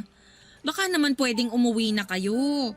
Pag naabutan kayo rito ng boss ko, baka mapagalitan pa ako. Saglit na lang, pwede ba? Gusto ko lang namang pagmasdan itong opisina ninyo eh. Bigla ko kasing naalala nung nagtatrabaho pa ako sa dating opisina ko. Proud na proud ako sa trabaho kong yon. Malaki ang pasahod. Tapos, naililibre ko pa ang mga mahal ko sa buhay. Oh, lalo na ikaw. Di ba nga? Halos ikaw ang nakinabang sa mga sinasahod ko. Kayo ng nanay mo. At habang buhay akong magpapasalamat doon, Ninang. Kaya lang... Hindi habang buhay, nasa ibabaw ka talaga, no? Kaya ikaw, Jenny, ingatan mo itong trabaho mo, ha? At saka, huwag kang gagaya sa akin na nagpauto sa mga scammer. Huwag ka masyado magtitiwala. Baka isang araw, mawala sa iyo ang lahat. Ay, nalulungkot naman ako sa nangyari, no? Kung naging maingat lang sana talaga ako. Huwag nyo na lang pong laging balikan ng nakaraan para hindi kayo malungkot ngayon. Tapos na yun. Tingnan mo nga ako ngayon, oh, Jenny. Sana ko nakabawi. Walang-wala ako. Para akong inaanak na umaasa lang sa aginaldo ng ninang tuwing Pasko. Ay, nako. Alam ko, nasasagad ko na rin ang pasensya mo sa paghingi-hingi ko ng pera sa'yo. Kaya hindi naman kita masisisi kung iniiwasan mo na ako. Kaya lang, Jenny, wala na kasi akong ibang malalapitan at mapagkakatiwalaan kundi ikaw lang. Kaya sana naman, matulungan mo rin ako. Tulad ng pagtulong ko sa'yo nung bata ka pa lang. Konti na lang naman ang ilalagi ko rito sa mundo eh. Sana makatulong ka para medyo guminhawa naman ng konti ang mga natitirang araw ko bago man lang ako bawian ng buhay. Nakaramdam ako ng kurot sa mga sinabi ni Ninang Sally. Alam kong madalas nagtutunog nangungonsensya lamang siya. Pero nang pagkakataong yon ay naramdaman ko talaga ang lungkot niya. Ramdam kong balak na niyang sukuan ang laban niya sa buhay. Sa totoo lang ay mukhang sinukuan na talaga niya ang buhay. Mula nung nasangkot siya sa pyramid scheming ay hindi na siya naglakas pa ng loob na ilaban ang kanyang sarili. Hinayaan na lamang niya ang lahat. Nawala yung dating siya, yung masiyahin at matulungin. Matapos siyang masangkot doon kahit piso ay hindi niya iaabot sa mga pulubi. Hindi ko naman siya masisisi at masyadong masakit ang nangyari sa kanya noon. Pero sana'y lumaban pa rin siya ngayon. Kahit sabihing matanda na siya at inihintay na lamang niyang mawala siya sa mundo ay may dahilan pa rin naman para magpatuloy. Kaya lang parang ayaw na nga niya. Siguro dahil nga sa dinidibdib niya masyado ang pagkatalo niya. Nadala na naman ako ng awa sa kanya. Kaya kahit na hindi nga siya humihingi ng pera noon ay inabutan ko pa rin siya ng 500 pesos. Sinabi ko sa kanya na mamasyal muna siya sa mall at kumain na lang doon. Kahit sa food court lang kung ano man ang magkakasya sa inabot ko. Para lang mawala ng lungkot niya kahit na ilang oras lang. Niyakap niya ako at nagpasalamat. Pagkatapos noon ay umalis na rin siya at sinunod na niya ang payo ko. Nagbalik na ako sa trabaho at alam kong magpapatuloy muli ang cycle ng pagtulong ko kay Ninang Sally. Nagkatotoo naman dahil kinabukasan ay muli niya akong pinuntahan sa kondo. Pinagbuksan ko na siya noon at ayoko na rin magtago pa. Papadudot.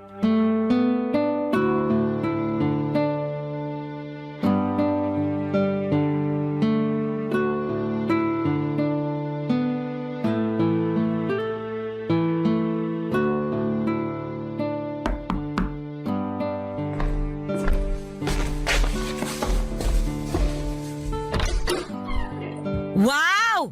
Hindi mo na ako tinataguan, ha? Pinagbuksan mo na rin ako ng pinto. Pasok po kayo, Ninang. Ay, salamat, Jenny. Maupo na po kayo sa paborito ninyong sofa. Alam kong na-miss nyo yan.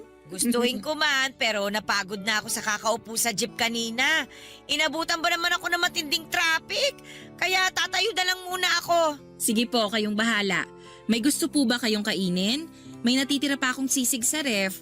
Pwede kong initin para makakain kayo. Ay, hindi na. Nakakahiya naman. At saka, saglit lang naman ako rito. May kailangan lang talaga ako.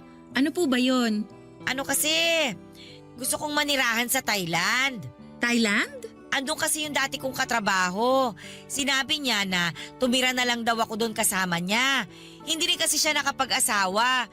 Nalulungkot na nga raw siya dahil mag-isa lang siya ron. Samahan ko na raw. Pwede naman po, para bagong environment sa inyo. Saka baka ron kayo makapagsimula ng bagong buhay. Yan din nga ang iniisip ko. Hindi na ako makakapagsimula ng bagong buhay dito sa Pilipinas. Malabo na. Kaya baka sa ibang bansa na ang swerte ko. Susuportahan kita, Ninang. Tama, lumipat na kayo ron. Susuportahan mo talaga ako? Full support naman ako sa mga desisyon nyo sa buhay, Ninang Pwede bang suportahan mo rin ako sa mga gastusin ko sa pagpunta ron sa Thailand? Po? Bigyan mo ako ng pera para maproseso ko yung pagtira ko sa Thailand. O kaya naman, kahit bigyan mo lang ako ng 50,000 para pamasahe ko. At saka, ekstrang pera na rin habang hindi ko pa alam ang gagawin ko ron. Pwede naman ako mag-TNT doon, di ba? Marami namang gumagawa noon. Gusto nyo pa talagang maging illegal ang pagstay nyo sa Thailand? Kung pang-illegal lang ang aabutin ng budget mo, tatanggapin ko na lang. Ako na lang ang didiskarte para maging legal balang araw ang paninirahan ko ron. Siguro naman sapat na yung 50,000 na ibibigay mo. Pero kung may extra ka, 60,000 mo na. Ang hirap kayang mabitin doon. Wala kasi akong ganyang halaga sa bangko ko, Ninang. Ganun ba? Paano kaya kung mag-loan ka na lang? Kasi papayagan ka naman kagad ng bangko mo na umutang. Lalo na kapag nalamang maganda ang trabaho mo. Ayoko pong magkaroon ng utang, Ninang. Huli na naman ito, Jenny. Makakahinga na rin ang bulsa mo kapag nakaalis na ako ng Pinas. Pag wala na ako rito, makakaipon ka na.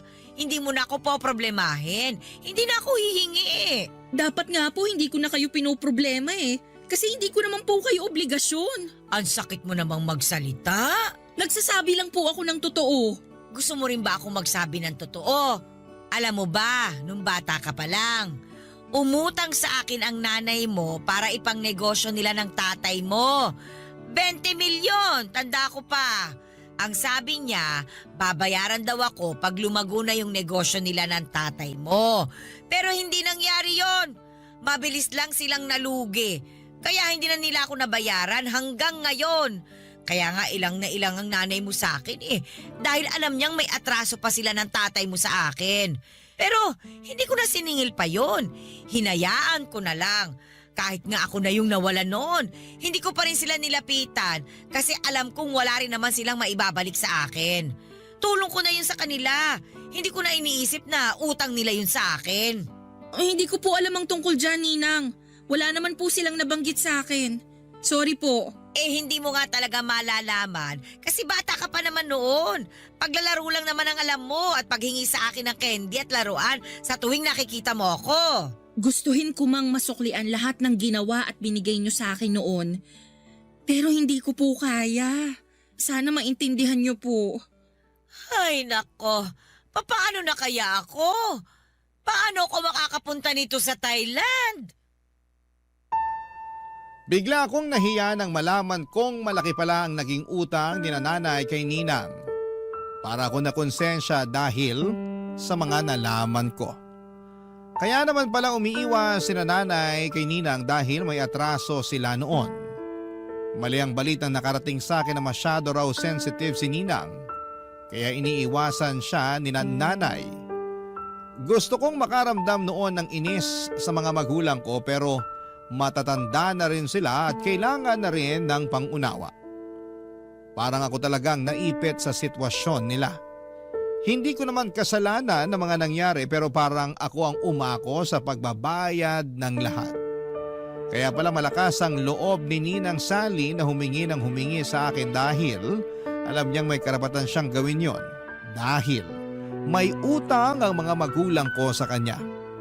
Malaking halaga na nga ang naibigay ko sa kanya noon at pwedeng masabing bayad or bayad na dapat ang utang ng mga magulang ko sa kanya. Kaya lang sa puso ko, parang gusto ko pa siyang tulungan. Kaya naman nag-decide ako na sa huling beses ay bigyan ko siyang muli ng aginaldo. Kahit na hindi Pasko at hindi ako ang inaanak. Nag-loan ako ng 50,000 pesos para panimula niya. Nagpasalamat siya sa akin at sinabing hindi na niya ako gagambalain pa pagkatapos noon. Nang nakaalis na siya ng bansa, saka ako kinausap ang mga magulang ko tungkol sa utang nila kay Ninang Sally at doon ko nalaman na hindi pala totoo ang sinasabi ni Ninang na utang nila. Gumawa lang pala siya ng kwento para kaawaan ko siya at abutan ng pera. Galit na galit si nanay noong nalaman niyang nagbigay ako ng 50,000 pesos kay Ninang. Sumama tuloy ang loob ko sa mga nalaman ko at maraming proof si nanay na hindi totoo ang sinasabi noon ni Ninang Sally. Kaya naman minessage ko si Ninang sa Facebook niya kaya lang hindi na po siya nag-reply pa. Blinak na lamang niya ako at patunay na nagsisinungaling po siya sa akin. Mahigit 2 taon na ang nakakaraan mula noong naloko ako ni Ninang. Pero hanggang ngayon ay may bitbit pa rin po akong sama ng loob sa kanya. Tinangay niya ang 50,000 pesos ko. Kasama na rin ang pagtitiwala ko. Ano ba sa tingin ninyo ang pwede kong gawin? Gusto ko sanang mabawi ang 50,000 sa kanya at pagbayarin siya sa mga ginawa niya sa akin pero hindi ko alam kung nasaan siya ngayon. Ano ba ang dapat na gawin ko? Sana po ay matulungan po ninyo ako. Ako ang inyong kabarangay habang buhay at forever, Jeannie. Barangay Love Stories. Barangay Love Stories. Anong say mo sa Barangay Love Stories na ito? Pagkwentuhan natin sa comment section yan. Nagustuhan ng iyong napakinggan? Ituloy yan via live stream sa www.gmanetwork.com/radio. Barangay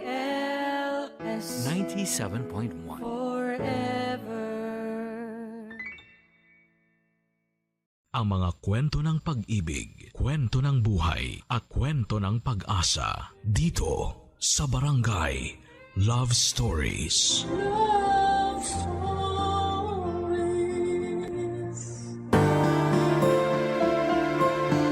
Sabi nga sa mga meme, ang AFAM daw ang shortcut sa pag-ahon sa kahirapan. Kaya hindi nakapagtataka na marami sa atin na naghahanap ng foreigner na pwedeng maging forever. Ikaw kabarangay, handa ka bang magka-AFAM at makaranas ng halo-halong swerte at dugong banyaga? Dear Papa Dudut, magandang tanghali po sa inyo at sa mga kabarangay natin. Ako po si Desa, senior na po ako. Naging libangan ko na tuwing tanghalian ang makinig sa inyong programa at maraming beses na akong naiyak. Napahalakhak ng tawa at na-stress sa mga kwentong ibinabahagi dito sa Barangay Love Stories. Sabi ko nga minsan ay grabe naman ang nangyayari kay Sender. Kawawa naman at napakatanga naman. Pero napapaisip ako, ang buhay ko pala ay pwedeng itampok sa programa ninyo kaya sumulat ako dahil nais kong ibahagi ang kwento ng buhay ko na para bang kinuha mula sa isang teleserye.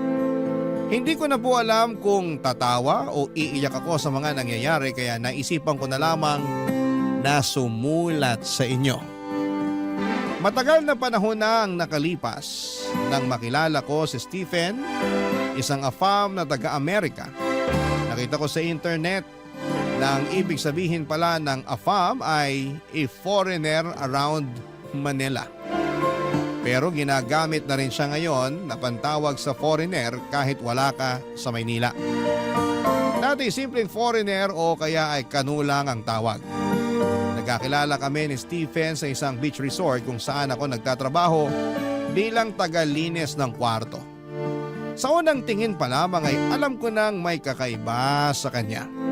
Hindi lang dahil sa kulay ng kanyang balat o banyagang accent, kundi dahil sa napaka-gentle niyang paraan ng pakikitungo sa akin. Hindi nga nagtagal ay naging kami at ramdam ko ang kanyang pagmamahal. Papadudot at inakala kong siya na ang sagot sa lahat ng pangarap ko. Pero sabi nga nila ay hindi lahat ng maganda ay nagtatagal. Dumating ang araw na kinailangan niyang bumalik sa Amerika. Nangako siyang babalik pero habang tumatagal ang paghihintay ay unti-unti kong nararamdaman ang lamat sa aming relasyon. Sa umpisa ay regular pa ang pagpapadala niya ng sulat. Pero kalaunan ay bigla na lamang itong nawala, Papadudot. Naiwan akong nagmumukmok, nagtatanong sa sarili ko kung ano ang pagkukulang ko. Bakit hindi na siya sumusulat sa akin? At dito na nga pumasok sa eksena si Edward. Si Edward ay matagal ko nang kilala. Kaibigan siya ng pinsan ko at matagal nang umaaligid sa akin. Noong una ay hindi ko siya pinapansin dahil mahal na mahal ko nga si Stephen. Pero sa mga pagkakataong umiiyak ako dahil sa kawalan ng balita mula kay Stephen, si Edward ang laging nariyan sa tabi ko. Siya ang nagpapatawa sa akin at umaalalay kapag bumibigat na ang loob ko. Hindi ko maitatangking napapalapit na rin ang loob ko sa kanya, Papadudut.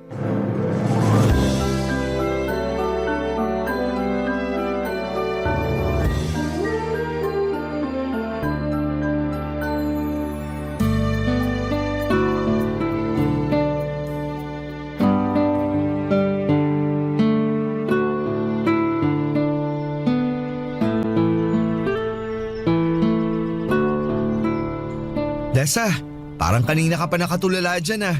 Bagong taon na pero ganyan ang mukha mo. May problema ka ba? Okay ka lang ba? Halata ba talaga may problema ako, Edward? Eto, hindi ako sinungaling ha. Pero halatang maganda ka pa rin. Bolero ka talaga, Edward. Totoo naman na maganda ka. Kaya nga gusto kita eh. Pero teka ha, hindi lang dahil sa maganda ka, kundi dahil mabait ka. Ewan ko sa'yo. Ito talaga. Totoo ang sinasabi ko, Desa. Ayaw mong maniwala sa akin? Siguro kung yung foreigner mo ang nagsabi sa'yo na maganda ka at mabait, Tsak na naglulupasay ka na sa kilig dyan, hindi ba? Siyempre naman, iba kasi kapag yung Prince Charming mo nagsabi nun. Aray naman, ibang klase ka talaga. Kung Prince Charming siya, ano ako sa'yo? Naku, baka may masabi akong hindi maganda. Tingin ko, nabulag ka na talaga ng foreigner na yun. Love is blind nga, kaya ganun. Wow! Ibang klase rin to. Hindi ba halos 2 taon ka nang di sinusulatan nun? Edward, baka saan na naman mapunta tong usapan na to? Nag-aalala lang naman ako sa'yo, Desa. Sulat ka ng sulat. Wala ka nang natatanggap na sagot galing sa kanya, di ba? Ang hirap kaya nun. Siya tong mayaman at hindi pinoproblema ang pagbayad sa pagpapadala ng sulat. Siguro, may iba na yun. Binura ka na sa buhay ng mokong na yun. Tigilan mo nga yun kasi hindi totoo yan. Mahal ako ni Stephen. Payong nagmamalasakit lang ha. Kung talagang mahal ka nun, binabalikan ka na at sinasagot ang sulat mo. Parang ganyan naman lahat ng mga kano. Tingin ko talaga hindi ka nababalikan nun. Marami na ako naririnig sa mga tulad nila. Matapos makuha ang gusto sa babae, ayun, kumaripas na. Hindi na binabalikan ng babae nila. Bawiin mo sinasabi mo, Edward. Hindi ganun si Stephen. Bawiin mo! Pasensya ka na, Desa. Hindi ko pwedeng bawiin yun kasi totoo yun. Kaya gumising ka na. Iniwan ka na ng foreigner mo. Hindi ka nababalikan nun. Hindi. Hindi. Araw-araw ka na lang ganyan. Hindi siya dapat iniiyakan. Tama na nga, Edward. Nandito naman ako. Gusto kita. Hindi ko gagawin yung ginawa sa'yo ng lalaki na yun. Hindi. Mahal ko si Stephen. Pwede ba? Hindi kita gusto. Ako lang ang lalaking nagmamalasakit sa'yo. Ako ang nandito sa'yo ngayon, oh. Bigyan mo naman ako ng pagkakataon na mahalin kita. Edward, ilang beses ko bang sasabihin sa'yo na babalikan ako ni Stephen? Kung talagang babalikan ka at mahal ka nun, bakit hanggang ngayon wala pa rin? Huwag ka nang umasa dun. Nasa kabilang mundo yun. Hindi ka nakakasiguro kung talagang mahal ka nun kasi hindi mo nga siya nakikita. Basta, babalik siya para sa akin. Babalikan niya ako. Ilang beses mo na rin niyang sinasabi, pero wala. Alam mo, wala kang paki. Umalis ka na nga. Huwag mo akong lalong binubwisit. Hindi naman kita binibwisit. Kung pera lang ang gusto mo sa kanya para maiahon kayo sa kahirapan, kaya ko yun. Ano? Nagsisimula na ako ng sarili kong negosyo. Kita mo naman, lumalaki na to. Kumikita. Grabe ka. Tingin mo ba sa akin mukhang pera? Nabibili? Hindi sa ganun. Pero aminin natin, kailangan natin ng pera. Ng buhay na masagana. Ayaw ko rin mag-asawa kung hindi ko kayang buhayin ng pamilya ko.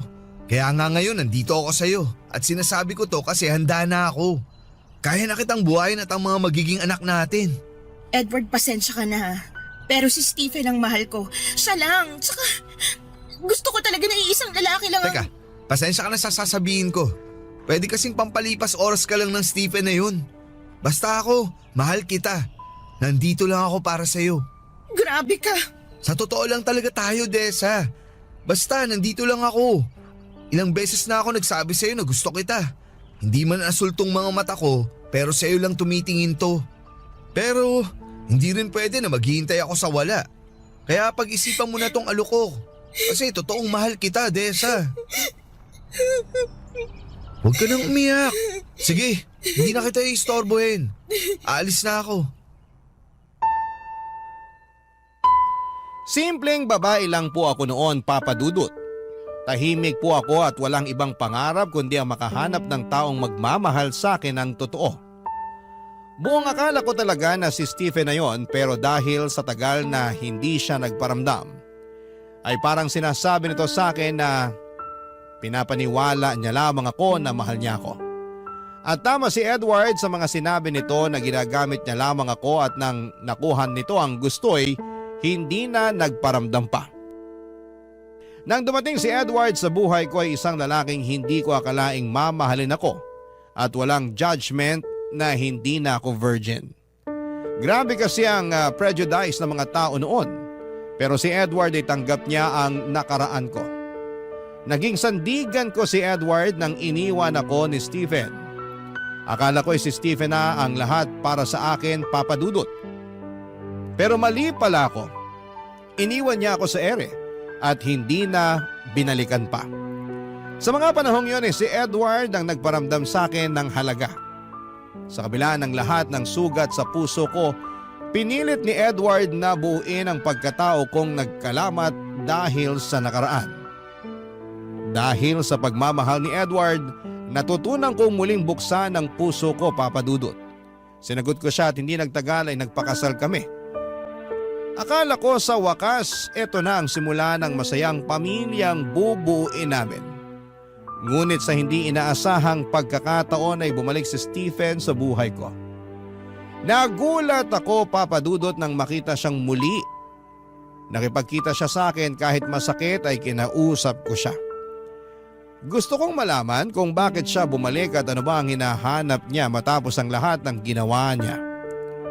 Sinabi niya sa akin na mahal niya ako at wala siyang natatanggap na sulat na galing sa akin. Pareho kaming nagtataka at baka nawala ang mga sulat naming dalawa. Hindi ko alam kung papaano pero nadala ko sa init ng muling pagkikita namin, Papa Dudut. May nangyari sa amin. Isang bagay na hindi ko po inaasahan. Pagkatapos noon ay sinabi ko na kay Stephen na hindi na kami pwedeng magkita at makipag-communicate pa kasi may asawa na akong tao. At ang nangyari sa amin sa kama ay isang pagkakamali lamang. Sumang-ayon siya at hindi na nga kami nagkita matapos ang tagpong yon pero nabuntis ako, Papa Dudut. Walang araw na hindi ko ipinagdarasal sa langit na sana anak lang namin ni Edward ang dinadala ko sa aking sinapupunan. Na hindi nagbunga yung nangyari sa amin ni Stephen pero laking gulat ko na asul ang mata ng anak ko. Parang Snow White sa balat. At ang nga ito ni Stephen at hindi ko maitatago ang kataksilan na ginawa ko kay Edward, Papa Dudut.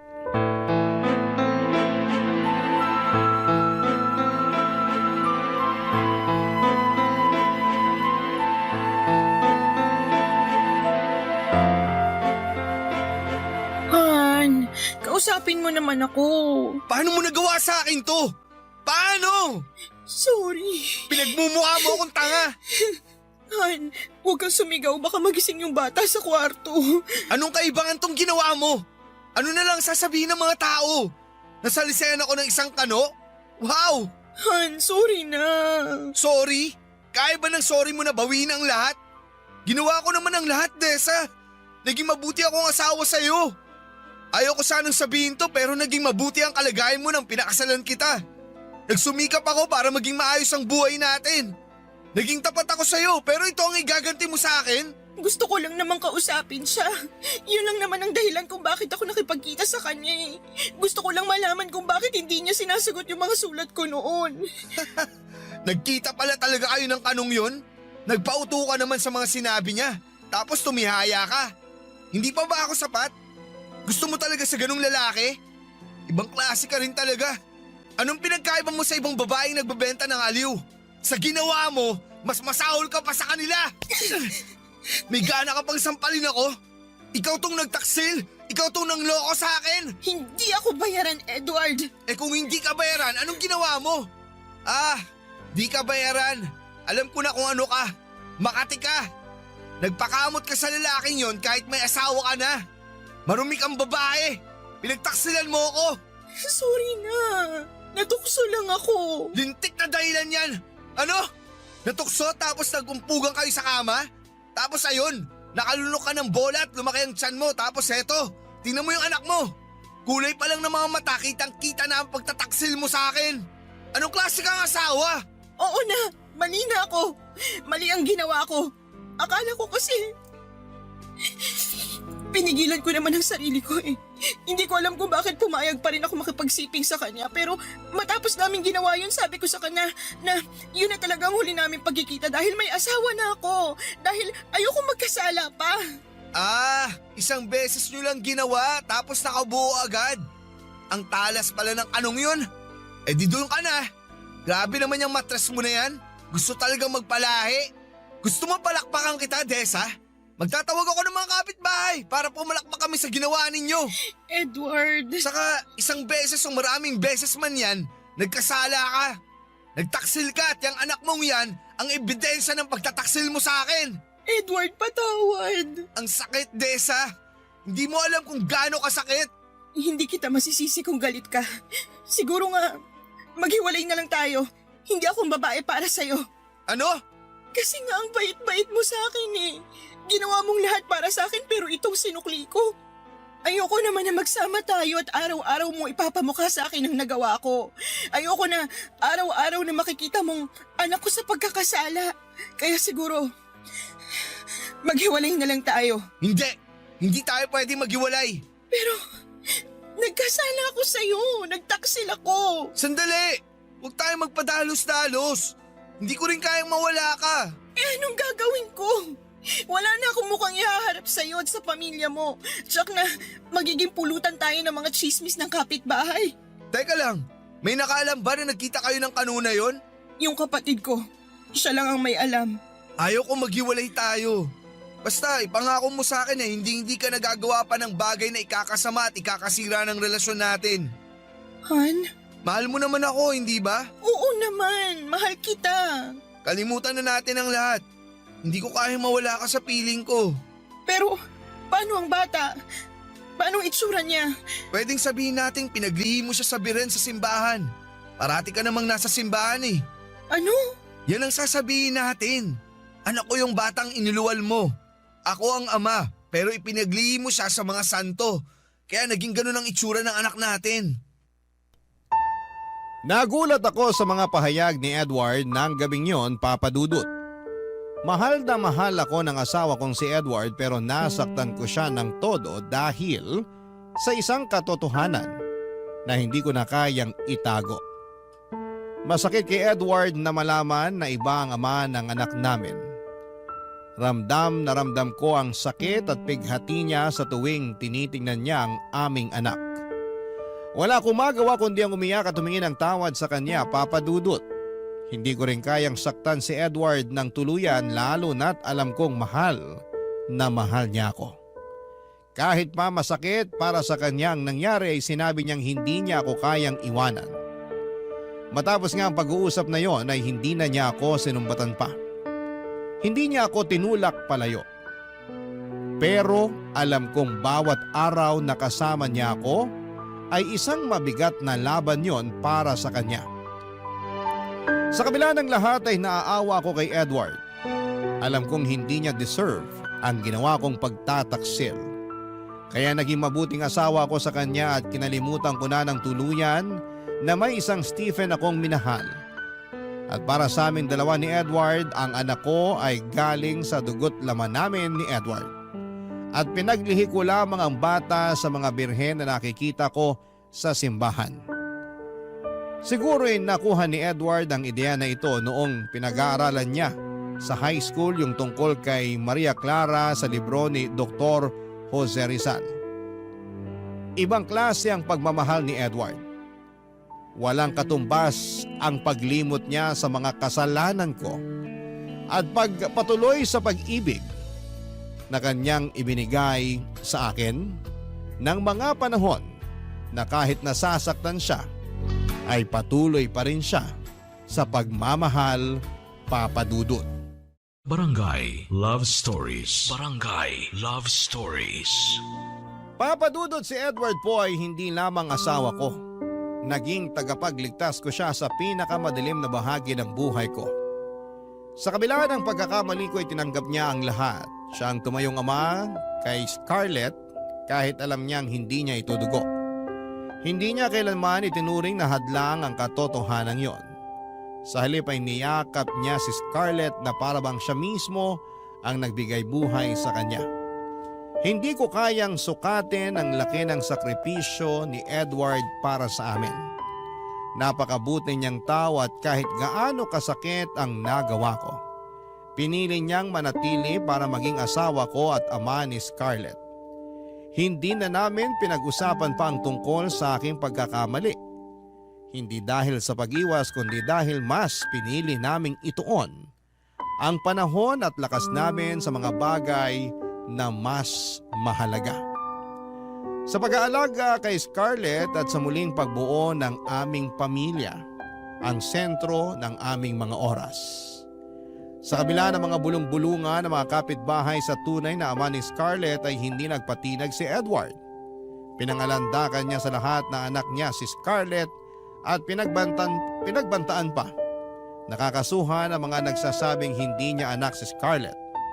Matapos ang ilang taon ay nagkaanak din kami ni Edward. Nakita kong masaya siya at pantay ang tingin niya sa mga anak ko. Kaya naman sa aspetong yun ay sobrang nagpapasalamat ako kay Edward. Pero habang lumalaki si Scarlett at nagkakaisip, ay hindi maiwasan na magtanong ito sa kanyang itsura. At gaya nga ng sinabi ni Edward ay pinaniwala namin ang bata na pinaglihi ko siya sa birhen at kami naman ni Edward ay hindi na namin pa napag-usapan ang tungkol sa pangangaliwa ko noon at ang tungkol kay Stephen, Papa Dudut.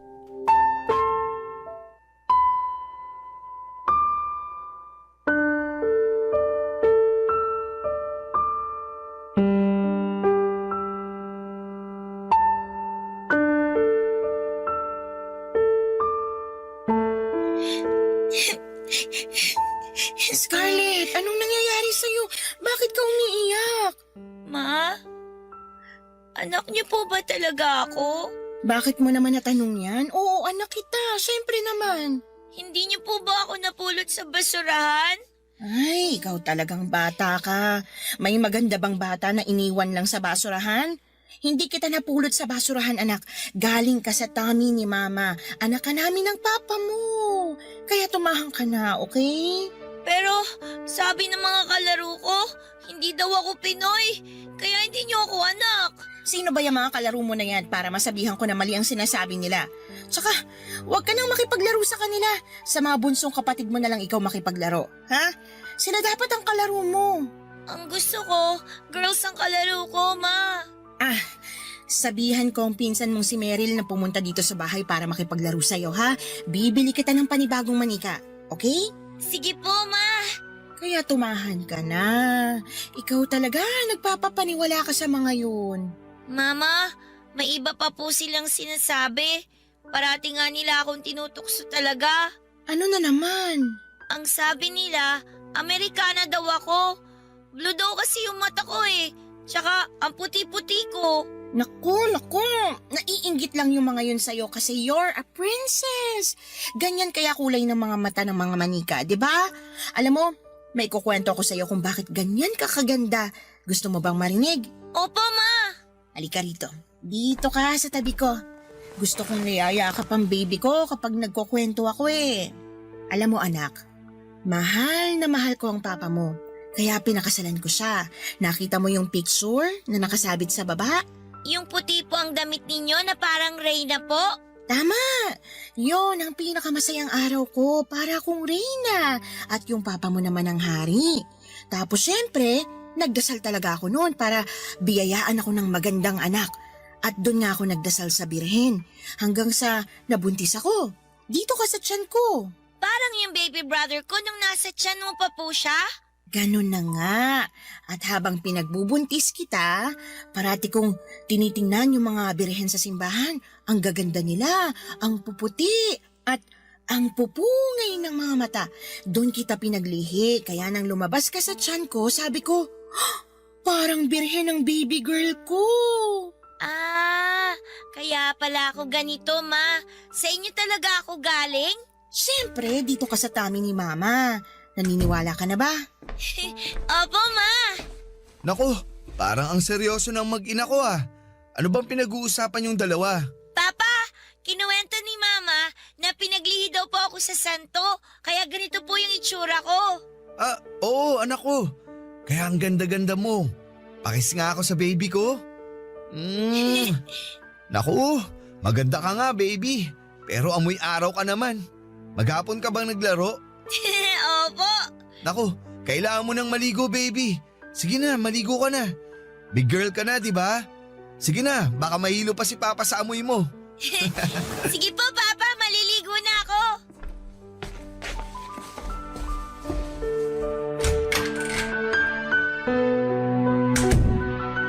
Han, natatakot talaga ako na kung lalaki na si Scarlett, hindi na siya maniniwala sa kwento natin. Han, pwede bang huwag ka na mag-isip ng ganyan? Nandito ako. Sasabihin ko sa kanya na ako talaga ang ama niya At pinaglihi mo nga siya sa santo. Tapos ang kwento. Oh, bakit ka naman umiiyak? Salamat sa pagmamahal, Edward. Salamat sa lahat. Ako dapat ang magpasalamat dahil minahal mo rin ako at hinayaan mo akong maging ama sa anak mo. Mahal kita, Han. Mahal na mahal din kita, Han. Mula sa araw na isinilang ko si Scarlett ay nangako ako na ibibigay ko ang lahat para sa kanya. Pagmamahal, proteksyon at isang magandang kinabukasan. Walang pag-aalinlangan na ibinigay din yon ni Edward sa kanya kahit alam nitong hindi niya kadugo si Scarlett. Simula pa na umalis si Scarlett, si Edward na ang tumayong ama niya. Ginawa niyang lahat para mahalin at alagaan si Scarlett na parang tunay niyang anak. Lumaki si Scarlett na hindi nalaman ang katotohanan. Papadudot sa bawat gabi na iniisip ko kung aaminin ko ang totoo sa kanya ay umiiyak ako. Mahal na mahal ko ang anak ko at hindi ko kayang masaktan siya. Pero alam kong kailangang mangibabaw ang katotohanan. Kaya nung naging 18 years old na siya, ay naisip ko na hindi ko na kayang itago pa ang lahat. Dumating na ang araw na kinakatakutan ko. Ang araw na kailangang sabihin ko sa kanya ang lahat-lahat. Sa loob ng 18 years, binabangungot ako sa bawat gabi. Iniisip ko kung paano niya tatanggapin ang katotohanan. At eto na nga ang bangungot na yon, Papa Dudut. Nakita ko ang galit sa mukha ng anak ko noong hinarap niya ako para sa katotohanan. Parang gusto ko na lamang na namunin ako ng lupa dahil nadudurog ang puso ko habang nakikita ko ang sakit sa mga mata niya. Pero naisipan ko rin na mas mabuti ng pakawala ng kasinungalingang matagal kong tinatago. Alam kong sa dulo ay kailangang maging buo ang pagkakakilala niya sa kanyang sarili. Karapatan niya yon kaya hinarap ko si Scarlett ng buong tapang. Kahit nanginginig ang boses ko at sinabi ko sa kanya na siya ang isa sa mga pinakamahalagang tao sa buhay ko. At lahat ng ginawa ko ay para sa kanya, Papa Dudut.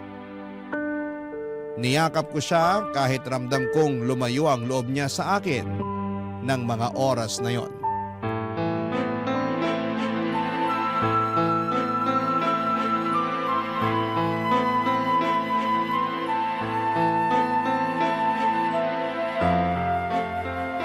Ma! 18 years old na ako! Hindi na ako bata! Sino ba talaga ang tatay ko? Sino? Scarlett, anak. Nung bata pa ako, naging usap-usapan na hindi ako anak ni Papa dahil nga mukha akong anak ng isang kano. Maraming beses kitang tinanong at maraming beses mo rin akong sinagot na pinaglihim mo lang ako sa santo.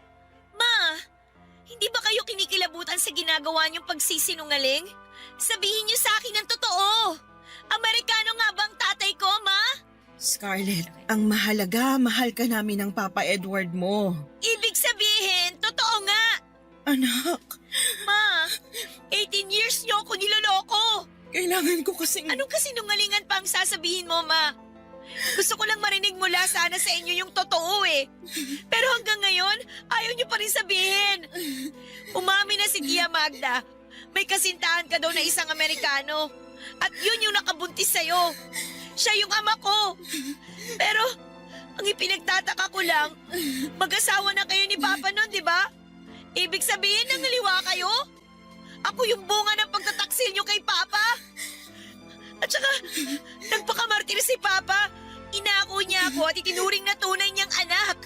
Anak, sorry. Sorry. Bakit niyo tinago sa akin yun? Totoo nalaman mo. Anak kita sa isang Amerikano, si Stephen.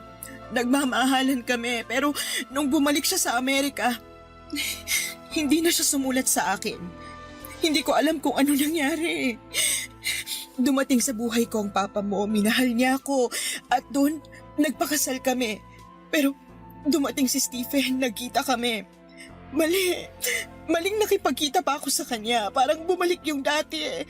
Akala ko hindi ako mabubuntis kasi isang beses lang namin ginawa yun, pero nabuntis niya ako. kinabuo ka namin. Ma, bakit mo nagawa yun?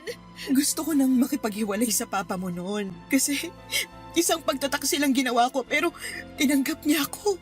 Tinanggap niya tayo. At para sa kanya, galing ka sa dugot laman niya, anak ka ng Papa Edward mo. Han? Scarlett, anak? Oh, bakit kayo nag-iiyakan? Pa, alam ko na po yung totoo. Alam ko nang hindi niyo po ko tunay na anak. Alam kong hindi ako pinaglihis sa mga santo. Kasi anak ako ng isang kano. Hindi! Anak kita, Scarlett! Anak ka namin ng mama mo! Tama na! Mga sinungaling kayo! Scarlett!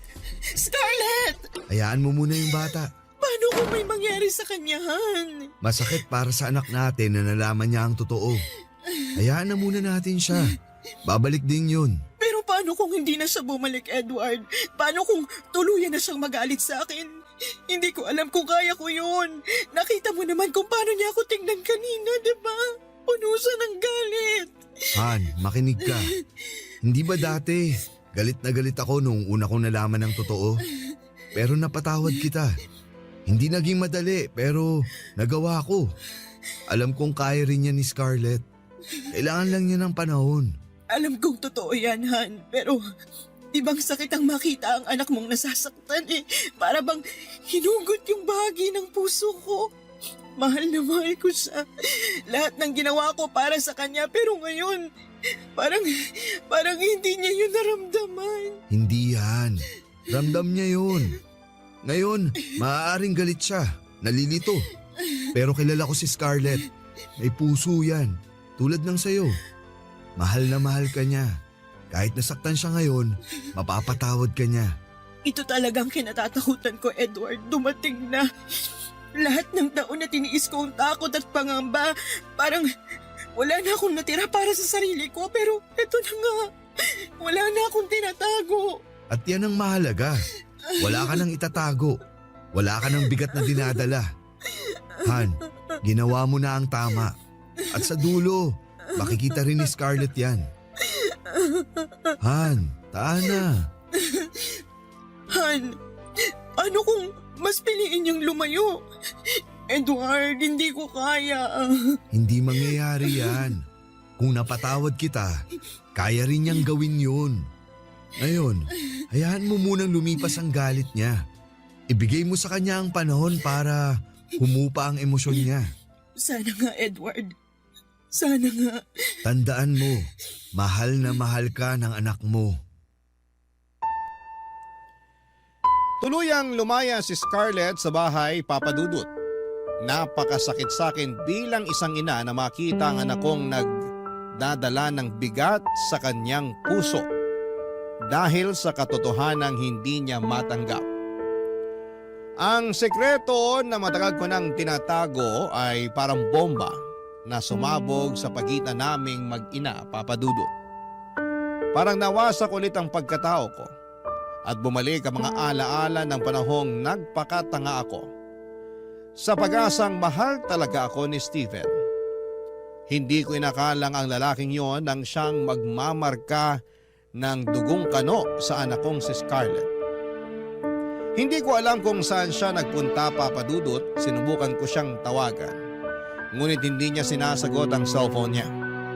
Napakaraming tanong ang gumugulo sa isipan ko. Mali ba ang desisyon kong aminin sa kanya ang katotohanan? Wala akong ibang hangad kundi ang mailapit siya sa katotohanan. Ngunit sa halip na magkaintindihan kami ay parang mas lalo lamang lumayo ang loob niya sa akin. Nang mawala siya ay walang minutong hindi ako nag-aalala sa kanya. Kung nakakain na ba siya, may tinutuluyan ba o kung hindi ba siya inaabuso ng ibang tao. Bilang isang ina, isang matinding bangungot ang pag-alis ni Scarlett, Papadudut. Parang iniwan ako ng liwanag sa buhay ko. Maraming beses kaming naghanap sa kanya pero wala talaga. Masakit ang mawala siya at hindi ko sinusukuan ang pag-asang magkakaayos kami kapag dumating ang araw na magkita kaming muli. Patuloy akong nananalangin na makita siyang muli at maipadama sa kanya ang pagmamahal ko ay walang hanggan. Gusto kong sabihin sa kanya na hindi kailanman naging kasalanan ang kanyang pagkatao. Dahil ang pagdating niya sa buhay ko ay isang blessing na araw-araw ko na pinagpapasalamat sa Diyos. Papa Dudut. Barangay Love Stories. Barangay Love Stories. Papa Dudut, 3 taon akong walang balita sa nag-iisang anak kong babae. Napakasakit nang bigla na lang siyang lumayo. 3 taon ako nagtiis at tinatanong ang sarili, nasaan na kaya siya? Kumakain kaya siya ng maayos? May sakit ba siya? Pero walang sagot, Papa Dudut. Walang sagot. Niha-niho ay wala akong nahagilap. Hinahanap ko siya sa mga kaibigan niya pero kahit sila ay hindi rin po alam kung nasaan na siya. Parang nawala na ako ng bahagi ng buhay ko na hindi ko alam kung kailan babalik. Hanggang isang araw, Papa Dudut, ay bigla siyang bumalik at nakita ko siya sa pintuan ng bahay namin. Dala ang isang maliit na bag. Agad akong lumapit sa kanya pero may napansin akong kakaiba sa kanya. Hindi lang siya umuwi, Papa Dudut, sapagkat buntis siya. Ang dami kong gustong itanong sa kanya pero hindi ko magawa dahil sa takot kong baka muli siyang mawala. Niyakap ko na lamang siya ng mahigpit at pansin ang takot at hiya sa mga mata niya. Kaya sabi ko sa kanya na kahit na anong mangyari, anak ko pa rin siya at mahal na mahal ko siya. Pero hindi ko maiwasang magtanong. Ano kaya mga pinagdaanan niya sa 3 taon na nawala siya? Sino ang ama ng dinadala niya? At bakit hindi niya man lang ako sinabihan, Papa Dudut?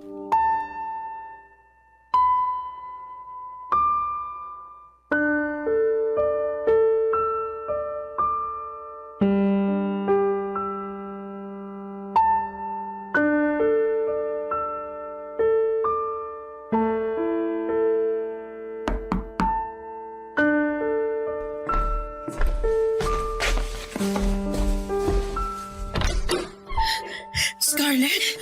Anak! Anak! Anak! Naupo ka. Ano nangyari sa'yo? Miss na kita. Mama! Oo, nandito lang si mama mo. Huwag ka nang umiyak. Buti umuwi ka. Alala ko. Ang mga kapatid mo at ang papa mo.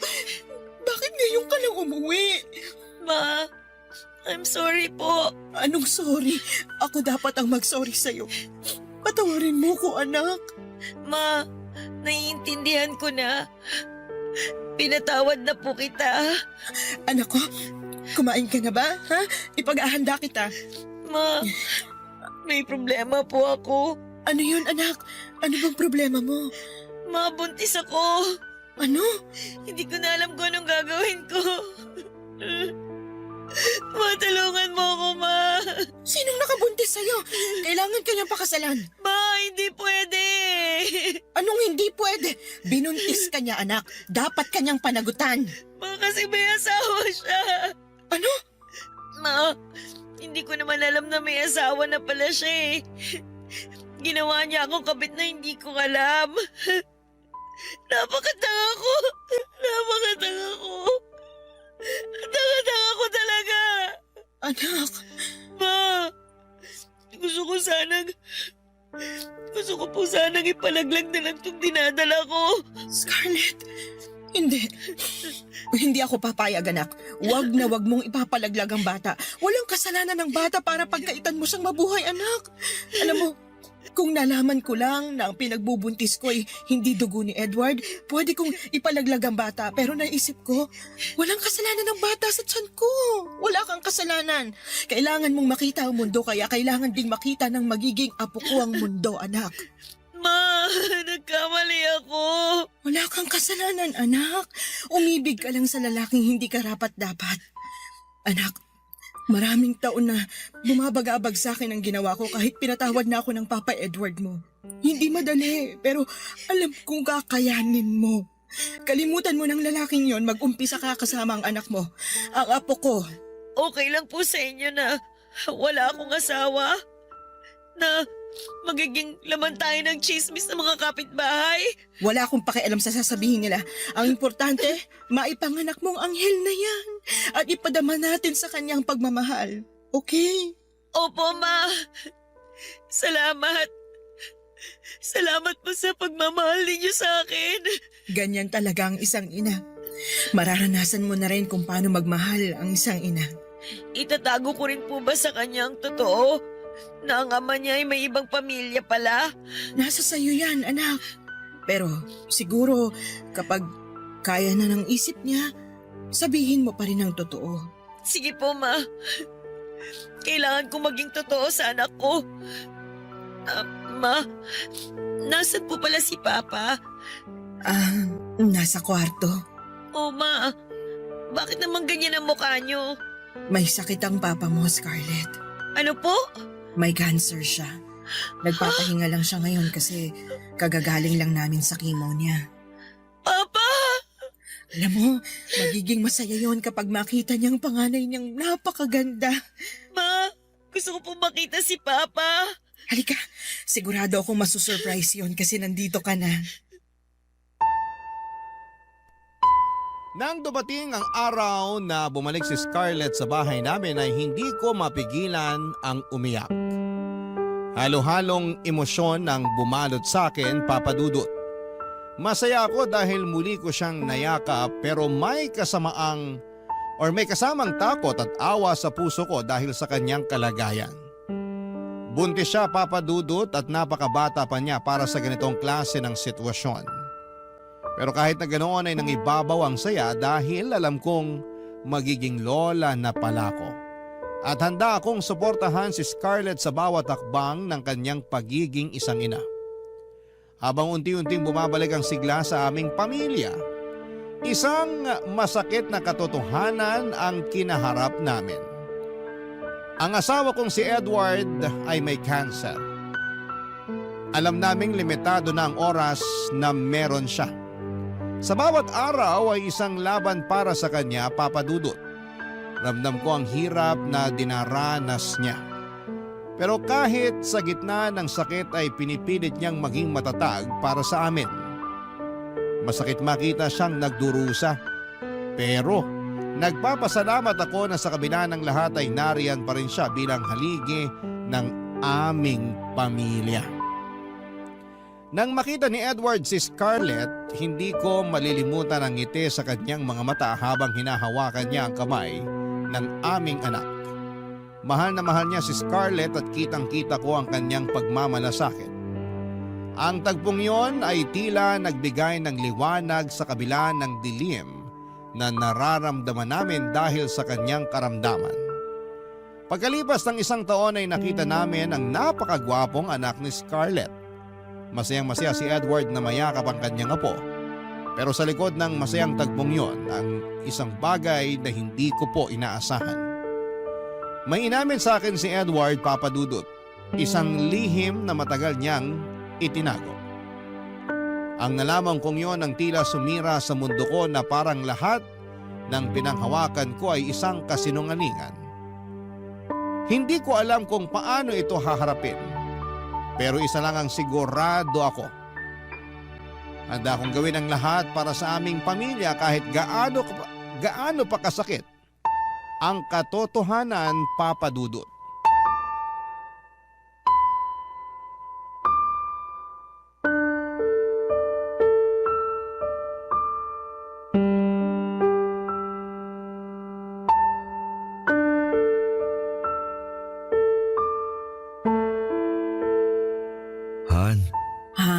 Huwag ka nang magsalita. Kailangan mong magpahinga para mapadali ang paggaling mo. Sa palagay ko, hindi na ako gagaling. Huwag kang magsalita ng ganyan. Magkakaapo ka pa. Dapat makarga mo pa sila. Parang hindi ko na kaya yun. Hindi ko na siguro makikita ang magiging apo ko sa kanila. Pwede bang hindi? Kaya mo pa. Masaya na ako na makitang muli si Scarlett. Nandito na siya. kasama mo. Okay na sa akin na makita ko ang una kong apo. Namana niya kagwapuhan ko. Han, huwag kang magsalita ng ganyan. Ang babaw talaga ng luha mo. Ikaw kasi. Han, patawarin mo ako. Patawarin? Para saan? Wala ka namang ginawang masama para ihingi mo ng tawad sa akin na. Sige na, magpahinga ka na.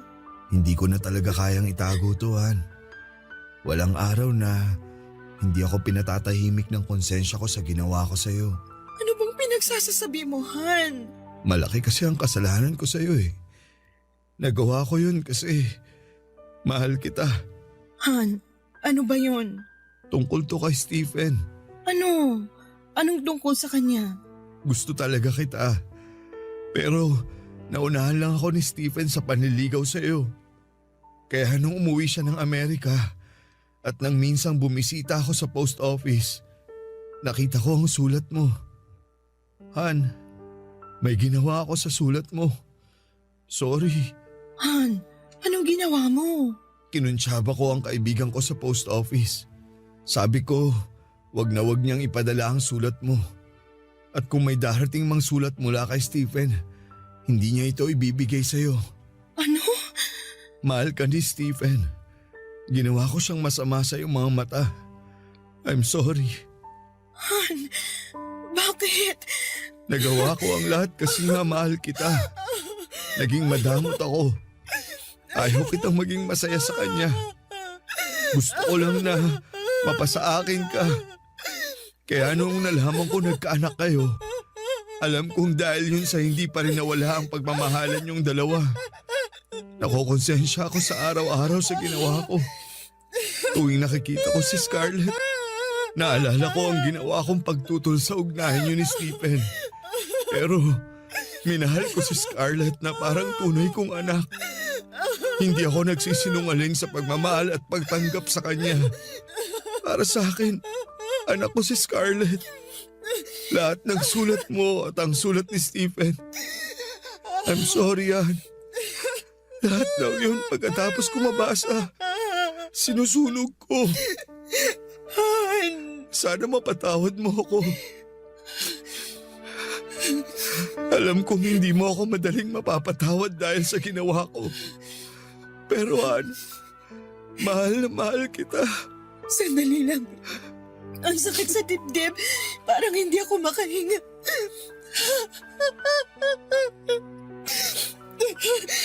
Han, ayoko nang marinig yan.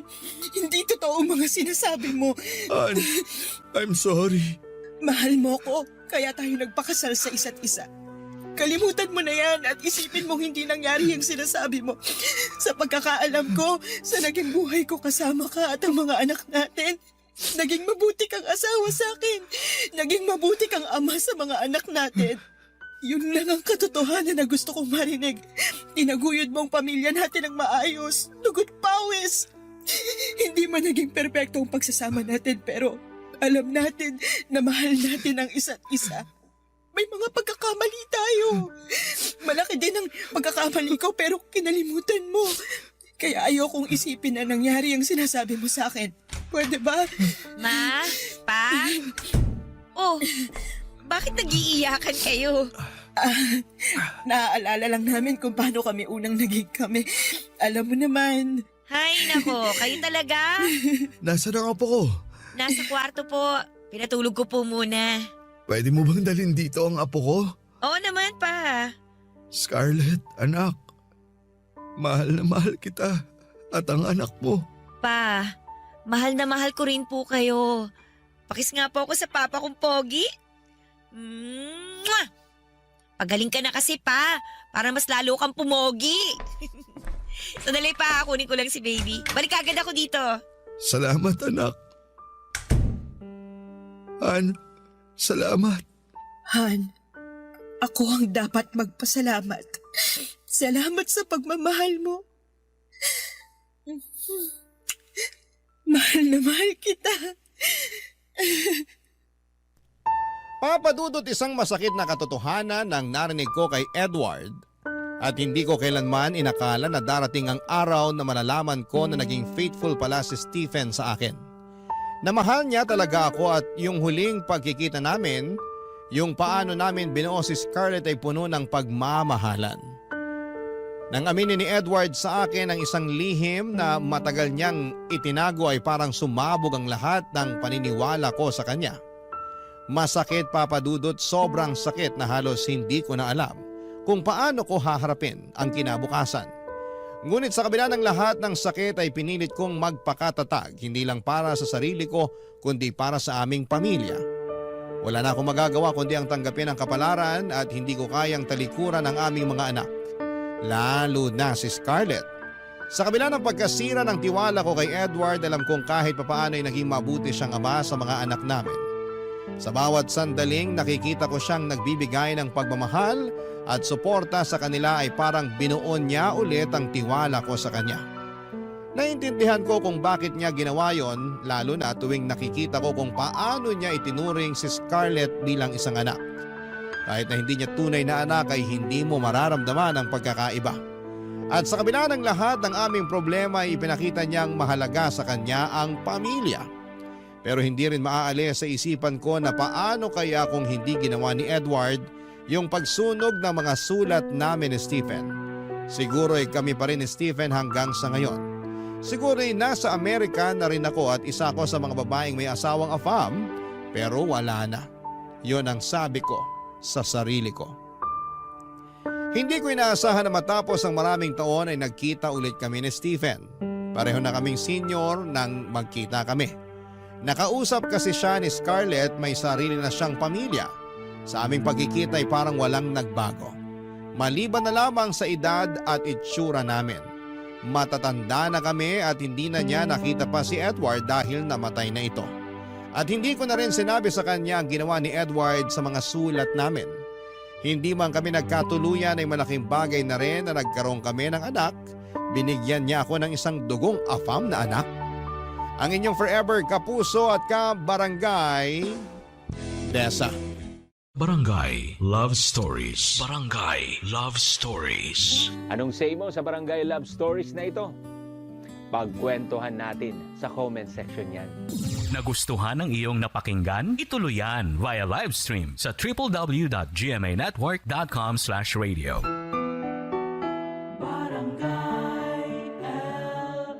In Mega Manila, 97.1. Forever!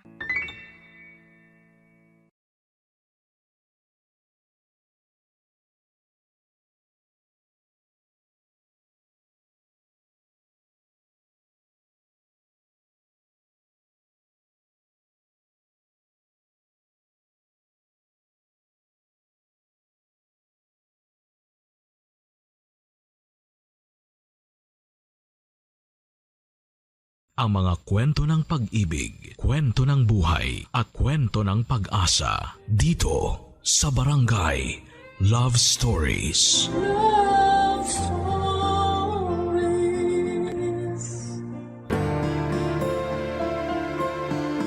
May mga pag-ibig na dumarating sa isang pambihirang pagkakataon at hindi ito mahahadlangan ng mga kabiguang pinagdaanan natin. Dahil kung para kayo sa isa't isa, gagawa ng paraan ang tadhana upang kayo ay magkasama. Ikaw, kabarangay, naniniwala ka ba sa kapangyarihan ng pag-ibig? Dear Papa Dudut, magandang tanghali po sa inyo at sa lahat ng mga kapwa ko panatiko ng programa ninyong Barangay Love Stories. Tawagin niyo na lamang po ako sa pangalang Lauren, 34 years old at taga Pasig City. Nagtatrabaho ako sa isang private company bilang marketing associate. Matagal na talaga akong fan ni Papa Dudut. Sa katunayan ay nahawaan ko na sa pakikinig ng programa ninyo sa radyo ang mga kasamahan ko sa opisina. At hindi talaga kompleto ang aming pananghalian hanggat hindi kami nakakapag-tune in sa Barangay LS. Isang araw ay nagkatuksuhan kami ng mga kaibigan ko na magpadala ng sulat sa inyong istasyon. Bali, 4 kaming nag-send ng kwento namin sa inyong email address. Paunahan na lang kung kaninong sulat ang unang mababasa. At kung pala rin na mapili ang istorya ko, ako na ang magiging pinakamasayang babae sa mundo. Papa Dudut, magsisimula ang lahat noong 2023 kasama ko noon sa paborito kong restaurant ang longtime boyfriend kong si Sev. Naging kami 10 years ago. Tipikal na gabi lamang yon noong niyaya ko siyang makipagkita sa akin para samahan akong mag-dinner date. Papa Dudut.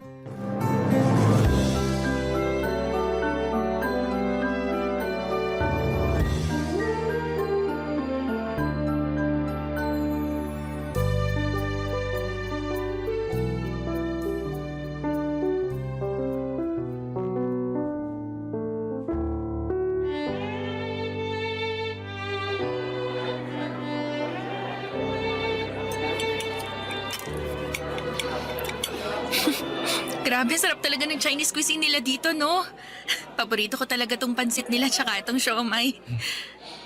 O teka, bakit parang hindi mo ginagalaw yung pagkain mo, babe? Wala akong gana. Hindi naman ako masyadong gutom eh. Sa katingin ko, kulang pa sa'yo yung mga in-order natin. Gusto mo, pati yung akin, kainin mo na eh. Ha? Bakit bigla namang naging ganyan yung tono mo? May problema ba? Paano ko sabihin ko meron? Ano yun? Di ano, kundi sino. Sino? Ikaw. Paano naging ako'y kumakain lang naman ako rito? Nagtanong ka pa talaga, para ka nagutuman ng 1 linggo kung makakain ka dyan. Dami mo pang in-order. Maubos mo ba talaga yan? Mamaya masayang lang ang mga pagkain na yan eh. Mahal pa naman dito sa kinainan natin. Teka ha? Ang dami mo namang sinasabi, hinay-hinay lang, okay? Di ako makabuelo eh. Unang-una, ano bang problema mo? Bakit bigla mo yatang pinakialaman yung pagkain at saka yung mga in-order ko? Pangalawa, oo, gutom ako. Kaya naparami order ko tsaka kain. Anong masama ron? Masama doon kasi nakita mo na ba ang sarili mo sa salamin, ha? Ha? Ano namang kinalaman nun? Malaki. Kasi tingnan mo nga yung katawan mo, ang laki-laki na. Chef, ulitin mo nga yung sinabi mo. Sabi ko, ang laki-laki mo na. Takaw-takaw mo kasing kumain eh. Daig mo pa may sikmura ng balyena. Kaya tingnan mo, kitang-kita na sa katawan mo yung resulta oh. Excuse me? Alam mo, di ko lang sinasabi sa'yo to pero naaasiwa na kasi ako sa katawan mo eh. Pwede bang mag-diet ka naman? Bawasan mo mga kinakain mo para sumeksi ka. Medyo di ka na kasi maganda sa paningin ko eh. Nakakaumay, ganun.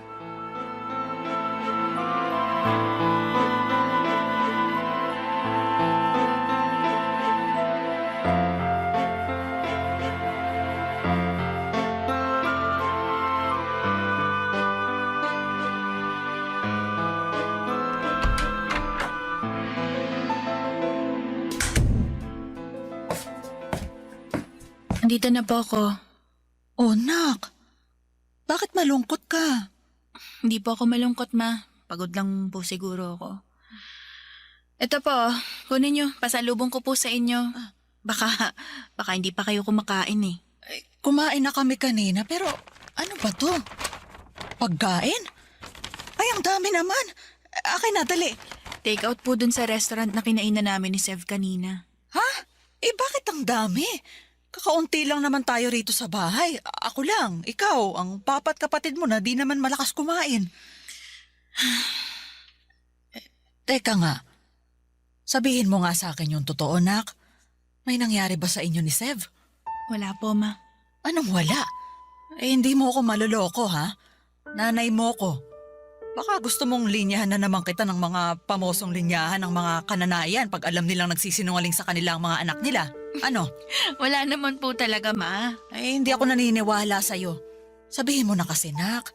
Baka naman matulungan kita. Nagugutom po ko, ma. Ano?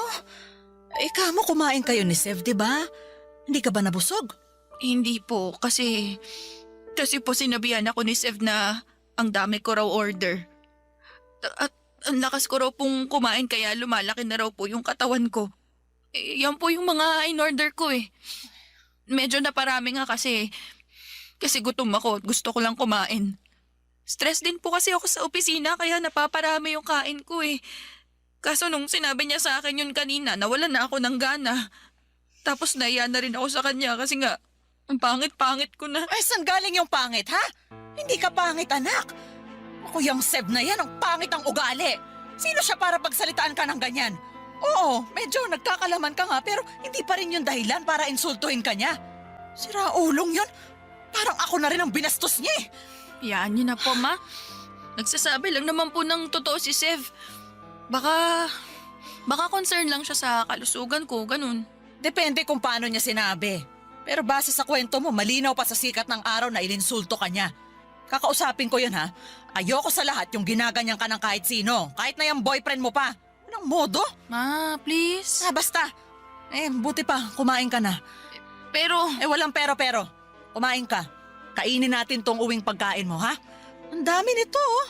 Kainin na natin to. Sasaluhan kita para may kasama ka. Magpakabusog ka. Maging masaya ka. Kalimutan mo na lang muna yung asungot na boyfriend mo. May araw din siya sa akin. Huwag kang mag-alala. Pagsasabihan ko siya. Papadudot, never naman akong naging conscious sa aking timbang at figura kahit natabain talaga ako dahil diagnose akong may PCOS. At kasama na nga ang hirap sa pagbabawas ng timbang sa kondisyong kong yon. Malaki rin ang epekto ng stress at pagkagutom ko kaya napaparami ang aking kain. At kahit na gustuhin ko mang pigilan yon ay hindi ko talaga magawa. Minsan ay umiiyak na lamang ako sa sobrang gutom kapag pinipili kong hindi kumain para hindi na tumaba pa. Noong naging kami ni Sev, alam niya ang kondisyon ko. Sinabi ko yon sa kanya nang lumabas ang resulta ng ultrasound ko noong isang beses na nagkonsulta kami ni Mama sa OB-GYN. Dahil nga sa irregular ang aking menstruation. Siyempre dahil lalaki normal na hindi niya agad maunawaan ang kondisyon ko. Pero ipinaliwanag ko kay Sev ang lahat-lahat. Binanggit ko rin ang hindi ko mapigilang pagtaba at hirap na pagbabawas ng timbang, kaya nga masakit sa akin na pinunayon ni Sev sa hindi magandang paraan. Pero sa kabila ng lahat ay nagpaka-mature ako at hindi pinalaki ang bagay na yon. Hindi nagtagal ay lumipas na lamang ang sama ng loob ko hanggang isang araw noong nasa bahay ako nila Sev. Ay bigla na lamang nangati ang kamay ko na maglinis ng kanyang kwarto dahil sobrang kalat na. Tapos ay meron akong nakita na siyang dahilan para manlaki ang aking mga mata.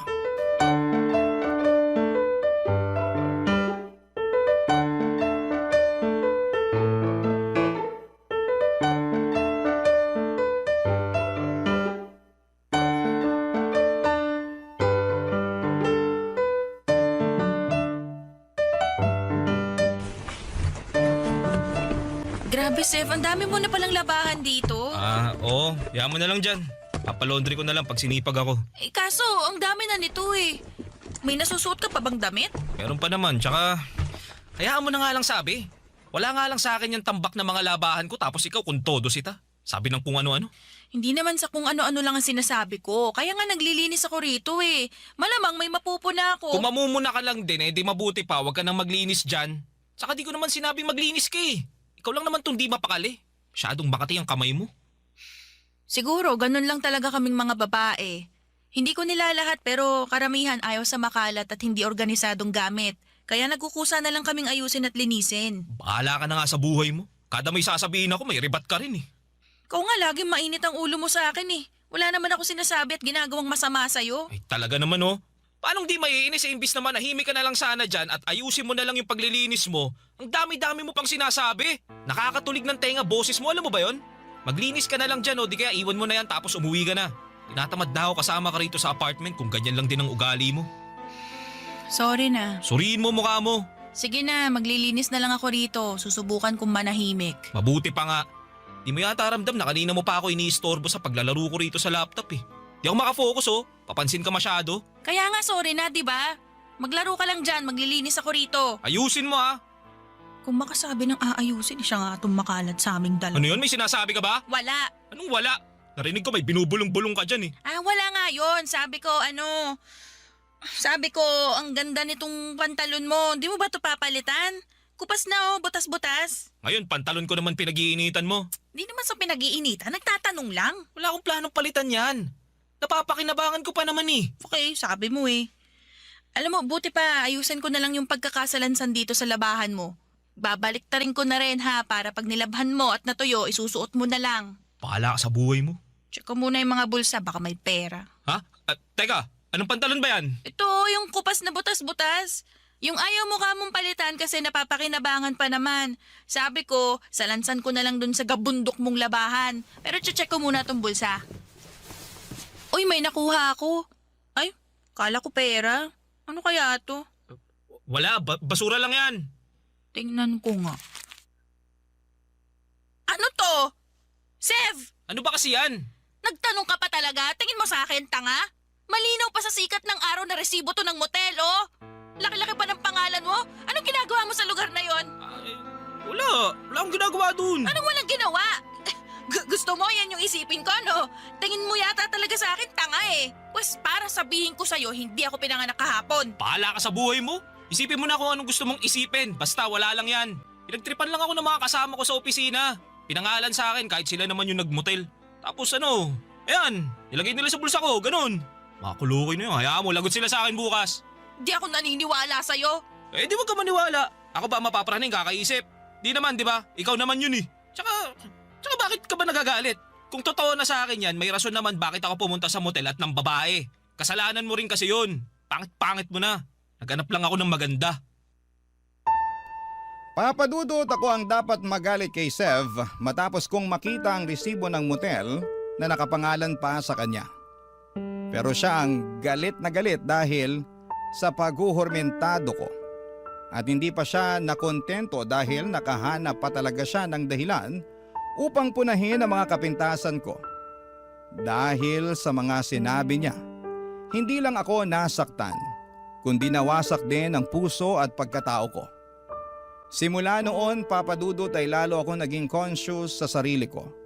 Mas naging mapili ako sa pagkain dahil natatakot ako na pag hinayaan ko ang sarili ko na lumobo ng husto at pumangit ay baka ayawan na talaga ako ni Sev. At ayaw ko namang mangyari yon, kaya ginawa ko ang lahat para pumayat at maging kaaya-aya sa kanyang paningin sa lalong madaling panahon. Pero kahit na anong effort ko, napansin ko na lamang na unti-unti nang lumalayo ang loob sa akin ni Sev ng mga panahong yon. Papadudot. Barangay Love Stories. Barangay Love Stories. Papadudot, mas kinain po ako ng takot at pagdududa na baka pinagtataksila na ako ng boyfriend kong si Sev nang dahil sa hindi na ako kaakit-akit sa kanyang paningin. Kaya nga para mapabilis ang pagpapapayat ko ay nag-crash diet ako. Yun bang bigla na lamang akong hindi kumakain at panay tubig na lamang ang kinukonsumo ko sa takot na baka madagdagan ang aking timbang. Pero alam naman natin na hindi yun healthy at recommended ng mga doktor dahil nangangailangan ng nutrisyon ng ating katawan na nakukuha natin sa pagkain po ng tama. Kaya lang ay hindi ko na yon inisip dahil nga ayaw kong iwan si Sev at ipagpalit sa ibang babae na di hamak na mas sexy at maganda kesa sa akin. Kaso dahil sa ginawa kong yun, ay napasama ako. Isang araw ay bigla na lamang sumakit ang tiyan ko. Yung klase ng sakit na hindi kayang mapagaling ng mga over-the-counter na gamot. Hanggang sa umabot na nga sa puntong namamaluktot na ako sa sakit ng tiyan, kaya nagpa-ospital na ako kina Mama Papadudot.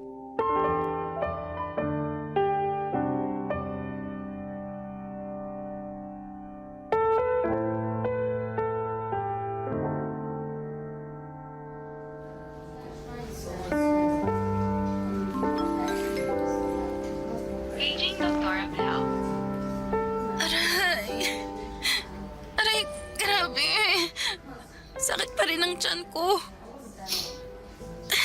Ang hirap ng may ganito. Hindi ko akalain na mau-hospital pa ako. Ano ba kasing ginawa mo sa sarili mo?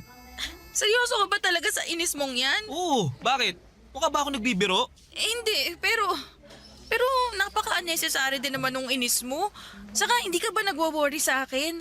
Andito ako ngayon sa ospital, oh. Imbis na sungitan mo ko, hindi ba pwede magpakita ka man lang ng concern? Concern naman ako, kaya nga tinanong kita kung ano bang pinaggagawa mo dyan sa sarili mo, di ba? Di mo naman ako sinagot. Saan ako lulugar niyan?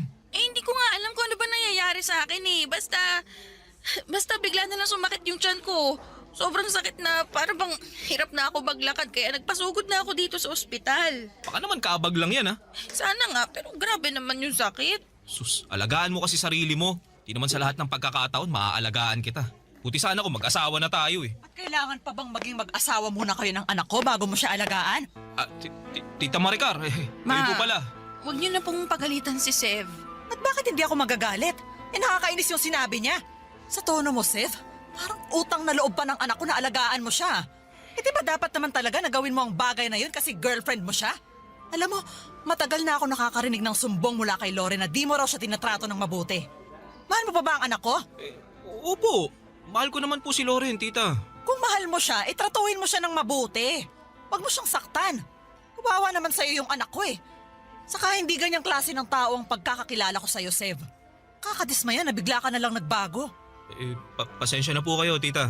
Humingi ka rin ng pasensya sa anak ko dahil siya yung mas nasaktan sa trato mo sa kanya. Pasensya ka na, Loren. Wala lang yun. Kaya ko naman to eh. Ma, huwag niyo na pong pagalitan si Sev, please. O sige, pero ikaw na lang ang pagagalitan ko. Ma, bakit naman? Tanong ka pa talaga?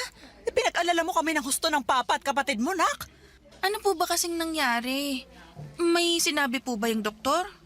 Meron na. Sabi niya, GERD daw yung sakit mo. Kaya sumasakit ng husto yung tiyan mo. Tapos nung sinuri nila yung dugo mo nakitaan pa nila na may nakahalong gamot doon. Basta, may iniinom ka bang gamot, nak? Tapatin mo nga ako. Magsabi ka ng totoo. Meron po, ma. Pero ano lang naman po yun slimming pills. Nabili ko lang po yun online kasi sabi raw mabilis daw pong magpapayat. Ay, Diyos ko naman. Baka peke pa yun, ha? Hindi naman po siguro. Medyo namayat naman po ako Feeling ko nga gumaan po yung katawan ko Namayat ka nga pero yun dahil wala kang kinakain. Gusto mo yatang mabutas na lang yung bituka mo at lumala ng husto yung kondisyon mo Saka bakit ka ba nagpapapayat? Dahil ba sa sinabi sa'yo ni Seb? Ay, kasalanan mo talaga to, Seb Tita, di naman po yata patas na isisi niyo sa akin yung nangyari kay Loren. May sarili na pong isip yung anak niyo. Meron nga. Pero di naman niya maiisip ang bagay na yon kung hindi mo siya iniinsulto. Kapag may nangyaring masama sa anak ko, naku, ikaw talaga ang sisisihin ko. Papa Dudut, tinalaban ako na konsensya sa mga sermon sa akin ni Mama. Ibang-iba kasi siya kay Sev na para bang naiinis pa sa akin dahil pinabayaan ko raw ang sarili ko. Kaya naging alalahanin pa niya. At kahit nga galit na galit sa akin ang nanay ko dahil sa ginawa ko sa aking sarili, ramdam ko ang pagmamahal niya at concern para sa akin. Kahit paano ay masasabi ko na natauhan ako at napagtanto ko na hindi ko na uulitin ang ginawa ko. Hindi nga nagtagal ay nakalabas naman ako sa ospital, dala-dala ang mga babala ng doktor na maaari akong mapasama ng husto kapag hindi ko inayos ang pagkain ko. Kaya nga nilimitahan ko na lamang ang pagkain ko sa masustansyang pagkain. Yan ang pinapasok ko sa katawan ko. At hindi ko hinahayaan na malipasan po ako ng gutom. Kami pa rin naman ni Sev ng mga panahong yon pero masasabi kong hindi na kami ganong kalapit sa isa't isa. Ako na lang yata ang kumakapit pa rin sa aming relasyon at umaasa na magiging maayos ang lahat. Nababalik kami sa dati kahit ramdam ko na unti-unti nang lumalayo ang loob niya. Ang tadhana na nga ang gumawa ng paraan para bumitiw ako sa relasyon namin. Pauwi ako noon at may nadaan ng motel ang sinasakyan kong motor pauwi sa bahay namin. Tapos, nakita ko doon si Sev na papasok habang kaakbay ang isang babae na mukhang napulot lamang niya sa tabi-tabi. Agad akong pumara sa motel na yon at mabilis kong kinumpronta ang boyfriend ko.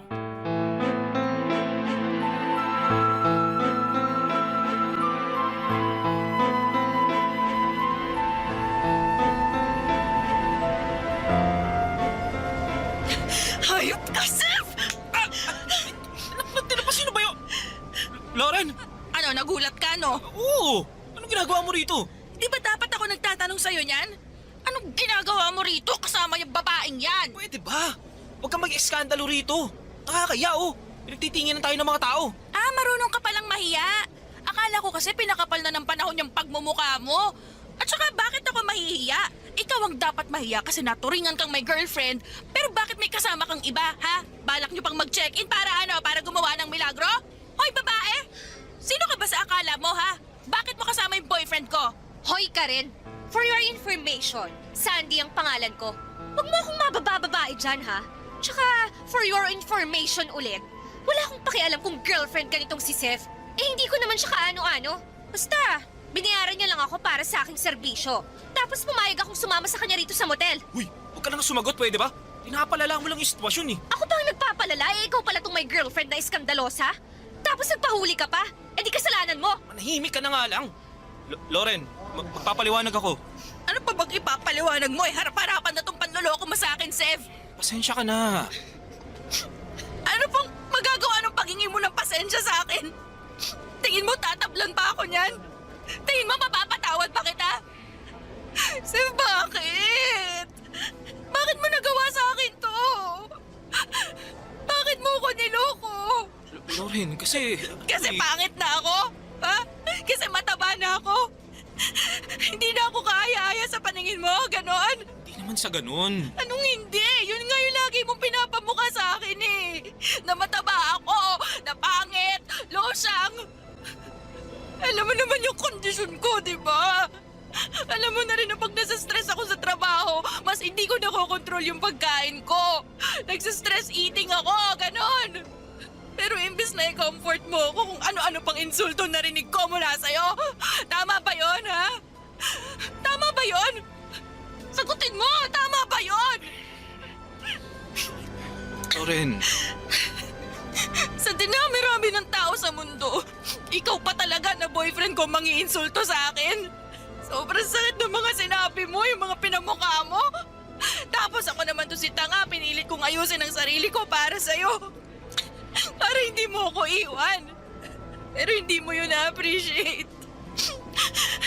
Nagalit ka pa nga nung na-hospital ako kasi sabi mo pinababayaan ko sarili ko.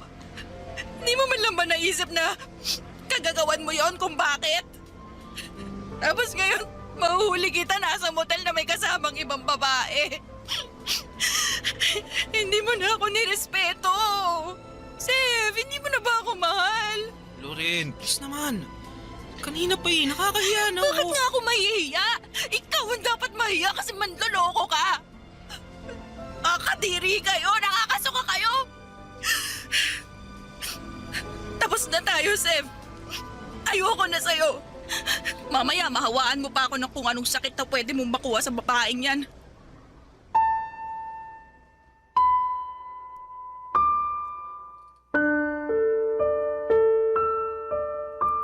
Papadudot kahit na masakit sa akin ang naging komprontasyon namin ni Sev at labag sa loob ko na makipaghiwalay sa kanya.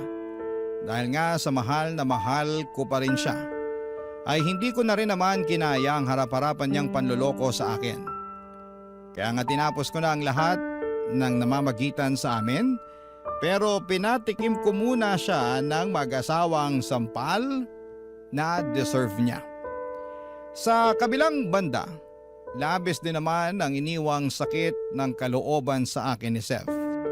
At malaking parte nga noon ang mga pabaon niyang insulto at paninisi sa akin kung kaya nagawa niyang mambabae.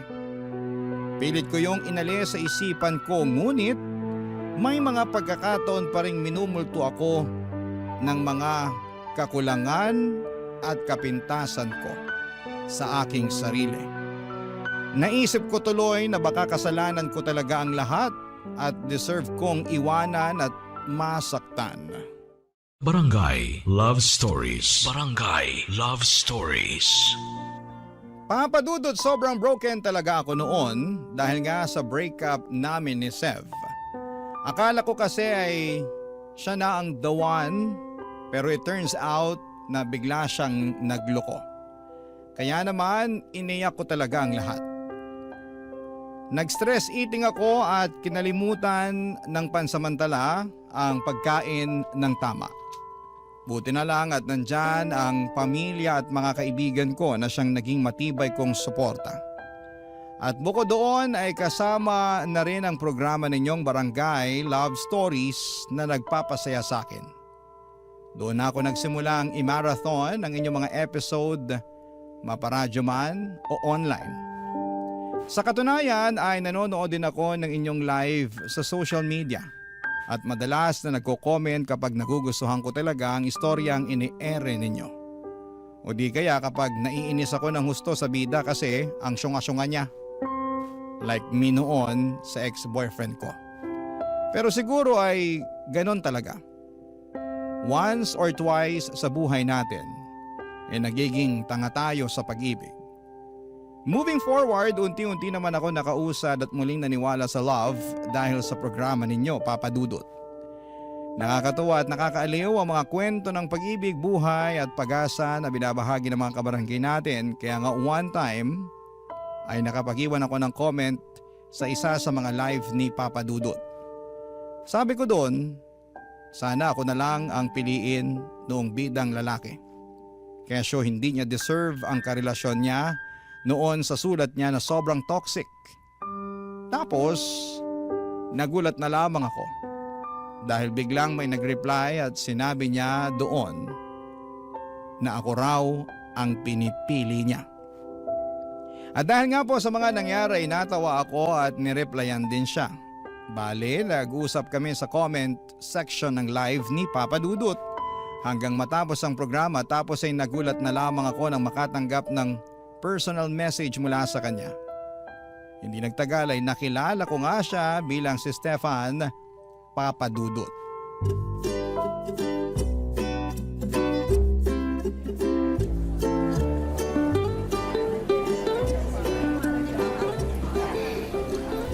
Grabe, sarap naman ang mga food sa cafe na to. Paano mo na-discover tong lugar na to? Grabing ganda, tapos affordable lang din yung mga pagkain. Ganda pa ng ambience. Tambay na talaga ako dito. Kilala na ako ng mga staff. Dito rin kasi ako madalas nagtatrabaho pag gusto kong maiba naman yung paligid ko. Yung bang ayoko muna sa bahay, yung ganun. Nakakasawa rin kasi. Wow, so work from home ka pala? Oo, simula pa nung pandemic. Nice, iwas traffic, no? Ay, ala, sorry. Masyado na ba akong maraming kinakain? Pansin ko kasi konti ka lang kumain. Baka mamaya iniisip mo, takaw-takaw ko ah. Masarap lang talaga yung pagkain. Hindi ko mapigilang kumain ng kumain. Kaya nga tayo umorder na maraming pagkain para kainin. Tsaka tiwala naman ako na masarap at magugustuhan mo yung mga dishes nila rito. Kaya yan ang in-order ko para sa atin. Galing din talaga ng taste mo, no? Lauren, salamat ah. Saan? Hindi kasi pumayag kang makipagkita sa akin. Akala ko kasi hindi ka free ngayon kasi sabi mo may ginagawa ka rin tuwing Sabado tsaka Linggo. Meron nga pero okay lang naman. Tsaka gusto ko rin lumabas kasama mo dahil matagal-tagal na simula nung makipag-date ako. I mean, friendly date ganun. Kaya thank you kasi di ko akalain na makikilala kita. Tsaka alam mo yun, ang funny lang kung paano nangyari yun. Kaya nga ako rin naman thankful kasi nag-reply ka nun sa akin sa comment section. Tsaka eto na, di ba? Kasama na kita. Ka-date. Friendly date. Nga pala, mahilig kang makinig ng drama? Ayo! Nakakatuwa kasi nakaka-inspire. Tapos minsan, nakakagalit. Ay, true yan. Diba? Siyempre, nakakadala yung kwento lalo na kung may nakakainis na kontrabida. Pero meron din namang nakakakilig. Nako, sinabi mo pa. Doon na nga lang ako kinikilig eh. Ay talaga? Bakit naman? Paano? Simula kasi nung iniwan at niloko ko ng ex kong masama ang ugali, hindi na talaga ako naniwala sa love-love na yan. Siyempre, bitter-bitera ng atake ng lola mo, ganun. Ikaw ba naman sakta ng bonggang-bongga eh. Kaya, nakikringe talaga ako pag nakakapakinig ako ng mga love story na yan until nagustuhan ko na lang bigla. Narealize ko kasi na hindi naman pare-pareho yung pinagdaraanan ng mga tao, lalo na sa pag-ibig. Merong masaya, maganda, meron din naman problematic. Pero alam mo sa uli, nagiging maayos din naman yung lahat. Alam mo, kagaya na lang ng mga realization mo, naniniwala naman ako na pag hindi tayo nag-workout sa una nating relasyon, hindi pa naman katapusan ng mundo. Oo, masasaktan tayo, iiyak, malulungkot, 'di ba? Manghihinayang. Alam mo, parang ako lang yan kasi 10 taon na kami nung ex ko noon. Ang dami ko ring tanong sa sarili ko kung bakit niya ako nagawang lokohin. Hanggang ngayon, hindi ko pa rin nahahanap yung mga sagot eh. Baka ako yung problema, baka siya, ewan. Pero hindi na siguro yun mahalaga kasi mas focus na ako ngayon sa sarili kong kaligayahan. Tama naman. Naniniwala ako na panandalian lang ang kalungkutan. Sa bawat kwento naman palagi pa rin may happy ending sa dulo.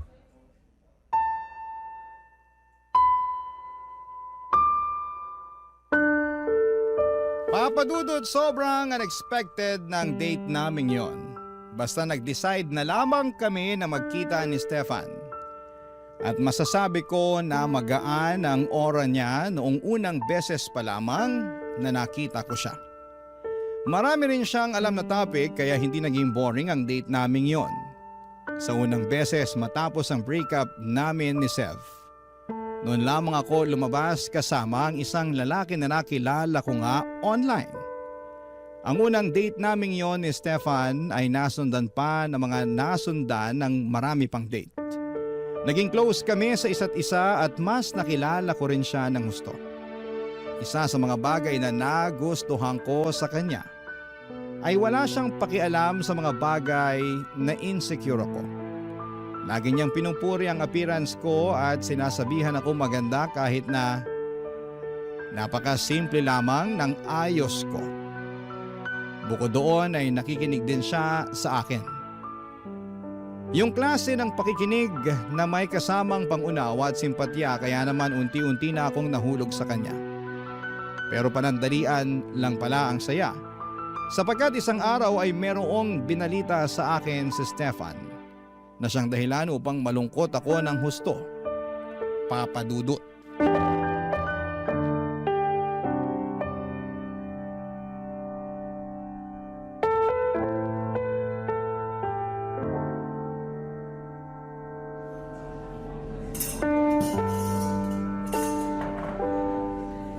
Anong sinabi mo?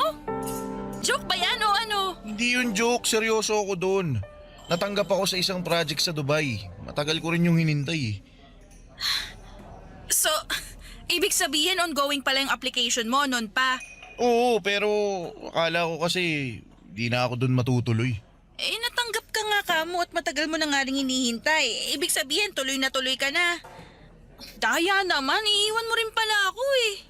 Pero may social media naman Pwede pa rin tayo mag-usap doon. Meron nga, pero iba yung oras doon tsaka dito. Baka mahirapan tayo, lalo na siguradong magiging busy ka na doon pagdating mo. Makakahanap pa rin naman ako ng paraan para kausapin ka. Hindi mo naman kailangan gawin yun kasi magkaibigan lang naman tayo, di ba? Wala kang responsibilidad sa akin. Ang totoo, meron. Anong meron? Paano? Kasi gusto kita. Gusto kita higit pa sa isang kaibigan. Wow!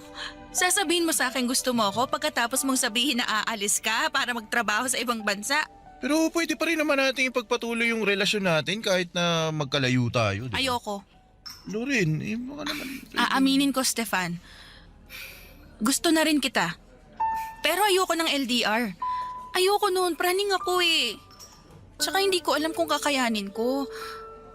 Kaya nga kung ganyan lang na aalis ka mabuti pa tapusin na lang natin tong kung ano mang meron tayo ngayon. Para wala ka na rin cargo pagdating mo doon. Para trabaho na lang iintindihin mo. Ayos lang naman ako eh.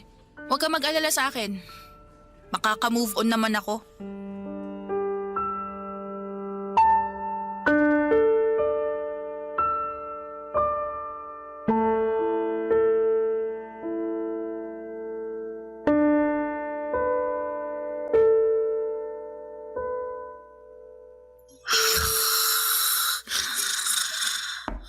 Lorenak, gising ka dali. Po! Bakit po, Ma? Teka, pagbubuksan ko kayo ng pinto. Sorry, Nak. Mukhang malalim na yung tulog mo. Naistorbo pa tuloy kita. Ayos lang po, pero ano po ba yon? Bakit niyo ako ginising? May naghahanap kasi sa'yo.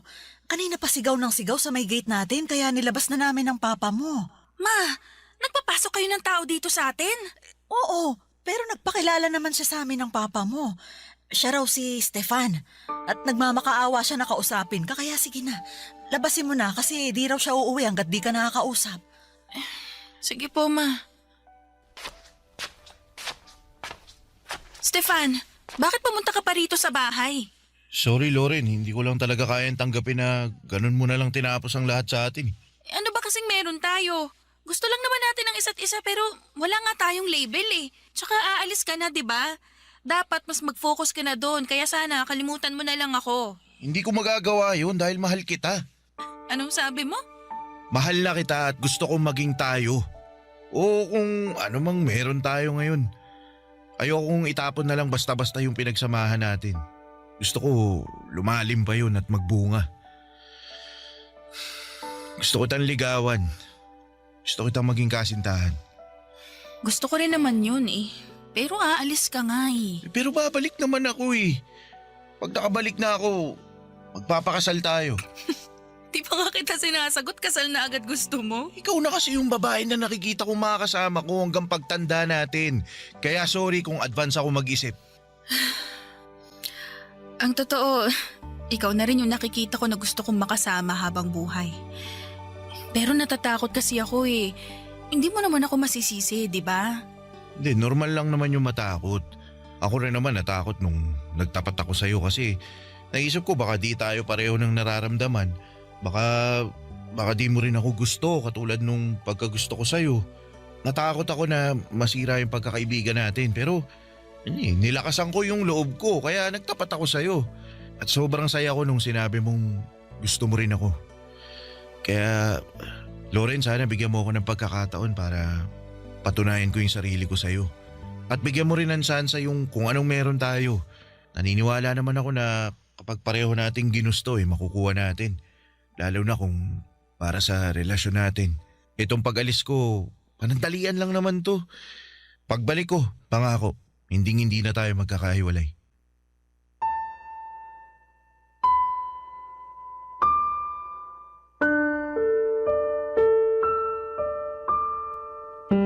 Papadudod, ramdam ko ang sincerity sa boses ni Stefan. Ramdam ko na gusto niyang mag-workout ang kung anuman ang meron kami ng mga panahong yon. Ramdam ko na gusto niyang sumibol ang relasyon namin at mamunga yon. Kaya nga ng gabing yon ay sinantabi ko ang takot, pagdududa sa aking sarili at pangamba sa puso ko nang sagutin ko si Stefan at pumayag na maging kasintahan niya. Mahal ko na rin naman siya at na-realize ko na mas hindi ko pala kaya na mawala siya sa akin. Kaya nga pinag-usapan namin ang magiging setup namin sa aming pansamantalang paghihiwalay. Papadudod, hindi po madali ang long distance relationship, lalo na sa katulad kong nasanay na nasa tabi ko lang noon ng ex ko. Pero worth it ang lahat ng sakripisyo dahil ramdam ko kung gaano kagusto ni Stefan na magtagumpay ang aming relasyon. Sa araw-araw na lamang na ginawa ng Diyos ay hindi siya nagmintis na i-appreciate ako, na iparamdam sa akin ang pagmamahal niya at kung gaano ako kahalaga sa Kanya. Kaya nga nagpapasalamat ako ng husto sa Panginoon dahil natagpuan ko ang katulad ni Stefan. Sa kasalukuyan ay nasa Dubai pa rin si Stefan, Papadudod, pero uuwi na siya sa 2026 at plano na rin naming magpakasal sa taong yon. Hindi perpekto ang aming relasyon pero pagmamahal namin sa isa't isa at pananalig sa may kapal ang pinakamalakas naming sandigan. Maraming salamat po sa pagbasa ng aking kwento at sana po ay marami kaming na-inspire sa istoryang tinampok ko sa programa ninyong Barangay Love Stories. God bless po and more power sa inyong istasyon. Ang inyo pong forever kapuso at ka-barangay, Lauren. Kwentuhan naman tayo dito sa comment section. Ang mga kwento ng pag-ibig, kwento ng buhay at kwento ng pag-asa dito sa Barangay Love Stories. Love Stories.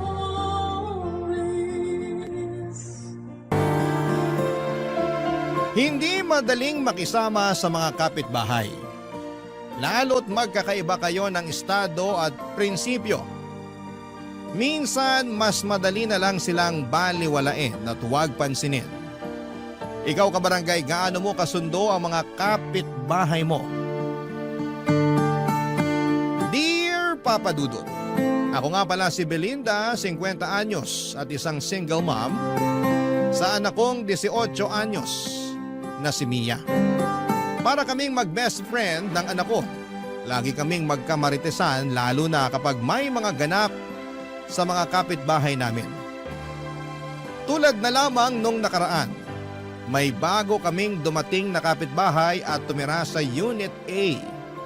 Katabi lang namin dahil kami naman ay nasa Unit B. May kamahalan ang renta sa Unit A dahil 2 floors yon at mas malawak pa. Kumpara sa aming mag-ina na 1 kwarto lang at nagkasya na lamang kami sa double deck na kama. Kaya nga mas naging close kaming mag-ina dahil iisa lang ang kwarto namin. Kaya lang minsan ay pinapangarap ko rin na magkaroon ng solong kwarto ang anak kong si Mia lalo't dalaga na siya at kailangan na ng privacy. Minsan nga ay tinatanong ko kung magkano ang renta sa Unit A. Nalula na lamang ako. Hindi ko kaya ang presyo noon kaya sinabi kong magtiis na lamang muna kami ng anak ko dahil balang araw kapag nagkaroon na ng trabaho, ang anak ko ay magkakaroon na kami ng mas maayos na bahay. Yung bahay na may 2 kwarto. Kaya hanggang pangarap lang noon ang Unit A sa amin dahil hindi pa namin yon kayang upahan. Noong napakante nga yun ay panay ang punta namin doon ni Mia, doon kami nagkakape sa umaga, hinayaan naman kami ng landlady namin basta wala lang kaming masisira. Ini-imagine naming madalas kung saan namin ipopwesto sa Unit A ang mga gamit namin na bibilhin. Hanggang isang araw ay hindi na kami pwedeng tumambay doon para magkape at mag-imagine. Dahil dumating na ang bagong tenant at dahil alam naming may kamahalan ng renta sa Unit A, kaya nasigurado na agad naming may kaya ang bagong uupa doon, Papa Dudut.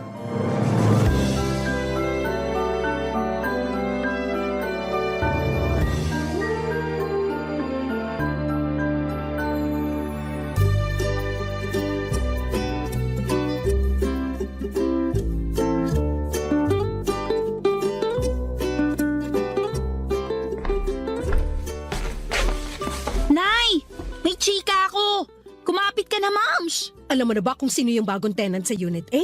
Oo, alam ko na. Maupo ka na at hindi mo to kakayanin. I-update mo ko, dali. Sabihin mo sa akin lahat. Huwag ka magdadamot ng detalye. Teka lang, makikihigop muna ako sa kape mo. O, ito. Dalian mo na. Ang sama ng timpla mo sa kape, Nay. Apakapait. Nanlait pa. Nakikihigop na nga lang. Pero perfect yung mapait mong kape sa chika ko sa bagong kapitbahay natin. Magiging bitter ka talaga sa kanya. At bakit? Suspect. 25 anyos na dalaga, makinis, sexy, maganda, at mukhang mayaman. Vivian ang pangalan. Siya yung nasa Unit A? Puso mo, pakalmain mo. Narinig mo lang na 25 anyos na insecure ka na agad? Sinong kamukhang artista? May pagka-Bea Alonso ang ilong. Heart Evangelista ang kutis. Mata ni Carla Abellana at ngiti ni Marian Rivera. Fuck! Yan ang suspect natin. Ano pang nalaman mo sa kanya? Ang dami at ang mamahal na mga gamit niya, ha? Nakakatakot nga dikitan kasi baka pagbayarin ako pag nagasgasan. Mayabang naman yun. Uy, si nanay, nai-insecure na. Hindi ako nai-insecure, no? Tsaka hindi ako maiinggit. Hindi ka maiinggit kahit malaman mong meron siyang automatic washing machine na tatalunin lahat ng washing machine sa laundry shop dito sa barangay natin? Eme! Hindi ka maiinggit kapag nalaman mong dalawa ang inverter na aircon niya? Branded na, mukhang bagong linis pa. Nakakatuyo ng balatang aircon. Doon pa rin ako sa classic na electric fan. Walang inggit kahit malaman mong mas matangkad pa sa'yo ang branded niyang refrigerator? Wala pa rin tatalo sa Frigidaire natin na kaya makabuo ng yelong tig-3 kahit kalahating araw pa lang. Pero nay, namamaho na kaya yung ref natin? Nakakahiyang ipabukas sa bisita. Sino bang kakampi mo rito? Ako o yung ref ng Vivian na yon? Nagsasabi lang ako ng totoo sa ref natin. Kahit 3 sako ng uling ang ilagay mo, ang baho pa rin. Talagang babaho yung ref natin kasi panayang siksik mo ng mga ulam na pasirana. Sino bang kalaban mo rito? Ako o yung ref natin? Ewan ko sa'yo. Kunin mo na nga yung pang-BP ko at mukhang tataas na naman tong dugo ko. Sulitin na natin ang pagtaas ng dugo mo, Nay. Alam mo ba na si Vivian, ex ng anak ng kapitan dati? O ano naman? Ako nga nung kadalagahan ko niligawan ako ng pinakamasipag magpuyat na tanod. Yun ang gusto ko sa'yo, Nay. Competitive ka. Teka't kukunin ko na yung pang-BP mo para makita na natin kung gaano ka ka-high blood dahil sa pagiging insecure mo. Hindi ako insecure. Naku, pag ikaw humaba ang ilong, gagawin talaga kitang sabitan ng kaldero natin. Aba talaga? Heto na po, kukunin ko na yung pang-BP niya. Nang umalis si Mia para kunin ang pang-BP ko ay napag-isip ako. Bigla ko naalala ang nakaraang ko. Noong bata pa lamang ako ay hindi ko na naranasan na magkaroon ng magandang gamit at lagi naming pinagtsatsaga ang pamilya ang mga napaglumaang gamit ng mga kamag-anak namin na medyo nakakaangat sa amin. Kaya nga papadudot nagsumikap ako sa pag-aaral para masigurado na makapagtapos ako at makakuha ako ng trabahong may magandang pasahod. Pero parang hindi roon gustong idirekta ng Diyos ang plano sa akin na umasenso. Hindi ako nakapagtapos ng pag-aaral dahil sa maraming kadahilanan at syempre pinakamalaking dahilan na roon ay ang pagiging kapos namin. Ang masakit pa, nabuntis din ako habang nasa kalagitnaan ako ng pagkamit sa mga pangarap ko. Pinakamasakit doon ay hindi ako pinanindigan ng nakabuntis sa akin, ang tatay ni Mia. Hindi na ako nakipagrelasyon muli sa takot na mabuntis akong muli at iwan. Ayaw ko na magdala ng panibagong bata sa mundong ito tapos hindi ko rin naman pala mabibigyan ng magandang buhay. Minsan ay nahihiya na ako sa anak kong si Mia dahil hindi ko magawang ibigay sa kanya ang buhay na dapat para sa kanya. Yung buhay na tulad ng mga iniidolo niyang mararangya ang buhay. Pero mabait at maunawain ang anak ko, Papa Dudut. Ni minsan ay hindi niya ako sinisi sa nangyari sa kapalaran namin. Sabi naman niya kahit papaano ay nakakaraos kami at iyon lang ang mahalaga. Nasa ganong pag-iisip ako nang bigla akong makarinig ng katok sa pinto namin. Agad ko yung binuksan at bumungad sa akin ang bagong tenant ng Unit A, si Vivian. Totoo ngang bata pa siya, maganda at sexy. Kahit sinong anak ng kapitan ng barangay ay papatulan siya, Papa Dudut.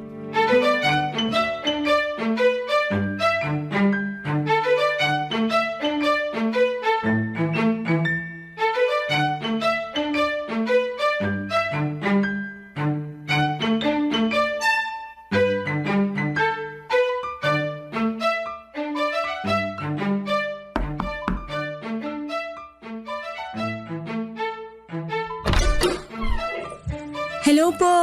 Ako nga pala si Vivian, yung bagong lipat sa Unit A. Hello! Ako naman si Belinda, ang loyal na tenant ng Unit B. Nabanggit nga ng anak kong si Mia na naglilipat ka na raw. Kumusta naman? Medyo nakakapagod. Tapos ang init pa. Kaya pasensya na kung puro pawis na tong suot kong spaghetti strap ha. Kaya sigurong sisipag ng mga tagabuhat mo kasi na-inspire sila masyado sa spaghetti strap mo. Joke! Ay, hindi dapat yan joke. Sinadya ko talagang magsuot ng spaghetti strap para mawala ang pagod ng mga taga-buhat ko ng gamit. Saka para ingatan nila yung pagbubuhat. Ang hirap naman kung magasgasan yung bago kong 75-inch smart TV na fully paid. Sana all 75 inches. Nay, hindi ko mahanap yung pambipi nyo. Hindi kaya sinangla nyo na naman kay Aling Tessa? Anong pang-BP? Wala nagbe-baby sa lahi natin. Ikaw talagang bata ka. Ang hilig mong gumawa ng kwento. Nay, hi Miss Vivian. Napadaan kayo rito sa bahay namin. Pasensya na sa nanay kong allergic sa pang-BP ha. Mia? Mia nga pala. Ang kaisa-isang anak ng single mom ng Unit B. Nakakatuwa naman kayong mag-ina. Ito naman talagang sana all. Saka tawagin mo na lang akong Vivian. Di naman nagkakalayo ang edad natin. May maitutulong ba kami sa'yo, Vivian? Kasi parang mukhang wala na eh. Halos trinabaho na lahat ng mga taga-buhat mo. Nakakaloka nga eh. Kahit yung mga kapitbahay nating lalaki, tumulong na rin. Ayaw pa magpabayad. Ang babait naman pala ng mga lalaki dito sa atin. Mabait talaga sila kapag naka-spaghetti strap ang babae. At nakamaiksing maong shorts. Baka kahit renta mo, libre na kapag nakita ka ng asawa ng landlady natin. Joke! Mapagbiro talaga kayong mag-ina, no? Nakakatuwa naman. Sana makaklose ko kayong dalawa. Pwede naman, basta makikiref ako sa'yo ng ulam ha. Ay, wala ba kayong ref? Meron, kaya lang may amoy eh. Meron kaming ref. Kaya lang tong anak ko eh. Kulang na lang pati sapatos niya ipasok sa ref. Gusto lahat malamig. Nakakainit tuloy bigla ng ulo. Parehas tayo, Mia. Gusto ko rin laging malamig. Kaya nga dalawa yung binili kong inverter na aircon eh. Bala ko pa nga bumili ng isa pa para bawat sulok ng bahay ko malamig na. Yabang naman ng 3 aircon. Oy, joke lang yun ah. Okay lang. Hindi naman ako pikon. Saka alam ko namang mahilig lang talaga kayong magbirong mag-ina. Ito hindi biro ha. Baka pwedeng makinood sa TV mo. Mia! Walang problema. Andyan lang naman ako sa bahay. Madalas kasi naka-work from home ako. Anytime na gusto mong makinood ka, to ka lang, okay? May kasama pang popcorn at soft drinks pag makikinood ka. Uy, narinig mo yun, Nay? May popcorn at soft drinks. Talo ang tubig at tinapa natin na pinapapak natin kapag nanunood tayo ng balita. Mas malasa naman ang tinapa kaysa sa popcorn. At mas healthy ang tubig kaysa sa soft drinks. Naku, pasensya na ha. Hindi ko kayo mo-offera ng tinapa kasi allergic ako dun. Lalo na sa tuyo. Pero marami akong imported na meatloaf at corned beef. Pwede na siguro yung papakin kapag nanonood kayo ng balita. Bibigyan ko kayo. Di ko rin kasi nagagalaw masyado kasi lagi lang akong umu-order ng food ko. Wala akong time magluto eh. Tatanggapin namin ang ayudang yan, Vivian. Ilang taon na kasing luya lang ang laman ng kitchen cabinet namin eh. Ikaw talaga kanina mo pa binabackstab ang bahay natin. Totoo naman ah. Naku, tumatawag na yung magde-deliver ng food ko. Maiwan ko muna kayo ha. Katok lang kayo sa Unit A kapag may kailangan kayo. Bye! Papa Dudut, mukha namang sincere ang pakikipagkaibigan ni Vivian sa aming mag-ina. Kaya lang siguro ay natabunan yon ng inis dahil sa inggit ko. Opo, Papa Dudut. Inggit nga ako kay Vivian. Magpapakatotoo na ako. Mas lumala nga ang inggit ko nang makaharap ko na siya at makita kung gaano siya kaganda at kasexy. Ganon kasi ang itsurang pinapangarap ko noong dalaga pa lamang ako. Malapit ko na sanang ma-achieve yon, kaya lang ay nabuntis ako at nasira ang figure ko. Binala ko namang ayusin pagkatapos kong manganak. Kaya lang ay naging busy na ako sa pag-aalaga kay Mia. Dagdag pa na kinailangan kong maghanap kaagad ng trabaho para may pangtustos ako sa pangangailangan namin. Wala naman kasi akong ibang maaasahan noon kundi ang sarili ko. Mas nahirapan pa ako sa pagtatrabaho lalo't wala ring ibang mag-aalaga kay Mia. Naalala ko pa yung unang trabaho na pinasukan ko, Papa Dudut. Ayaw sana nila akong tanggapin dahil baby pa noon si Mia at may chance raw na hindi ako makapag-focus sa trabaho ko. Lalo na noong nalaman nilang single mom ako at walang ibang tumutulong sa akin sa pagpapalaki kay Mia. Naiintindihan ko naman sila, Papa Dudut. Pero naawa sa akin ang boss ko at pinayagan akong dalhin si Mia sa opisina. Nasa ilalim ng mesa ko lagi si Mia. Doon ako naglatag ng higaan niya. Mabuti na lamang at hindi iyakin at madalas lamang tulog si Mia kaya hindi rin siya naging abala sa akin sa trabaho. Hindi rin siya nakaabala sa mga katrabaho ko. Ginawa ko yon ng ilang taon at nung nakahanap na ako ng panibagong trabaho na makapagbibigay ng mas malaking sahod ay buong puso akong nagpasalamat sa boss ko. Pinayagan naman niya akong umalis at binigay pa sa akin ang blessing niya. Doon ko rin nalaman na noong nagsisimula siyang magtrabaho ay kagaya ko rin siya. Isa rin siyang single mom at walang ibang tumutulong sa kanya kundi ang sarili niya, Papa Dudut. Barangay Love Stories. Barangay Love Stories. Naalala ko lang noong unang lipat namin sa Unit B, Papa Dudut. Mura pa lang noon ang upa. Medyo malaki na noon si Mia at kinakailangan naming makahanap kaagad ng malilipatan dahil pinaalis na kami sa luma kong inuupahan. Hindi na raw kasi yon ipapaupa dahil titira na roon ang anak ng landlord ko. Nahirapan akong makahanap ng matitirhan namin lalo't hindi ko rin kayang budget ng ibang paupahan. Hanggang sa makita ko ang tinutuluyan namin ngayon. Unit B. Malapit yon sa trabaho at higit sa lahat ay hindi ganoong kataas ang paupa. Mabait din ang landlady ko. Nagustuhan niya si Mia kaya naman pinayagan niya akong umupa roon. Binawasan pa niya ng 1,000 ang upa ko. Naaawa marahil sa kalagayan ko bilang isang single mom. Dito na kami tumira sa Unit B mula noon hanggang magdalaga si Mia. Hindi na rin tinataasan pa ng landlady namin ang upa sa amin. Sa aming mag-ina lang yun ha, dahil sa ibang tenants ay regular na nagtataas ang landlady namin. Bilang kapalit sa kabutihan ng landlady namin ay kami mismo ni Mia ang naging tagabantay ng compound namin. Kami na rin ang naglilinis ng lahat. Sinisiguro naming na ire-report namin sa landlady kung meron kaming makitang problema sa compound. Kaya mas lalong natuwa sa amin ang landlady namin. Mukhang forever na nga kaming uupa roon dahil hindi na kami makakahanap pa ng ganong kabuting landlady. At higit sa lahat ay hindi na kami makakahanap pa ng ganong kamurang paupahan. Malapit yon sa trabaho ko at malapit yon sa school ni Mia. Kinapos man kami sa karangyaan pero biniyayaan pa rin kami sa ibang paraan, Papa Dudut.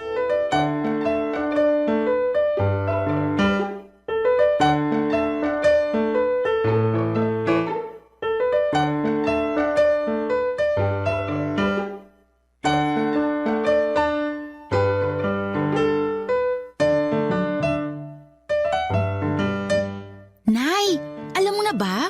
Ang alin? Yung tungkol kay Vivian. Kasiraan ba yan sa kanya? May skandal ba siya? Ano? Si nanay talaga?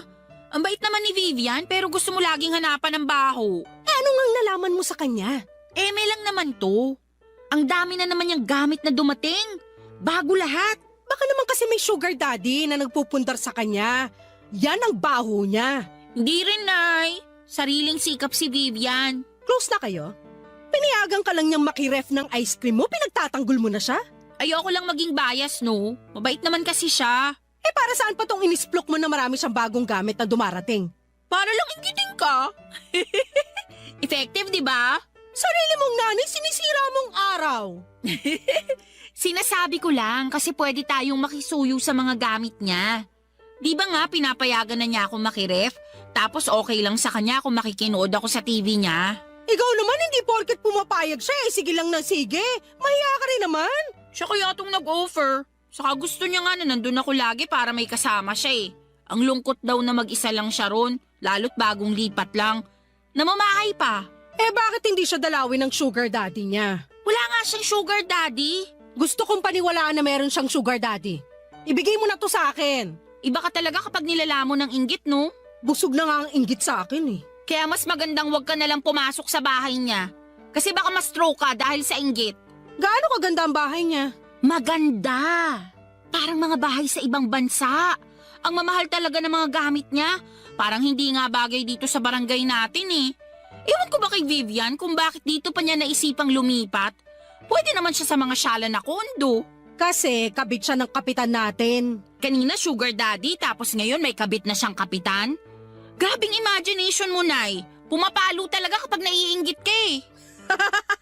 Sa ganitong paraan lang naman gumagana ang loob ko eh. Hindi ko naiisip na miserable itong buhay natin kumpara sa kanya. Bakit mo naman kasi niisip na miserable ang buhay natin? Okay naman tayo ah. Kung okay tayo, bakit mo laging nilalait na mabaho ang ref natin?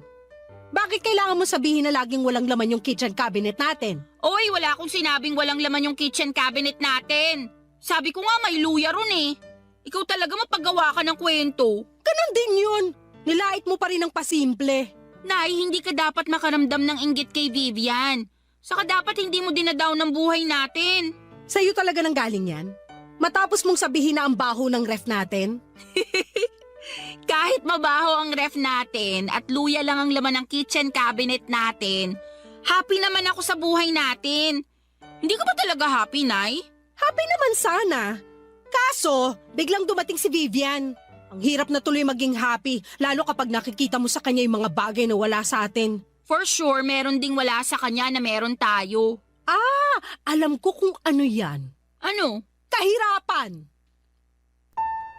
Napailing na lamang si Mia sa huling sinabi ko. Hindi naman niya kinontra kasi alam niyang totoo yon. Nagpaalam na lamang siya saglit para pumunta sa Unit A para makinood ng balita sa 75-inch Smart TV ni Vivian. Inaya niya ako pero tumanggi ako. Ayos lang naman ako sa TV namin kahit na hindi flat screen ay okay lang. Ang TV pa rin kasi na gamit namin ay yung luma at mataba ang likuran. Pamana pa ito sa akin ng nanay ko.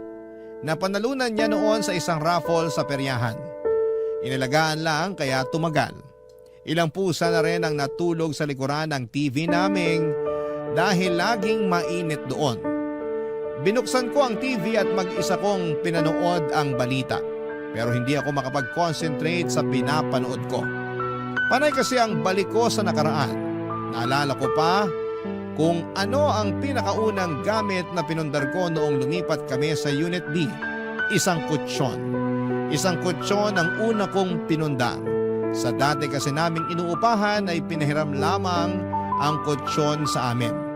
Binala ko nga yung hingin dahil gutay-gutay naman na at manipis na. Baka itapon lang nila.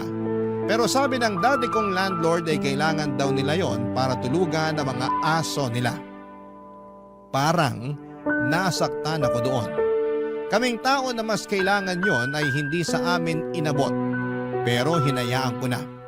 Sa unang gabi nga namin sa Unit B ay wala pa kaming kutsyon noon. Nagtiyaga kami sa mga karton na ginamit namin sa paglilipat. Pinatungan na lang namin ang mga tuwalya para hindi masyadong masakit sa likuran. Ilang araw pa ang lumipas bago ako nakabili ng kutsyon. Manipis lamang yon pero nagkasya na kaming mag-ina. At sa paglipas pa ng panahon, dala ng pagpupursige at pag-iipon ay nakabili na ako ng mas makapal na kutsyon. Hindi lang isa kundi dalawa para sa aming dalawang mag-ina, Papa Dudut.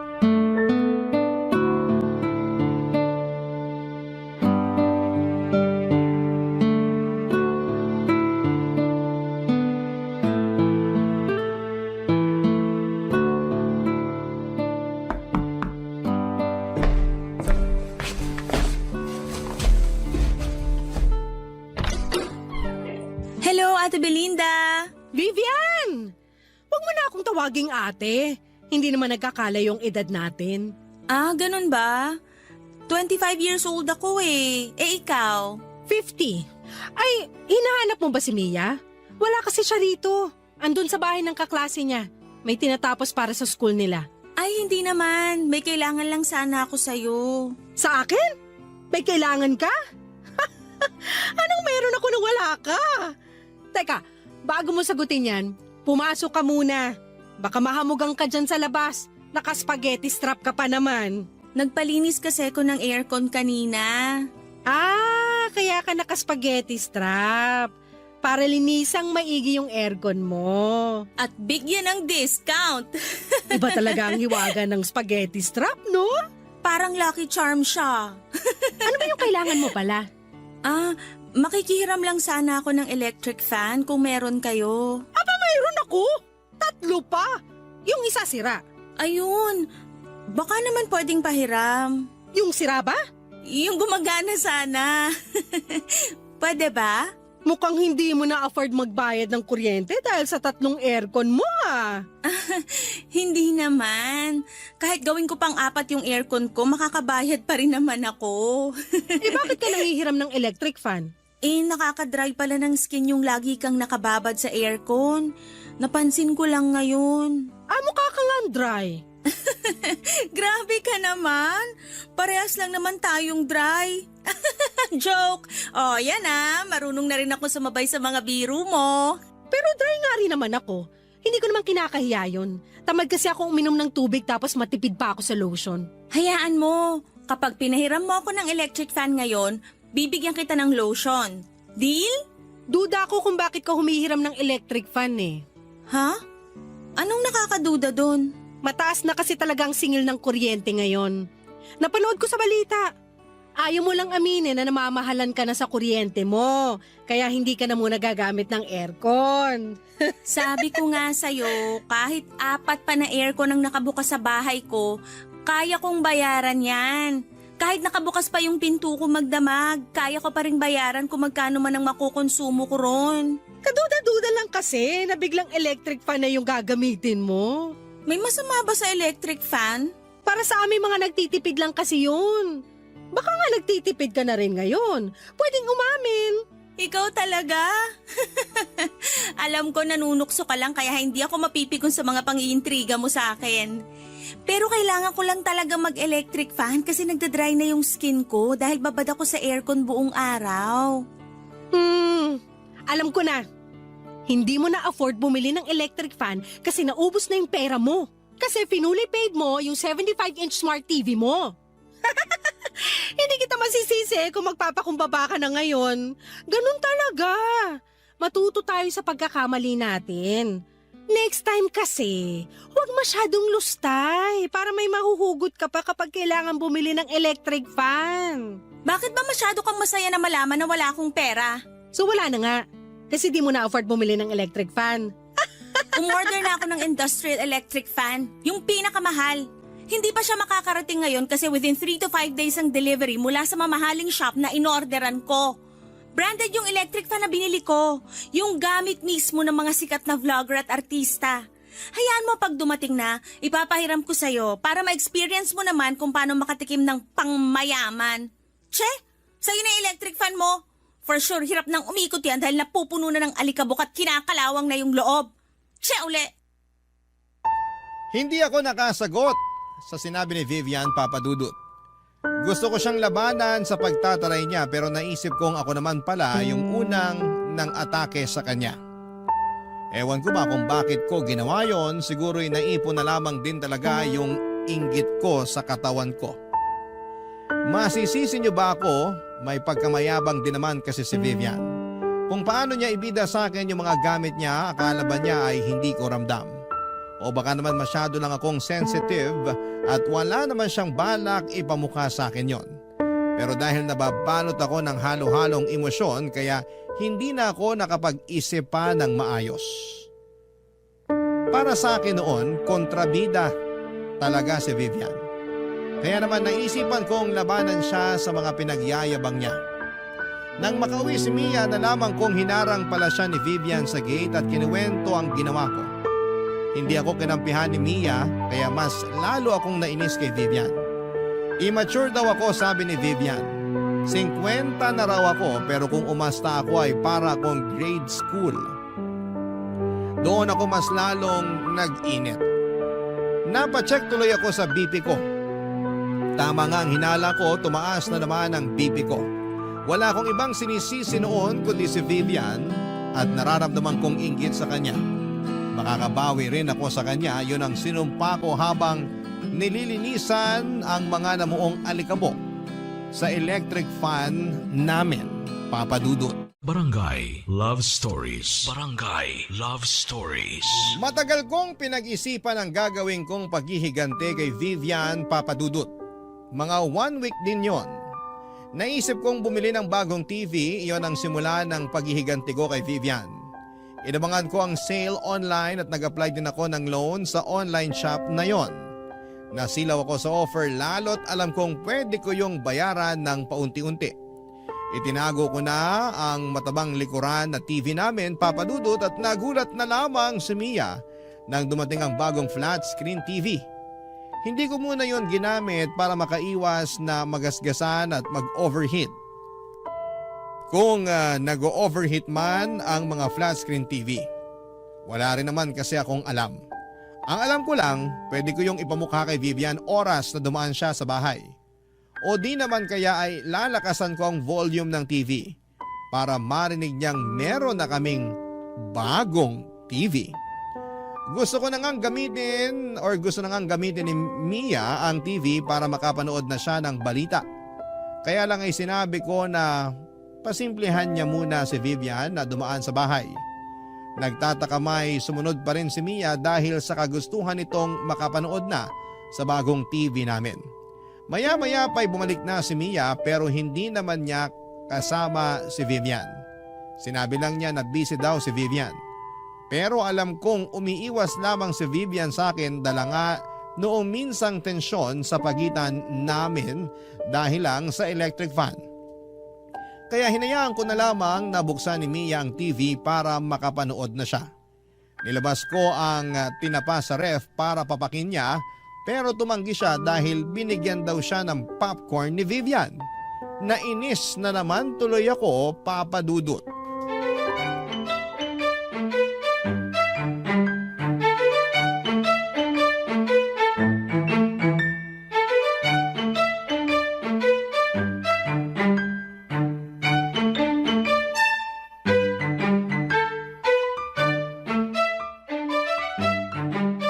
Ayos tong TV natin, Nay, ah.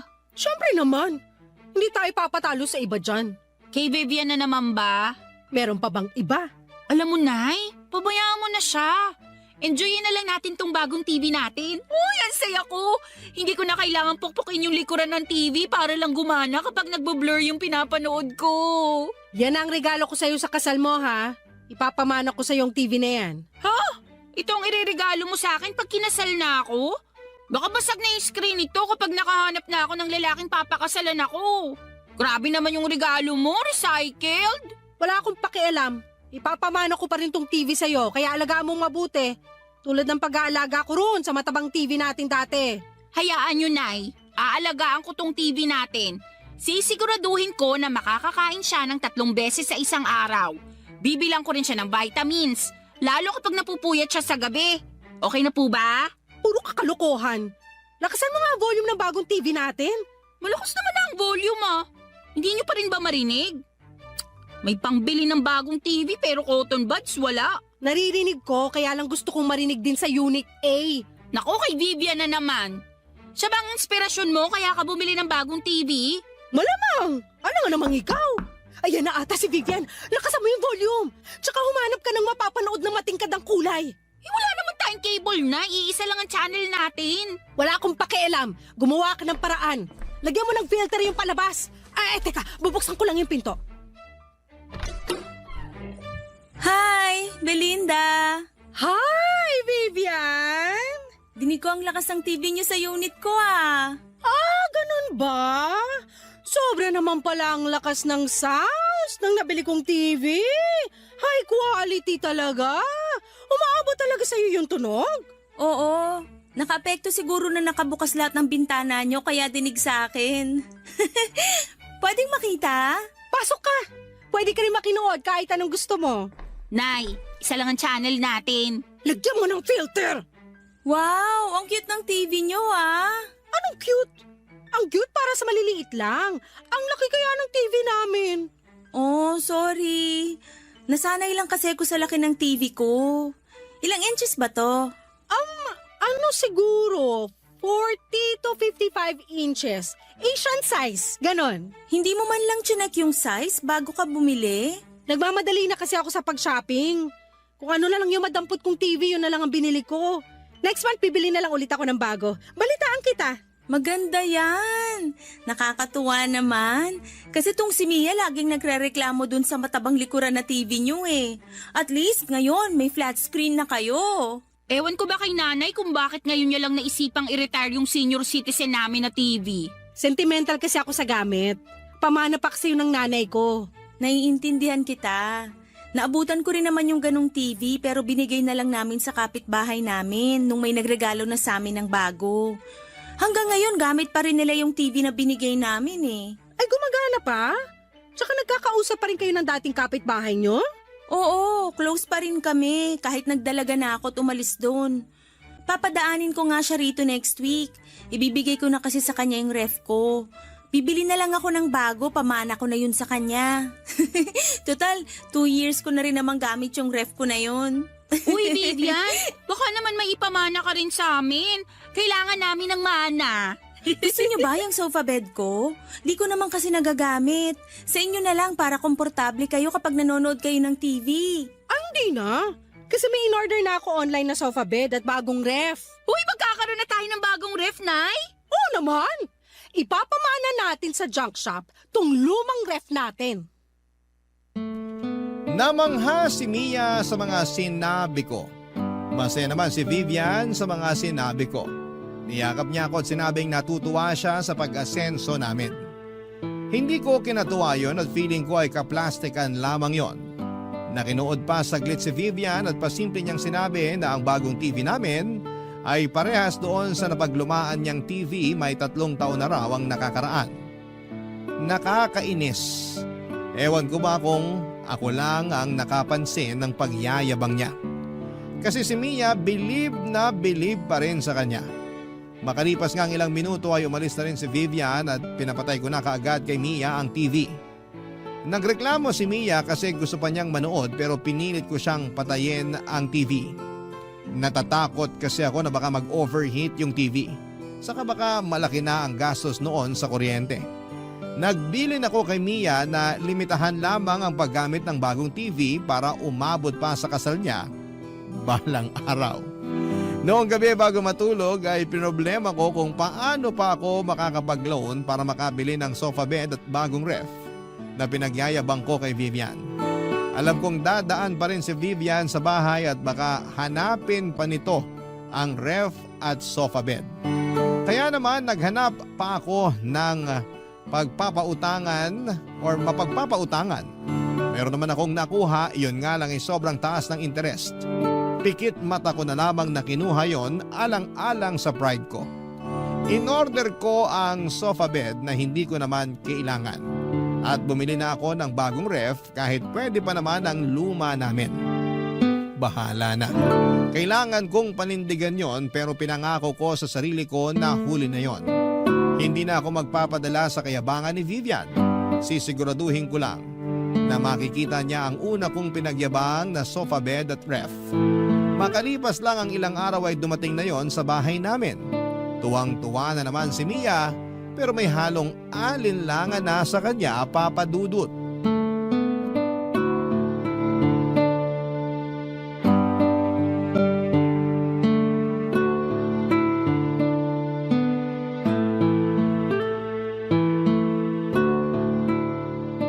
Ito na ba yung sinasabi niyong sofa bed kay Vivian? Ang ganda, di ba? Parang ang tigas. Nanlait pa. Baka naman delikado to sa spinal cord, Nay, ha? Magpasalamat ka na lang na meron na tayong sofa bed. Bakit kasi bumili ka pa parang hindi naman natin kailangan? Para ma-enjoy mo kapag manonood ka sa flat screen TV natin na hindi pa fully paid. Parang di nakaka-enjoy kasi nga matigas. Baka sumakit lang ang katawan ko. Para akong nakahiga sa isang sakong bigas eh. Eh di wag mong higaan. Ako na lang.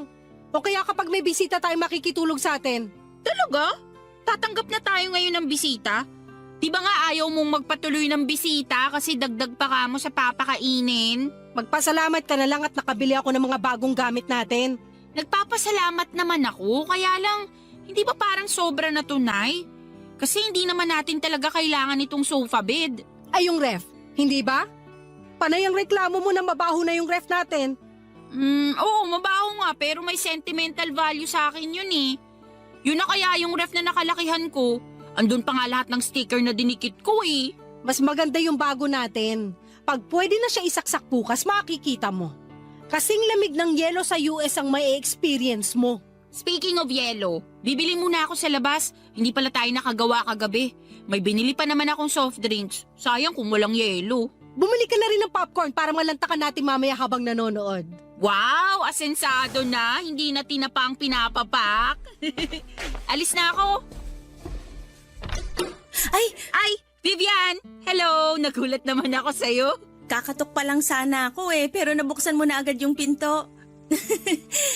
Andyan ba nanay mo? Oo! Nay! Andito si Vivian! Labas lang ako bibili ako ng yelo at popcorn. Hi, Belinda! Hi! Andito ka? Gusto mo makita yung sofa bed at bagong ref namin, no? Nakita ko na kanina nung dineliver dito. Congrats ha! Hindi na magrereklamo si Mia sa amoy ng lumang ref nyo. Mareklamo lang talaga ang anak kong yan. Naalala ko nga sa kanya yung sarili ko nung bata pa lang ako Naalala? Hindi ko pa yata nakwento sa'yo kung bakit malapit ang loob ko sa inyong mag-ina. Kasi nung bata ako, katulad ko rin si Mia. Marami rin akong gustong bagong gamit tulad ang nakikita ko sa mga kakilala namin. Pero hindi namin afford. Single mom kasi nanay ko. Parang ako. Oo. Kaya nga magaan din agad ang loob ko sa inyo. Kahit minsan tinatarayan mo ko. Mag-isa niya akong tinaguyod. Tinipid niya rin ako para makapag-aral ako at makapagtapos. Kaya nga naaawa ako sa kanya. Yun, habang nag-aaral ako, marami akong ginawang sideline. Nagturo ako ng mga Chinese at Korean online, tapos marami pa akong pinasok na trabaho. Para ako na lang yung bumili ng mga kailangan namin sa bahay. Nagawa ko naman. Lalo na nung nakapagtapos na ako ng pag-aaral, tapos nakakuha na ako ng magandang trabaho. Nasaan ang nanay mo? Ay, wala na Masaya na sa kabilang buhay. Sorry, hindi ko alam. Kaya siguro ako ganito ngayon. Bili lang ako ng bili ng mga gamit na pangarap namin dati ng nanay ko. Baka sakaling makabawi man lang ako sa kanya kapag nakita niyang asensado na yung anak niya. Kaya, pasensya na kung madalas nagtutunog mayabang na ako sa mga pinamili kong gamit. Oo nga Nayayabangan nga ako sa'yo nung una. Pero hayaan mo na yon. Naiintindihan ko na ngayon. Hindi ko naman gustong ipagyabang. Kaya lang pagkaharap kita, parang sinasalamin mo nanay ko. Kaya gusto kong sabihin sa'yo lahat ng nabili kong mga gamit kasi sa puso ko, parang gusto kong matuwa ka. Kasi parang sa ganung paraan, feeling ko, natutuwa na rin si Mama.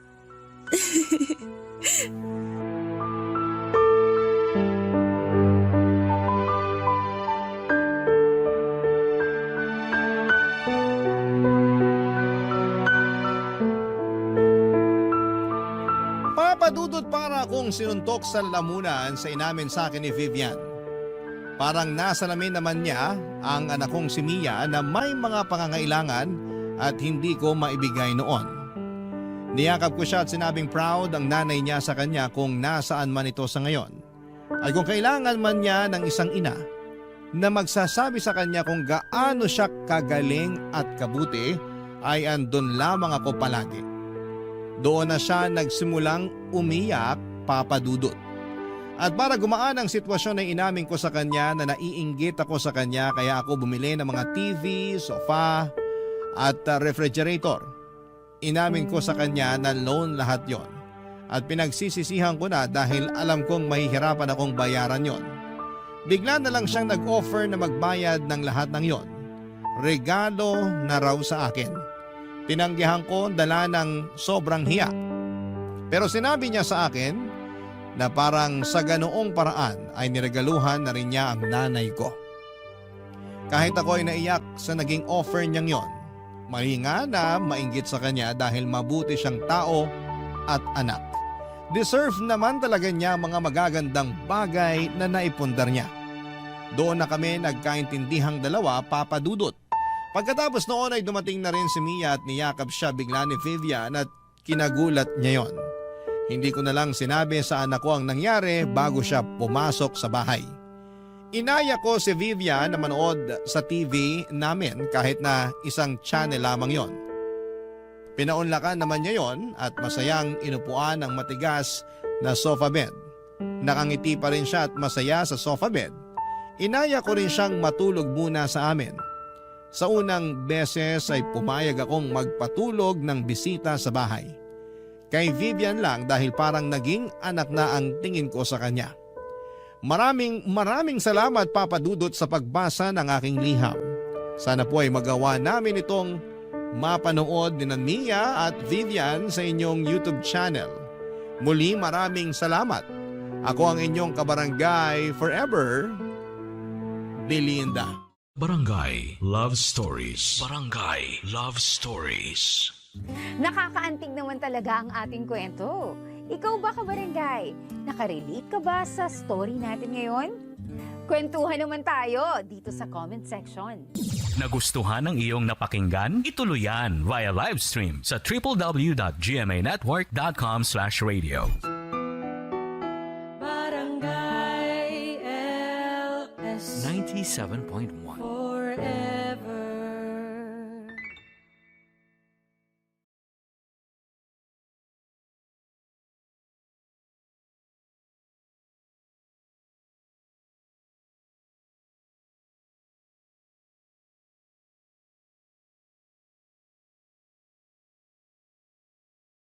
Ang mga kwento ng pag-ibig, kwento ng buhay, at kwento ng pag-asa dito sa Barangay Love Stories. Love Stories. Mahirap pumili kung saan ka liligaya. Lalo na kung may isang masasaktan. Pero sa bawat desisyon ay may kapalit na aral na magtuturo sa atin kung paano maging totoo sa sarili. Ikaw, kabarangay, pipiliin mo ba ang taong mahal ka o ang taong mas nakakaunawa sa iyo? Dear Papa Dudut, may mga pagkakataon na sinusubok ng tadhana yung relasyon na meron tayo. May biglang darating sa buhay natin na magpapagulo ng isipan at nararamdaman natin. At magpaparealize kung totoo bang masaya pa tayo sa buhay na meron tayo. Magandang tanghali po sa inyo at sa ating mga kabarangay na kagaya ko ay palaging bukas ang radyo sa ganitong oras para makinig sa inyong programa. Tawagin niyo na lamang po ako sa pangalang Mika. 27 years old at nagtatrabaho sa isang lending company. Sumulat ako hindi lamang para magkwento kung hindi ay para humingi na rin po ng payo. At umaasa ako, Papa Dudut, na matutulungan ninyo ako at ng ating mga kabarangay sa kung anuman ang pinagdadaanan ko. Papa Dudut, nagkakilala kami ng boyfriend kong si Aldrin sa dati kong pinagtatrabahuhan. Naging close kami hanggang sa maging kami na nga pong dalawa. Nagpatuloy ang relasyon namin kahit na magkaibang kumpanya na kami nagtatrabaho. Makalipas nga ang 2 taon ay nag-decide na kaming magsama sa iisang bubong.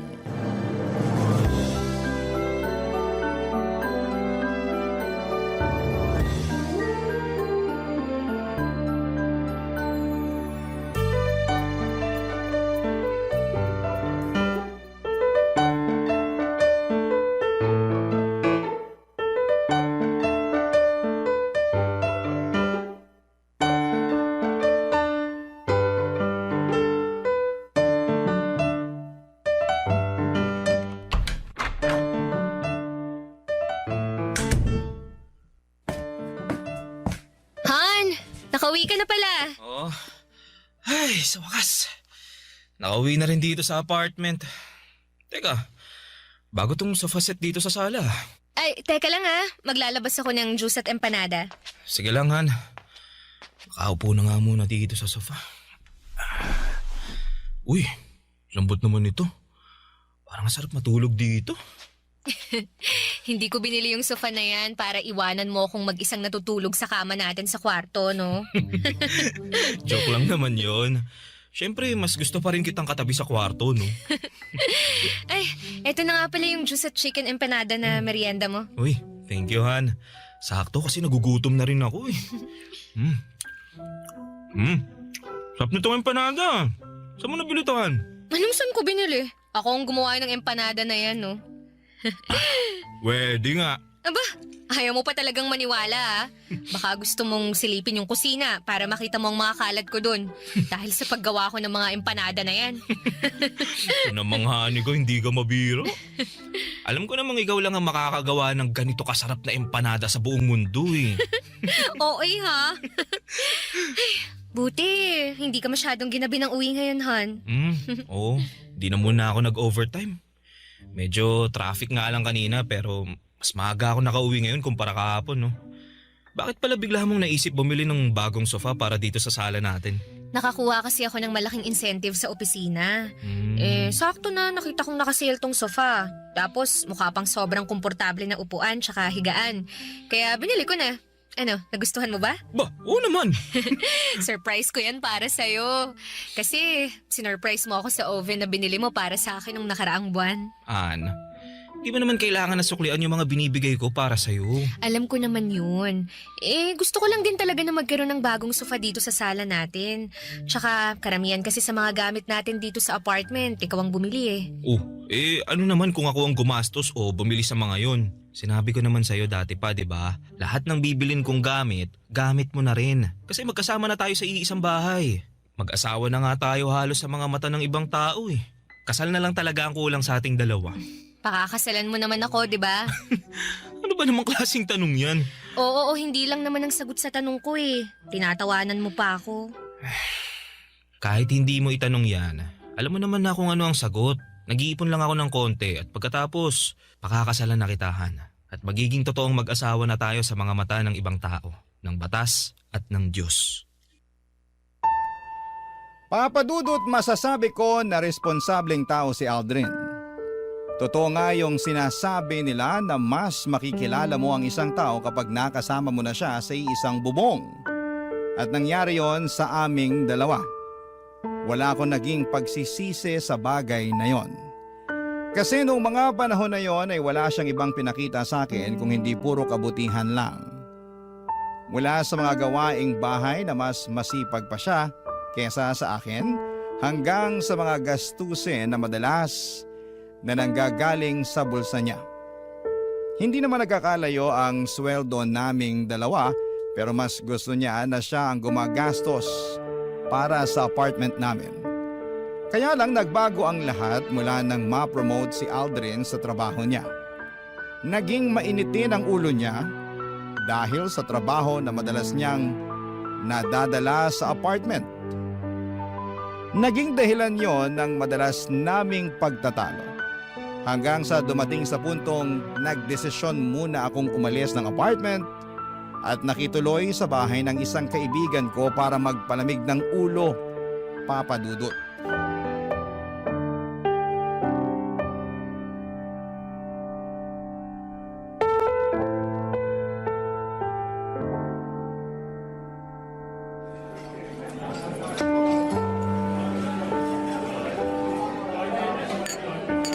Alak pa, Mika! Ito pa, oh! Teka, Jenny, awat muna. Ang dami ko na yatang nainom eh. Ano naman kung maparami ka ng inom ngayong gabi? Alam mo namang mabilis akong malasing, di ba? Ayun ang maganda, Mika. Kapag nalasing ka, makakalimutan mo na yung Aldrin na yun. Uy, grabe ka naman. Hindi ko naman siya gustong kalimutan eh. Kung hindi, bakit bigla kang nagyaya na gumimik at magpakalunod tayo sa alak ngayong gabi? Gusto ko lang nakalimutan yung stress sa relasyon naming dalawa. Pero hindi naman ibig sabihin na gusto ko na siyang kalimutan o kung ano pa man. Nagpapalamig lang ako ng ulo para hindi kami parehas sumabog ni Aldrin kapag nagkita at nag-usap ulit kami. Ganun na din yun. Sinasabi ko sa'yo, sa hiwalayan din matutuloy ang relasyon yung dalawa. Bakit parang minamanifest mo na maghihiwalay kami ni Aldrin? Hindi sa ganun, Mika. Nakikita ko lang talaga na hindi na kayo magkakaayos pang dalawa. Bakit mo naman nasabi yan? Naalala ko lang kasi yung madalas mong ikwento noon na medyo nawawalan ka na ng gana sa relasyon niyo. Nabisi kasi siya masyado sa trabaho niya. Tsaka nawala na halos ng oras para sa akin. Alam mo naman kung gaano ako kaklingi na tao, 'di ba? At gusto ko na palaging may oras sa akin yung boyfriend ko. Magkasama nga kami sa bahay pero halos hindi ko na siya nararamdaman. Bakit hindi mo pa siya hiwalayan? Kung may problema ka na pala sa kanya. Hindi naman ganun kadali yun eh. Lalo na at nagsasama na kami sa iisang bahay. Tsaka wala pa naman talaga yan sa isip ko. Sa ngayon, gusto ko lang talagang magpalamig ng ulo. Kaya umalis muna ako sa apartment namin. Para kapag nag-usap na ulit kami ni Aldrin, mas maayos na tsaka wala nang sigawan. Okay, sige. Ikaw ang bahala. Pero Mika, alam mo, may napansin ako. Ano naman yun? You know, yung pogi dun sa kabilang table. Kanina pa tingin ang tingin sa'yo. Ha? Baka naman hindi ako yung tinitingnan niya. Naku, sure ako, 100%. Malapit ka na nga matunaw sa kakatitig niya sa'yo. Masyado ka lang malisyosa kaya kung ano-anong napapansin mo. Alam mo, mabuti pa... Mika! O ano? Kakagulat ka naman. Bigla-bigla ka nalang tumitili halos dyan. Papalapit na si Pogi dito sa table natin! Ha? Hi girls. Iniwan na kasi ako ng mga kasama ko eh. Okay lang ba kung makashare muna ako ng table sa inyo? Don't worry, harmless ako. Kahit hindi ka pa harmless, welcome ka dito sa table namin. Jenny! Charot lang! I'm Jenny nga pala. And you are? Justin. Nice meeting you, Justin. Nice meeting you din, Jenny. What about you, miss? Okay lang ba na malaman ko rin ang pangalan mo? Mika. It's Mika. Nice meeting you, Mika. Kuha lang ako ng drinks, ha? Maiwan ko muna kayo. Jenny! Okay lang yan, Mika. Harmless naman daw tong si Justin, kaya siya na munang bahala sa'yo. Diba, Justin? Oo, ako na munang bahala sa kanya. Maingat naman ako pagdating sa babae eh, kaya wala kang dapat na alalahanin sa akin. Papa Dudut, kagaya ng sabi ko kanina ay maayos naman na karelasyon si Aldrin. Wala akong marereklamo sa kanya dahil ginagawa niyang lahat para sa akin at sa relasyon namin. Palagi siyang naglalaan ng oras para kahit makapag-date kami. Isang beses sa isang linggo ay magagawa niya.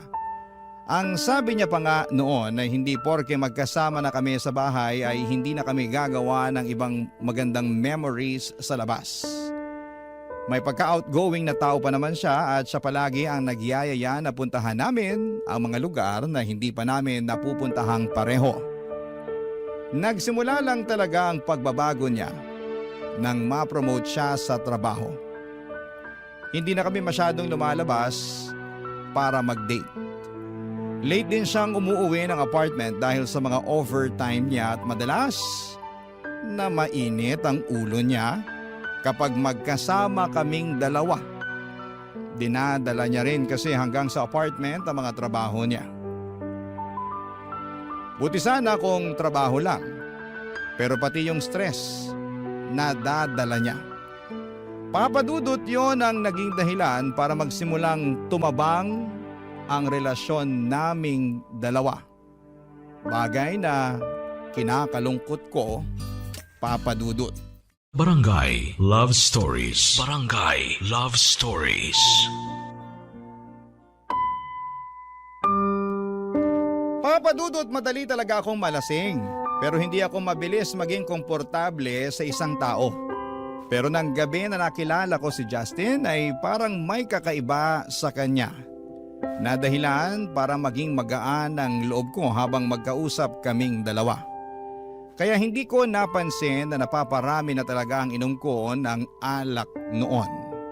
Siguro kasi ng mga oras na yon ay nagsimula nang lumabas yung stress sa relasyon namin ni Aldrin na naipon noon sa dibdib ko. Hindi ko nga napansin na umiiyak na pala ako habang nagkukwento kay Justin. Basta naramdaman ko na lamang na parang lumulutang ako pero gumagaan naman ang pakiramdam ko. Ganon talaga siguro kapag nailalabas mo na yung nararamdaman mong bigat at sama ng loob. Kahit papaano, Papa Dudut, ay nakakahinga ka na ng maluwag. Pagkatapos noon, naalala ko na niyaya ko pa siyang sumayaw si Justin. Kasi gusto ko talagang i-enjoy ang mga oras na yon. Yung mga oras na alam kong para sa sarili ko, Papa Dudut.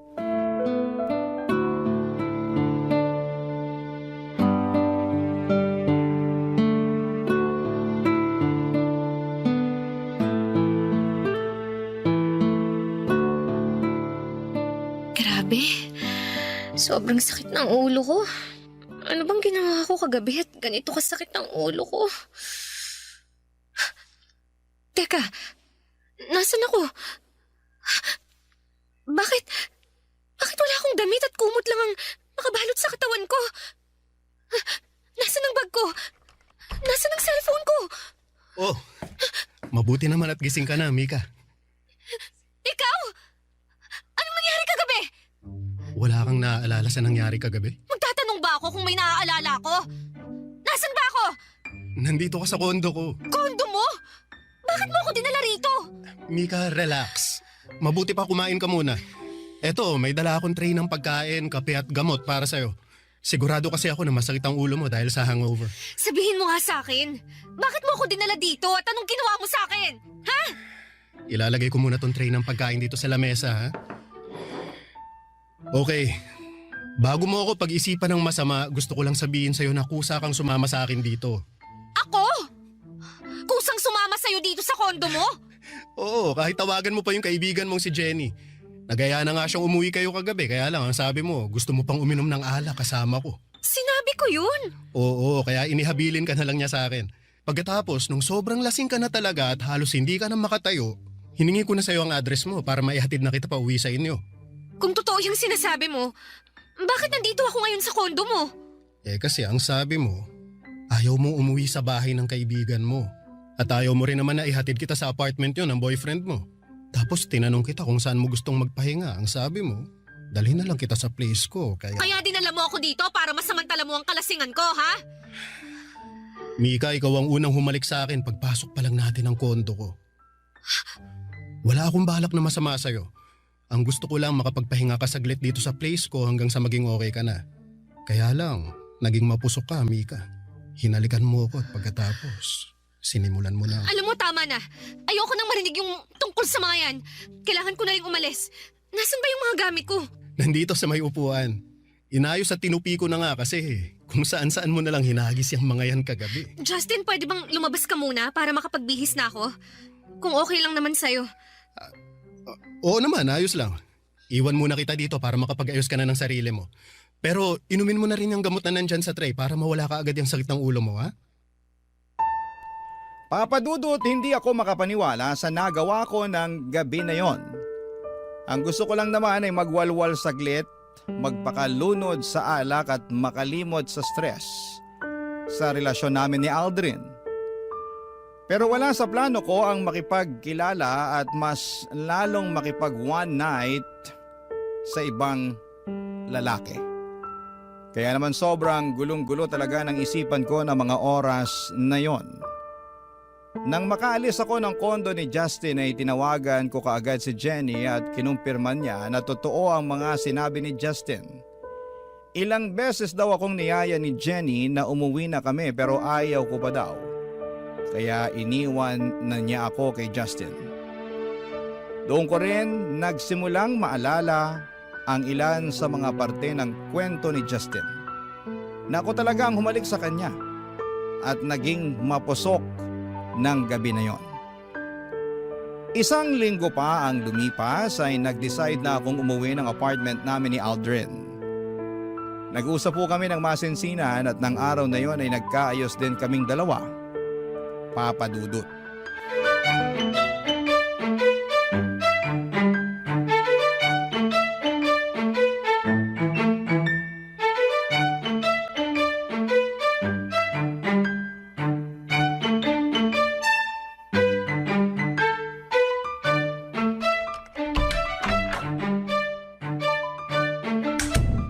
Oh, Han!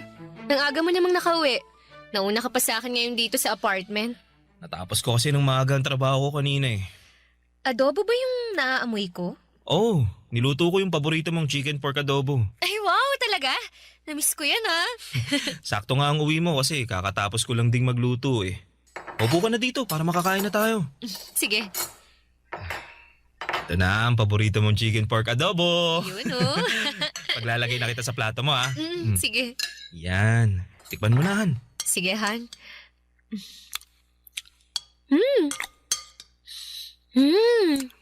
The best pa rin talaga yung luto mo. Sira na naman ang diet ko ngayong gabi. Di ba naman kailangan mag-diet kasi sobrang sexy mo pa rin sa paningin ko. Bolero ka talaga kahit kailan. Kahit kailan hindi kita binola ha. Lahat ng sinasabi ko sa'yo, totoo yun, Han. Oh, ito pang kanin oh. Thank you, Han ah. Ay, oo nga pala. Holiday na next week. Saan mo gustong pumunta? Sakto, anniversary natin yun. Sa malapit na lang siguro, Han. Kahit mag 2 days staycation na lang tayo. Bakit 2 days lang? Naka-long weekend tayo pareho, di ba? Eh wala kasi kaming long weekend eh. Cancelled yung dapat na vacation leave namin next week dahil may mga report kami na kailangan tapusin. Pero triple pay naman yun kaya okay na rin. Hindi yun okay. Kasi ngayon lang tayo hindi makakapag out of town sa anniversary natin. Pasensya na talaga, Han. Pero makakabawi naman ako next month. Pwede na ulit kaming makapag-vacation leave nun. Sana nga. O siya, kain na lang tayo. Baka mawalan pa ng lasa tong niluto mong adobo.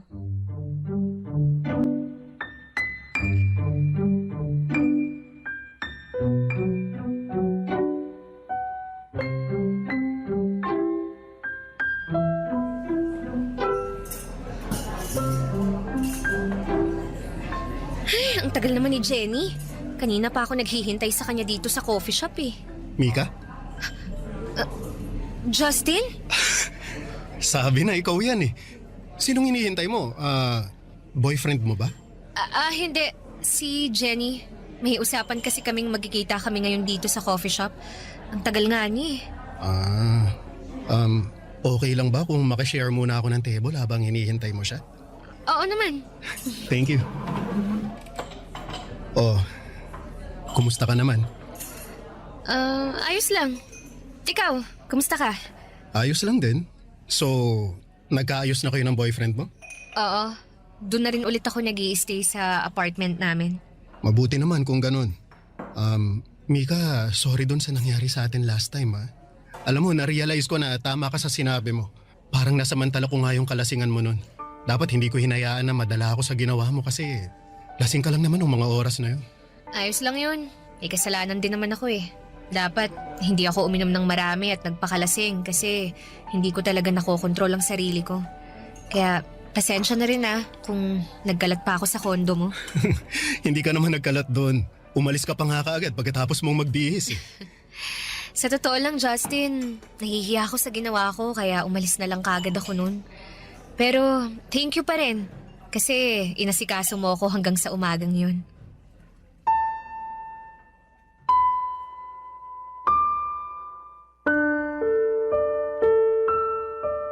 Papadudot naramdaman ko ulit sa gaan sa pakiramdam ko ang naidulot ng pag-uusap namin ni Justin ng mga oras na yon. Sa totoo lang, pagkatapos ng huling pagkikita namin ay may mga oras na hinahanap-hanap ko siya. Hindi ko lang ini-entertain yung nararamdaman ko na yon kasi alam ko na mali talaga. Pero sa muling pagkikita naming dalawa ay parang bumalik lahat ng pananabik na nararamdaman ko para sa kanya. Sakto pa na hindi ako sinipot ni Jenny ng araw na yon kaya mas mahaba ang naging oras ng pag-uusap namin ni Justin.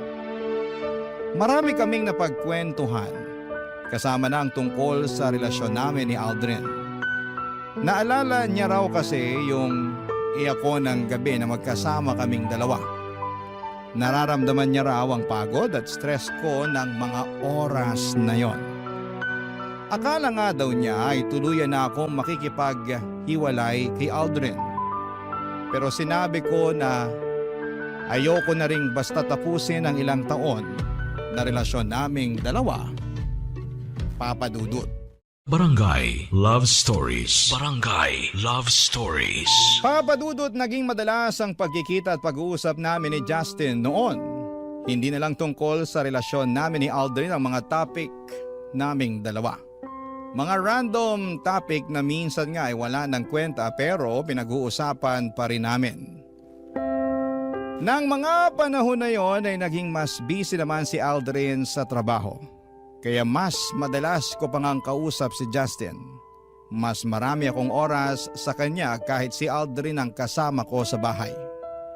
Minsan nga ay pinupuntahan pa ako ni Justin sa opisina. Niyayaya niya akong magkape bago ako umuwi. Sa kanya ko naman nakukwento ang mga stress ko sa trabaho. Doon ko nagsimulang maramdaman na nagsisimula ng magkaroon ng espasyo si Justin sa puso ko. Sa maniwala kayo at sa hindi ay sobrang pinipigilan ko po yon. Kaya lang kasi nagsimula ng maibigay sa akin ni Justin ang mga bagay na hindi na ibibigay sa akin ni Aldrin noon. Ang atensyon, ang pag-aalaga, at oras niya papadudot.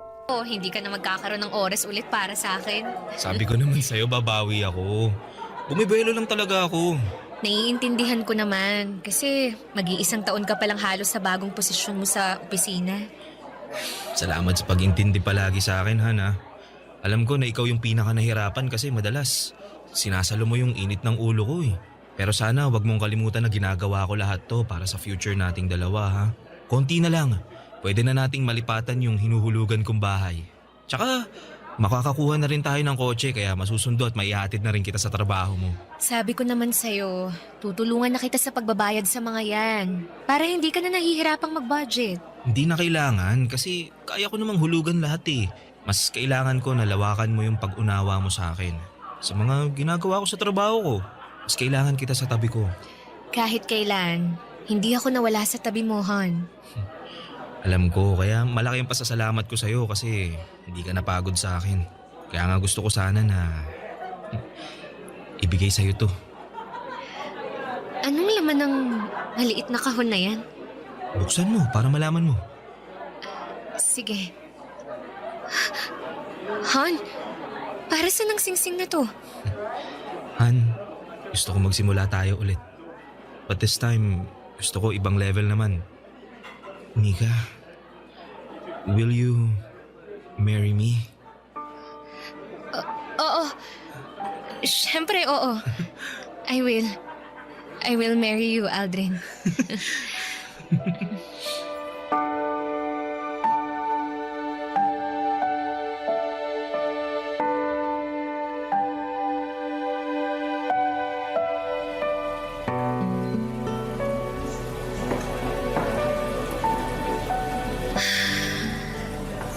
Oh, bakit ang lalim naman ng buntong hininga mo?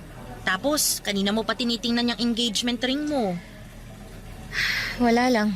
Wala lang, pero kanina ka pa napapatulala dyan. Magkwento ka na, dali. Makikinig ako. Anong chika yan, girl, ha? Wala naman akong chika, Jenny. Pwede nga. Oo nga. Okay lang naman ako. Okay. Sige, sabi mo eh. Ako na lang ang magtatanong para may pagchikahan tayo. Bakit parang hindi ka masaya na ikakasal ka na? Ha? Bakit mo naman natanong yan? Eh, halata kasi sa mukha mo habang nakatitig ka dyan sa engagement ring mo. Tsaka, hanggang ngayon nga hindi mo pa rin pinopost o di kaya sinostory man lang sa social media yan eh. Kaya aminin mo na sa akin, may gumugulo talaga ngayon sa isipan mo, no, Mika? Sige na nga. Sasabihin ko na ang totoo.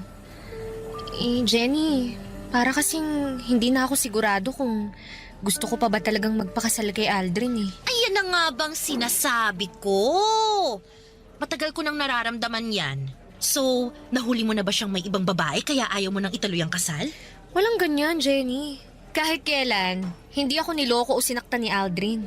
Ah, okay. Eh, bakit biglang nagbagong isip mo? Hindi ko na kasi nakikita yung sarili ko na siya yung kasama ko habang buhay eh. Pakiramdam ko kasi hindi niya na ako maaalagaan ng maayos. Masyado siyang focus sa trabaho. Oo, alam ko na para sa aming dalawa din yun. Para sa akin o sa future namin. Pero hindi lang naman kasi yun ang kailangan eh. Kailangan ko rin ng presence ni Aldrin sa buhay ko. Gusto kong maramdaman na nakafocus siya sa akin at hindi lang sa future naming dalawa.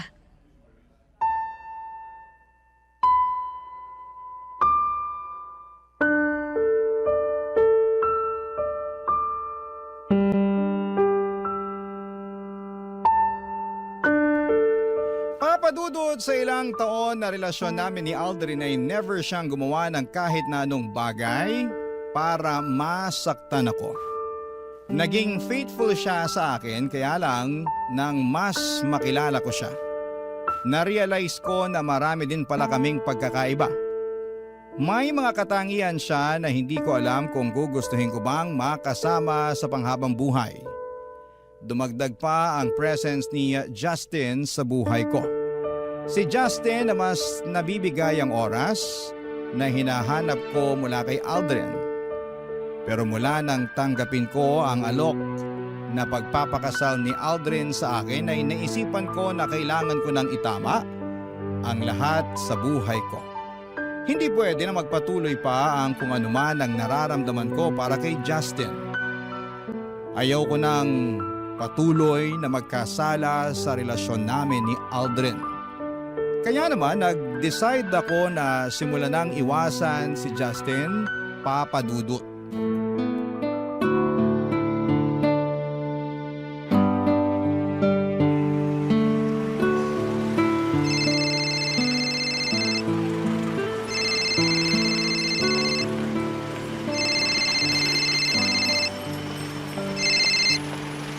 Oh, Han, napatawag ka. Itatanong ko lang kung pauwi ka na. Oo, kakalabas ko lang ng opisina namin.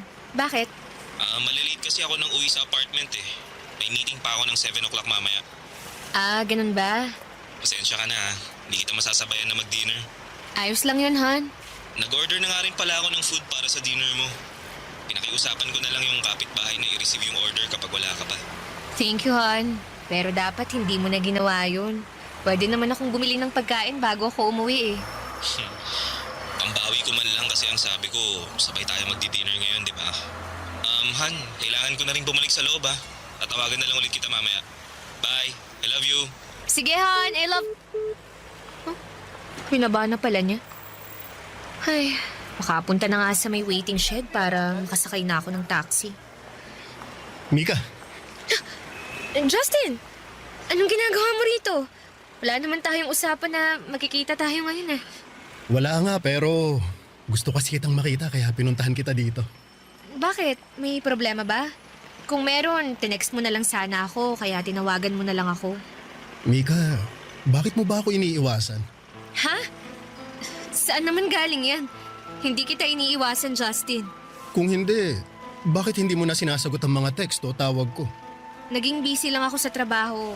Yun lang yun. Mika, may problema ba tayo? Ano bang sinasabi mo? Wala naman tayong problema, Justin. At wala tayong dapat na maging problema. Talaga? Wala? Wala kang gustong sabihin? Hindi mo ipapaliwanag kung bakit mo ako iniiwasan? Sa ibang araw na lang tayo mag-usap.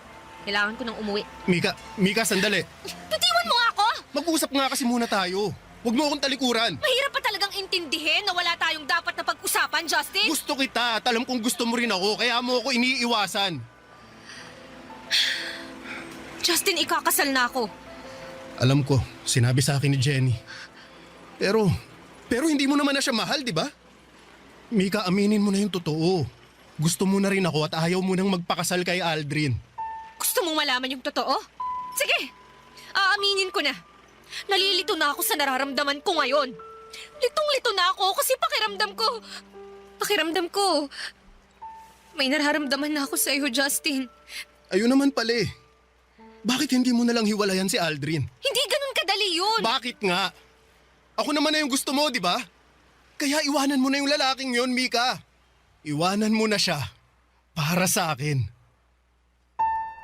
Gulong-gulo ang isipan ko noon, Papa Dudut. Pero syempre, hindi ko hiniwalayan ang boyfriend ko. Ayokong basta na lamang itapon yung ilang taon ng relasyon naming dalawa. Aldrin is a very responsible partner and a good provider. Sadyang hindi lang siya perpekto at may kaunting pagkukulang. Ang pagkukulang na natagpuan ko kay Justin. Sa totoo lang kasi ay mas napupunan niya ang emotional needs na kailangan ko. Para bang hindi ko na kailangang magkwento sa kanya o sabihin kung ano man ang problema ko. Nababasa na kaagad niya kung ano ang nasa isipan at nararamdaman ko. Kaya nga mabilis na nahulog ang loob ko sa kanya. Kasi nakita ko na mas naiintindihan niya. Papadudot hanggang ngayon ay naguguluhan pa rin po ako. Patuloy si Aldrin sa pagpaplano ng kasal naming dalawa at si Justin naman ay patuloy din na naghihintay at umaasa na hiwalayan ko na si Aldrin para sa kanya. Ayokong gumawa ng desisyon na sobra kong pagsisisihan sa bandang huli. Hindi ko rin alam kung paano pipili sa kanilang dalawa. Dahil alam ko na merong isang masasaktan sa desisyon na gagawin ko. Hanggang dito na lamang po muna ang sulat ko at sana'y makarinig o makabasa ako ng mga komento sa ating mga kabarangay na makakatulong sa kung ano man ang pinagdaraanan ko. Ang inyong kapuso at kabarangay, Mika. Nalilito pa rin sa live ang ating kabarangay. Ano kaya ang maipapayo mo sa kanya? Ibahagi mo yan sa ating comment section para mabasa rin niya. Barangay LS 97.1 Forever. Mga kwento ng pag-ibig, kwento ng pag-asa at mga kwento ng buhay dito sa Barangay Love Stories. Love stories.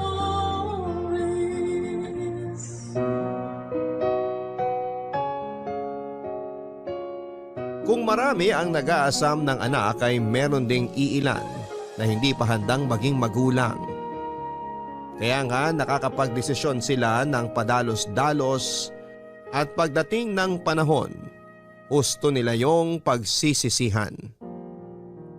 Ganyan ang eksaktong kapalaran ni Elena, ang ating kabarangay ngayong Sabado at naisin man niyang ibalik ang kahapon. Hinding-hindi na yon mangyayari at ang tanging magagawa na lang niya ngayon ay magsisi. Handa ka na bang makarelate sa kanya?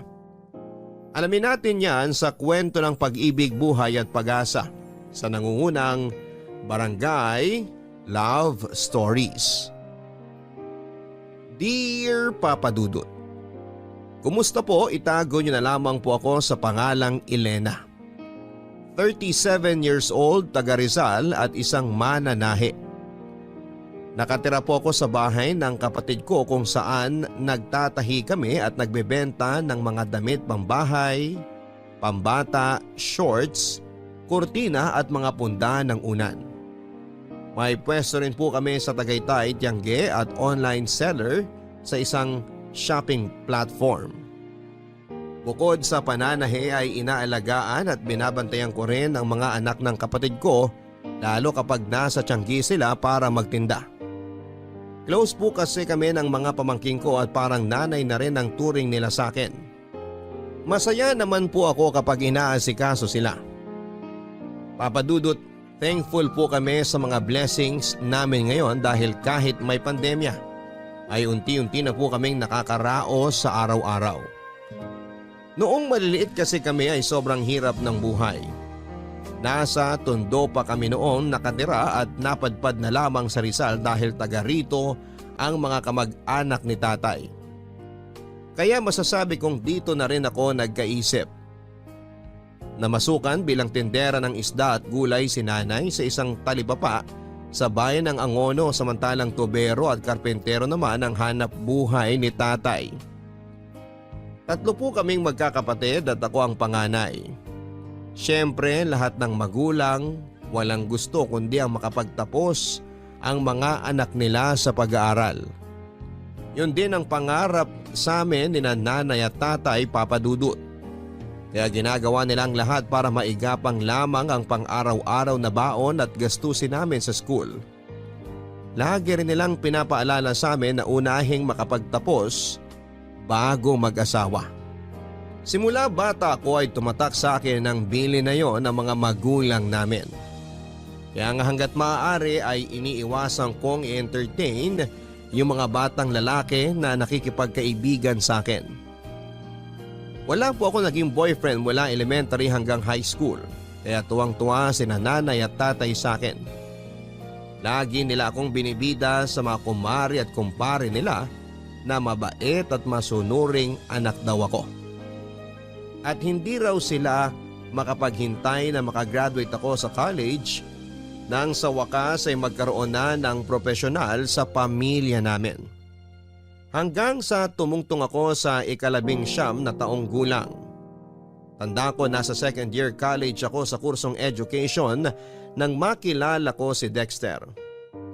Dati siyang tourism student pero nag-transfer sa course namin. Mas matanda siya sa akin ng 3 taon. Bali 22 years old na po siya that time. Mabait po si Dexter at mabilis kaming nagkapalagayan ng loob.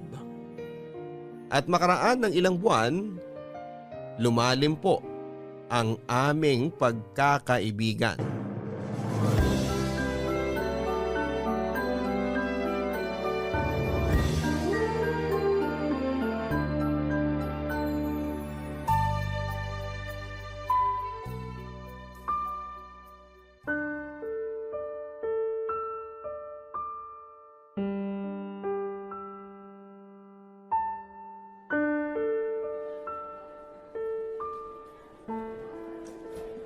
Dexter, ano ba?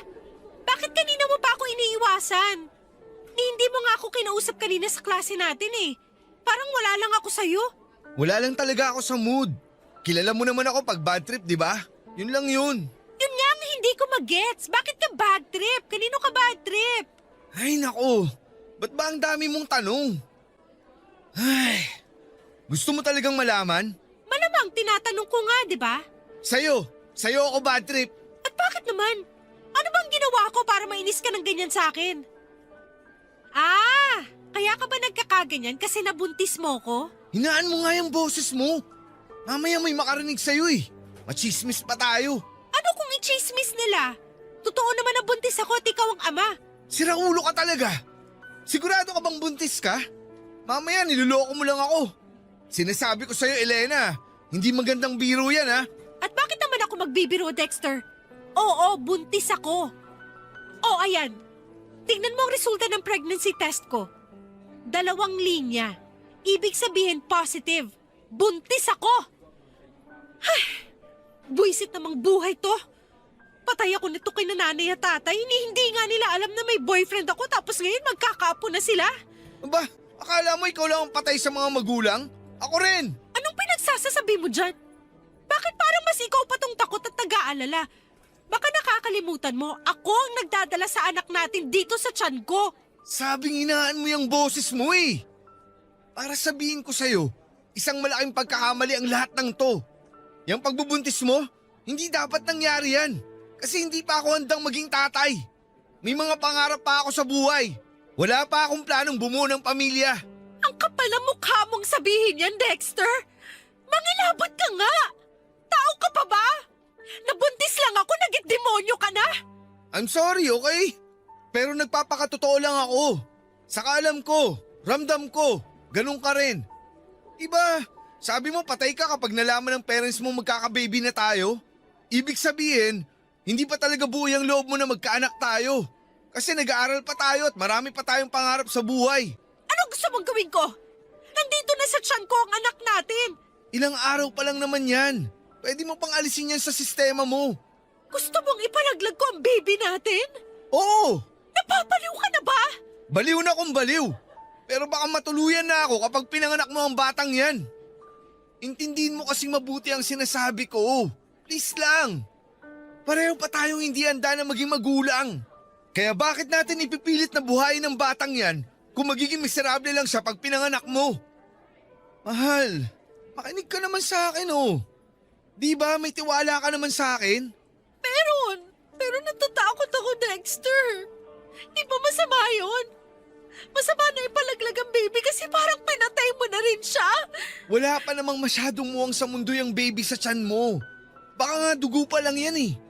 Kaya ngayon pa lang, alisin mo na siya. Huwag kang mag-alala. Kasama mo naman ako eh. Hindi kita iiwan. Makikita mo. Mas magiging okay tayo pag nawala ang anak natin.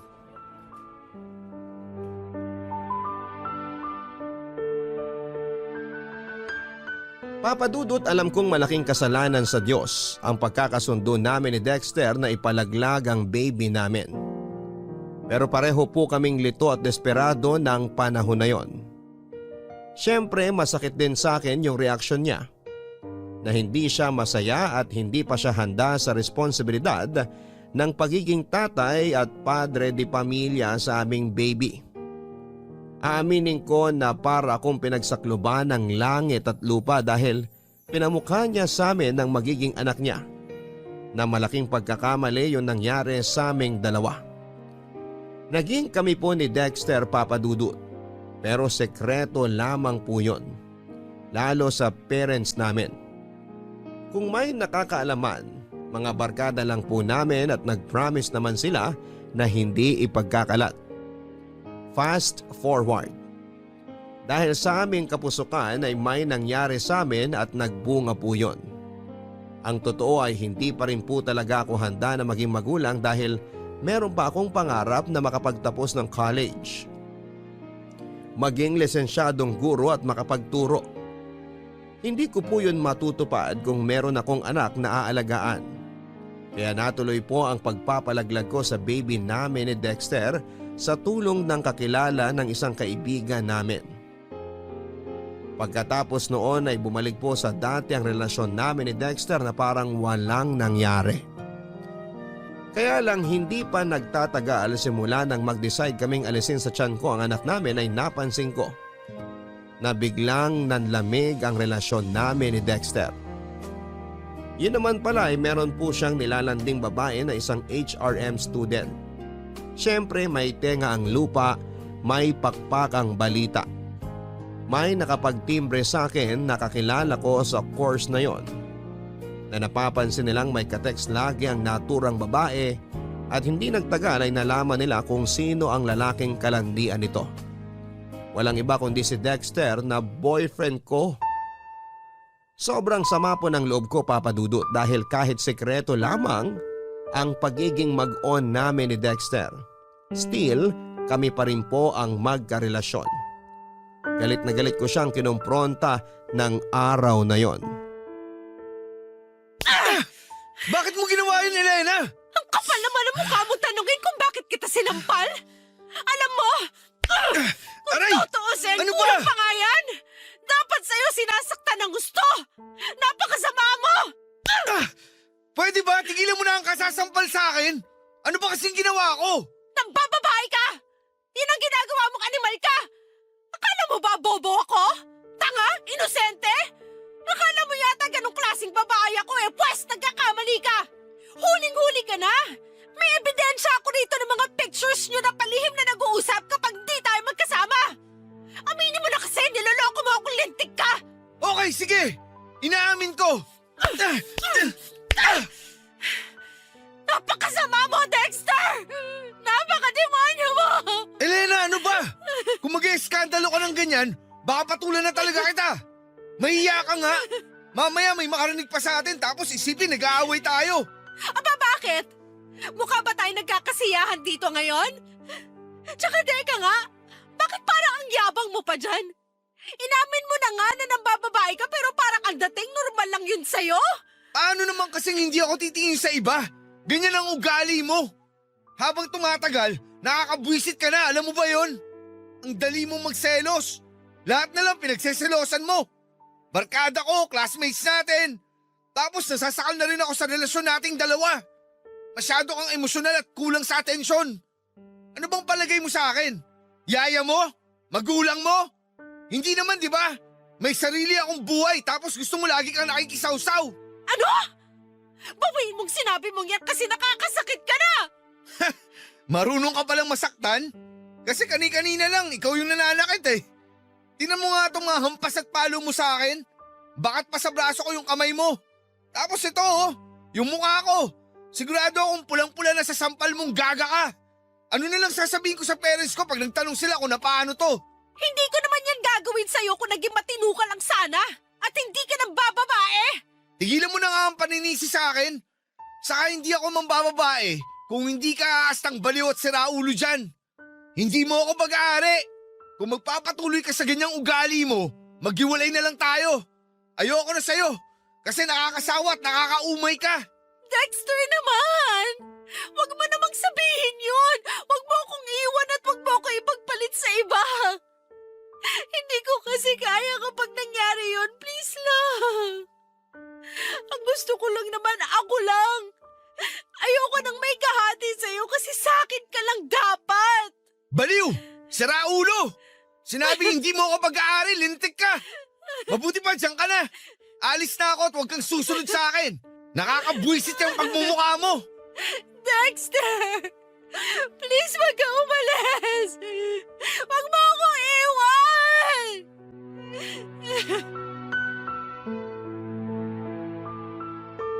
Yung masama na ang loob ko kay Dexter lalo pong sumama pagkatapos ng pagtatalo naming yon, Papa Dudut.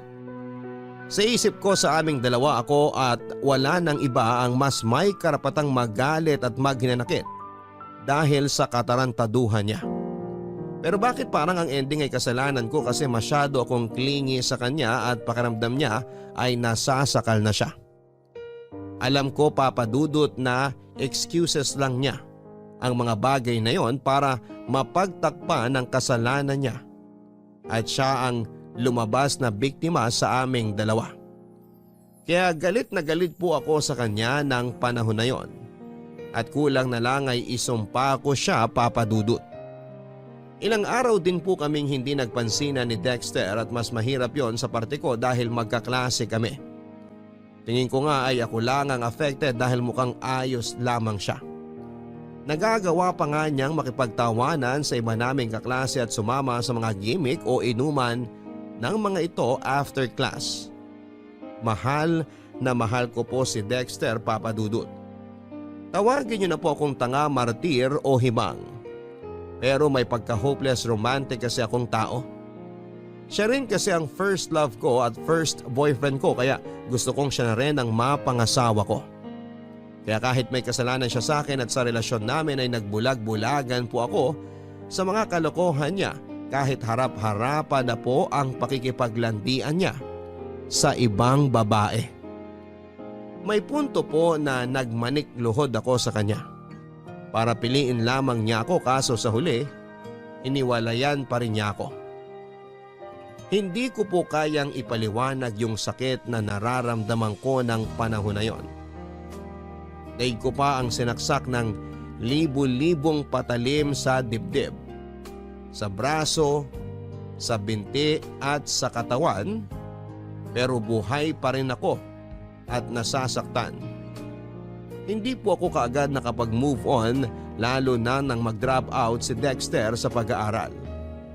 At nawala na lang bigla. Ang resulta, nawalan po ako ng gana. Tumigil na lamang ako sa pagpasok sa klase namin at hindi ko na natupad ang pangarap ng mga magulang namin na makapagtapos ako sa kolehiyo. Papa Dudut, disappointed po kasi sa akin ng parents namin at kitang-kita ko ang kalungkutan sa mga mata nila nang mag-decide akong tumigil na ng tuluyan sa pag-aaral. Nahihirapan po kasi akong mag-concentrate sa klase namin at para bang gusto ko na lamang magkulong sa bahay namin at magmukmok. Siyempre, palaisipan sa pamilya ko ang pinagdadaanan ko ng panahon na yon. Akala pa nga ni nanay ay may sakit ako. Kaya nangutang pa siya sa amo niya ng pera. Mapa-check up lamang ako sa doktor. Pero normal po ang mga medical test result ko. Kaya nakahinga ng maluwag si nanay. Sinabi ko sa kanya na huwag na siyang mag-alala sa akin dahil magiging okay din ako. Pagkalipas ng ilang buwan ay nag-decide po ako na tigilan na ang pagmumukmuk ko. Pero imbes na bumalik ang gana ko sa pag-aaral ay naisipan ko maghanap ng mapapasukang trabaho para makatulong sa mga magulang namin. Nag-apply po ako sa mga convenience store at swerteng natanggap ako bilang cashier. Tapos ay nagtrabaho din po ako sa fast food bilang all-around crew. Hindi nagtagal ay niyaya po ako ng isang agent na nagre-recruit ng panahon na yon sa fast food ng isang mall kung saan ay nakatambay lang naman ako at naghihintay sa kaibigan ko. Bale, sinama niya ako sa grupo ng mga ino-orient nila para maging call center agent. At dahil kahit papaano, tiwala naman ako sa English at pronunciation ko ay sinubukan ko. Tapos nakapasa po ako at nag-start na mag-training. Nang maging regular po ako at sumisweldo na ng mataas kesa sa dati kong trabaho, nakatulong na po ako sa mga gastusin namin sa bahay at pagpapaaral sa mga kapatid ko. Kahit papaano ay naging proud po ako sa sarili ko dahil nakikita kong nagkakaroon ng direksyon ng buhay ko. 1.5 taon na po ako noon bilang call center agent nang maglaro ang tadhana. Kung kailan kasi tuluyan na ako nakamove on kay Dexter na first love and first boyfriend ko, ay saka naman biglang nag-cruise ang landas naming dalawa, Papa Dudut.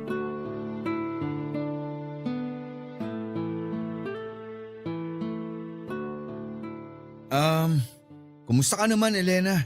Ang tagal din nating hindi nagkita. Ayos lang. Ito working as call center agent. Diyan lang office namin sa malapit. Naisipan ko lang bumili ng kape bago mag-start shift ko. Ah, ganun ba? Sandali, nagkakape ka na pala ngayon? Oo, nakakailang cups nga ako nito araw-araw. Nakaka-addict kasi. Nako, hinay-hinay lang sa pag-inom ng kape ha. Masama rin yan sa kalusugan kapag napasobra. Alam ko naman yun. Hindi ko lang din maiwasan dahil kailangan lagi akong gising sa trabaho ko. Kapag hindi ako nakakapagkape, daig ko pa yung sabog at lutang. Ganun? Ayos lang ba makipagkwentuhan sa'yo? Nagmamadali ka ba? Ang totoo, gusto ko sanang humingi ng sorry sa'yo kasi bigla ako nawala after ng breakup natin. Alam ko masakit sa'yo na naghiwalay tayo tapos iniwan pa kita. Ewan ko kung anong pumasok sa isip ko nun. Kaya bigla ako nag-decide na tumigil sa pag-aaral at sumama sa tito ko papunta sa Cebu. Pinasok niya ako ng trabaho doon. Doon na rin ako tumira ng ilang taon. Elena, alam kong malaki ang kasalanan ko sa'yo. Kaya gusto kong humingi ng sorry.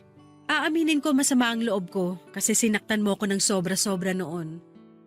Hindi ko maintindihan kung ano bang naging kasalanan ko sa'yo para sa huli. Iwan mo ko at hindi piliin. Ikaw ang first love ko, first boyfriend. Kaya normal na masaktan ako ng husto at mahirapang makamove on. Siguro, tinanggap ko na lang talaga na hindi tayo para sa isa't isa at merong nakalaan sa ating iba. Teka, maiba ako. May asawa ka na ba? Mga anak? Wala. Wala akong anak at mas lalong wala akong asawa. Sinubukan ko manligaw. Nagka-girlfriend naman ako pero iba ka pa rin, Elena. Sobrang ibang-iba yung relasyon natin at hindi ko yun mahanap sa mga babaeng nakasama ko. Alam ko lahat ng mga kasalanan at pagkukulang ko sa'yo. At sa maniwala ka o hindi, pinagsisihan ko yun ng gusto. Kung may babalik ko lang kahapon, hindi kita sasaktan at hindi kita iiwanan. Kaso wala eh. Nagpakagago ako. Imposibleng matama ko pa yung mga maling nagawa ko. Mga bata pa tayo noon kumpara sa edad natin ngayon. Siguro mas nag-mature na tayo. Tsaka pinatawad na kita, Dexter. Hindi ko man maintindihan yung mga dahilan mo noon kung bakit mo yun nagawa. Hinayaan ko na lang na tulungan ako ng panahon na maghilom. Tapos sino mag-aakala na magkikita tayo ulit, di ba? Napaka mapaglaro ng kapalaran. Oo nga eh. Pero naniniwala ako na may dahilan ng pagkikita nating to. Pero ikaw ba? Meron ka na bang asawa o kahit man lang boyfriend? Wala akong asawa. Wala rin ako mga anak. At mas lalong wala akong boyfriend ngayon.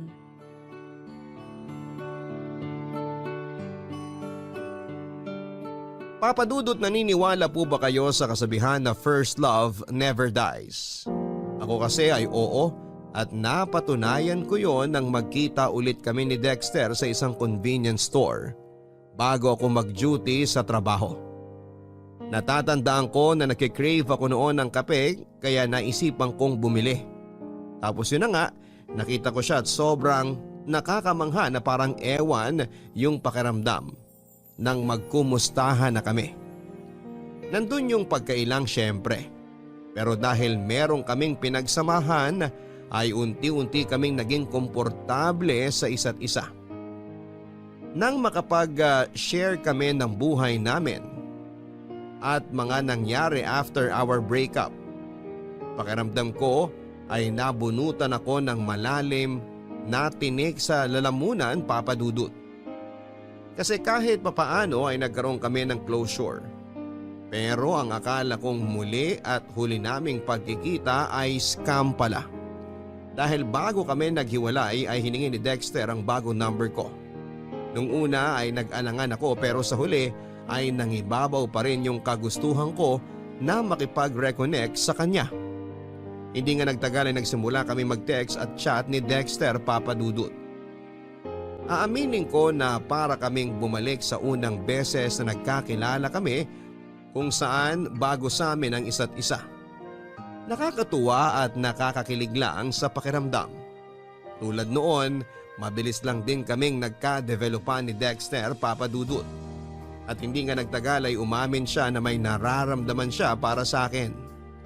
Kabado, lito at excited po ako ng panahon na yon, Papa Dudut. Parang sinisilihan ng puwit ko kasi hindi ako mapakali. Ang bilis at ang lakas ng tibok ng puso ko na para bang bumalik ako sa pagiging teenager. Ewan ko, Papa Dudut, pero iba yung hatak ni Dexter sa akin. At bagaman natatakot na ulit akong masaktan, kaya pinipigilan ko ang puso ko na mahulog sa iba. Hinayaan ko po ang sarili kong mahalin ulit ang unang lalaking minahal ko. Sinabi ko pa nga sa sarili ko, by hook o by crook. Aaminin ko ulit kay Dexter na gusto ko pa rin siya. At nangyari yon, nangyayain niya akong makipag-date sa kanya, Papa Dudut.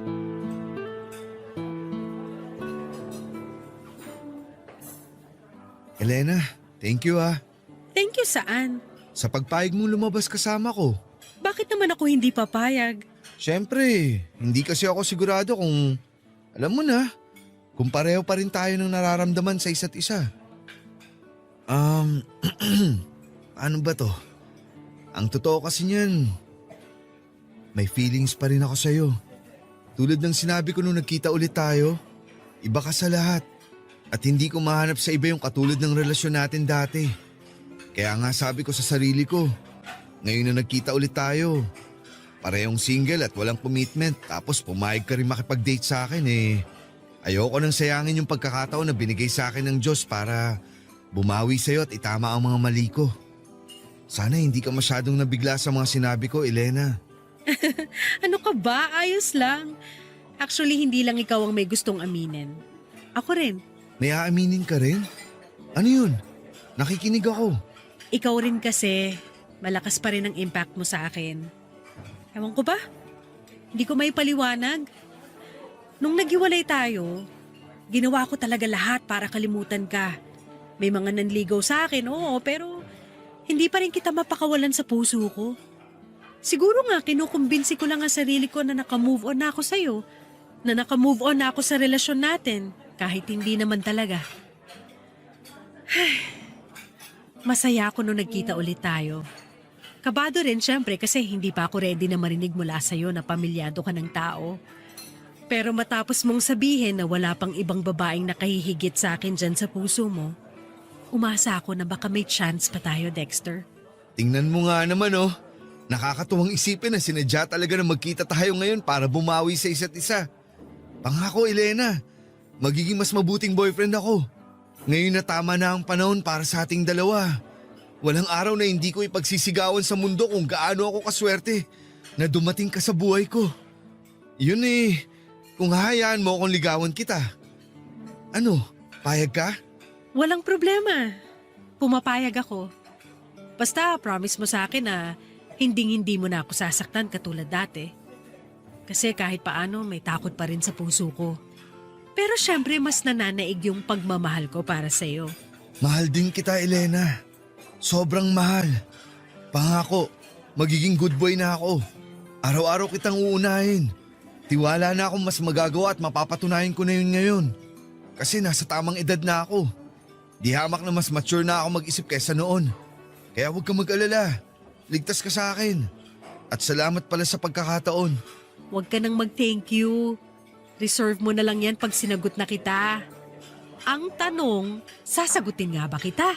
Teka, di ba mutual na yung feelings natin? Oo, pero depende pa rin yun sa panliligaw mo. Naisip ko kasi baka magbago pa ang isip ko kaya dapat galingan mo. Matagal na yata akong magaling. Alam mo yan. Oo, at mayabang din. Kumain na nga tayo bago pa lumamig tong mga pagkain. The best daw ang steak nila rito. Oh, heto, tikman mo. Susubuan kita.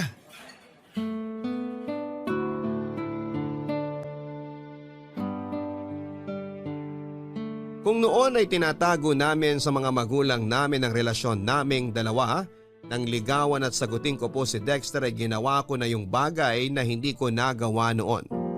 Yon ay ang ipakilala siya sa pamilya ko. Lalong-lalo na kina nanay at tatay.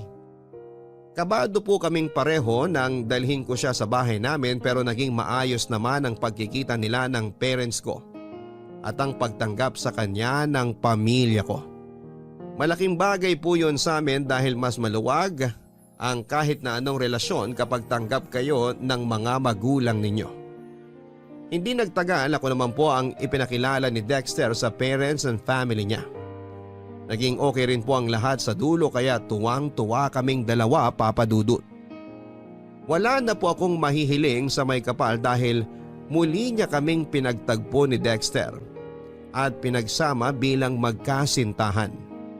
Malungkot man at masakit yung paghihiwalay namin noong araw, naniniwala po kami na paraan lamang yon ng tadhana para ihanda kami sa panibagong buhay na haharapin namin. Ang tinutukoy ko po ay yung noong nag-decide kami ni Dexter na mag-live-in na at bumuo ng pamilya. Payag din naman po ang mga parents namin dahil pareho na kaming nasa tamang edad at may trabaho. Kaya na naming buhayin ang magiging anak namin, Papa Dudut. Kaya naman malakas ang loob namin. Walang pagsidlan yung kaligayahan ko sa puso ko matapos naming tumira sa isang bubong. Nangako si Dexter na balang araw pakakasalan niya ako. Kaya naman pinanghawakan ko yon, Papa Dudut. Pero that time ay hindi po namin priority ang wedding dahil gusto na po naming magkaanak.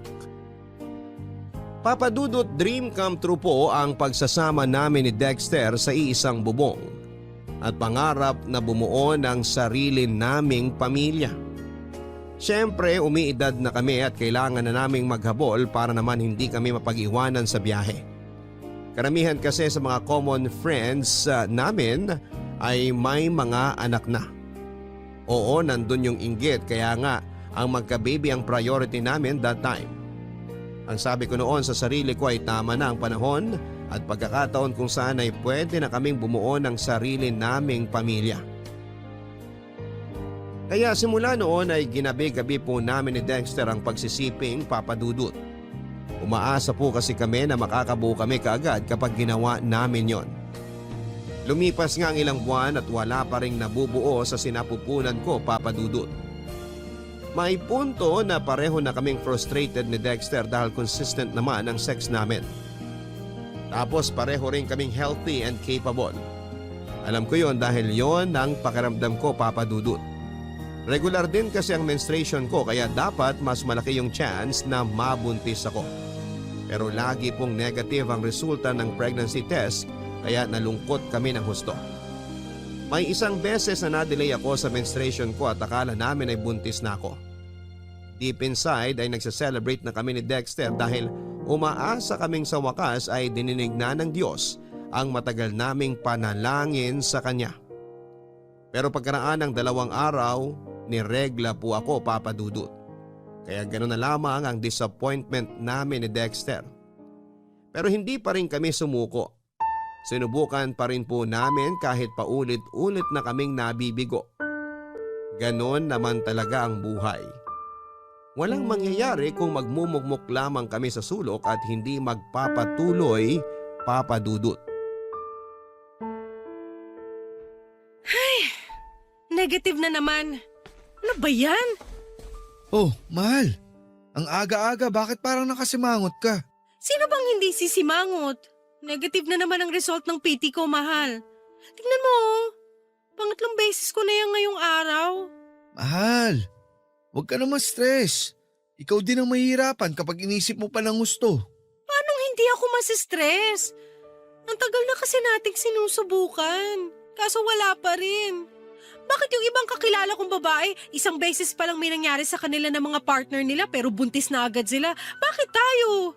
Hindi ko rin alam pero baka hindi pa talaga binibigay sa atin. Alam mo, malapit na akong maniwala na karma natin to kasi pinalaglag natin ang unang baby natin noon, mahal. Ano bang pinagsasasabi mo? Naisip ko lang naman. At bakit bigla mo namang naisip yan? Pareho naman natin ginusto na ipalaglag ang baby natin noon ah. Kasi hindi pa tayo handang maging magulang. Wala pa tayong kakayahan noon. Di tulad ngayon. Hindi mo kailangan magtaas ng boses dahil naririnig kita at naiintindihan ko ang point mo. Ang akin lang kasi, naniniwala pa rin naman ako sa karma. At paano kung ito na yun, di ba? Kaya hirap tayo makabuo dahil nga kinakarma na tayo. Karma ka dyan. Kasabihan lang yun. Hindi yun totoo.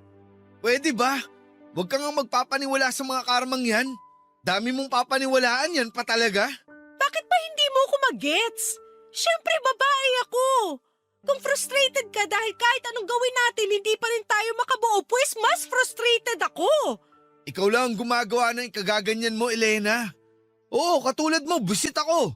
Pero nasa katinuan pa rin ako. Sinasabi mo bang baliw ako, ha, Dexter? Aray! Ano? Sumagot ka! Bakit ka ba nananakit? Wala naman ako sinasabing ganun ah. May narinig ka ba lumabas sa bibig ko? Sa'yo kaya mismo nang galing yun, Elena. Parang gago naman talaga to, oh. At ako pa talaga ang gago, ha? Anong niya ka? Wala ka nga sinasabi pero yun na rin ang punto mo. Palagay mo sa akin, mahina po make up? Aray! Sumusobra ka na! Grabe ka! Lumuwag na naman yata yung tornilyo mo sa utak. Ang aga-aga, ganyan ka. Makaalis na nga muna rito sa bahay. Diyan ka na! Buisit! Dexter! Bumalik ka rito! Hindi pa tayo tapos mag-usap!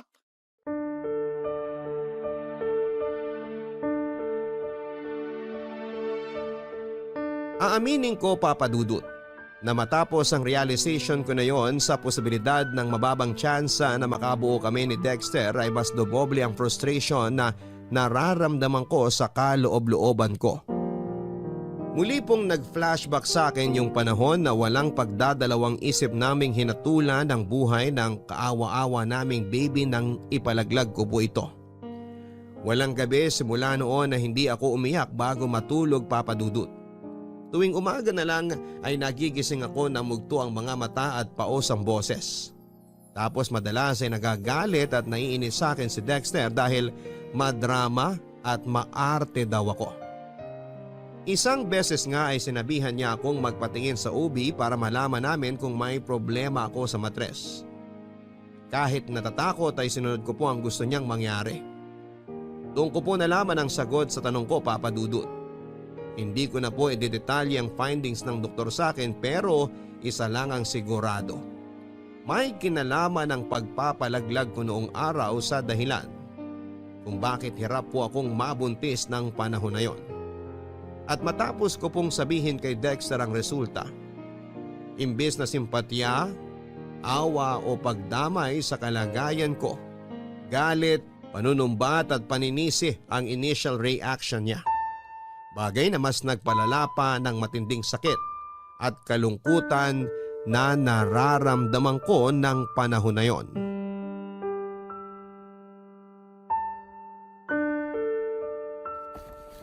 Dexter, pwede ba huminahon ka lang? Tsaka ano bang ginagawa mo? Bakit mo iniimpake ang mga damit mo? Huminahon? Paano ako hihinahon? Sige nga! Pagkatapos mong sabihin sa akin na nagka-problema yung matres mo dahil sa pagpapalaglag mo noon, ano bang reaksyon ang inaasahan mo? Matuwa? Pwes, tong mukhang to, tuwang-tuwa ba? Nakakainis ka, Elena. Ikaw pala ang may problema kaya hindi pa rin tayo nakakabuo. Hindi ko naman kasalanan yun ah. Hindi ko rin ginusto, Dexter. Sana naman intindihin mo ang sitwasyon.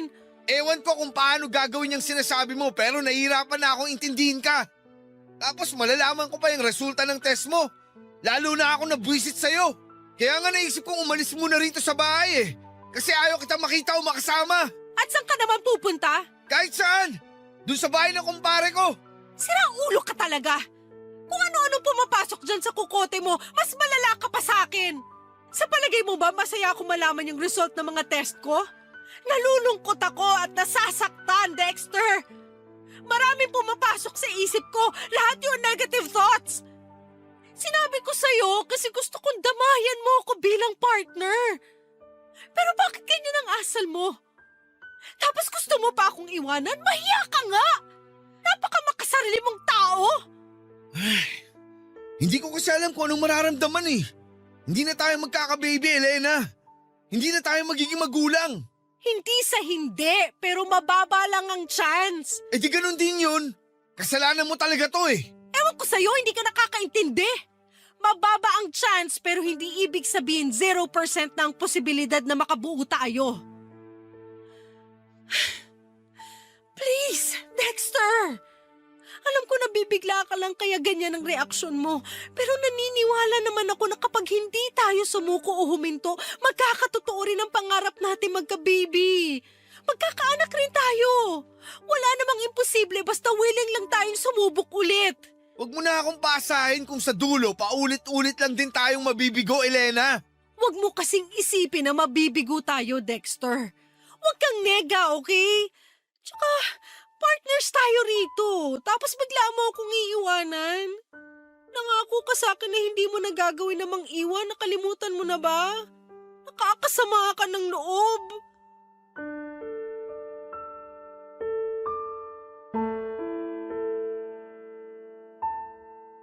Matapos sabihin sa akin ni Dexter na hihiwalayan niya ako dahil hindi kami makabuo, ay nataranta po ako ng husto at kinain ng matinding takot, Papa Dudut.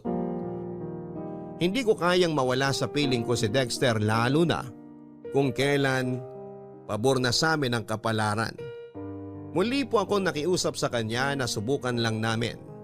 Hindi naman kasi sinabi ng doktor na wala na akong tsansang mabuntis.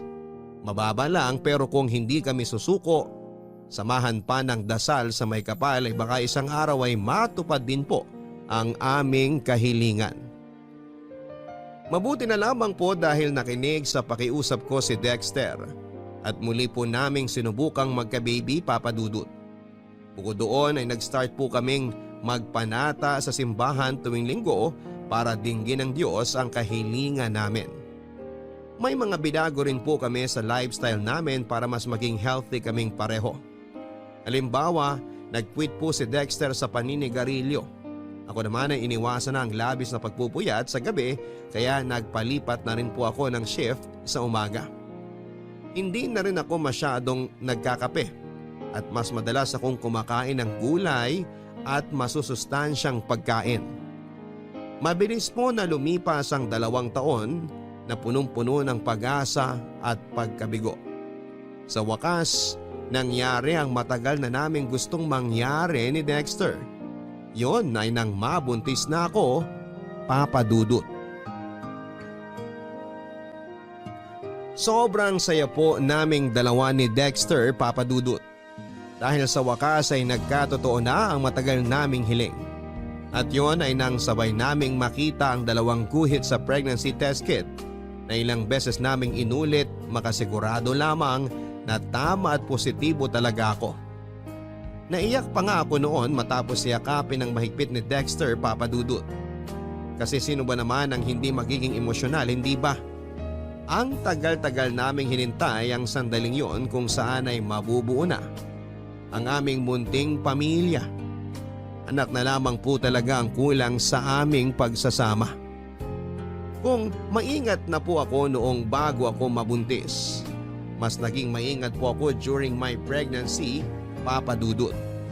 Ganon din si Dexter sa akin hanggat maaari ay lagi niya akong sinasamahan sa check-up ko sa OB ko. May point na pinag-resign niya rin ako sa work para hindi nakukompromiso ang kalusugan ko, pati na ang baby. Hindi nga nagtagal ay unti-unti po akong nagkaroon ng baby bump kaya lalo kaming naging masaya at excited ni Dexter. Mabilis po na lumipas ang ilang buwan, kabuwanan ko na. At ng araw na mga anak ako, nasa tabi ko lamang po si Dexter, Papa Dudut, kaya nabawasan yung takot at pangamba ko. Hi, mahal. Handa na ang hapunan. Thanks, mahal. Kaso parang hindi ko kayang umalis sa tabi ng baby natin. Tingnan mo kung gaano siya ka-cute. Naku! Oo nga eh. Ang himbing ng tulog niya. Para siyang anghel. Ilang araw pa lang tayong nakakauwi rito sa bahay galing ospital. Pero mukhang komportable na siya agad. Akala ko nga maninibago siya eh. Mukhang mabilis naman siyang naka-adjust. Ay, hanggang ngayon hindi pa rin ako makapaniwala na may baby na tayo, mahal. Dati hinihiling at pinagdarasal lang natin siya, pero ngayon tingnan mo, kapiling na natin siya. Kahit ako hindi rin makapaniwala, mahal. Minsan nga tinatapik-tapik ko pa ang mukha ko kasi baka nananaginip lang ako. Sampalin mo nga ako para magising na ako kung panaginip man to. Patawa ka rin, no? Seryoso ako doon. Pangako, gagawin ko ang lahat ng makakaya ko. Maibigay lang sa anak natin ang lahat ng pangangailangan niya. Alam kong hindi ako perpektong tatay, pero sisiguruhin kong hindi ako magkukulang. Magtatrabaho ako ng mabuti at kikita ng pera para pagandaan ang kinabukasan niya. Alam ko namang gagawin mo yon dahil mahal mo ang anak natin, Dexter. Hindi lang mahal, sobrang mahal. Ang tagal natin siyang hinintay. Akala natin hindi na siya darating. Pero mabuti na lang hindi tayo sumuko. Salamat, Elena, kasi hindi mo rin ako sinukuan ng mga panahon na ayoko na. Ay, nahihiya talaga ako sa iyo eh. Dahil sa inasal ko ng mga panahon na yon. Naduwag ako. Para akong hindi lalaki. Alam ko na kung may pagpipilian ka, hindi mo naman yun sasabihin. Lito at naguguluhan ka lang din noon. Naiintindihan kita, mahal. Ngayong natupad na ang pangarap natin maging isang buong pamilya, wala na akong mahihiling pa. Ako rin. Ikaw at ang anak lang natin sapat na mahal. Walang gabi simula nung malaman kong buntis ako sa kanya na hindi ako nagpasalamat sa Diyos. Akala ko hindi niya pakikinggan ang panalangin ko dahil nakagawa tayo noon ng kasalanan. Pero totoo na mapagpatawad siya dahil binigay niya sa atin ang anak natin. Hindi lang ikaw ang may pangako kay baby, mahal. Ako rin meron. Anak, salamat kasi dumating ka sa buhay namin ng papa mo. Hindi mo alam kung paano mo kami binago. Dahil sa'yo, nagkaroon ng direksyon ng buhay namin. Dahil sa'yo, natupad ang pangarap namin ng papa mo na magkaroon ng pamilya. Ikaw ang kukumpleto sa amin, anak. Pangako, aalagaan, mamahalin at ibibigay namin lahat ng pangangailangan mo. Tama ang mama mo, anak. Mahal na mahal ka namin. Sobrang mahal ka namin. Totoo po na malaki ang nagbago sa buhay at pagsasama namin ni Dexter, Papa Dudut, matapos dumating ang aming anak. Mas naging responsable kaming magulang dahil gusto naming ibigay ang best namin para sa kanya. Kapansin-pansin din na mas ginanahan si Dexter sa pagtatrabaho dahil nag-promise siya sa amin ng anak niya na ibibigay niyang lahat ng pangangailangan namin. Papa Dudut, ako naman ay naging mas responsableng nanay. Bukod sa pagdating ng baby namin at tuluyang pagiging buo ng aming pamilya. Meron pa pong isang blessing na dumating sa buhay namin ni Dexter. Yon ay walang iba kundi ang maikasal kami at ganap na naging mag-asawa. Mabilis po na lumipas ang 3 taon. Naging masaya po ang aming pamilya, Papa Dudut. Kaso sino mag-akala na panandalian lang pala ang kasiyahang yon dahil nang sumunod na taon, nangyari ang ni sa hinagap ay hindi namin inaasahang mangyari ni Dexter. Yon ay matapos na ma-diagnose na may leukemia ang anak namin. Papa Dudut, dahilan para bawian po ito ng buhay during her medication. Masyado pong mabilis ang mga pangyayari at wala sa amin ni Dexter ang nakapaghanda. Bilang magulang na namatayan ng anak, kulang po ang salitang masakit para i-describe ang nararamdaman namin ng husband ko o Papa Dudut. Nang mga panahon na yon ay parang gusto na rin naming mamatay. At hanggang sa libingan ng anak namin ay hindi po namin siya mapitawan. Ngunit kasabay ng pagkawala ng anak namin, meron pa po palang matinding pagsubok na darating sa buhay at pagsasama namin ni Dexter. Bagay na lalong nagpadurog sa puso ko, Papa Dudut.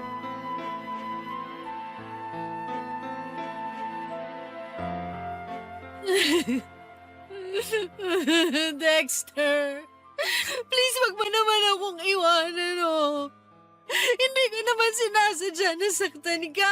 Nainis lang talaga ako sa sinabi mo na tamad ako at wala akong ginagawa dito sa bahay natin. Ganyan ka naman eh. Bigla ka na lang nananakit tuwing naiinis ka. Tignan mo nga tong labi ko. Pumutok na naman sa sampal mo. Saka totoo namang tamad ka. Hindi ka nga nagluluto para may makain na ako pagdating ko galing sa trabaho. Maghapon ka nga rito sa bahay natin. Wala ka namang ginagawang kapaki-pakinabang. So wala akong ganang kumilos. Anong gusto mong gawin ko? Idadailan mo na naman ba ang pagkamatay ng anak natin kaya nagkakaganyan ka pa rin? Elena, ilang buwan na yun. Hanggang ngayon ba hindi ka pa rin nakaka-move on? Sira ulo ka ba? Paano mo nasasabi tungkol sa bagay na yan na para bang napakadaling gawin? Anak natin ang namatay, Dexter, hindi kung sinong bata dyan! Alam ko yun. At hanggang ngayon masakit pa rin sa akin ang lahat. Kaso lalo ako nahihirapan dahil sa'yo. Napakadrama mo masyado. Lagi kang umiiyak. Napapagod na akong aluhin ka, Elena. Kaya iiwan mo na naman ako. Ganun ba yon? Ay, hindi ko alam. Naguguluhan ako. Pero isa lang ang sigurado. Tuwing nandito ako sa bahay, naalala ko ang anak natin. Kung pwede nga na hindi na ako umuwi rito para makalimutan ko na siya kaagad. Ano bang kasalanan natin? Bakit kailangan tayong paglaruan ng tadhana? Bakit kailangan kunin ang anak natin ng maaga? Ni hindi pa nga nagtatagal mula nung ibigay siya sa atin tapos gano'n na lang kadali na binawi siya sa atin. Kahit sa ang agulo ko tingnan, hindi makatarungan. Kasalanan mo talaga to, Elena! Ano? Bakit ako? Hindi mo kasi inalagaan ang anak natin. Diba? Nangako ka na babantayan mo siya. Nasisiguruhin mo ligtas siya. Pero bakit dinapuan pa rin siya ng ganong klaseng sakit? Bakit namatay pa rin siya at nawala sa atin? Nasisiraan ka na ng ulo. Tsaka ginawa ko naman ang lahat para alagaan siya. Hindi ko nga pinapakagat sa lamok o pinadadapuan sa insekto ang anak natin. Tapos ang kapal na mukha mong sisihin ako. At sumatan ako na pinabayaan siya. Mahiya ka nga, Dexter! Kahit na anong sabihin mo, kahit na anong katwiran mo, hindi na may babalik ang buhay ng anak natin, Elena. Naisip ko, wala na rin saysay na magsama pa tayo sa isang bubong. Kaya nakapag-desisyon na ako iwanan ka. Dexter naman!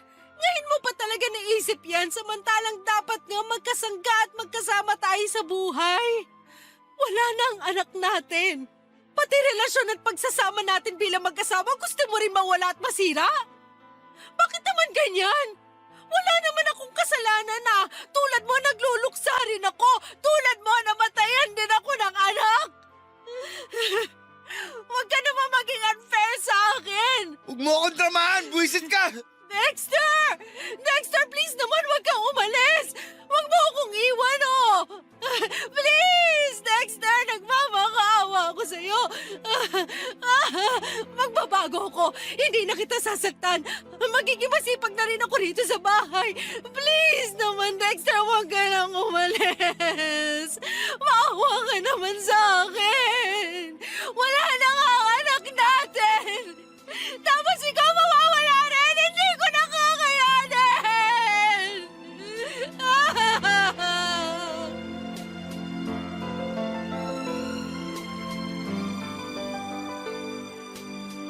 Hindi na po talaga maayos ang relasyon namin ni Dexter ilang linggo matapos mailibing ang anak namin, Papa Dudut.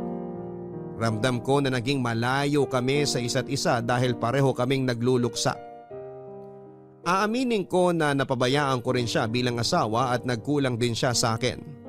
Tapos huli na bago ko na-realize kung gaano na kalaki ang agwat namin sa isa't isa. Madalas na kaming mag-away kahit na sa maliit na bagay lamang. Tapos nasasaktan ko rin siya physically. Nagsisi po ako ng husto dahil nagpadaig ako sa emosyon ko. Kaya nga sinubukan ko pong isalba ang relasyon namin ni Dexter pero nauwi pa rin kami sa hiwalayan. Yung sakit na nararamdaman ko nang mawala ang anak namin ay naramdaman ko ulit matapos akong hindi piliin ang asawa ko, Papa Dudut. Sa kasalukuyan ay nakatira po ako sa bahay ng kapatid ko at tumutulong sa negosyo nila dahil para akong mababaliw kapag nananatili ako sa dati naming bahay. Hanggang sa ngayon ay aaminin ko na may mga gabi pa ring umiiyak ako bago matulog at paulit-ulit kong tinatanong ang Diyos kung totoo bang mag-isa na lamang ako sa buhay dahil kinuha na niya ang aking anak at nagkahiwalay na naman kami ni Dexter. Mukha lang po talaga akong matatag pero malapit na akong masiraan ng ulo.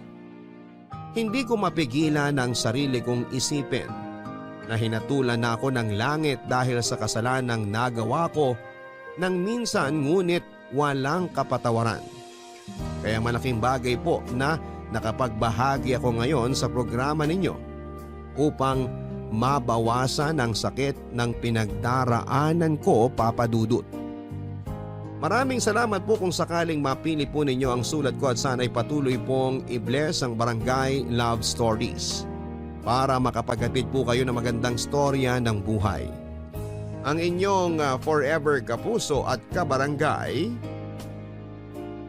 Elena.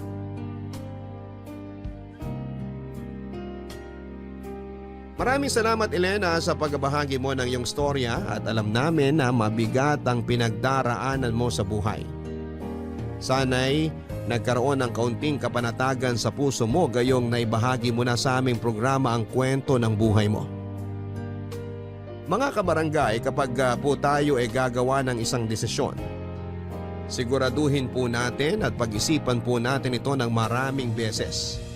Dahil mahirap magsisi sa huli. Minsan kahit kapatawaran ay hindi na po ibinibigay sa atin dahil nahatulan na tayo. Magkaganon pa man ay ipagpatuloy pa rin natin ang pagbabagong buhay at pagiging mabuting bersyon ng ating mga sarili. Hanggang sa muli, ako po si Papa Dudut sa mga kwento ng pag-ibig, buhay at pag-asa sa Barangay Love Stories number 1. Mga kwento ng pag-ibig, kwento ng pag-asa at mga kwento ng buhay dito sa Barangay Love Stories. Love Stories.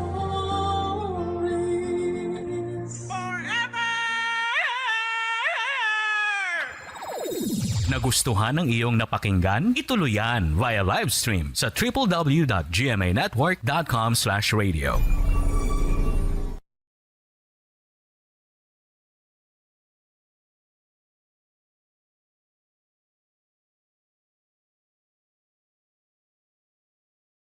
Ang mga kwento ng pag-ibig, kwento ng buhay at kwento ng pag-asa dito sa Barangay Love Stories. Love Stories.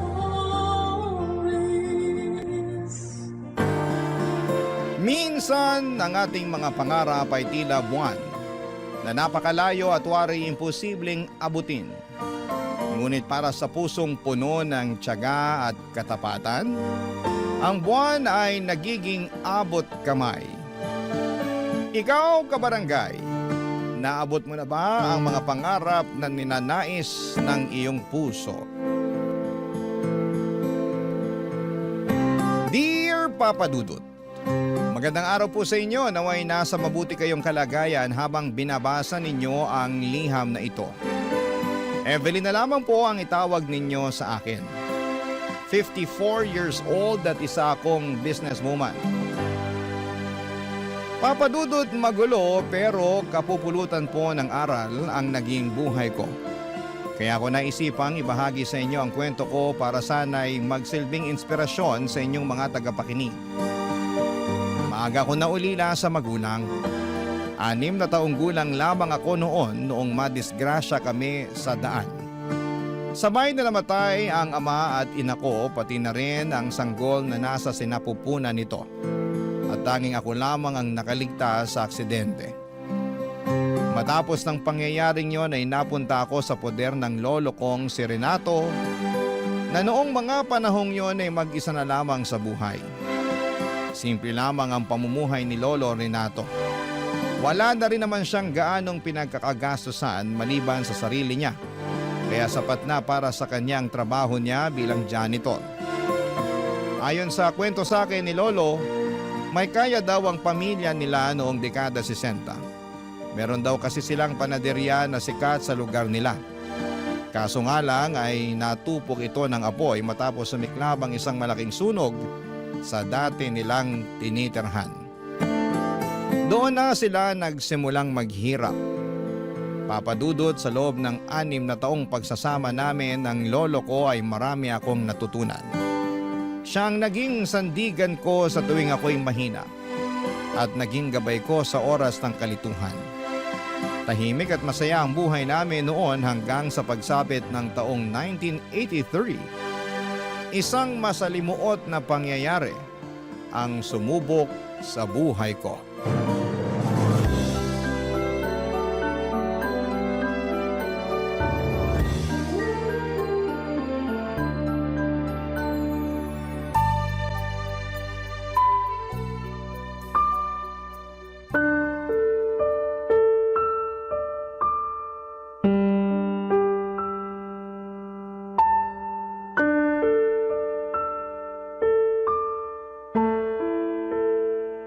Lolo, nandito na po ako. Oh, bakit naman nakabusangot ang apo ko? Hindi po ako nakapaglaro kanina sa eskwela namin eh. Oh, bakit naman? Gusto ko po sanang sumali sa basketball kanina kaso hindi ako pinayagan ng guro ko. Eh, ano sabi? Bakit hindi ka raw pinayagan? Eh kasi po, ang sabi sa akin, hindi po pambabaeng laro ang basketball. Para lang daw po yun sa mga kalalakihan. Totoo po ba yun, Lolo? Walang katotohanan yan, apo. Ang basketball, maaari din niyang laruin ng mga babae. Talaga po ba? Oo. Eh bakit po ang sabi ng guro namin hindi pwede? Minsan, may mga tao pa rin talagang makaluma ang pananaw sa buhay. Hayaan mo na sila. Nasanay lang siguro sila sa kung ano yung nakaugalian ng mga ninuno natin. Ang mga ganyang pag-iisip, panahon pa ng Kastila yan eh. Talaga po ba? Oo naman. Basta lagi mong tatandaan, kung ano man ang gusto mong gawin, gawin mo pa rin. Ha? Huwag mo nga hayaang pigilan kanila dahil ang babae ka. Ang bola, hindi yan namimili ng kasarian. Pwede yung laruin ng kung sino man. Eh paano po ako matututo niyan kung ayaw naman nila akong paglaruin sa eskwelahan? Madali lang ang solusyon dyan. Ako magtuturo sa'yo. Ha? Tuturuan niyo po ako? Oo naman. Gusto mo ba? Opo. Marunong po ba kayong maglaro ng basketball, Lolo? Ay, syempre naman. Yan ang paborito kong laro nung kabataan ko. Sandali lang. Sa pagkakatanda ko, nandito pa yung bola ng Tio Alfredo mo eh. Sige po, Lolo. Maglaro po tayo. Gusto ko pong matuto ng basketball. Sige, tuturuan kita kung paano maglaro ha.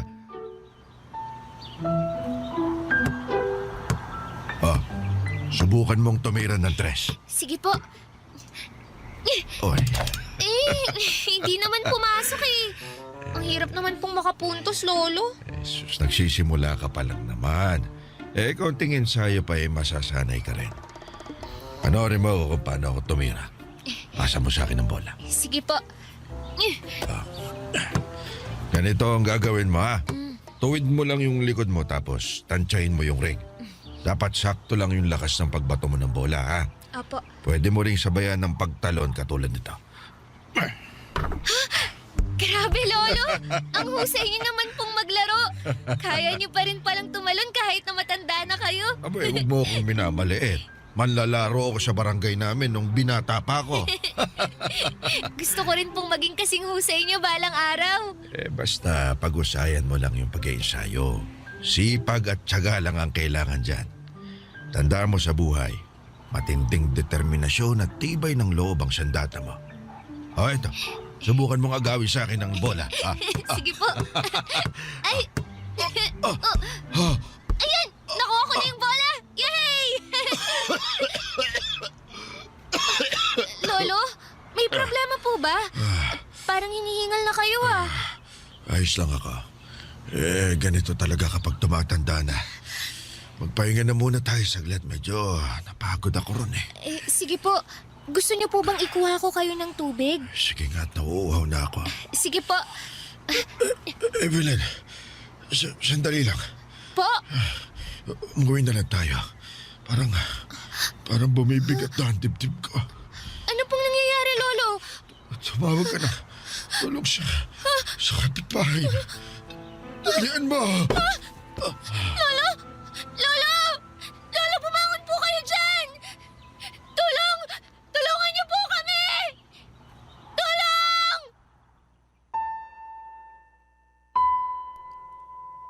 Atake sa puso ang kinamatay ni Lolo Renato. Noong namatay ang lolo ko ay sunod akong napunta sa pangangalaga ng tiyuhing kong si Alfredo. Sobrang bilis ng mga pangyayari noon na ang tanging naaalala ko na lamang ay ang patago kong pagkuha sa mga libro na palaging binabasa ni Lolo. Pati na rin ang ilang mga kwaderno nito na lagi niyang sinusunatan noong nabubuhay pa lamang siya para lagi ko siyang maaalala. Papadudod kumpara sa estado ni Lolo Renato ay mas may kaya ng kaunti si Tio Alfredo. OFW kasi ang asawa nito noon na nagtatrabaho sa Middle East bilang domestic helper. May 4 silang anak at puro lalaki ang mga ito. Sa mga unang buwan ng pagtira ko sa kanila ay naging maayos naman ang turing nila sa akin. Parang ako na ang tumayong ate sa mga pinsan ko na noon ay mga bata pa lamang. Pero sa pagtagal ng pananatili ko doon ay unti-unti ring nagbago ang pakikitungo nila sa akin. Pinaramdam nila na hindi ako parte ng pamilya nila. Ako ang pinagtatrabaho nila sa mga gawaing bahay na ayos lang naman sa akin. Pero ang hindi ko lang natanggap ay kung papaanong ang tingin nila sa akin ay hindi bilang isang kamag-anak, kundi isang hamak na taga-silbi lamang. Kahit ganoon ay wala akong nagawa dahil wala naman akong ibang mapupuntahan. Kaya tiniis ko na lamang ang lahat ng ito, Papa Dudut. Lahat ng paghihirap.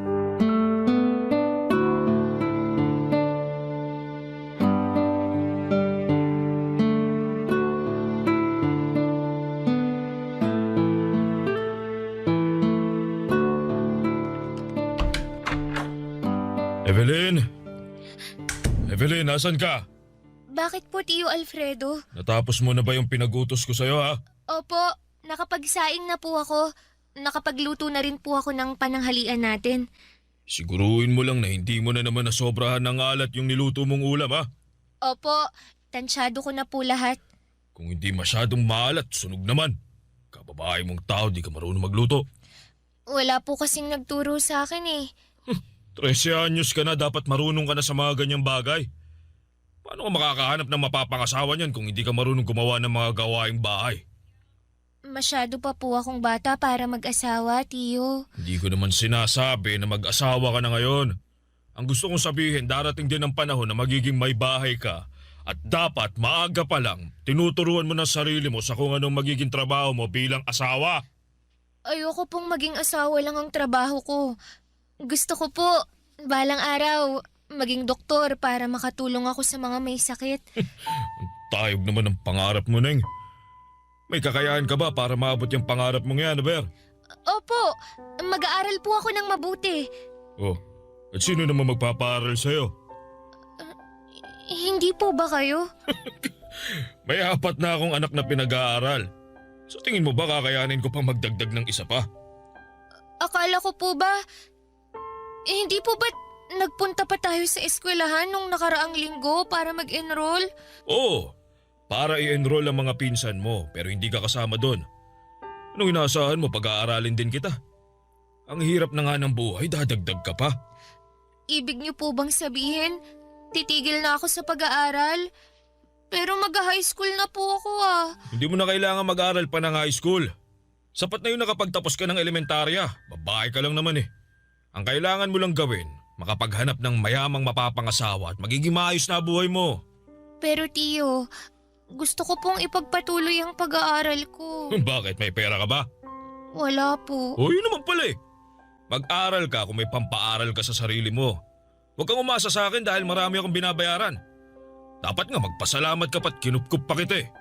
Ang dapat mong gawin, alagaan mo ang mga pinsan mo para kahit papano makabawi ka naman sa amin.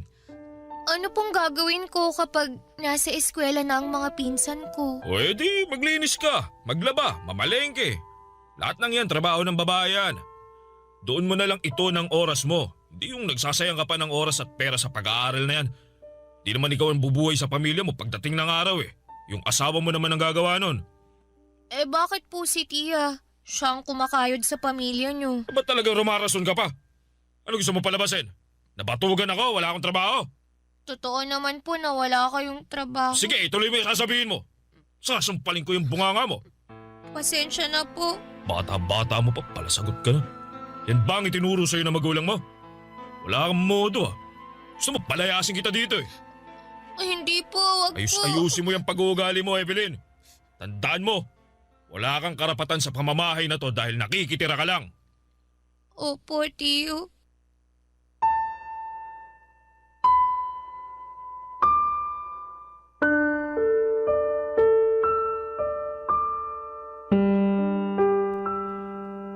Kahit anong pagtatampo pa ang gawin ko noon ay hindi na talaga ako nakabalik pa sa pag-aaral. Gustuhin ko man ay hindi ko kayang pag-aralin ang sarili ko dahil 13 anyos pa lamang naman ako noon. Ang naging papel ko na lamang sa buhay ng tiyuhin ko ay taga-silbi sa mga anak niya. Hindi na lamang ako ate sa mga pinsan ko. Ako na rin ang nagsilbi nilang ina. Ako ang taga-linis ng bahay, taga-luto, taga-hatid at kung minsan ako pa ang taga-salon ng galit ni Tio Alfredo kapag sunod-sunod ang problema nito sa bahay. Wala rin po akong natatanggap na pera mula sa tiyuhin ko kahit na pambili man lang sana ng gusto kong pagkain.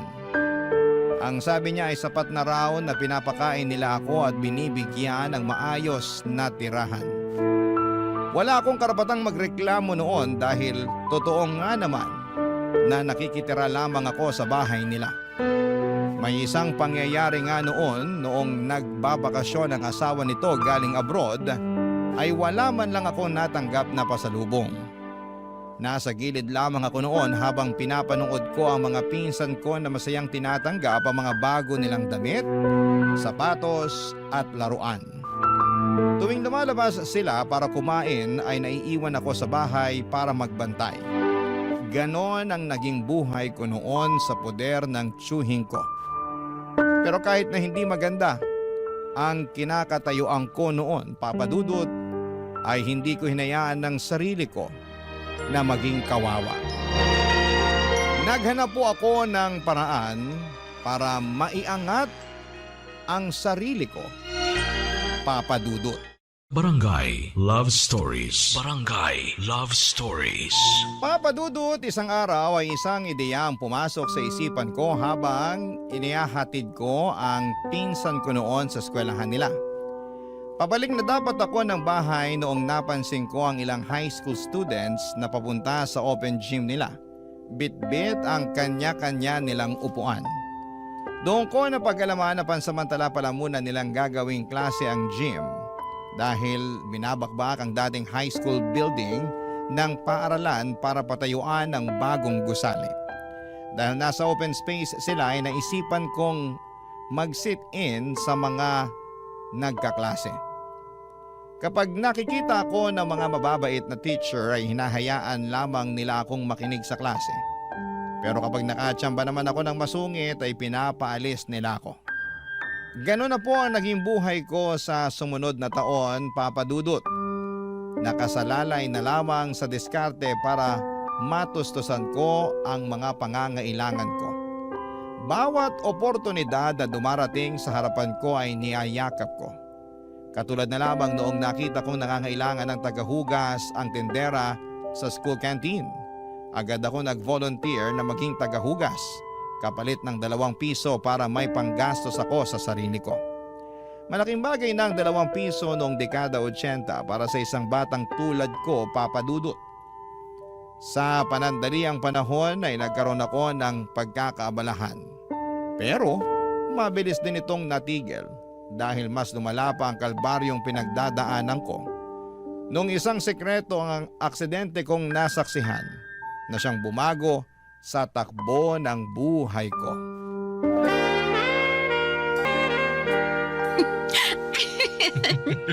Ano ka ba?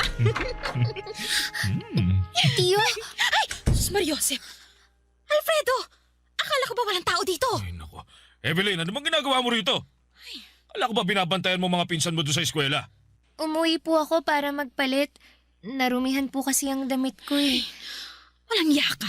Gusto mo bang mabuko tayo?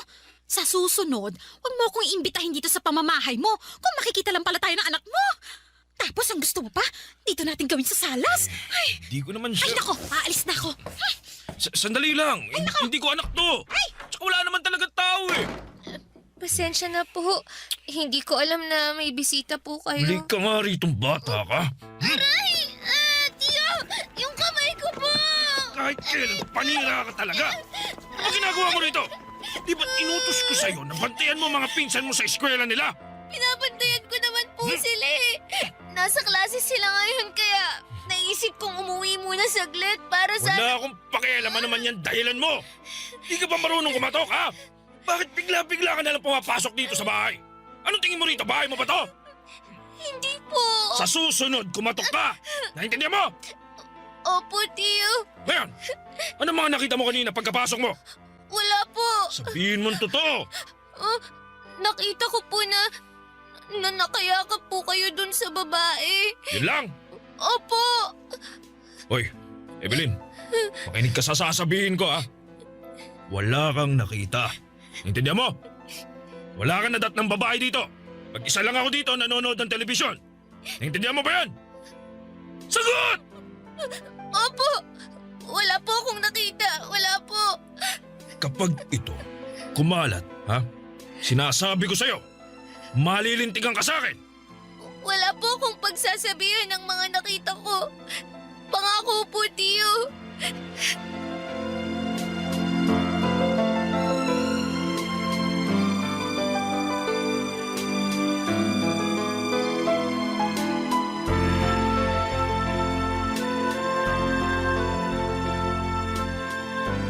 Evelyn! Evelyn! Po, Tiyo Alfredo, may ipag-uutos po ba kayo? Anong ginawa mo? Ano pong ibig niyong sabihin? Wala po akong ginagawa. Hindi ba't nag-usap na tayo?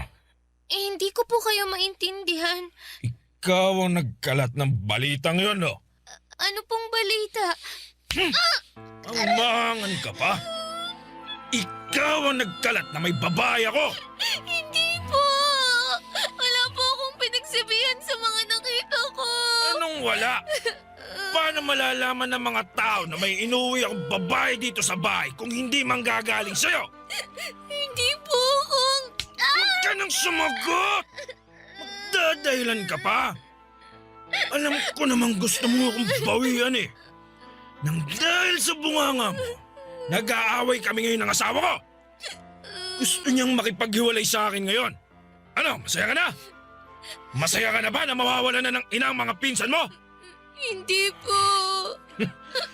Naiinggit ka siguro sa kanila dahil wala ng mga magulang mo kaya sinisira mo pamilya namin. Alam mo, ang dapat sa'yo, turuan ng leksyon eh. Ha? Nasaan na ba yung pamalo ko, ha? Tiyo. Ha? Eto. Sigurado ako magtatanda ka rito. Tiyo, wag po! Wala kang utang na loob! Tiyo! Tama na po! Ha? Aray! Masakit po!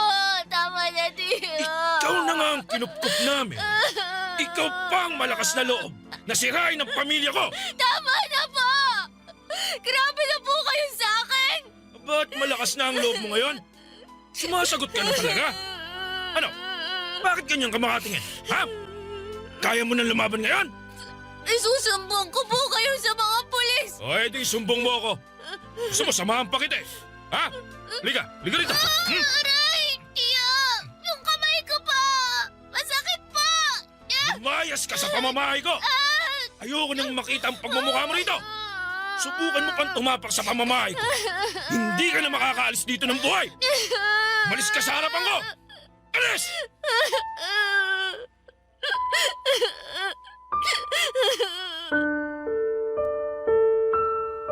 Isang backpack lang ang dala ko noong pinalayas ako ni Tio Alfredo sa pamamahay niya. Ang laman noon ay ilang damit pati na mga libro at notebook ni Lolo Renato. Matapos mapalayas ay kung saan-saan ako napadpad para maghanap ng kanlungan. Nasubukan kong matulog sa eskwelahan sa ilalim ng tulay, sa mga abandonadong gusali at pati na rin sa sementeryo. Naging palaboy ako ng ilang buwan. At para makakain ay nanlilimos ako.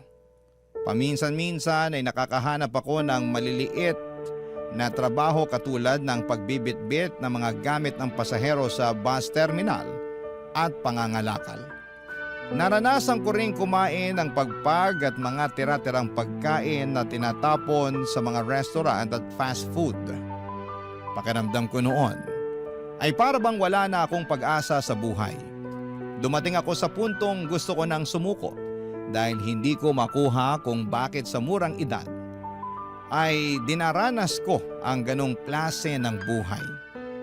Marami akong pangarap na gustong maabot pero hindi ko alam kung papaano ko sisimulang kamtin ang mga ito kung wala akong magamit na tungtungan para abutin ang mga ito. Ni wala man lang akong kakilala na pwedeng malapitan. Araw-araw ay nakikipaglaban ako para mabuhay dahil kung hindi ko ito gagawin ay walang mangyayari sa akin. Hanggang sa isang araw ay biglang ngumiti ang langit sa akin. Habang natutulog ako sa gilid ng simbahan na kumakalamang tiyan at nanghihina ay isang ginang ang lumapit sa akin.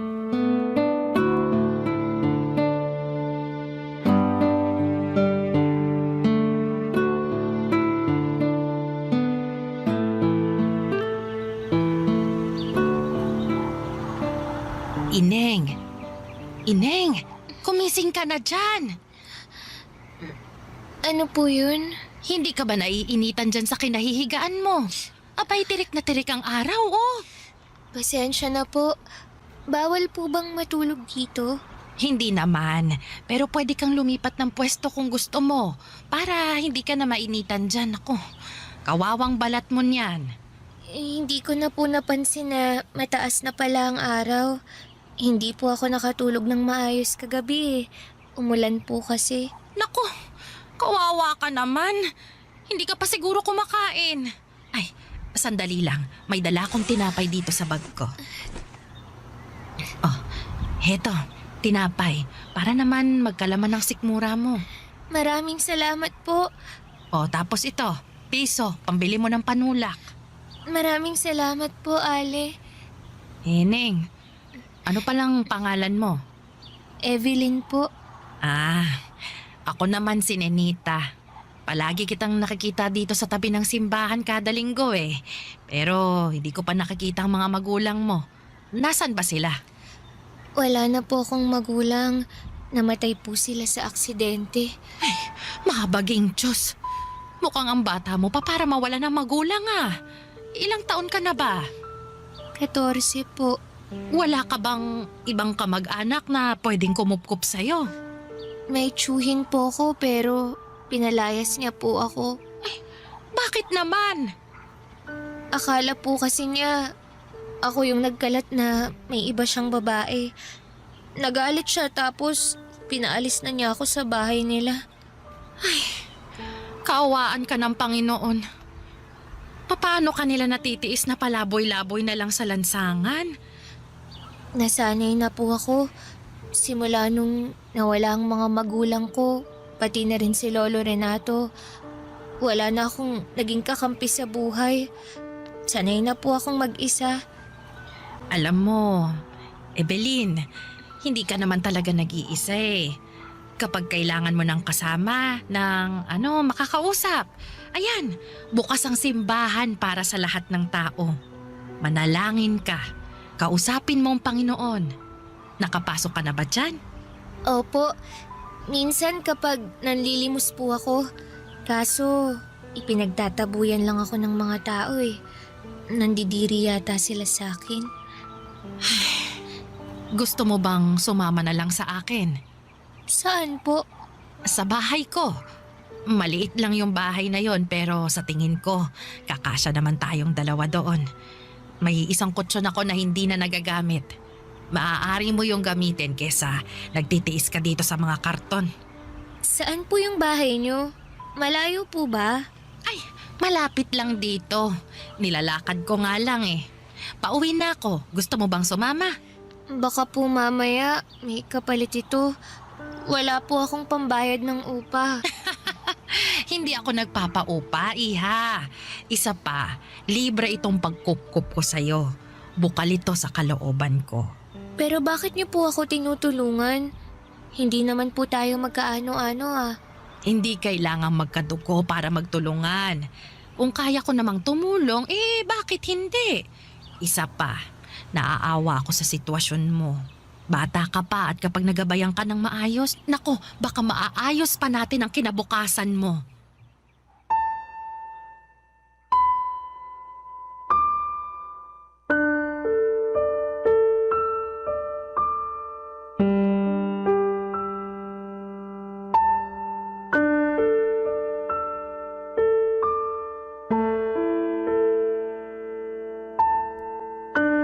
Papadudot, hindi po ako mapagtiwalang tao dahil na rin sa mga pinagdaanan ko sa buhay. Pero nung mga panahong yon ay sobrang desperada na akong makatanggap ng tulong. Kaya naman kahit na hindi ko pa gaanong kilala si Nanay Ninita, ay sumama na ako sa kanya. Isa pa taong simbahan po siya, Papadudot. Kaya naisipan ko na hindi naman siguro niya ako sasaktan. Maliit lang na matanda si Nanay Ninita. Maikli at namumuti na ang buhok nito at medyo iika-ika na kumaglakad. Maamo ang kanyang mukha kaya hindi mo talaga siya pag-iisipan na makagagawa ng masama. Maliit lang ang pamamahay nito at ang tanging kasama na lamang niya sa buhay ay ang 5 nitong pusa at isang aso. Naalala ko sa kanya si Lolo Renato na mag-isa na lamang din noon hanggang sa dumating ako sa buhay niya.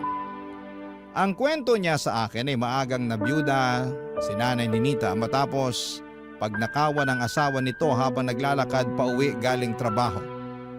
Sinaksak siya ng 5 beses sa dibdib kapalit lamang ng 300 pisong laman ng wallet nito. Ang kaisa-isa nilang anak naman ay namatay sa murang edad dahil sa dengue. Dahil nga sa masalimuot na buhay na pinagdaanan ni Nanay Ninita ay hindi na siya nakapag-asawa pa. Nilaan na lamang niya ang oras niya sa pagiging alagad ng Diyos. At simula noon ay mag-isa na lamang siyang namumuhay. Papadudo, totoo nga na bilog ang mundo. Dahil kung noon ay nasa ilalim ako, nung inampon ako ni Nanay Ninita, ay yun na rin po ang simula ng pag-angat ng aking buhay. Barangay Love Stories. Barangay Love Stories. Si Nanay Ninita ang nagturo sa akin ng mga bagay na noon ay hindi ko pa alam. Sa kanya ko natutunan kung paano dumiskarte at tumayo sa sarili kong mga paa. At sa unang pagkakataon ay muli kong naranasan ang pagkalinga mula sa isang nakatatanda. Bilang isang dalagang walang sapat na karanasan kung paanong haharapin ang mga pagsubok ng buhay ay labis ang aking pagpapasalamat kay Nanay Ninita sapagkat siya ang naging gabay at sandigan ko sa aking paglaki.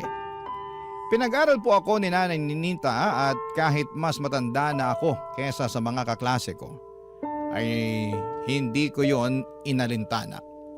Ang mahalaga ay makapagtapos ako at ipagpatuloy ko ang pag-abot ko sa aking mga pangarap. Siya rin ang naging tulay upang mas makilala at mapalapit ako sa Diyos. Madalas niya akong isama noon sa mga aktibidades ng simbahan katulad ng mga Bible study, charity work, youth activities at kung ano-ano pa. Sa bawat akbang na aking tinatahak ay dama ko ang paggabay niya. Hindi lamang bilang isang nakatatanda kundi bilang isang tunay na magulang. Si Nanay Ninita ang tumayong haligi at ilaw ng aking buhay. Dahil sa kanya ay natutunan kong pahalagahan ang bawat sakripisyo nito at natuto akong manampalataya at magmahal ng walang hinihinging kapalit. Bilang tugon sa lahat ng mga kabutihan at pagkalinga niya, buong puso ko siyang tinuring na aking sariling ina. Sa ganong paraan, Papa Dudut, ay nabigyan ko siya ng anak na matagal na niyang ninanais. Isang bagay na hindi niya naranasan, Papa Dudut.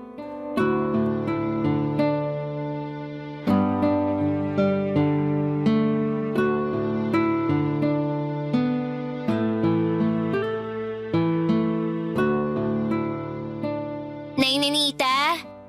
Ano yon, Evelyn? Nandito ako sa kusina. Nakita niyo po ba yung bag ko? Anong bag? Yun bang kulay asul na sira-sira ang zipper? Opo, yun nga po. Ay, itinapon ko na. Bakit? May paggagamitan ka pa ba noon? Nandun po yung mga gamit ng lolo ko eh. Bakit niyo po itinapon? Huwag kang mag-alala. Hindi ko naman itinapon yung laman. Mga libro at kwadernong laman nun, hindi ba? Opo, magdadala sana ako ng libro sa eskwela dahil may gagawin kaming proyekto. Iniligpit ko yon doon sa may aparador. Hanapin mo na lang. Sige po. Nga pala. Hindi ko pala na ipapaalam sa'yo. Habang naglilinis ako, binuklat kong ilan sa mga pahina ng kwadernong itinago mo. Mga recipe pala ng tinapay ang nakasulat doon. Opo. Dati po kasing panadero ang lolo ko. May panaderya sila noon kaso nasunog kaya hindi na niya yun na ipagpatuloy. Ay, nakakatuwa naman. Alam mo ba, nagtrabaho din ako sa panaderya noong araw. Totoo po ba? Oo, kaya may alam din ako kahit papaano sa paggawa ng tinapay. Ay, gusto mo bang subukan nating gumawa? Sige po. Gusto ko pong matutong gumawa ng tinapay. Sige. Pag uwi mo mamaya galing sa eskwela, gumawa tayo ng tinapay. Sige po.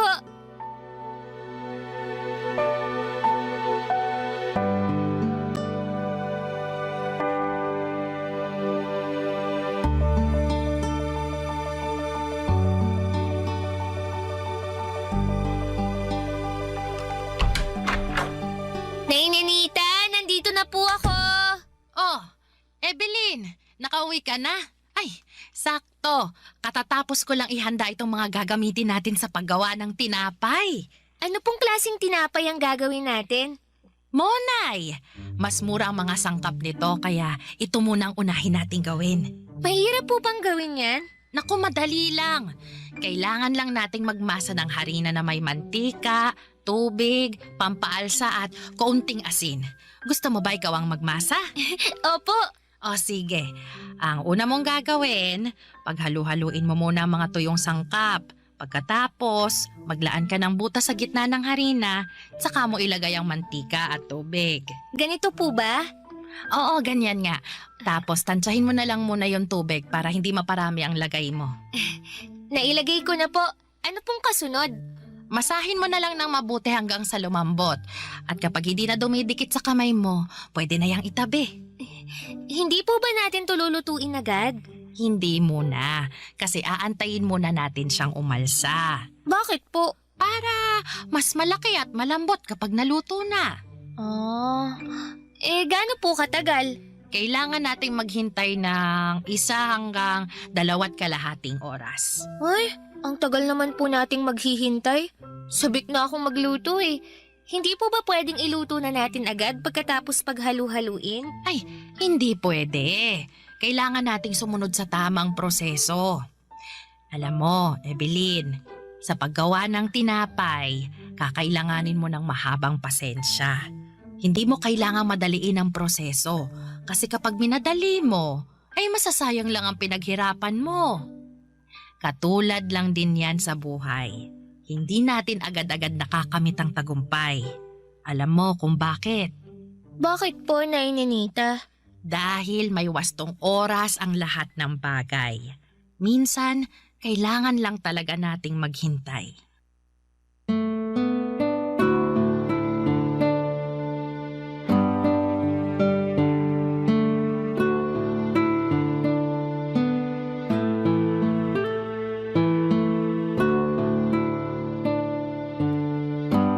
Papadudot nung nagkaroon ng isang charity event sa simbahan ay naisipan namin ni Nanay Ninita na gumawa ng tinapay para ipakain sa mga nag-volunteer na sumali sa naturang kaganapan. Hindi namin inaasahan na marami ang magkakagusto sa tinapay na ginawa namin. Doon namin naisipan ni Nanay Ninita na gawin na po itong negosyo. Kada madaling araw ay bumabangon na kami ni Nanay Ninita para gumawa ng tinapay. Ang mga tinapay na yon ay nilalako ko noon sa eskwelahan namin. Ang perang nakukuha namin mula doon ay siya namang pinangtutustos ko sa pag-aaral ko hanggang sa tumungtong ako sa kolehiyo. At sa tulong nga po ng scholarship na natanggap ko mula sa simbahan, ay nakapagtapos ako at agad na nakapasok bilang sekretarya sa isang LGU. Doon ay unti-unti akong nag-ipon para maipatayo ang plano naming pwesto ni Nanay Ninita. Gusto ko kasing ibalik noon ang panaderya na naging negosyo ni Lolo Renato. Total ay recipe naman niya. Ang ginamit namin ay mabuting bigyan ko rin siya ng pagkilala. Dahil kahit na wala na siya sa mundong ito, ay malaki pa rin ang naging tulong niya upang mabago ang buhay ko. Naging matagumpay ang bakery business namin ni Nanay Ninita pagsapit ng bagong dekada. Taong 2001 ay unti-unti namin itong napalago hanggang sa hindi na namin namamalayan na maginhawa na pala ang buhay namin. Malayo na po ito sa paghihirap na pinagdaanan ko noong bata pa lamang ako, Papa Dudut.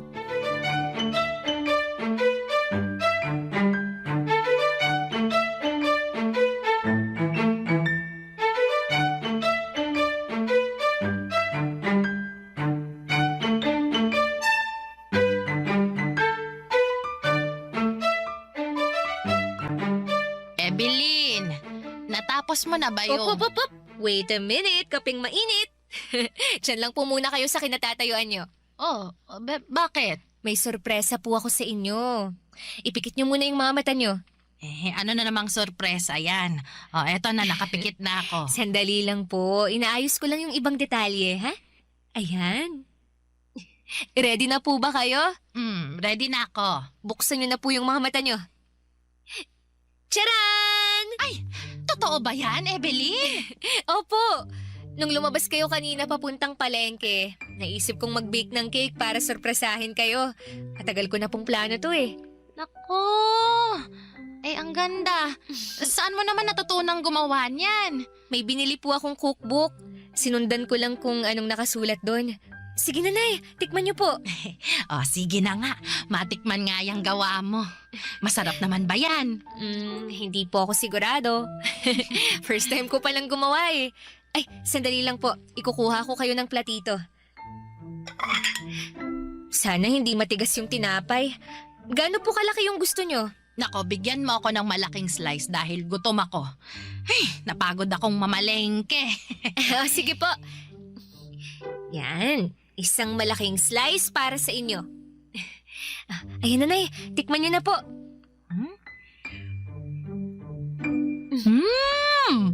Masarap ah. Totoo po ba? Baka naman sinasabi nyo lang yan para hindi ako masaktan. Gusto ko po yung totoong opinion nyo para matuto ako. Yung totoo ba ang gusto mo? Apo. O sige. Medyo sumobra lang sa tamis yung icing. Maliban doon, wala nang problema. Presentable din siyang tingnan. Katulad siya nung mga nakikita kong cake sa mga binyag at kasal. Sige po, konting practice pa. Kapag naperpekto ko to, idadagdag ko to sa panaderya natin. Nakakatuwa naman na hanggang ngayon, hindi ka pa rin tumitigil sa pangangarap. Hindi po talaga ako titigil hanggat hindi ko natutupad lahat ng pangarap ko para sa ating dalawa. Ay, ang layo na talaga ng narating mo, Evelyn. Sinong mag-aakala na yung batang natutulog lang sa tabi ng simbahan noon, ngayon, nagmamay-ari na ng sariling bakery. Tuwing nakikita ko itong tagumpay na tinatamasa mo ngayon, lubos na nagagalak ang puso ko. Hindi ko po maaabot ang lahat ng to kung hindi dahil sa inyo. Kaya nga po ginagawa ko ang lahat para mabigyan ko kayo ng komportabling buhay bilang kabayaran na rin sa pag-aalaga at pagtitiwala nyo sa akin. Ay, sobra-sobra na nga itong grasya na meron tayo ngayon Doon pa lang, nakabawi ka na. Kulang pa po to, Nay. Marami pa po akong plano para sa inyo. Gusto ko dumating yung araw na magbuhay donya kayo. Yun na po ang pinakamagandang regalo na maibibigay ko sa inyo. Nako, hindi mo na kailangang gawin yan. Matanda na ako. Masaya na ako sa kung anong meron tayo ngayon. Dahil nagawa ko ng layunin ko sa buhay. Kontento na ako ngayon. Ang mabuti pang gawin mo, ibahagi mo mga biyayang meron ka sa mga taong nangangailangan. Yun ang gusto kong gawin mo. Tulungan mo ang mga katulad mong puno ng pangarap pero pinagkaitan ng maayos na kapalaran. Papadudot, naging matagumpay ang plano kong cake business at yun na ang nagsilbing pangalawa kong negosyo. Dahil sa lumalawak naming business ay kumuha na ako noon ng sarili kong empleyado. Mga working student, single mother at mga kabataang hindi nakapag-aral. Gusto ko rin kasing maging instrumento ng Panginoon para makatulong sa mga nangangailangan katulad ng pagtulong na ginawa sa akin ni Nanay Ninita. Sa mga sumunod na taon ay nakapagpundar ako ng maayos na tirahan para sa aming dalawa ni Nanay Ninita. Nakabili na rin ako noon ng sarili kong sasakyan. Dahil sa tagumpay na tinatamasa ko noon, ay nag-resign ako sa trabaho ko at tinuong ko na lamang ang buong atensyon ko sa business ko. Pagsapit ko ng 40 ay nakapagtayo ako ng panibagong branch ng bakery at cake shop. 5 taon pagkatapos noon ay binawian na ng buhay si Nanay Ninita dahil sa katandaan. Namatay siya sa pagkakatulog, katulad ng matagal niyang panalangin na magkaroon ng kamatayang tahimik at walang sakit. Siguro'y binigay na lamang sa kanya ng langit ang hiling niyang yon dahil sa pagiging mabuti niyang tao. Papadudot, hindi na ako nakapag-asawa pa dahil naging busy ako masyado sa mga business ko. Ganon pa man ay hindi ko kailangan ng asawa para magkaroon ng masayang pamilya. Ang ginawa ko ay nag-ampon ako ng batang iniwan ng kanilang magulang para kahit papaano ay maipasa ko ang kabutihang ginawa sa akin ni Nanay Ninita. Sa ngayon po ay may 3 akong anak, hindi ko man sila kadugo, ay higit pa sa magkadugo ang pagmamahala namin sa isa't isa. Dito ko na po tatapusin ang aking kwento at sana po ay nakapagbigay ng inspirasyon sa inyong lahat. Ang inyong forever, kapuso at kabarangay, Evelyn. Napakasakit na nangyari kay letter sender. Pero buti sa uli, naging maayos pa rin ang buhay niya. Anong say mo sa Barangay Love Stories na ito? Pagkwentuhan natin sa comment section yan. Ang mga kwento ng pag-ibig, kwento ng buhay at kwento ng pag-asa dito sa Barangay Love Stories. Love Stories. Masarap ang makipaglaro, lalo na kung pareho kayong magaling ng taong kalaro mo. Pero kapag puso na ang pinag-uusapan ay mahirap itong paglaruan dahil tiyak na iiyak ang taong talo sa dulo. Ikaw kabarangay, naranasan mo na bang maging talunan sa laro ng pag-ibig? Dear Papa Dudut, magandang araw po sa inyong lahat. Dwight na lamang ang itawag nyo sa akin, 33 years old, at isang single na computer engineer. May rason kung bakit ako single hanggang ngayon, Papa Dudut. Ito'y dahil takot ako sa commitment. Hirap na hirap akong makipag-commit sa isang tao dahil naniniwala ako na mauubos lang ang panahon ko rito. Para kasi sa akin, nanakawin lang ng pakikipagrelasyon ang oras ko. Kaya naman mas pinili ko na lamang na huwag maghanap ng kapareha sa buhay ko. Late bloomer po kasi ako, Papa Dudut. Kung kailan ako tumanda na ay saka ko na lang na-enjoy ang pagkabinata ko. Ang mga bagay na dapat ay ginawa ko noong nasa 20s pa lamang ako ay saka ko na lamang nagagawa noong nag-30 na ako. Noon kasing bata-bata pa ako ay wala akong ibang ginawa kundi ang magtrabaho para sa pamilya ko. Ako po kasi ang tumayong breadwinner ng pamilya namin matapos mamatay ang tatay ko sa aksidente sa motor. Ako ang tumulong kay nanay na pag-aralin ang 2 nakababatang kapatid ko. At noong makapagtapos sila ay saka na lamang ako nakapag-focus sa sarili ko. Isa pa ay hindi ko magawang makipagrelasyon noon dahil masyado pa akong maraming pinoproblema sa buhay ko. Toxic ang kinalakhan kong pamilya, Papa Dudut. At ayaw ko nang palalain pa ang problema ko sa pamamagitan ng pagkakaroon ng girlfriend, lalo na't isa sa pangunahing nagbibigay ng stress sa akin ay ang bunso kong kapatid na si Elise, Papa Dudut.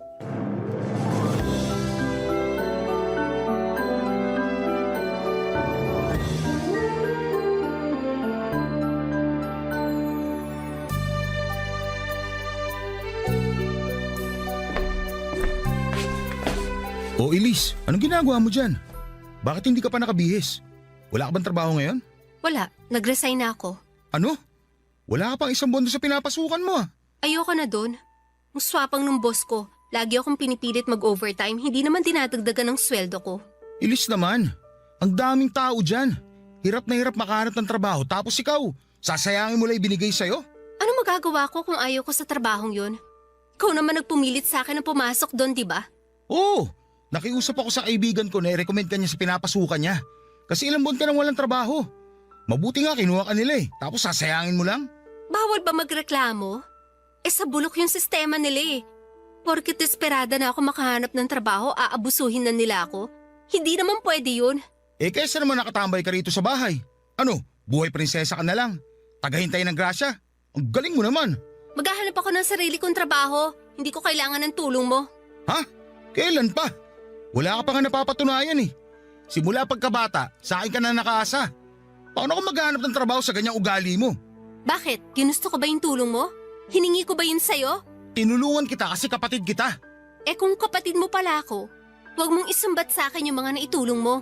Yan ang mahirap sa'yo Tutulong-tulong ka tapos kapag naghalo na ang balat sa tinalupan, uungkatin mo na yung mga naitulong mo para ano? Para ipamukha sa akin na ikaw yung mas mataas, na ikaw yung mas dominante. Totoo naman Oo, totoo.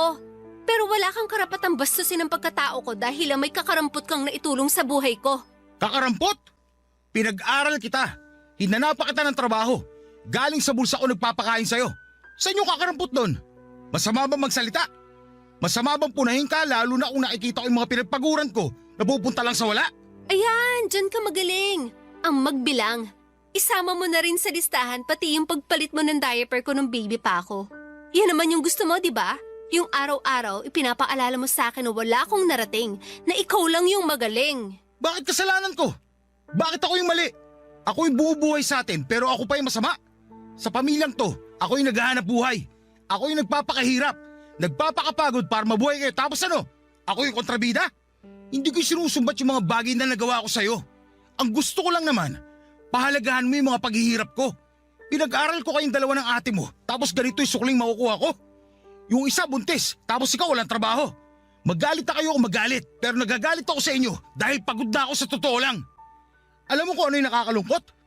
Ni isa sa inyo, wala man lang nagpapasalamat. Ni isa sa inyo, wala man lang nagpahalaga sa effort ko. Wala eh. Sinanay nyo na kasi yung mga sarili nyo na nandito lang ako, nasasagot sa mga problema nyo. Tapos ka na ba? Gusto mo makarinig ng salamat? Eh di salamat. Salamat, huwaran kang kapatid. Ikaw na ang pinakamagaling. Ikaw na ang uliran sa lahat. Ikaw na. Pakaalis na nga. Hoy! Napakawala mong kwentang kausap!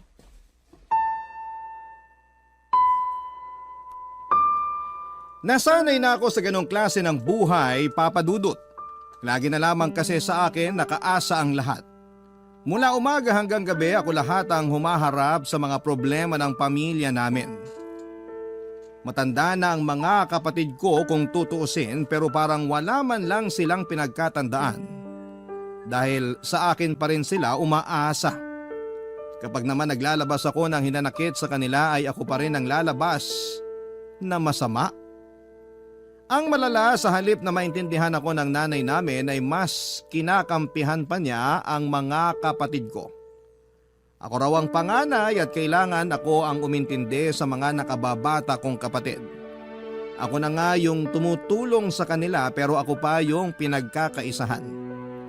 Tuwing nasisira ang araw ko dahil sa pamilya ko ay umaalis ako ng bahay. Nagpupunta ako sa mga bar at doon ay naghahanap ng babae. May isa akong lugar na paulit-ulit na pinupuntahan kung saan ako nakakakilala ng mga kababaihang willing makipag one night stand. Pagkatapos ng isang gabing puno ng sayawan at alak, ay inaaya ko silang maghotel para doon namin sabay tapusin ang magdamag. Pagsapit ng umaga ay maghihiwalay kami at hindi na magkikita pang muli, Papa Dudut. Ganun na nga po ang naging buhay ko. Alak at babae na lamang ang tanging nagpapasaya sa akin lalo na tuwing stress ako sa trabaho at stress sa bahay. Sa ganoong paraan ko nakilala si Sienna na noong unay nakasama ko lamang ng isang beses hanggang sa naulit muli ang pagkikita namin, Papa Dudut. Kalaunan ay siya nang naging fubo ko. Ang babaeng pinupuntahan ko kapag kailangan kong maglabas ng stress at init ng katawan, Papa Dudut.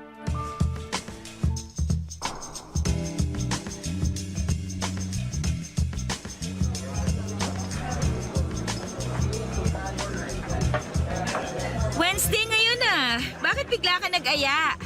Walang pinipiling araw ang pagiging bad mood ko. Bad trip ka na naman? Parang nagiging synonymous na ang pangalan ko sa pagiging bad mood mo ah. Yun naman talagang rason ba tayo nagkikita, di ba? Ikaw ang gamot ko tuwing nasisira ang araw ko. Eh di dapat pala may bayad ako. Kailangan pa ba nun? Nagagawa ko naman yung parte ko, di ba? Uwi ka masaya dahil sa akin. Ang taas ang tingin mo sa sarili mo ah. Sigurado ka ba na napapasaya mo ako? Hindi ba? Imposible namang hindi. Ikaw yung pinakamayingay sa ating dalawa. Matakaw ka kasi. Lagi akong gutom eh. Kaya pala sobrang aggressive mo sa kama. Lagi ka palang bad trip. Sa akin mo ba nilalabas galit mo sa mundo?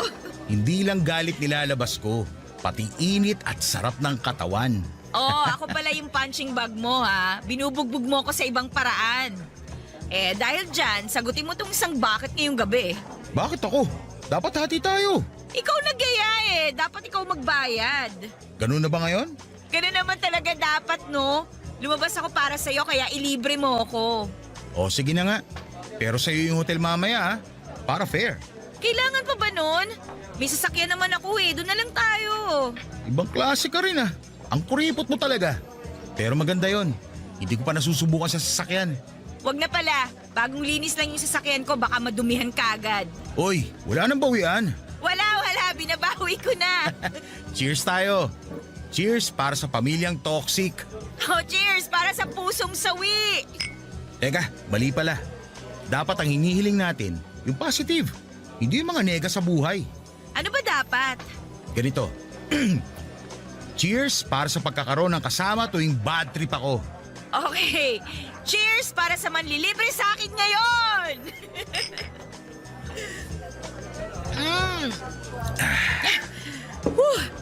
Tuloy na lang kaya natin to sa hotel. Ayaw mo na ba rito? Masyadong maingay eh. Bili na lang tayo ng maiinom sa labas tapos sa hotel na tayo uminom. Sige ba? Para diretso na rin tayo. Magkaaya ka pa kasi sa bar eh. Pwede namang rekta na. Sorry naman po. Alam ko na sa susunod. O ano, saan tayo? Sa dati ba? Try naman natin sa iba. Kabisado na nila mukha natin sa dati. Sige. May alam ako. Tara, lika na. Isang buwan na ang lumipas simula nang nakilala ko si Sienna. 2:00 noon ng madaling araw noong napansin ko si Sienna na mag-isang nakatayo sa may gilid ng stage sa bar na pinupuntahan ko. Nakahawak siya ng isang baso ng beer at tahimik na nakikinig sa kumakantang banda. Tandang-tanda ko pa ang suot niya na black dress na abot hanggang taas ng tuhod. Papunta na sa kulay na brown ang mahaba nitong buhok na hanggang balikat. Ganong klase ng babae ang mga tipo ko, Papa Dudut. Kaya nung nakita ko siya ay agad ko siyang nilapitan at nakipagkilala ako sa kanya. Ang unang pagkikita namin yon ay nauwi sa kama. Akala ko noon ay hindi na masusundan pa ang pagkikita namin.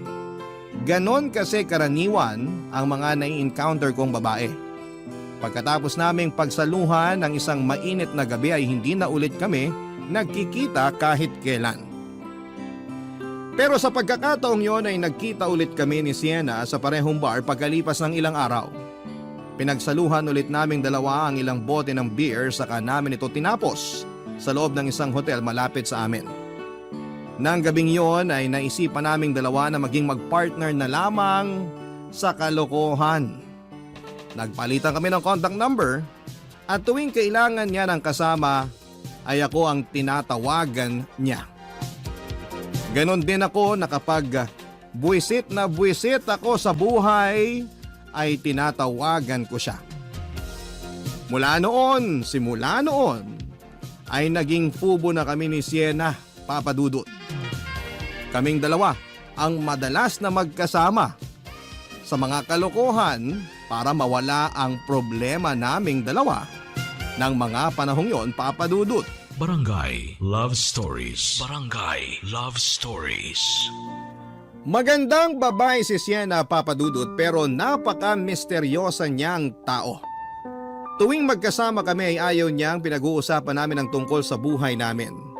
Pure business lang daw dapat ang hangad namin sa isa't isa at walang halong personalan. Gusto kasi ni Sienna na maging estranghero pa rin kami kahit na lagi namang kaming nagkikita. Katawan lang daw namin ang habol namin sa bawat isa, kaya hindi na namin kailangang mag-invest ng emosyon. No feelings involved. Yan ang rule ni Sienna sa akin, Papa Dudut. Bawal magtanong tungkol sa buhay-buhay, bawal mag-share ng personal stories, at higit sa lahat ay bawal kaming ma-inlove sa isa't isa. Kaya naman kahit mahigit 1 buwan na kaming nagkikita noon ay hanggang pangalan lamang ang alam ko kay Sienna. Hindi ko nga po sigurado kung totoo bang Sienna ang pangalan niya. Hindi ko alam kung saan siya nakatira, kung ano ang trabaho niya at ang mga hilig niya. Pati na rin ang birthday o maging edad niya. Sa totoo lang ay wala din naman po akong pakialam kahit na hindi ko makilala si Sienna ng lubusan. Hindi rin naman po ako interesado sa kanya noon dahil wala din naman akong planong pumasok sa isang relasyon na kasama siya. Kaya agree din po ako sa kanya na kailangan naming gawin ang mga bagay na yon. Tuwing nagkikita kami wala itong halong feelings. Pero noon yon, Papa Dudut, dahil kalaunan ay nagbago ang lahat. Nung bigla na lamang nag-open sa akin si Sienna tungkol sa problema niya sa buhay niya, Papa Dudut. Sandali lang. Bakit? Wala talaga ako sa mood ngayon eh. May problema ba? Pwede bang pass muna tayo ngayon? Bakit naman? Tagal nating di nagkita eh. Excited pa naman ako makita ka. Ay, ang dami ko kasing iniisip ngayon eh. Eh di sana hindi ka na lang nagpunta kung ayaw mo pala. Anong gagawin natin ngayon dito? Umuwi na lang tayo. Pasensya na talaga ha. Dali lang. Uwi agad? May problema ba? Sabihin mo na, baka makatulong ako. Wala. Akin lang yun. Hindi mo na kailangan malaman kung ano yung pinagdadaanan ko ngayon. Alam kong eto lang ang meron tayo ngayon. Pero pwede naman magkwento eh. Marami na tayong pinagsamahan, kaya wala nang kaso sa akin yun. Di ba nga, ang rule natin, bawal magkwento tungkol sa personal na buhay? Lahat ng rule may exception. Kung problemado ka talaga, gawin natin exception tong araw na to. Sige na, nandito ako bilang kaibigan mo. Tungkol saan ba yung iniisip mo? Tungkol sa ex ko. Oh, ano meron sa kanya? Gusto na niya makipagbalikan sa akin. Ganun ba? Eh anong problema dun? Ayaw mo na sa kanya? Gusto. Gusto ko ring makipagbalikan sa kanya. Pero mawawala yung point ko kung binalikan ko siya lalo na kung wala naman siyang ipinagbago. Ano bang rason ng hiwalayan nyo? Marami siyang issues eh. Sa sarili niya, sa pamilya, sa lahat ng bagay. Kaya kami naghiwalay kasi nadadamay ako sa kanigahan niya. Tuwing may problema siya, pati ako nahihirapan. Eh ganun naman talaga dapat, di ba? Nagtutulungan kayo sa mga problema nyo? Pero masyado nang malala yung issues niya eh. Alam mo yun, yung imbis na ma-enjoy namin yung moment naming dalawa, lagi na lang niyang nasisira dahil sa ugali niya. Napakaliit niyang tao pero ang daming bitbit na problema ng babaeng yun. Teka, babae? Oo, Dwight. May girlfriend ako. Ex-girlfriend. You mean? Bisexual ako. Pareho akong nagkakagusto sa babae at sa lalaki. Romantically attracted ako sa mga babae pero sexually mas gusto ko sa lalaki. Teka. Oh, ngayon ko lang nalaman yan ah. Oo, ngayon alam mo na. Ngayon, alam ko na nga. Kung ako tatanungin mo, isa lang ang sagot niya sa problema mo. Ano? Mahal mo pa rin ba siya hanggang ngayon? Oo. Pero gusto ko kasi ayusin niya muna yung buhay niya. Hindi ko trabaho bilang girlfriend ang umayos ng buhay ng isang taong madaming pasang problema. Kung gusto niya makipagbalikan sa akin, ayusin na muna niya yung sarili niya. Eh di sabihin mo sa kanya yan. Malay natin, yan ang maging rason para magbago na yung tao. Sana nga. Ganun lang naman kasimple yun eh. Pag-usapan yung lahat. Kung wala magbabago, eh di wala magkakabalikan. Oo, alam ko na yan. Yun naman pala eh. O ikaw naman. Anong ako naman? Di ba problemado ka rin sa pamilya mo? Ikaw naman magkwento para fair. Usual na toxic family lang naman yung pinagdadaanan ko. Isang pamilya na sa akin lahat nakaasa. Lalo na yung kapatid kong bunso. Puro problema na lang ang dala sa akin. Baka naman maging siya, marami ding problema, kaya ganun. Parang pareho lang din naman pala tayo ng pinagdadaanan eh. Ibabalik ko sa iyo yung sinabi mo. Kausapin mo yung kapatid mo. Alamin mo kung saan nanggagaling yung mga problema niya. Baka yun ang solusyon sa pinagdadaanan mo ngayon. Malabo na mangyari yun. Try mo lang. Okay, sige. Subukan ko siyang kausapin. Ikaw din. Kausapin mo rin yung ex mo. Sabihin mo sa kanya lahat ng ayaw at gusto mo para alam niya ang ginagawa niya. Okay, try ko. Ano? Pwede na ba natin ituloy yung ginagawa natin? Pass pa rin. Inom na lang tayo. Libre ko. Daya naman. Sa unang pagkakataon ay nasilip ko ang mundo ng babaeng gabi-gabi kong nakakasama. Ang dating black and white na pagtingin ko kay Sienna ay biglang nabigyan ng kulay. Hindi na lamang siya si Sienna na nakakasama ko sa inuman. Hindi na lamang siya ang Sienna na nakakasama ko sa ilalim ng kumot sa isang kwartong walang bintana. Siya na ngayon si Sienna na matapang man tignan pero malambot naman pagdating sa ex-girlfriend niya. Para siyang walang pakialam sa mundo pero marupok naman pagdating sa pag-ibig. Pagkatapos ng pag-uusap namin yon ni Sienna ay sinunod ko ang mga payo niya sa akin, Papa Dudut. Kailangan ko raw kilalanin pa ang kapatid kong si Elise para mapakinggan at malaman kung saan ang gagaling ang ginagawa nitong pagre-rebelde. Kung iisipin ay hindi talaga kami close ng kapatid kong yon. Noong kasing nag-aaral pa lamang siya ay wala siyang ibang ginawa kundi ang gumala kasama ang mga kaibigan niya. Hindi nito sineseryoso ang pag-aaral niya kaya ilang beses siyang bumagsak sa mga subjects niya. 7 taon siyang nag-aral, Papa Dudut, bago siya nakapagtapos sa kolehiyo. Doon nagsimula ang hindi namin pagkakaintindihang magkapatid. Ang awayan namin yon ay nabuo hanggang sa nasanay na lamang kaming dalawa na hindi magkasundo. Kaya naman, noong naabutan ko si Elise sa bahay isang gabi ay kinausap ko siya ng masinsinan.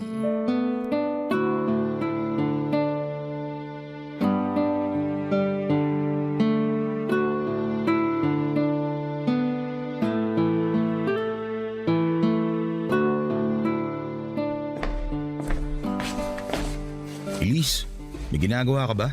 Wala. Bakit? Tatalakan mo na naman ako kasi hanggang ngayon wala pa akong trabaho? Hindi. Gusto lang kitang kausapin. Kuya, alam ko pabigat ako. Oo na, wala na akong kwenta. Kahit hindi mo na sabihin, alam ko na yan. Kahit kailan, hindi ko sinabi na wala kang kwenta. Hindi mo nga sinabi, pinaparamdam mo naman. Yun bang nararamdaman mo tuwing nagagalit ako sa'yo? Ano sa tingin mo? Akala mo ba gumagaan pakiramdam ko tuwing pinagsasabihan mo kung walang ambag dito sa bahay? Siyempre hindi. Imbis na ma-inspire ako, mas lalong bumababa ang moral ko. Sorry kung yun ang nararamdaman mo sa mga ginagawa ko. Hindi ko naman gusto mangyari yun eh. Ang gusto ko lang, magkaroon ka ng maayos na buhay. Sinong tao naman ang may ayaw magkaroon ng maayos na buhay, ha, kuya? Siyempre ako rin. Gusto ko mangyari yun sa buhay ko. Kung ganun, bakit hindi mo gawin? Bakit hindi mo simulan? Ginagawa ko naman lahat ng makakaya ko eh. Ginagawa mo nga, pero... Pero, baka tama ka nga siguro. Baka wala talaga akong kwenta, kaya hanggang ngayon ganito pa rin ang buhay ko. Sa tingin mo, ano yung problema? Ano yung mga rason bakit hindi ka makausad? Sabihin mo sa akin, Elise, para matulungan kita. Hindi ko alam. Sa totoo lang, hirap na hirap akong harapin kung ano ba ang purpose ko sa mundong to eh. Hindi ko alam kung anong gusto ko, kung ano ba dapat ang maging future ko, kung ano ba yung mga bagay na gusto ko makuha sa buhay. Hindi ko pa alam, kuya. Naiintindihan kita. Ganyan din ako noon. Talaga ba? Parang hindi naman. Ako kasi, laging nadadala sa pressure. Parang palagi na lang na may kailangan akong tapusin. Kailangan kong graduate, kailangan kong magkatrabaho, kailangan kong makatulong. Dapat makasabay ako sa takbo ng buhay kahit na sobrang hirap humabol. Kasi gano'n naman talaga ang katotohanan. Kailangan nating sumabay. Kasi kung hindi natin gagawin yun, walang mangyayari sa buhay natin. Kaya nga ako sobrang pressured. Sobrang hirap huminga kasi feeling ko wala akong oras para gawin yun. Pilit akong hinihila ng mga responsibilidad ko sa buhay sa puntong hindi ko na kayang tumayo sa sarili ko. Kaya nagpapahila na lang ako. Bahala na kung saan ako dalhin.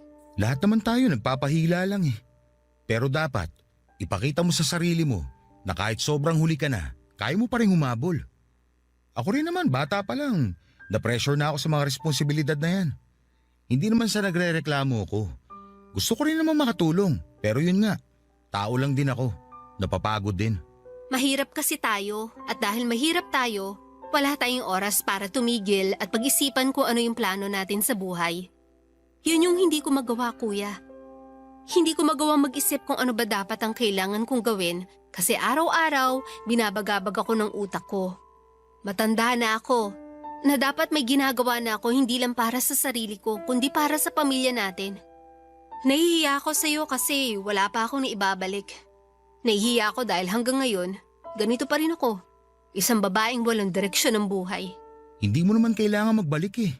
Ang kailangan mo lang gawin, huwag sayangin yung mga oportunidad na dumating sa'yo. Yung mga tulong na naibigay sa'yo, gamitin mo para sa sarili mo. Mahirap, oo. Pero kakayanin naman natin yan eh. Lalo na kapag desidido talaga tayo sa mga hangarin natin.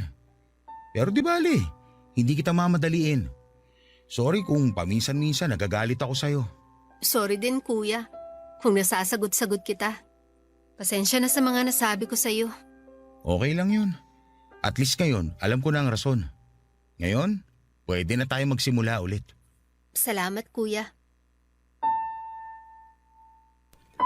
Pagkatapos ng pag-uusap namin yon ay naliwanagan din ako sa wakas tungkol sa pinagdadaanan ni Elise Papadudut. Dahil dito ay nagsimula kaming magkaroon ng kompormiso sa isa't isa. Nangako si Elise na babawi siya at hindi niya hahayaang masayang ang mga pinaghirapan ko para sa kanya.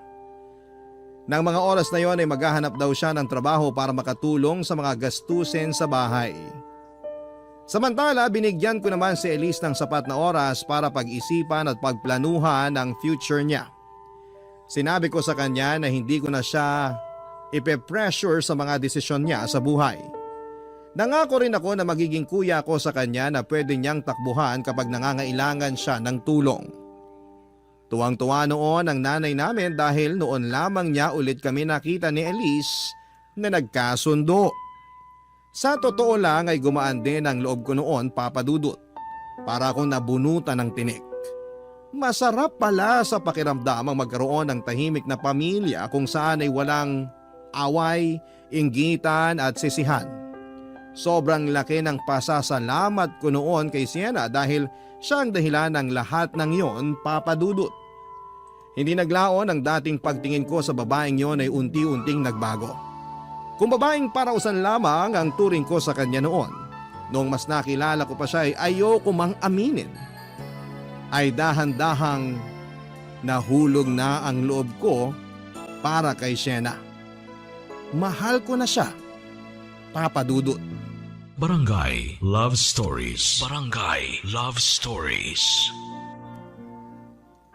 Papa Dudut, iba pala ang pakiramdam kapag wala kang taong kaaway. Malaking bagay para sa akin na nagkabati na kami ng kapatid ko at sa sobrang saya ko ay in-invite ko si Sienna na kumain sa labas. Alam kong bawal yon sa aming dalawa dahil saka lang kami nagkikita kapag gusto naming magpalabas ng init ng katawan. Pero sa pagkakataong yon ay sobrang thankful lamang talaga ako sa kanya, kaya gusto ko siyang i-treat sa labas. Nung una ay ayaw pa sana ni Sienna na makipagkita sa akin. Karaniwang sa bar lang kasi kami nagkikita tuwing gabi dahil walang masyadong tao. Pero dahil may gusto rin daw na ipagpasalamat sa akin si Sienna, kung kaya naisip niyang makipagkita na rin. Ganon pa man ay nilinaw niyang friendly date lang ang nangyari. Kaya hindi dapat namin yon bigyan ng mali siya. Noong time na yon ay naisip ko na gusto ko pang kilalanin si Sienna ng mas mabuti. Hindi ko kasi na-imagine na may soft side din pala siya na tinatago. Simula nung nag-usap kami ng gabing yon ay naiba na ang pananaw ko sa kanya. Para bang natouch ako sa mga nangyari.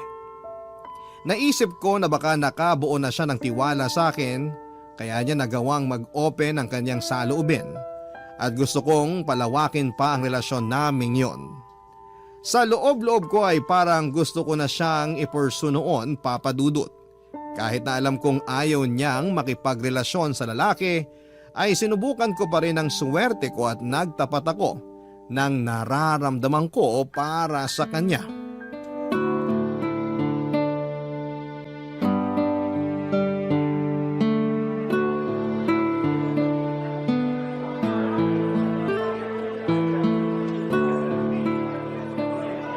Weird. Bakit naman weird? First time lang kasi nating magkita ng may araw pa. Tuwing nagkikita tayo, gabi na, di ba? Ngayon lang tayo lumabas ng ganitong oras, ha? Oo nga, no? Ngayon lang din tayo nagkita na walang ibang plano kundi kumain lang. At hindi alak ang iniinom natin. Kakaiba kasi itong setup natin eh. Pero ang mahalaga, nag-grow na yung pagsasama natin. Na dapat hindi mangyari. Bakit naman? Di ba nga, kaya nga may rule tayo na bawal tayo mag-open para hindi na ma-develop tong samahan natin. Pang-aliw lang tayo sa isa't isa. Pampatanggal ng init ng katawan. Iniiwasan ko talaga na magkaroon tayo ng attachment kasi nga hindi maganda kapag nangyari yun. Bakit kasi ayaw mo mangyari yun? Eh kasi ayoko. Magiging problema yan kapag nagkataon. Paano mo naman nasabi? Kasi ayoko ma-fall sa'yo. Bakit naman ayaw mo? Good catch naman ako ah. Hindi pwede kasi nagkabalikan na kami ng ex ko. Talaga? Nagkabalikan na kayo? Oo. Yun din naman ang rason kung bakit ako pumayag na makipagkita sa'yo ngayon. Kasi ito na yung magiging huli nating pagkikita. Bakit naman? Siyempre, hindi na ako single, no? Noong nagkikita tayo, broken ako, single, walang kasama sa buhay. O ngayon nagkabalikan na kami ng girlfriend ko, hindi na ako makikipagkita pa sa'yo. Hindi ako cheater, yun din ang rason kung bakit ayoko magkaroon tayo ng attachment sa isa't isa para madali tayong maghiwalay. Nakakalungkot naman. Mamimiss kita. Bakit naman? Marami pa namang ibang babae dyan eh. Babalik ka lang naman sa dati mong gawi. Ikaw na yung gusto ko eh. Huwag mo sabihin. Sabihin ano? Na nahulog na ako sa'yo? Paano kung oo? Dwight! Alam ko hindi dapat ito mangyari, pero huli na. May nararamdaman na ako eh. Mas lalo na nung gabing ibinahagi mo sa akin yung buhay mo. Tsaka Sobrang laki din ang naitulong mo sa problema namin ng kapatid ko. Yan na nga ba yung sinasabi ko eh. Paulit-ulit kong pinapaalala sa'yo na dapat walang feelings involved sa kung ano man ang meron tayo. Huwag akong sisihin mo. Sisihin mo puso ko. Ikaw yung pinili eh. Sorry, pero hindi talaga magiging tayo. Mas makakabuti nga talaga na wag na lang tayo magkita. Bigyan mo naman ako ng chance. Chance? Dwight, kakasabi ko lang na nagkabalikan na kami ng ex ko. Siya yung mahal ko. Never ako nagkagusto sa'yo. Katawan lang ang habol ko. Ganon ka rin dapat na katawan lang ang habol mo sa akin. So paano yan? Hindi na tayo magkikita kahit kailan. Hindi na. Delete mo na lahat ng contact ko sa'yo. Simula ngayon, kalimutan na natin lahat na nangyari sa atin. Kasi gano'n naman dapat nung una pa lang, di ba? O paano? Pasensya ka na ha. Hindi na kita masasamahan. Mauna na ako sa'yo.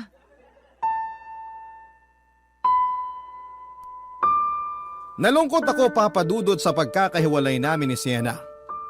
Kung kailan kasi unti-unti nang nade-develop ang feelings ko sa kanya ay saka naman niya winakasan ang pagsasama naming dalawa.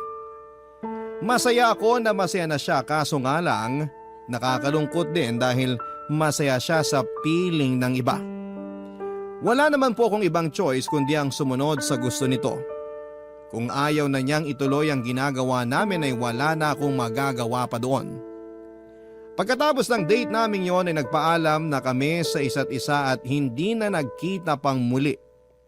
Never na niya akong kinontak noon at kahit na gustong gusto ko siyang tawagan at i-text ay hindi ko ito ginawa dahil alam ko namang may karelasyon na siya at ayaw kong makasira ng maayos na relasyon. Masaya pa rin naman ako, Papa Dudut, dahil nakatulong ako sa love life ni Sienna. Masaya din ako dahil bago kami nagkahiwalay ay malaki rin ang naitulong niya sa akin sa problema namin ni Elise. Dahil naayos na ang family problem namin sa bahay ay tumigil na rin ako noon sa dati kong mga gawain. Umiinom pa rin naman ako paminsan-minsan para mag-unwind pero hindi na po ako ng bababae. Unti-unting inayos ni Elise ang buhay niya. Nakahanap siya ng matinong trabaho na na-enjoy niya at masaya ako para sa kanya. For the first time ay nagkaroon kami ng Pasko na tahimik, masaya at punong-puno ng pasasalamat.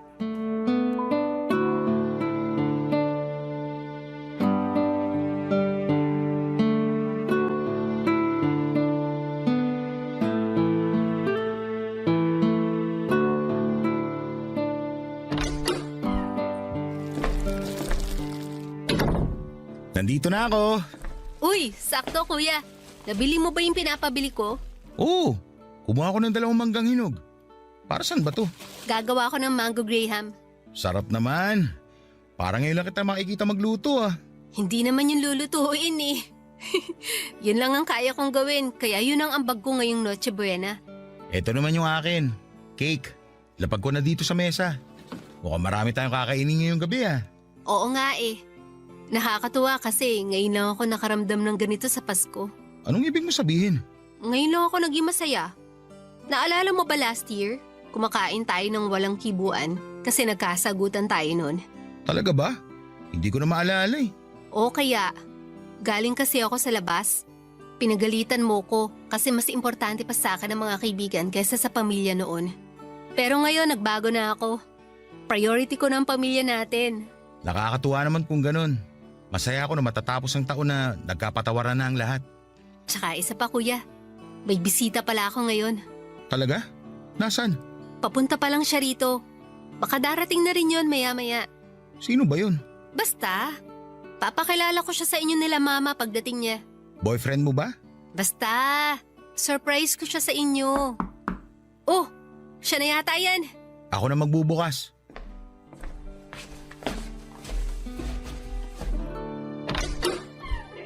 Oh, Sienna? Dwight? Anong... Kanina pa kita hinihintay. Halika, pumasok ka. Salamat. Ito pala yung kuya ko, si Kuya Dwight. Dito siya sa atin magno-Noche Buena. Pinaalam ko na kay nanay. Talaga? Hi, Sienna. Merry Christmas. Merry Christmas din. Kuya, may aaminin ako sa'yo. Ha? Ano? Ano yung sinabi mo? Ang sabi ko may aaminin ako. Gusto ko na sa'yo ko muna unang sabihin ng lahat bago ko to i-announce mamaya. Baka kasi hindi matanggap ni nanay yung surprise ko. Mas maganda na may backup ako. Sige, ano ba yung aaminin mo? Gusto kong ipaalam sa'yo ang totoo, kuya. Nagkakagusto ako sa babae. Siya ang girlfriend ko. Ha? Si Sienna? Girlfriend mo ang kapatid ko? Oo, siya nga. Siya yung girlfriend ko. Sorry kuya kung nagulat ka ha. Matagal ko na sanang gustong sabihin kaso hindi ko alam kung ano magiging reaction nyo eh. Tsaka isa pa, hindi naman tayo ganong close pa nun. Pero ngayong magaan na ang loob natin sa isa't isa, tumapang na ako para tanggapin ang totoo. Okay lang, huwag ka mag-sorry. Ano ka ba? Nabigla lang ako sa mga nalaman ko pero congrats. Natutuwa ako na may tiwala ka na sa akin. Sa tingin mo, tatanggapin kami ni nanay? Oo naman. Akong bahala sa kanya. Salamat kuya. Tulungan mo ako. Gagawa ako ng Graham. Paborito mo yon, di ba? Oo. Excuse lang ha. Maiwan ka muna namin. Sige. Enjoy kayo sa paggawa ng Mango Graham.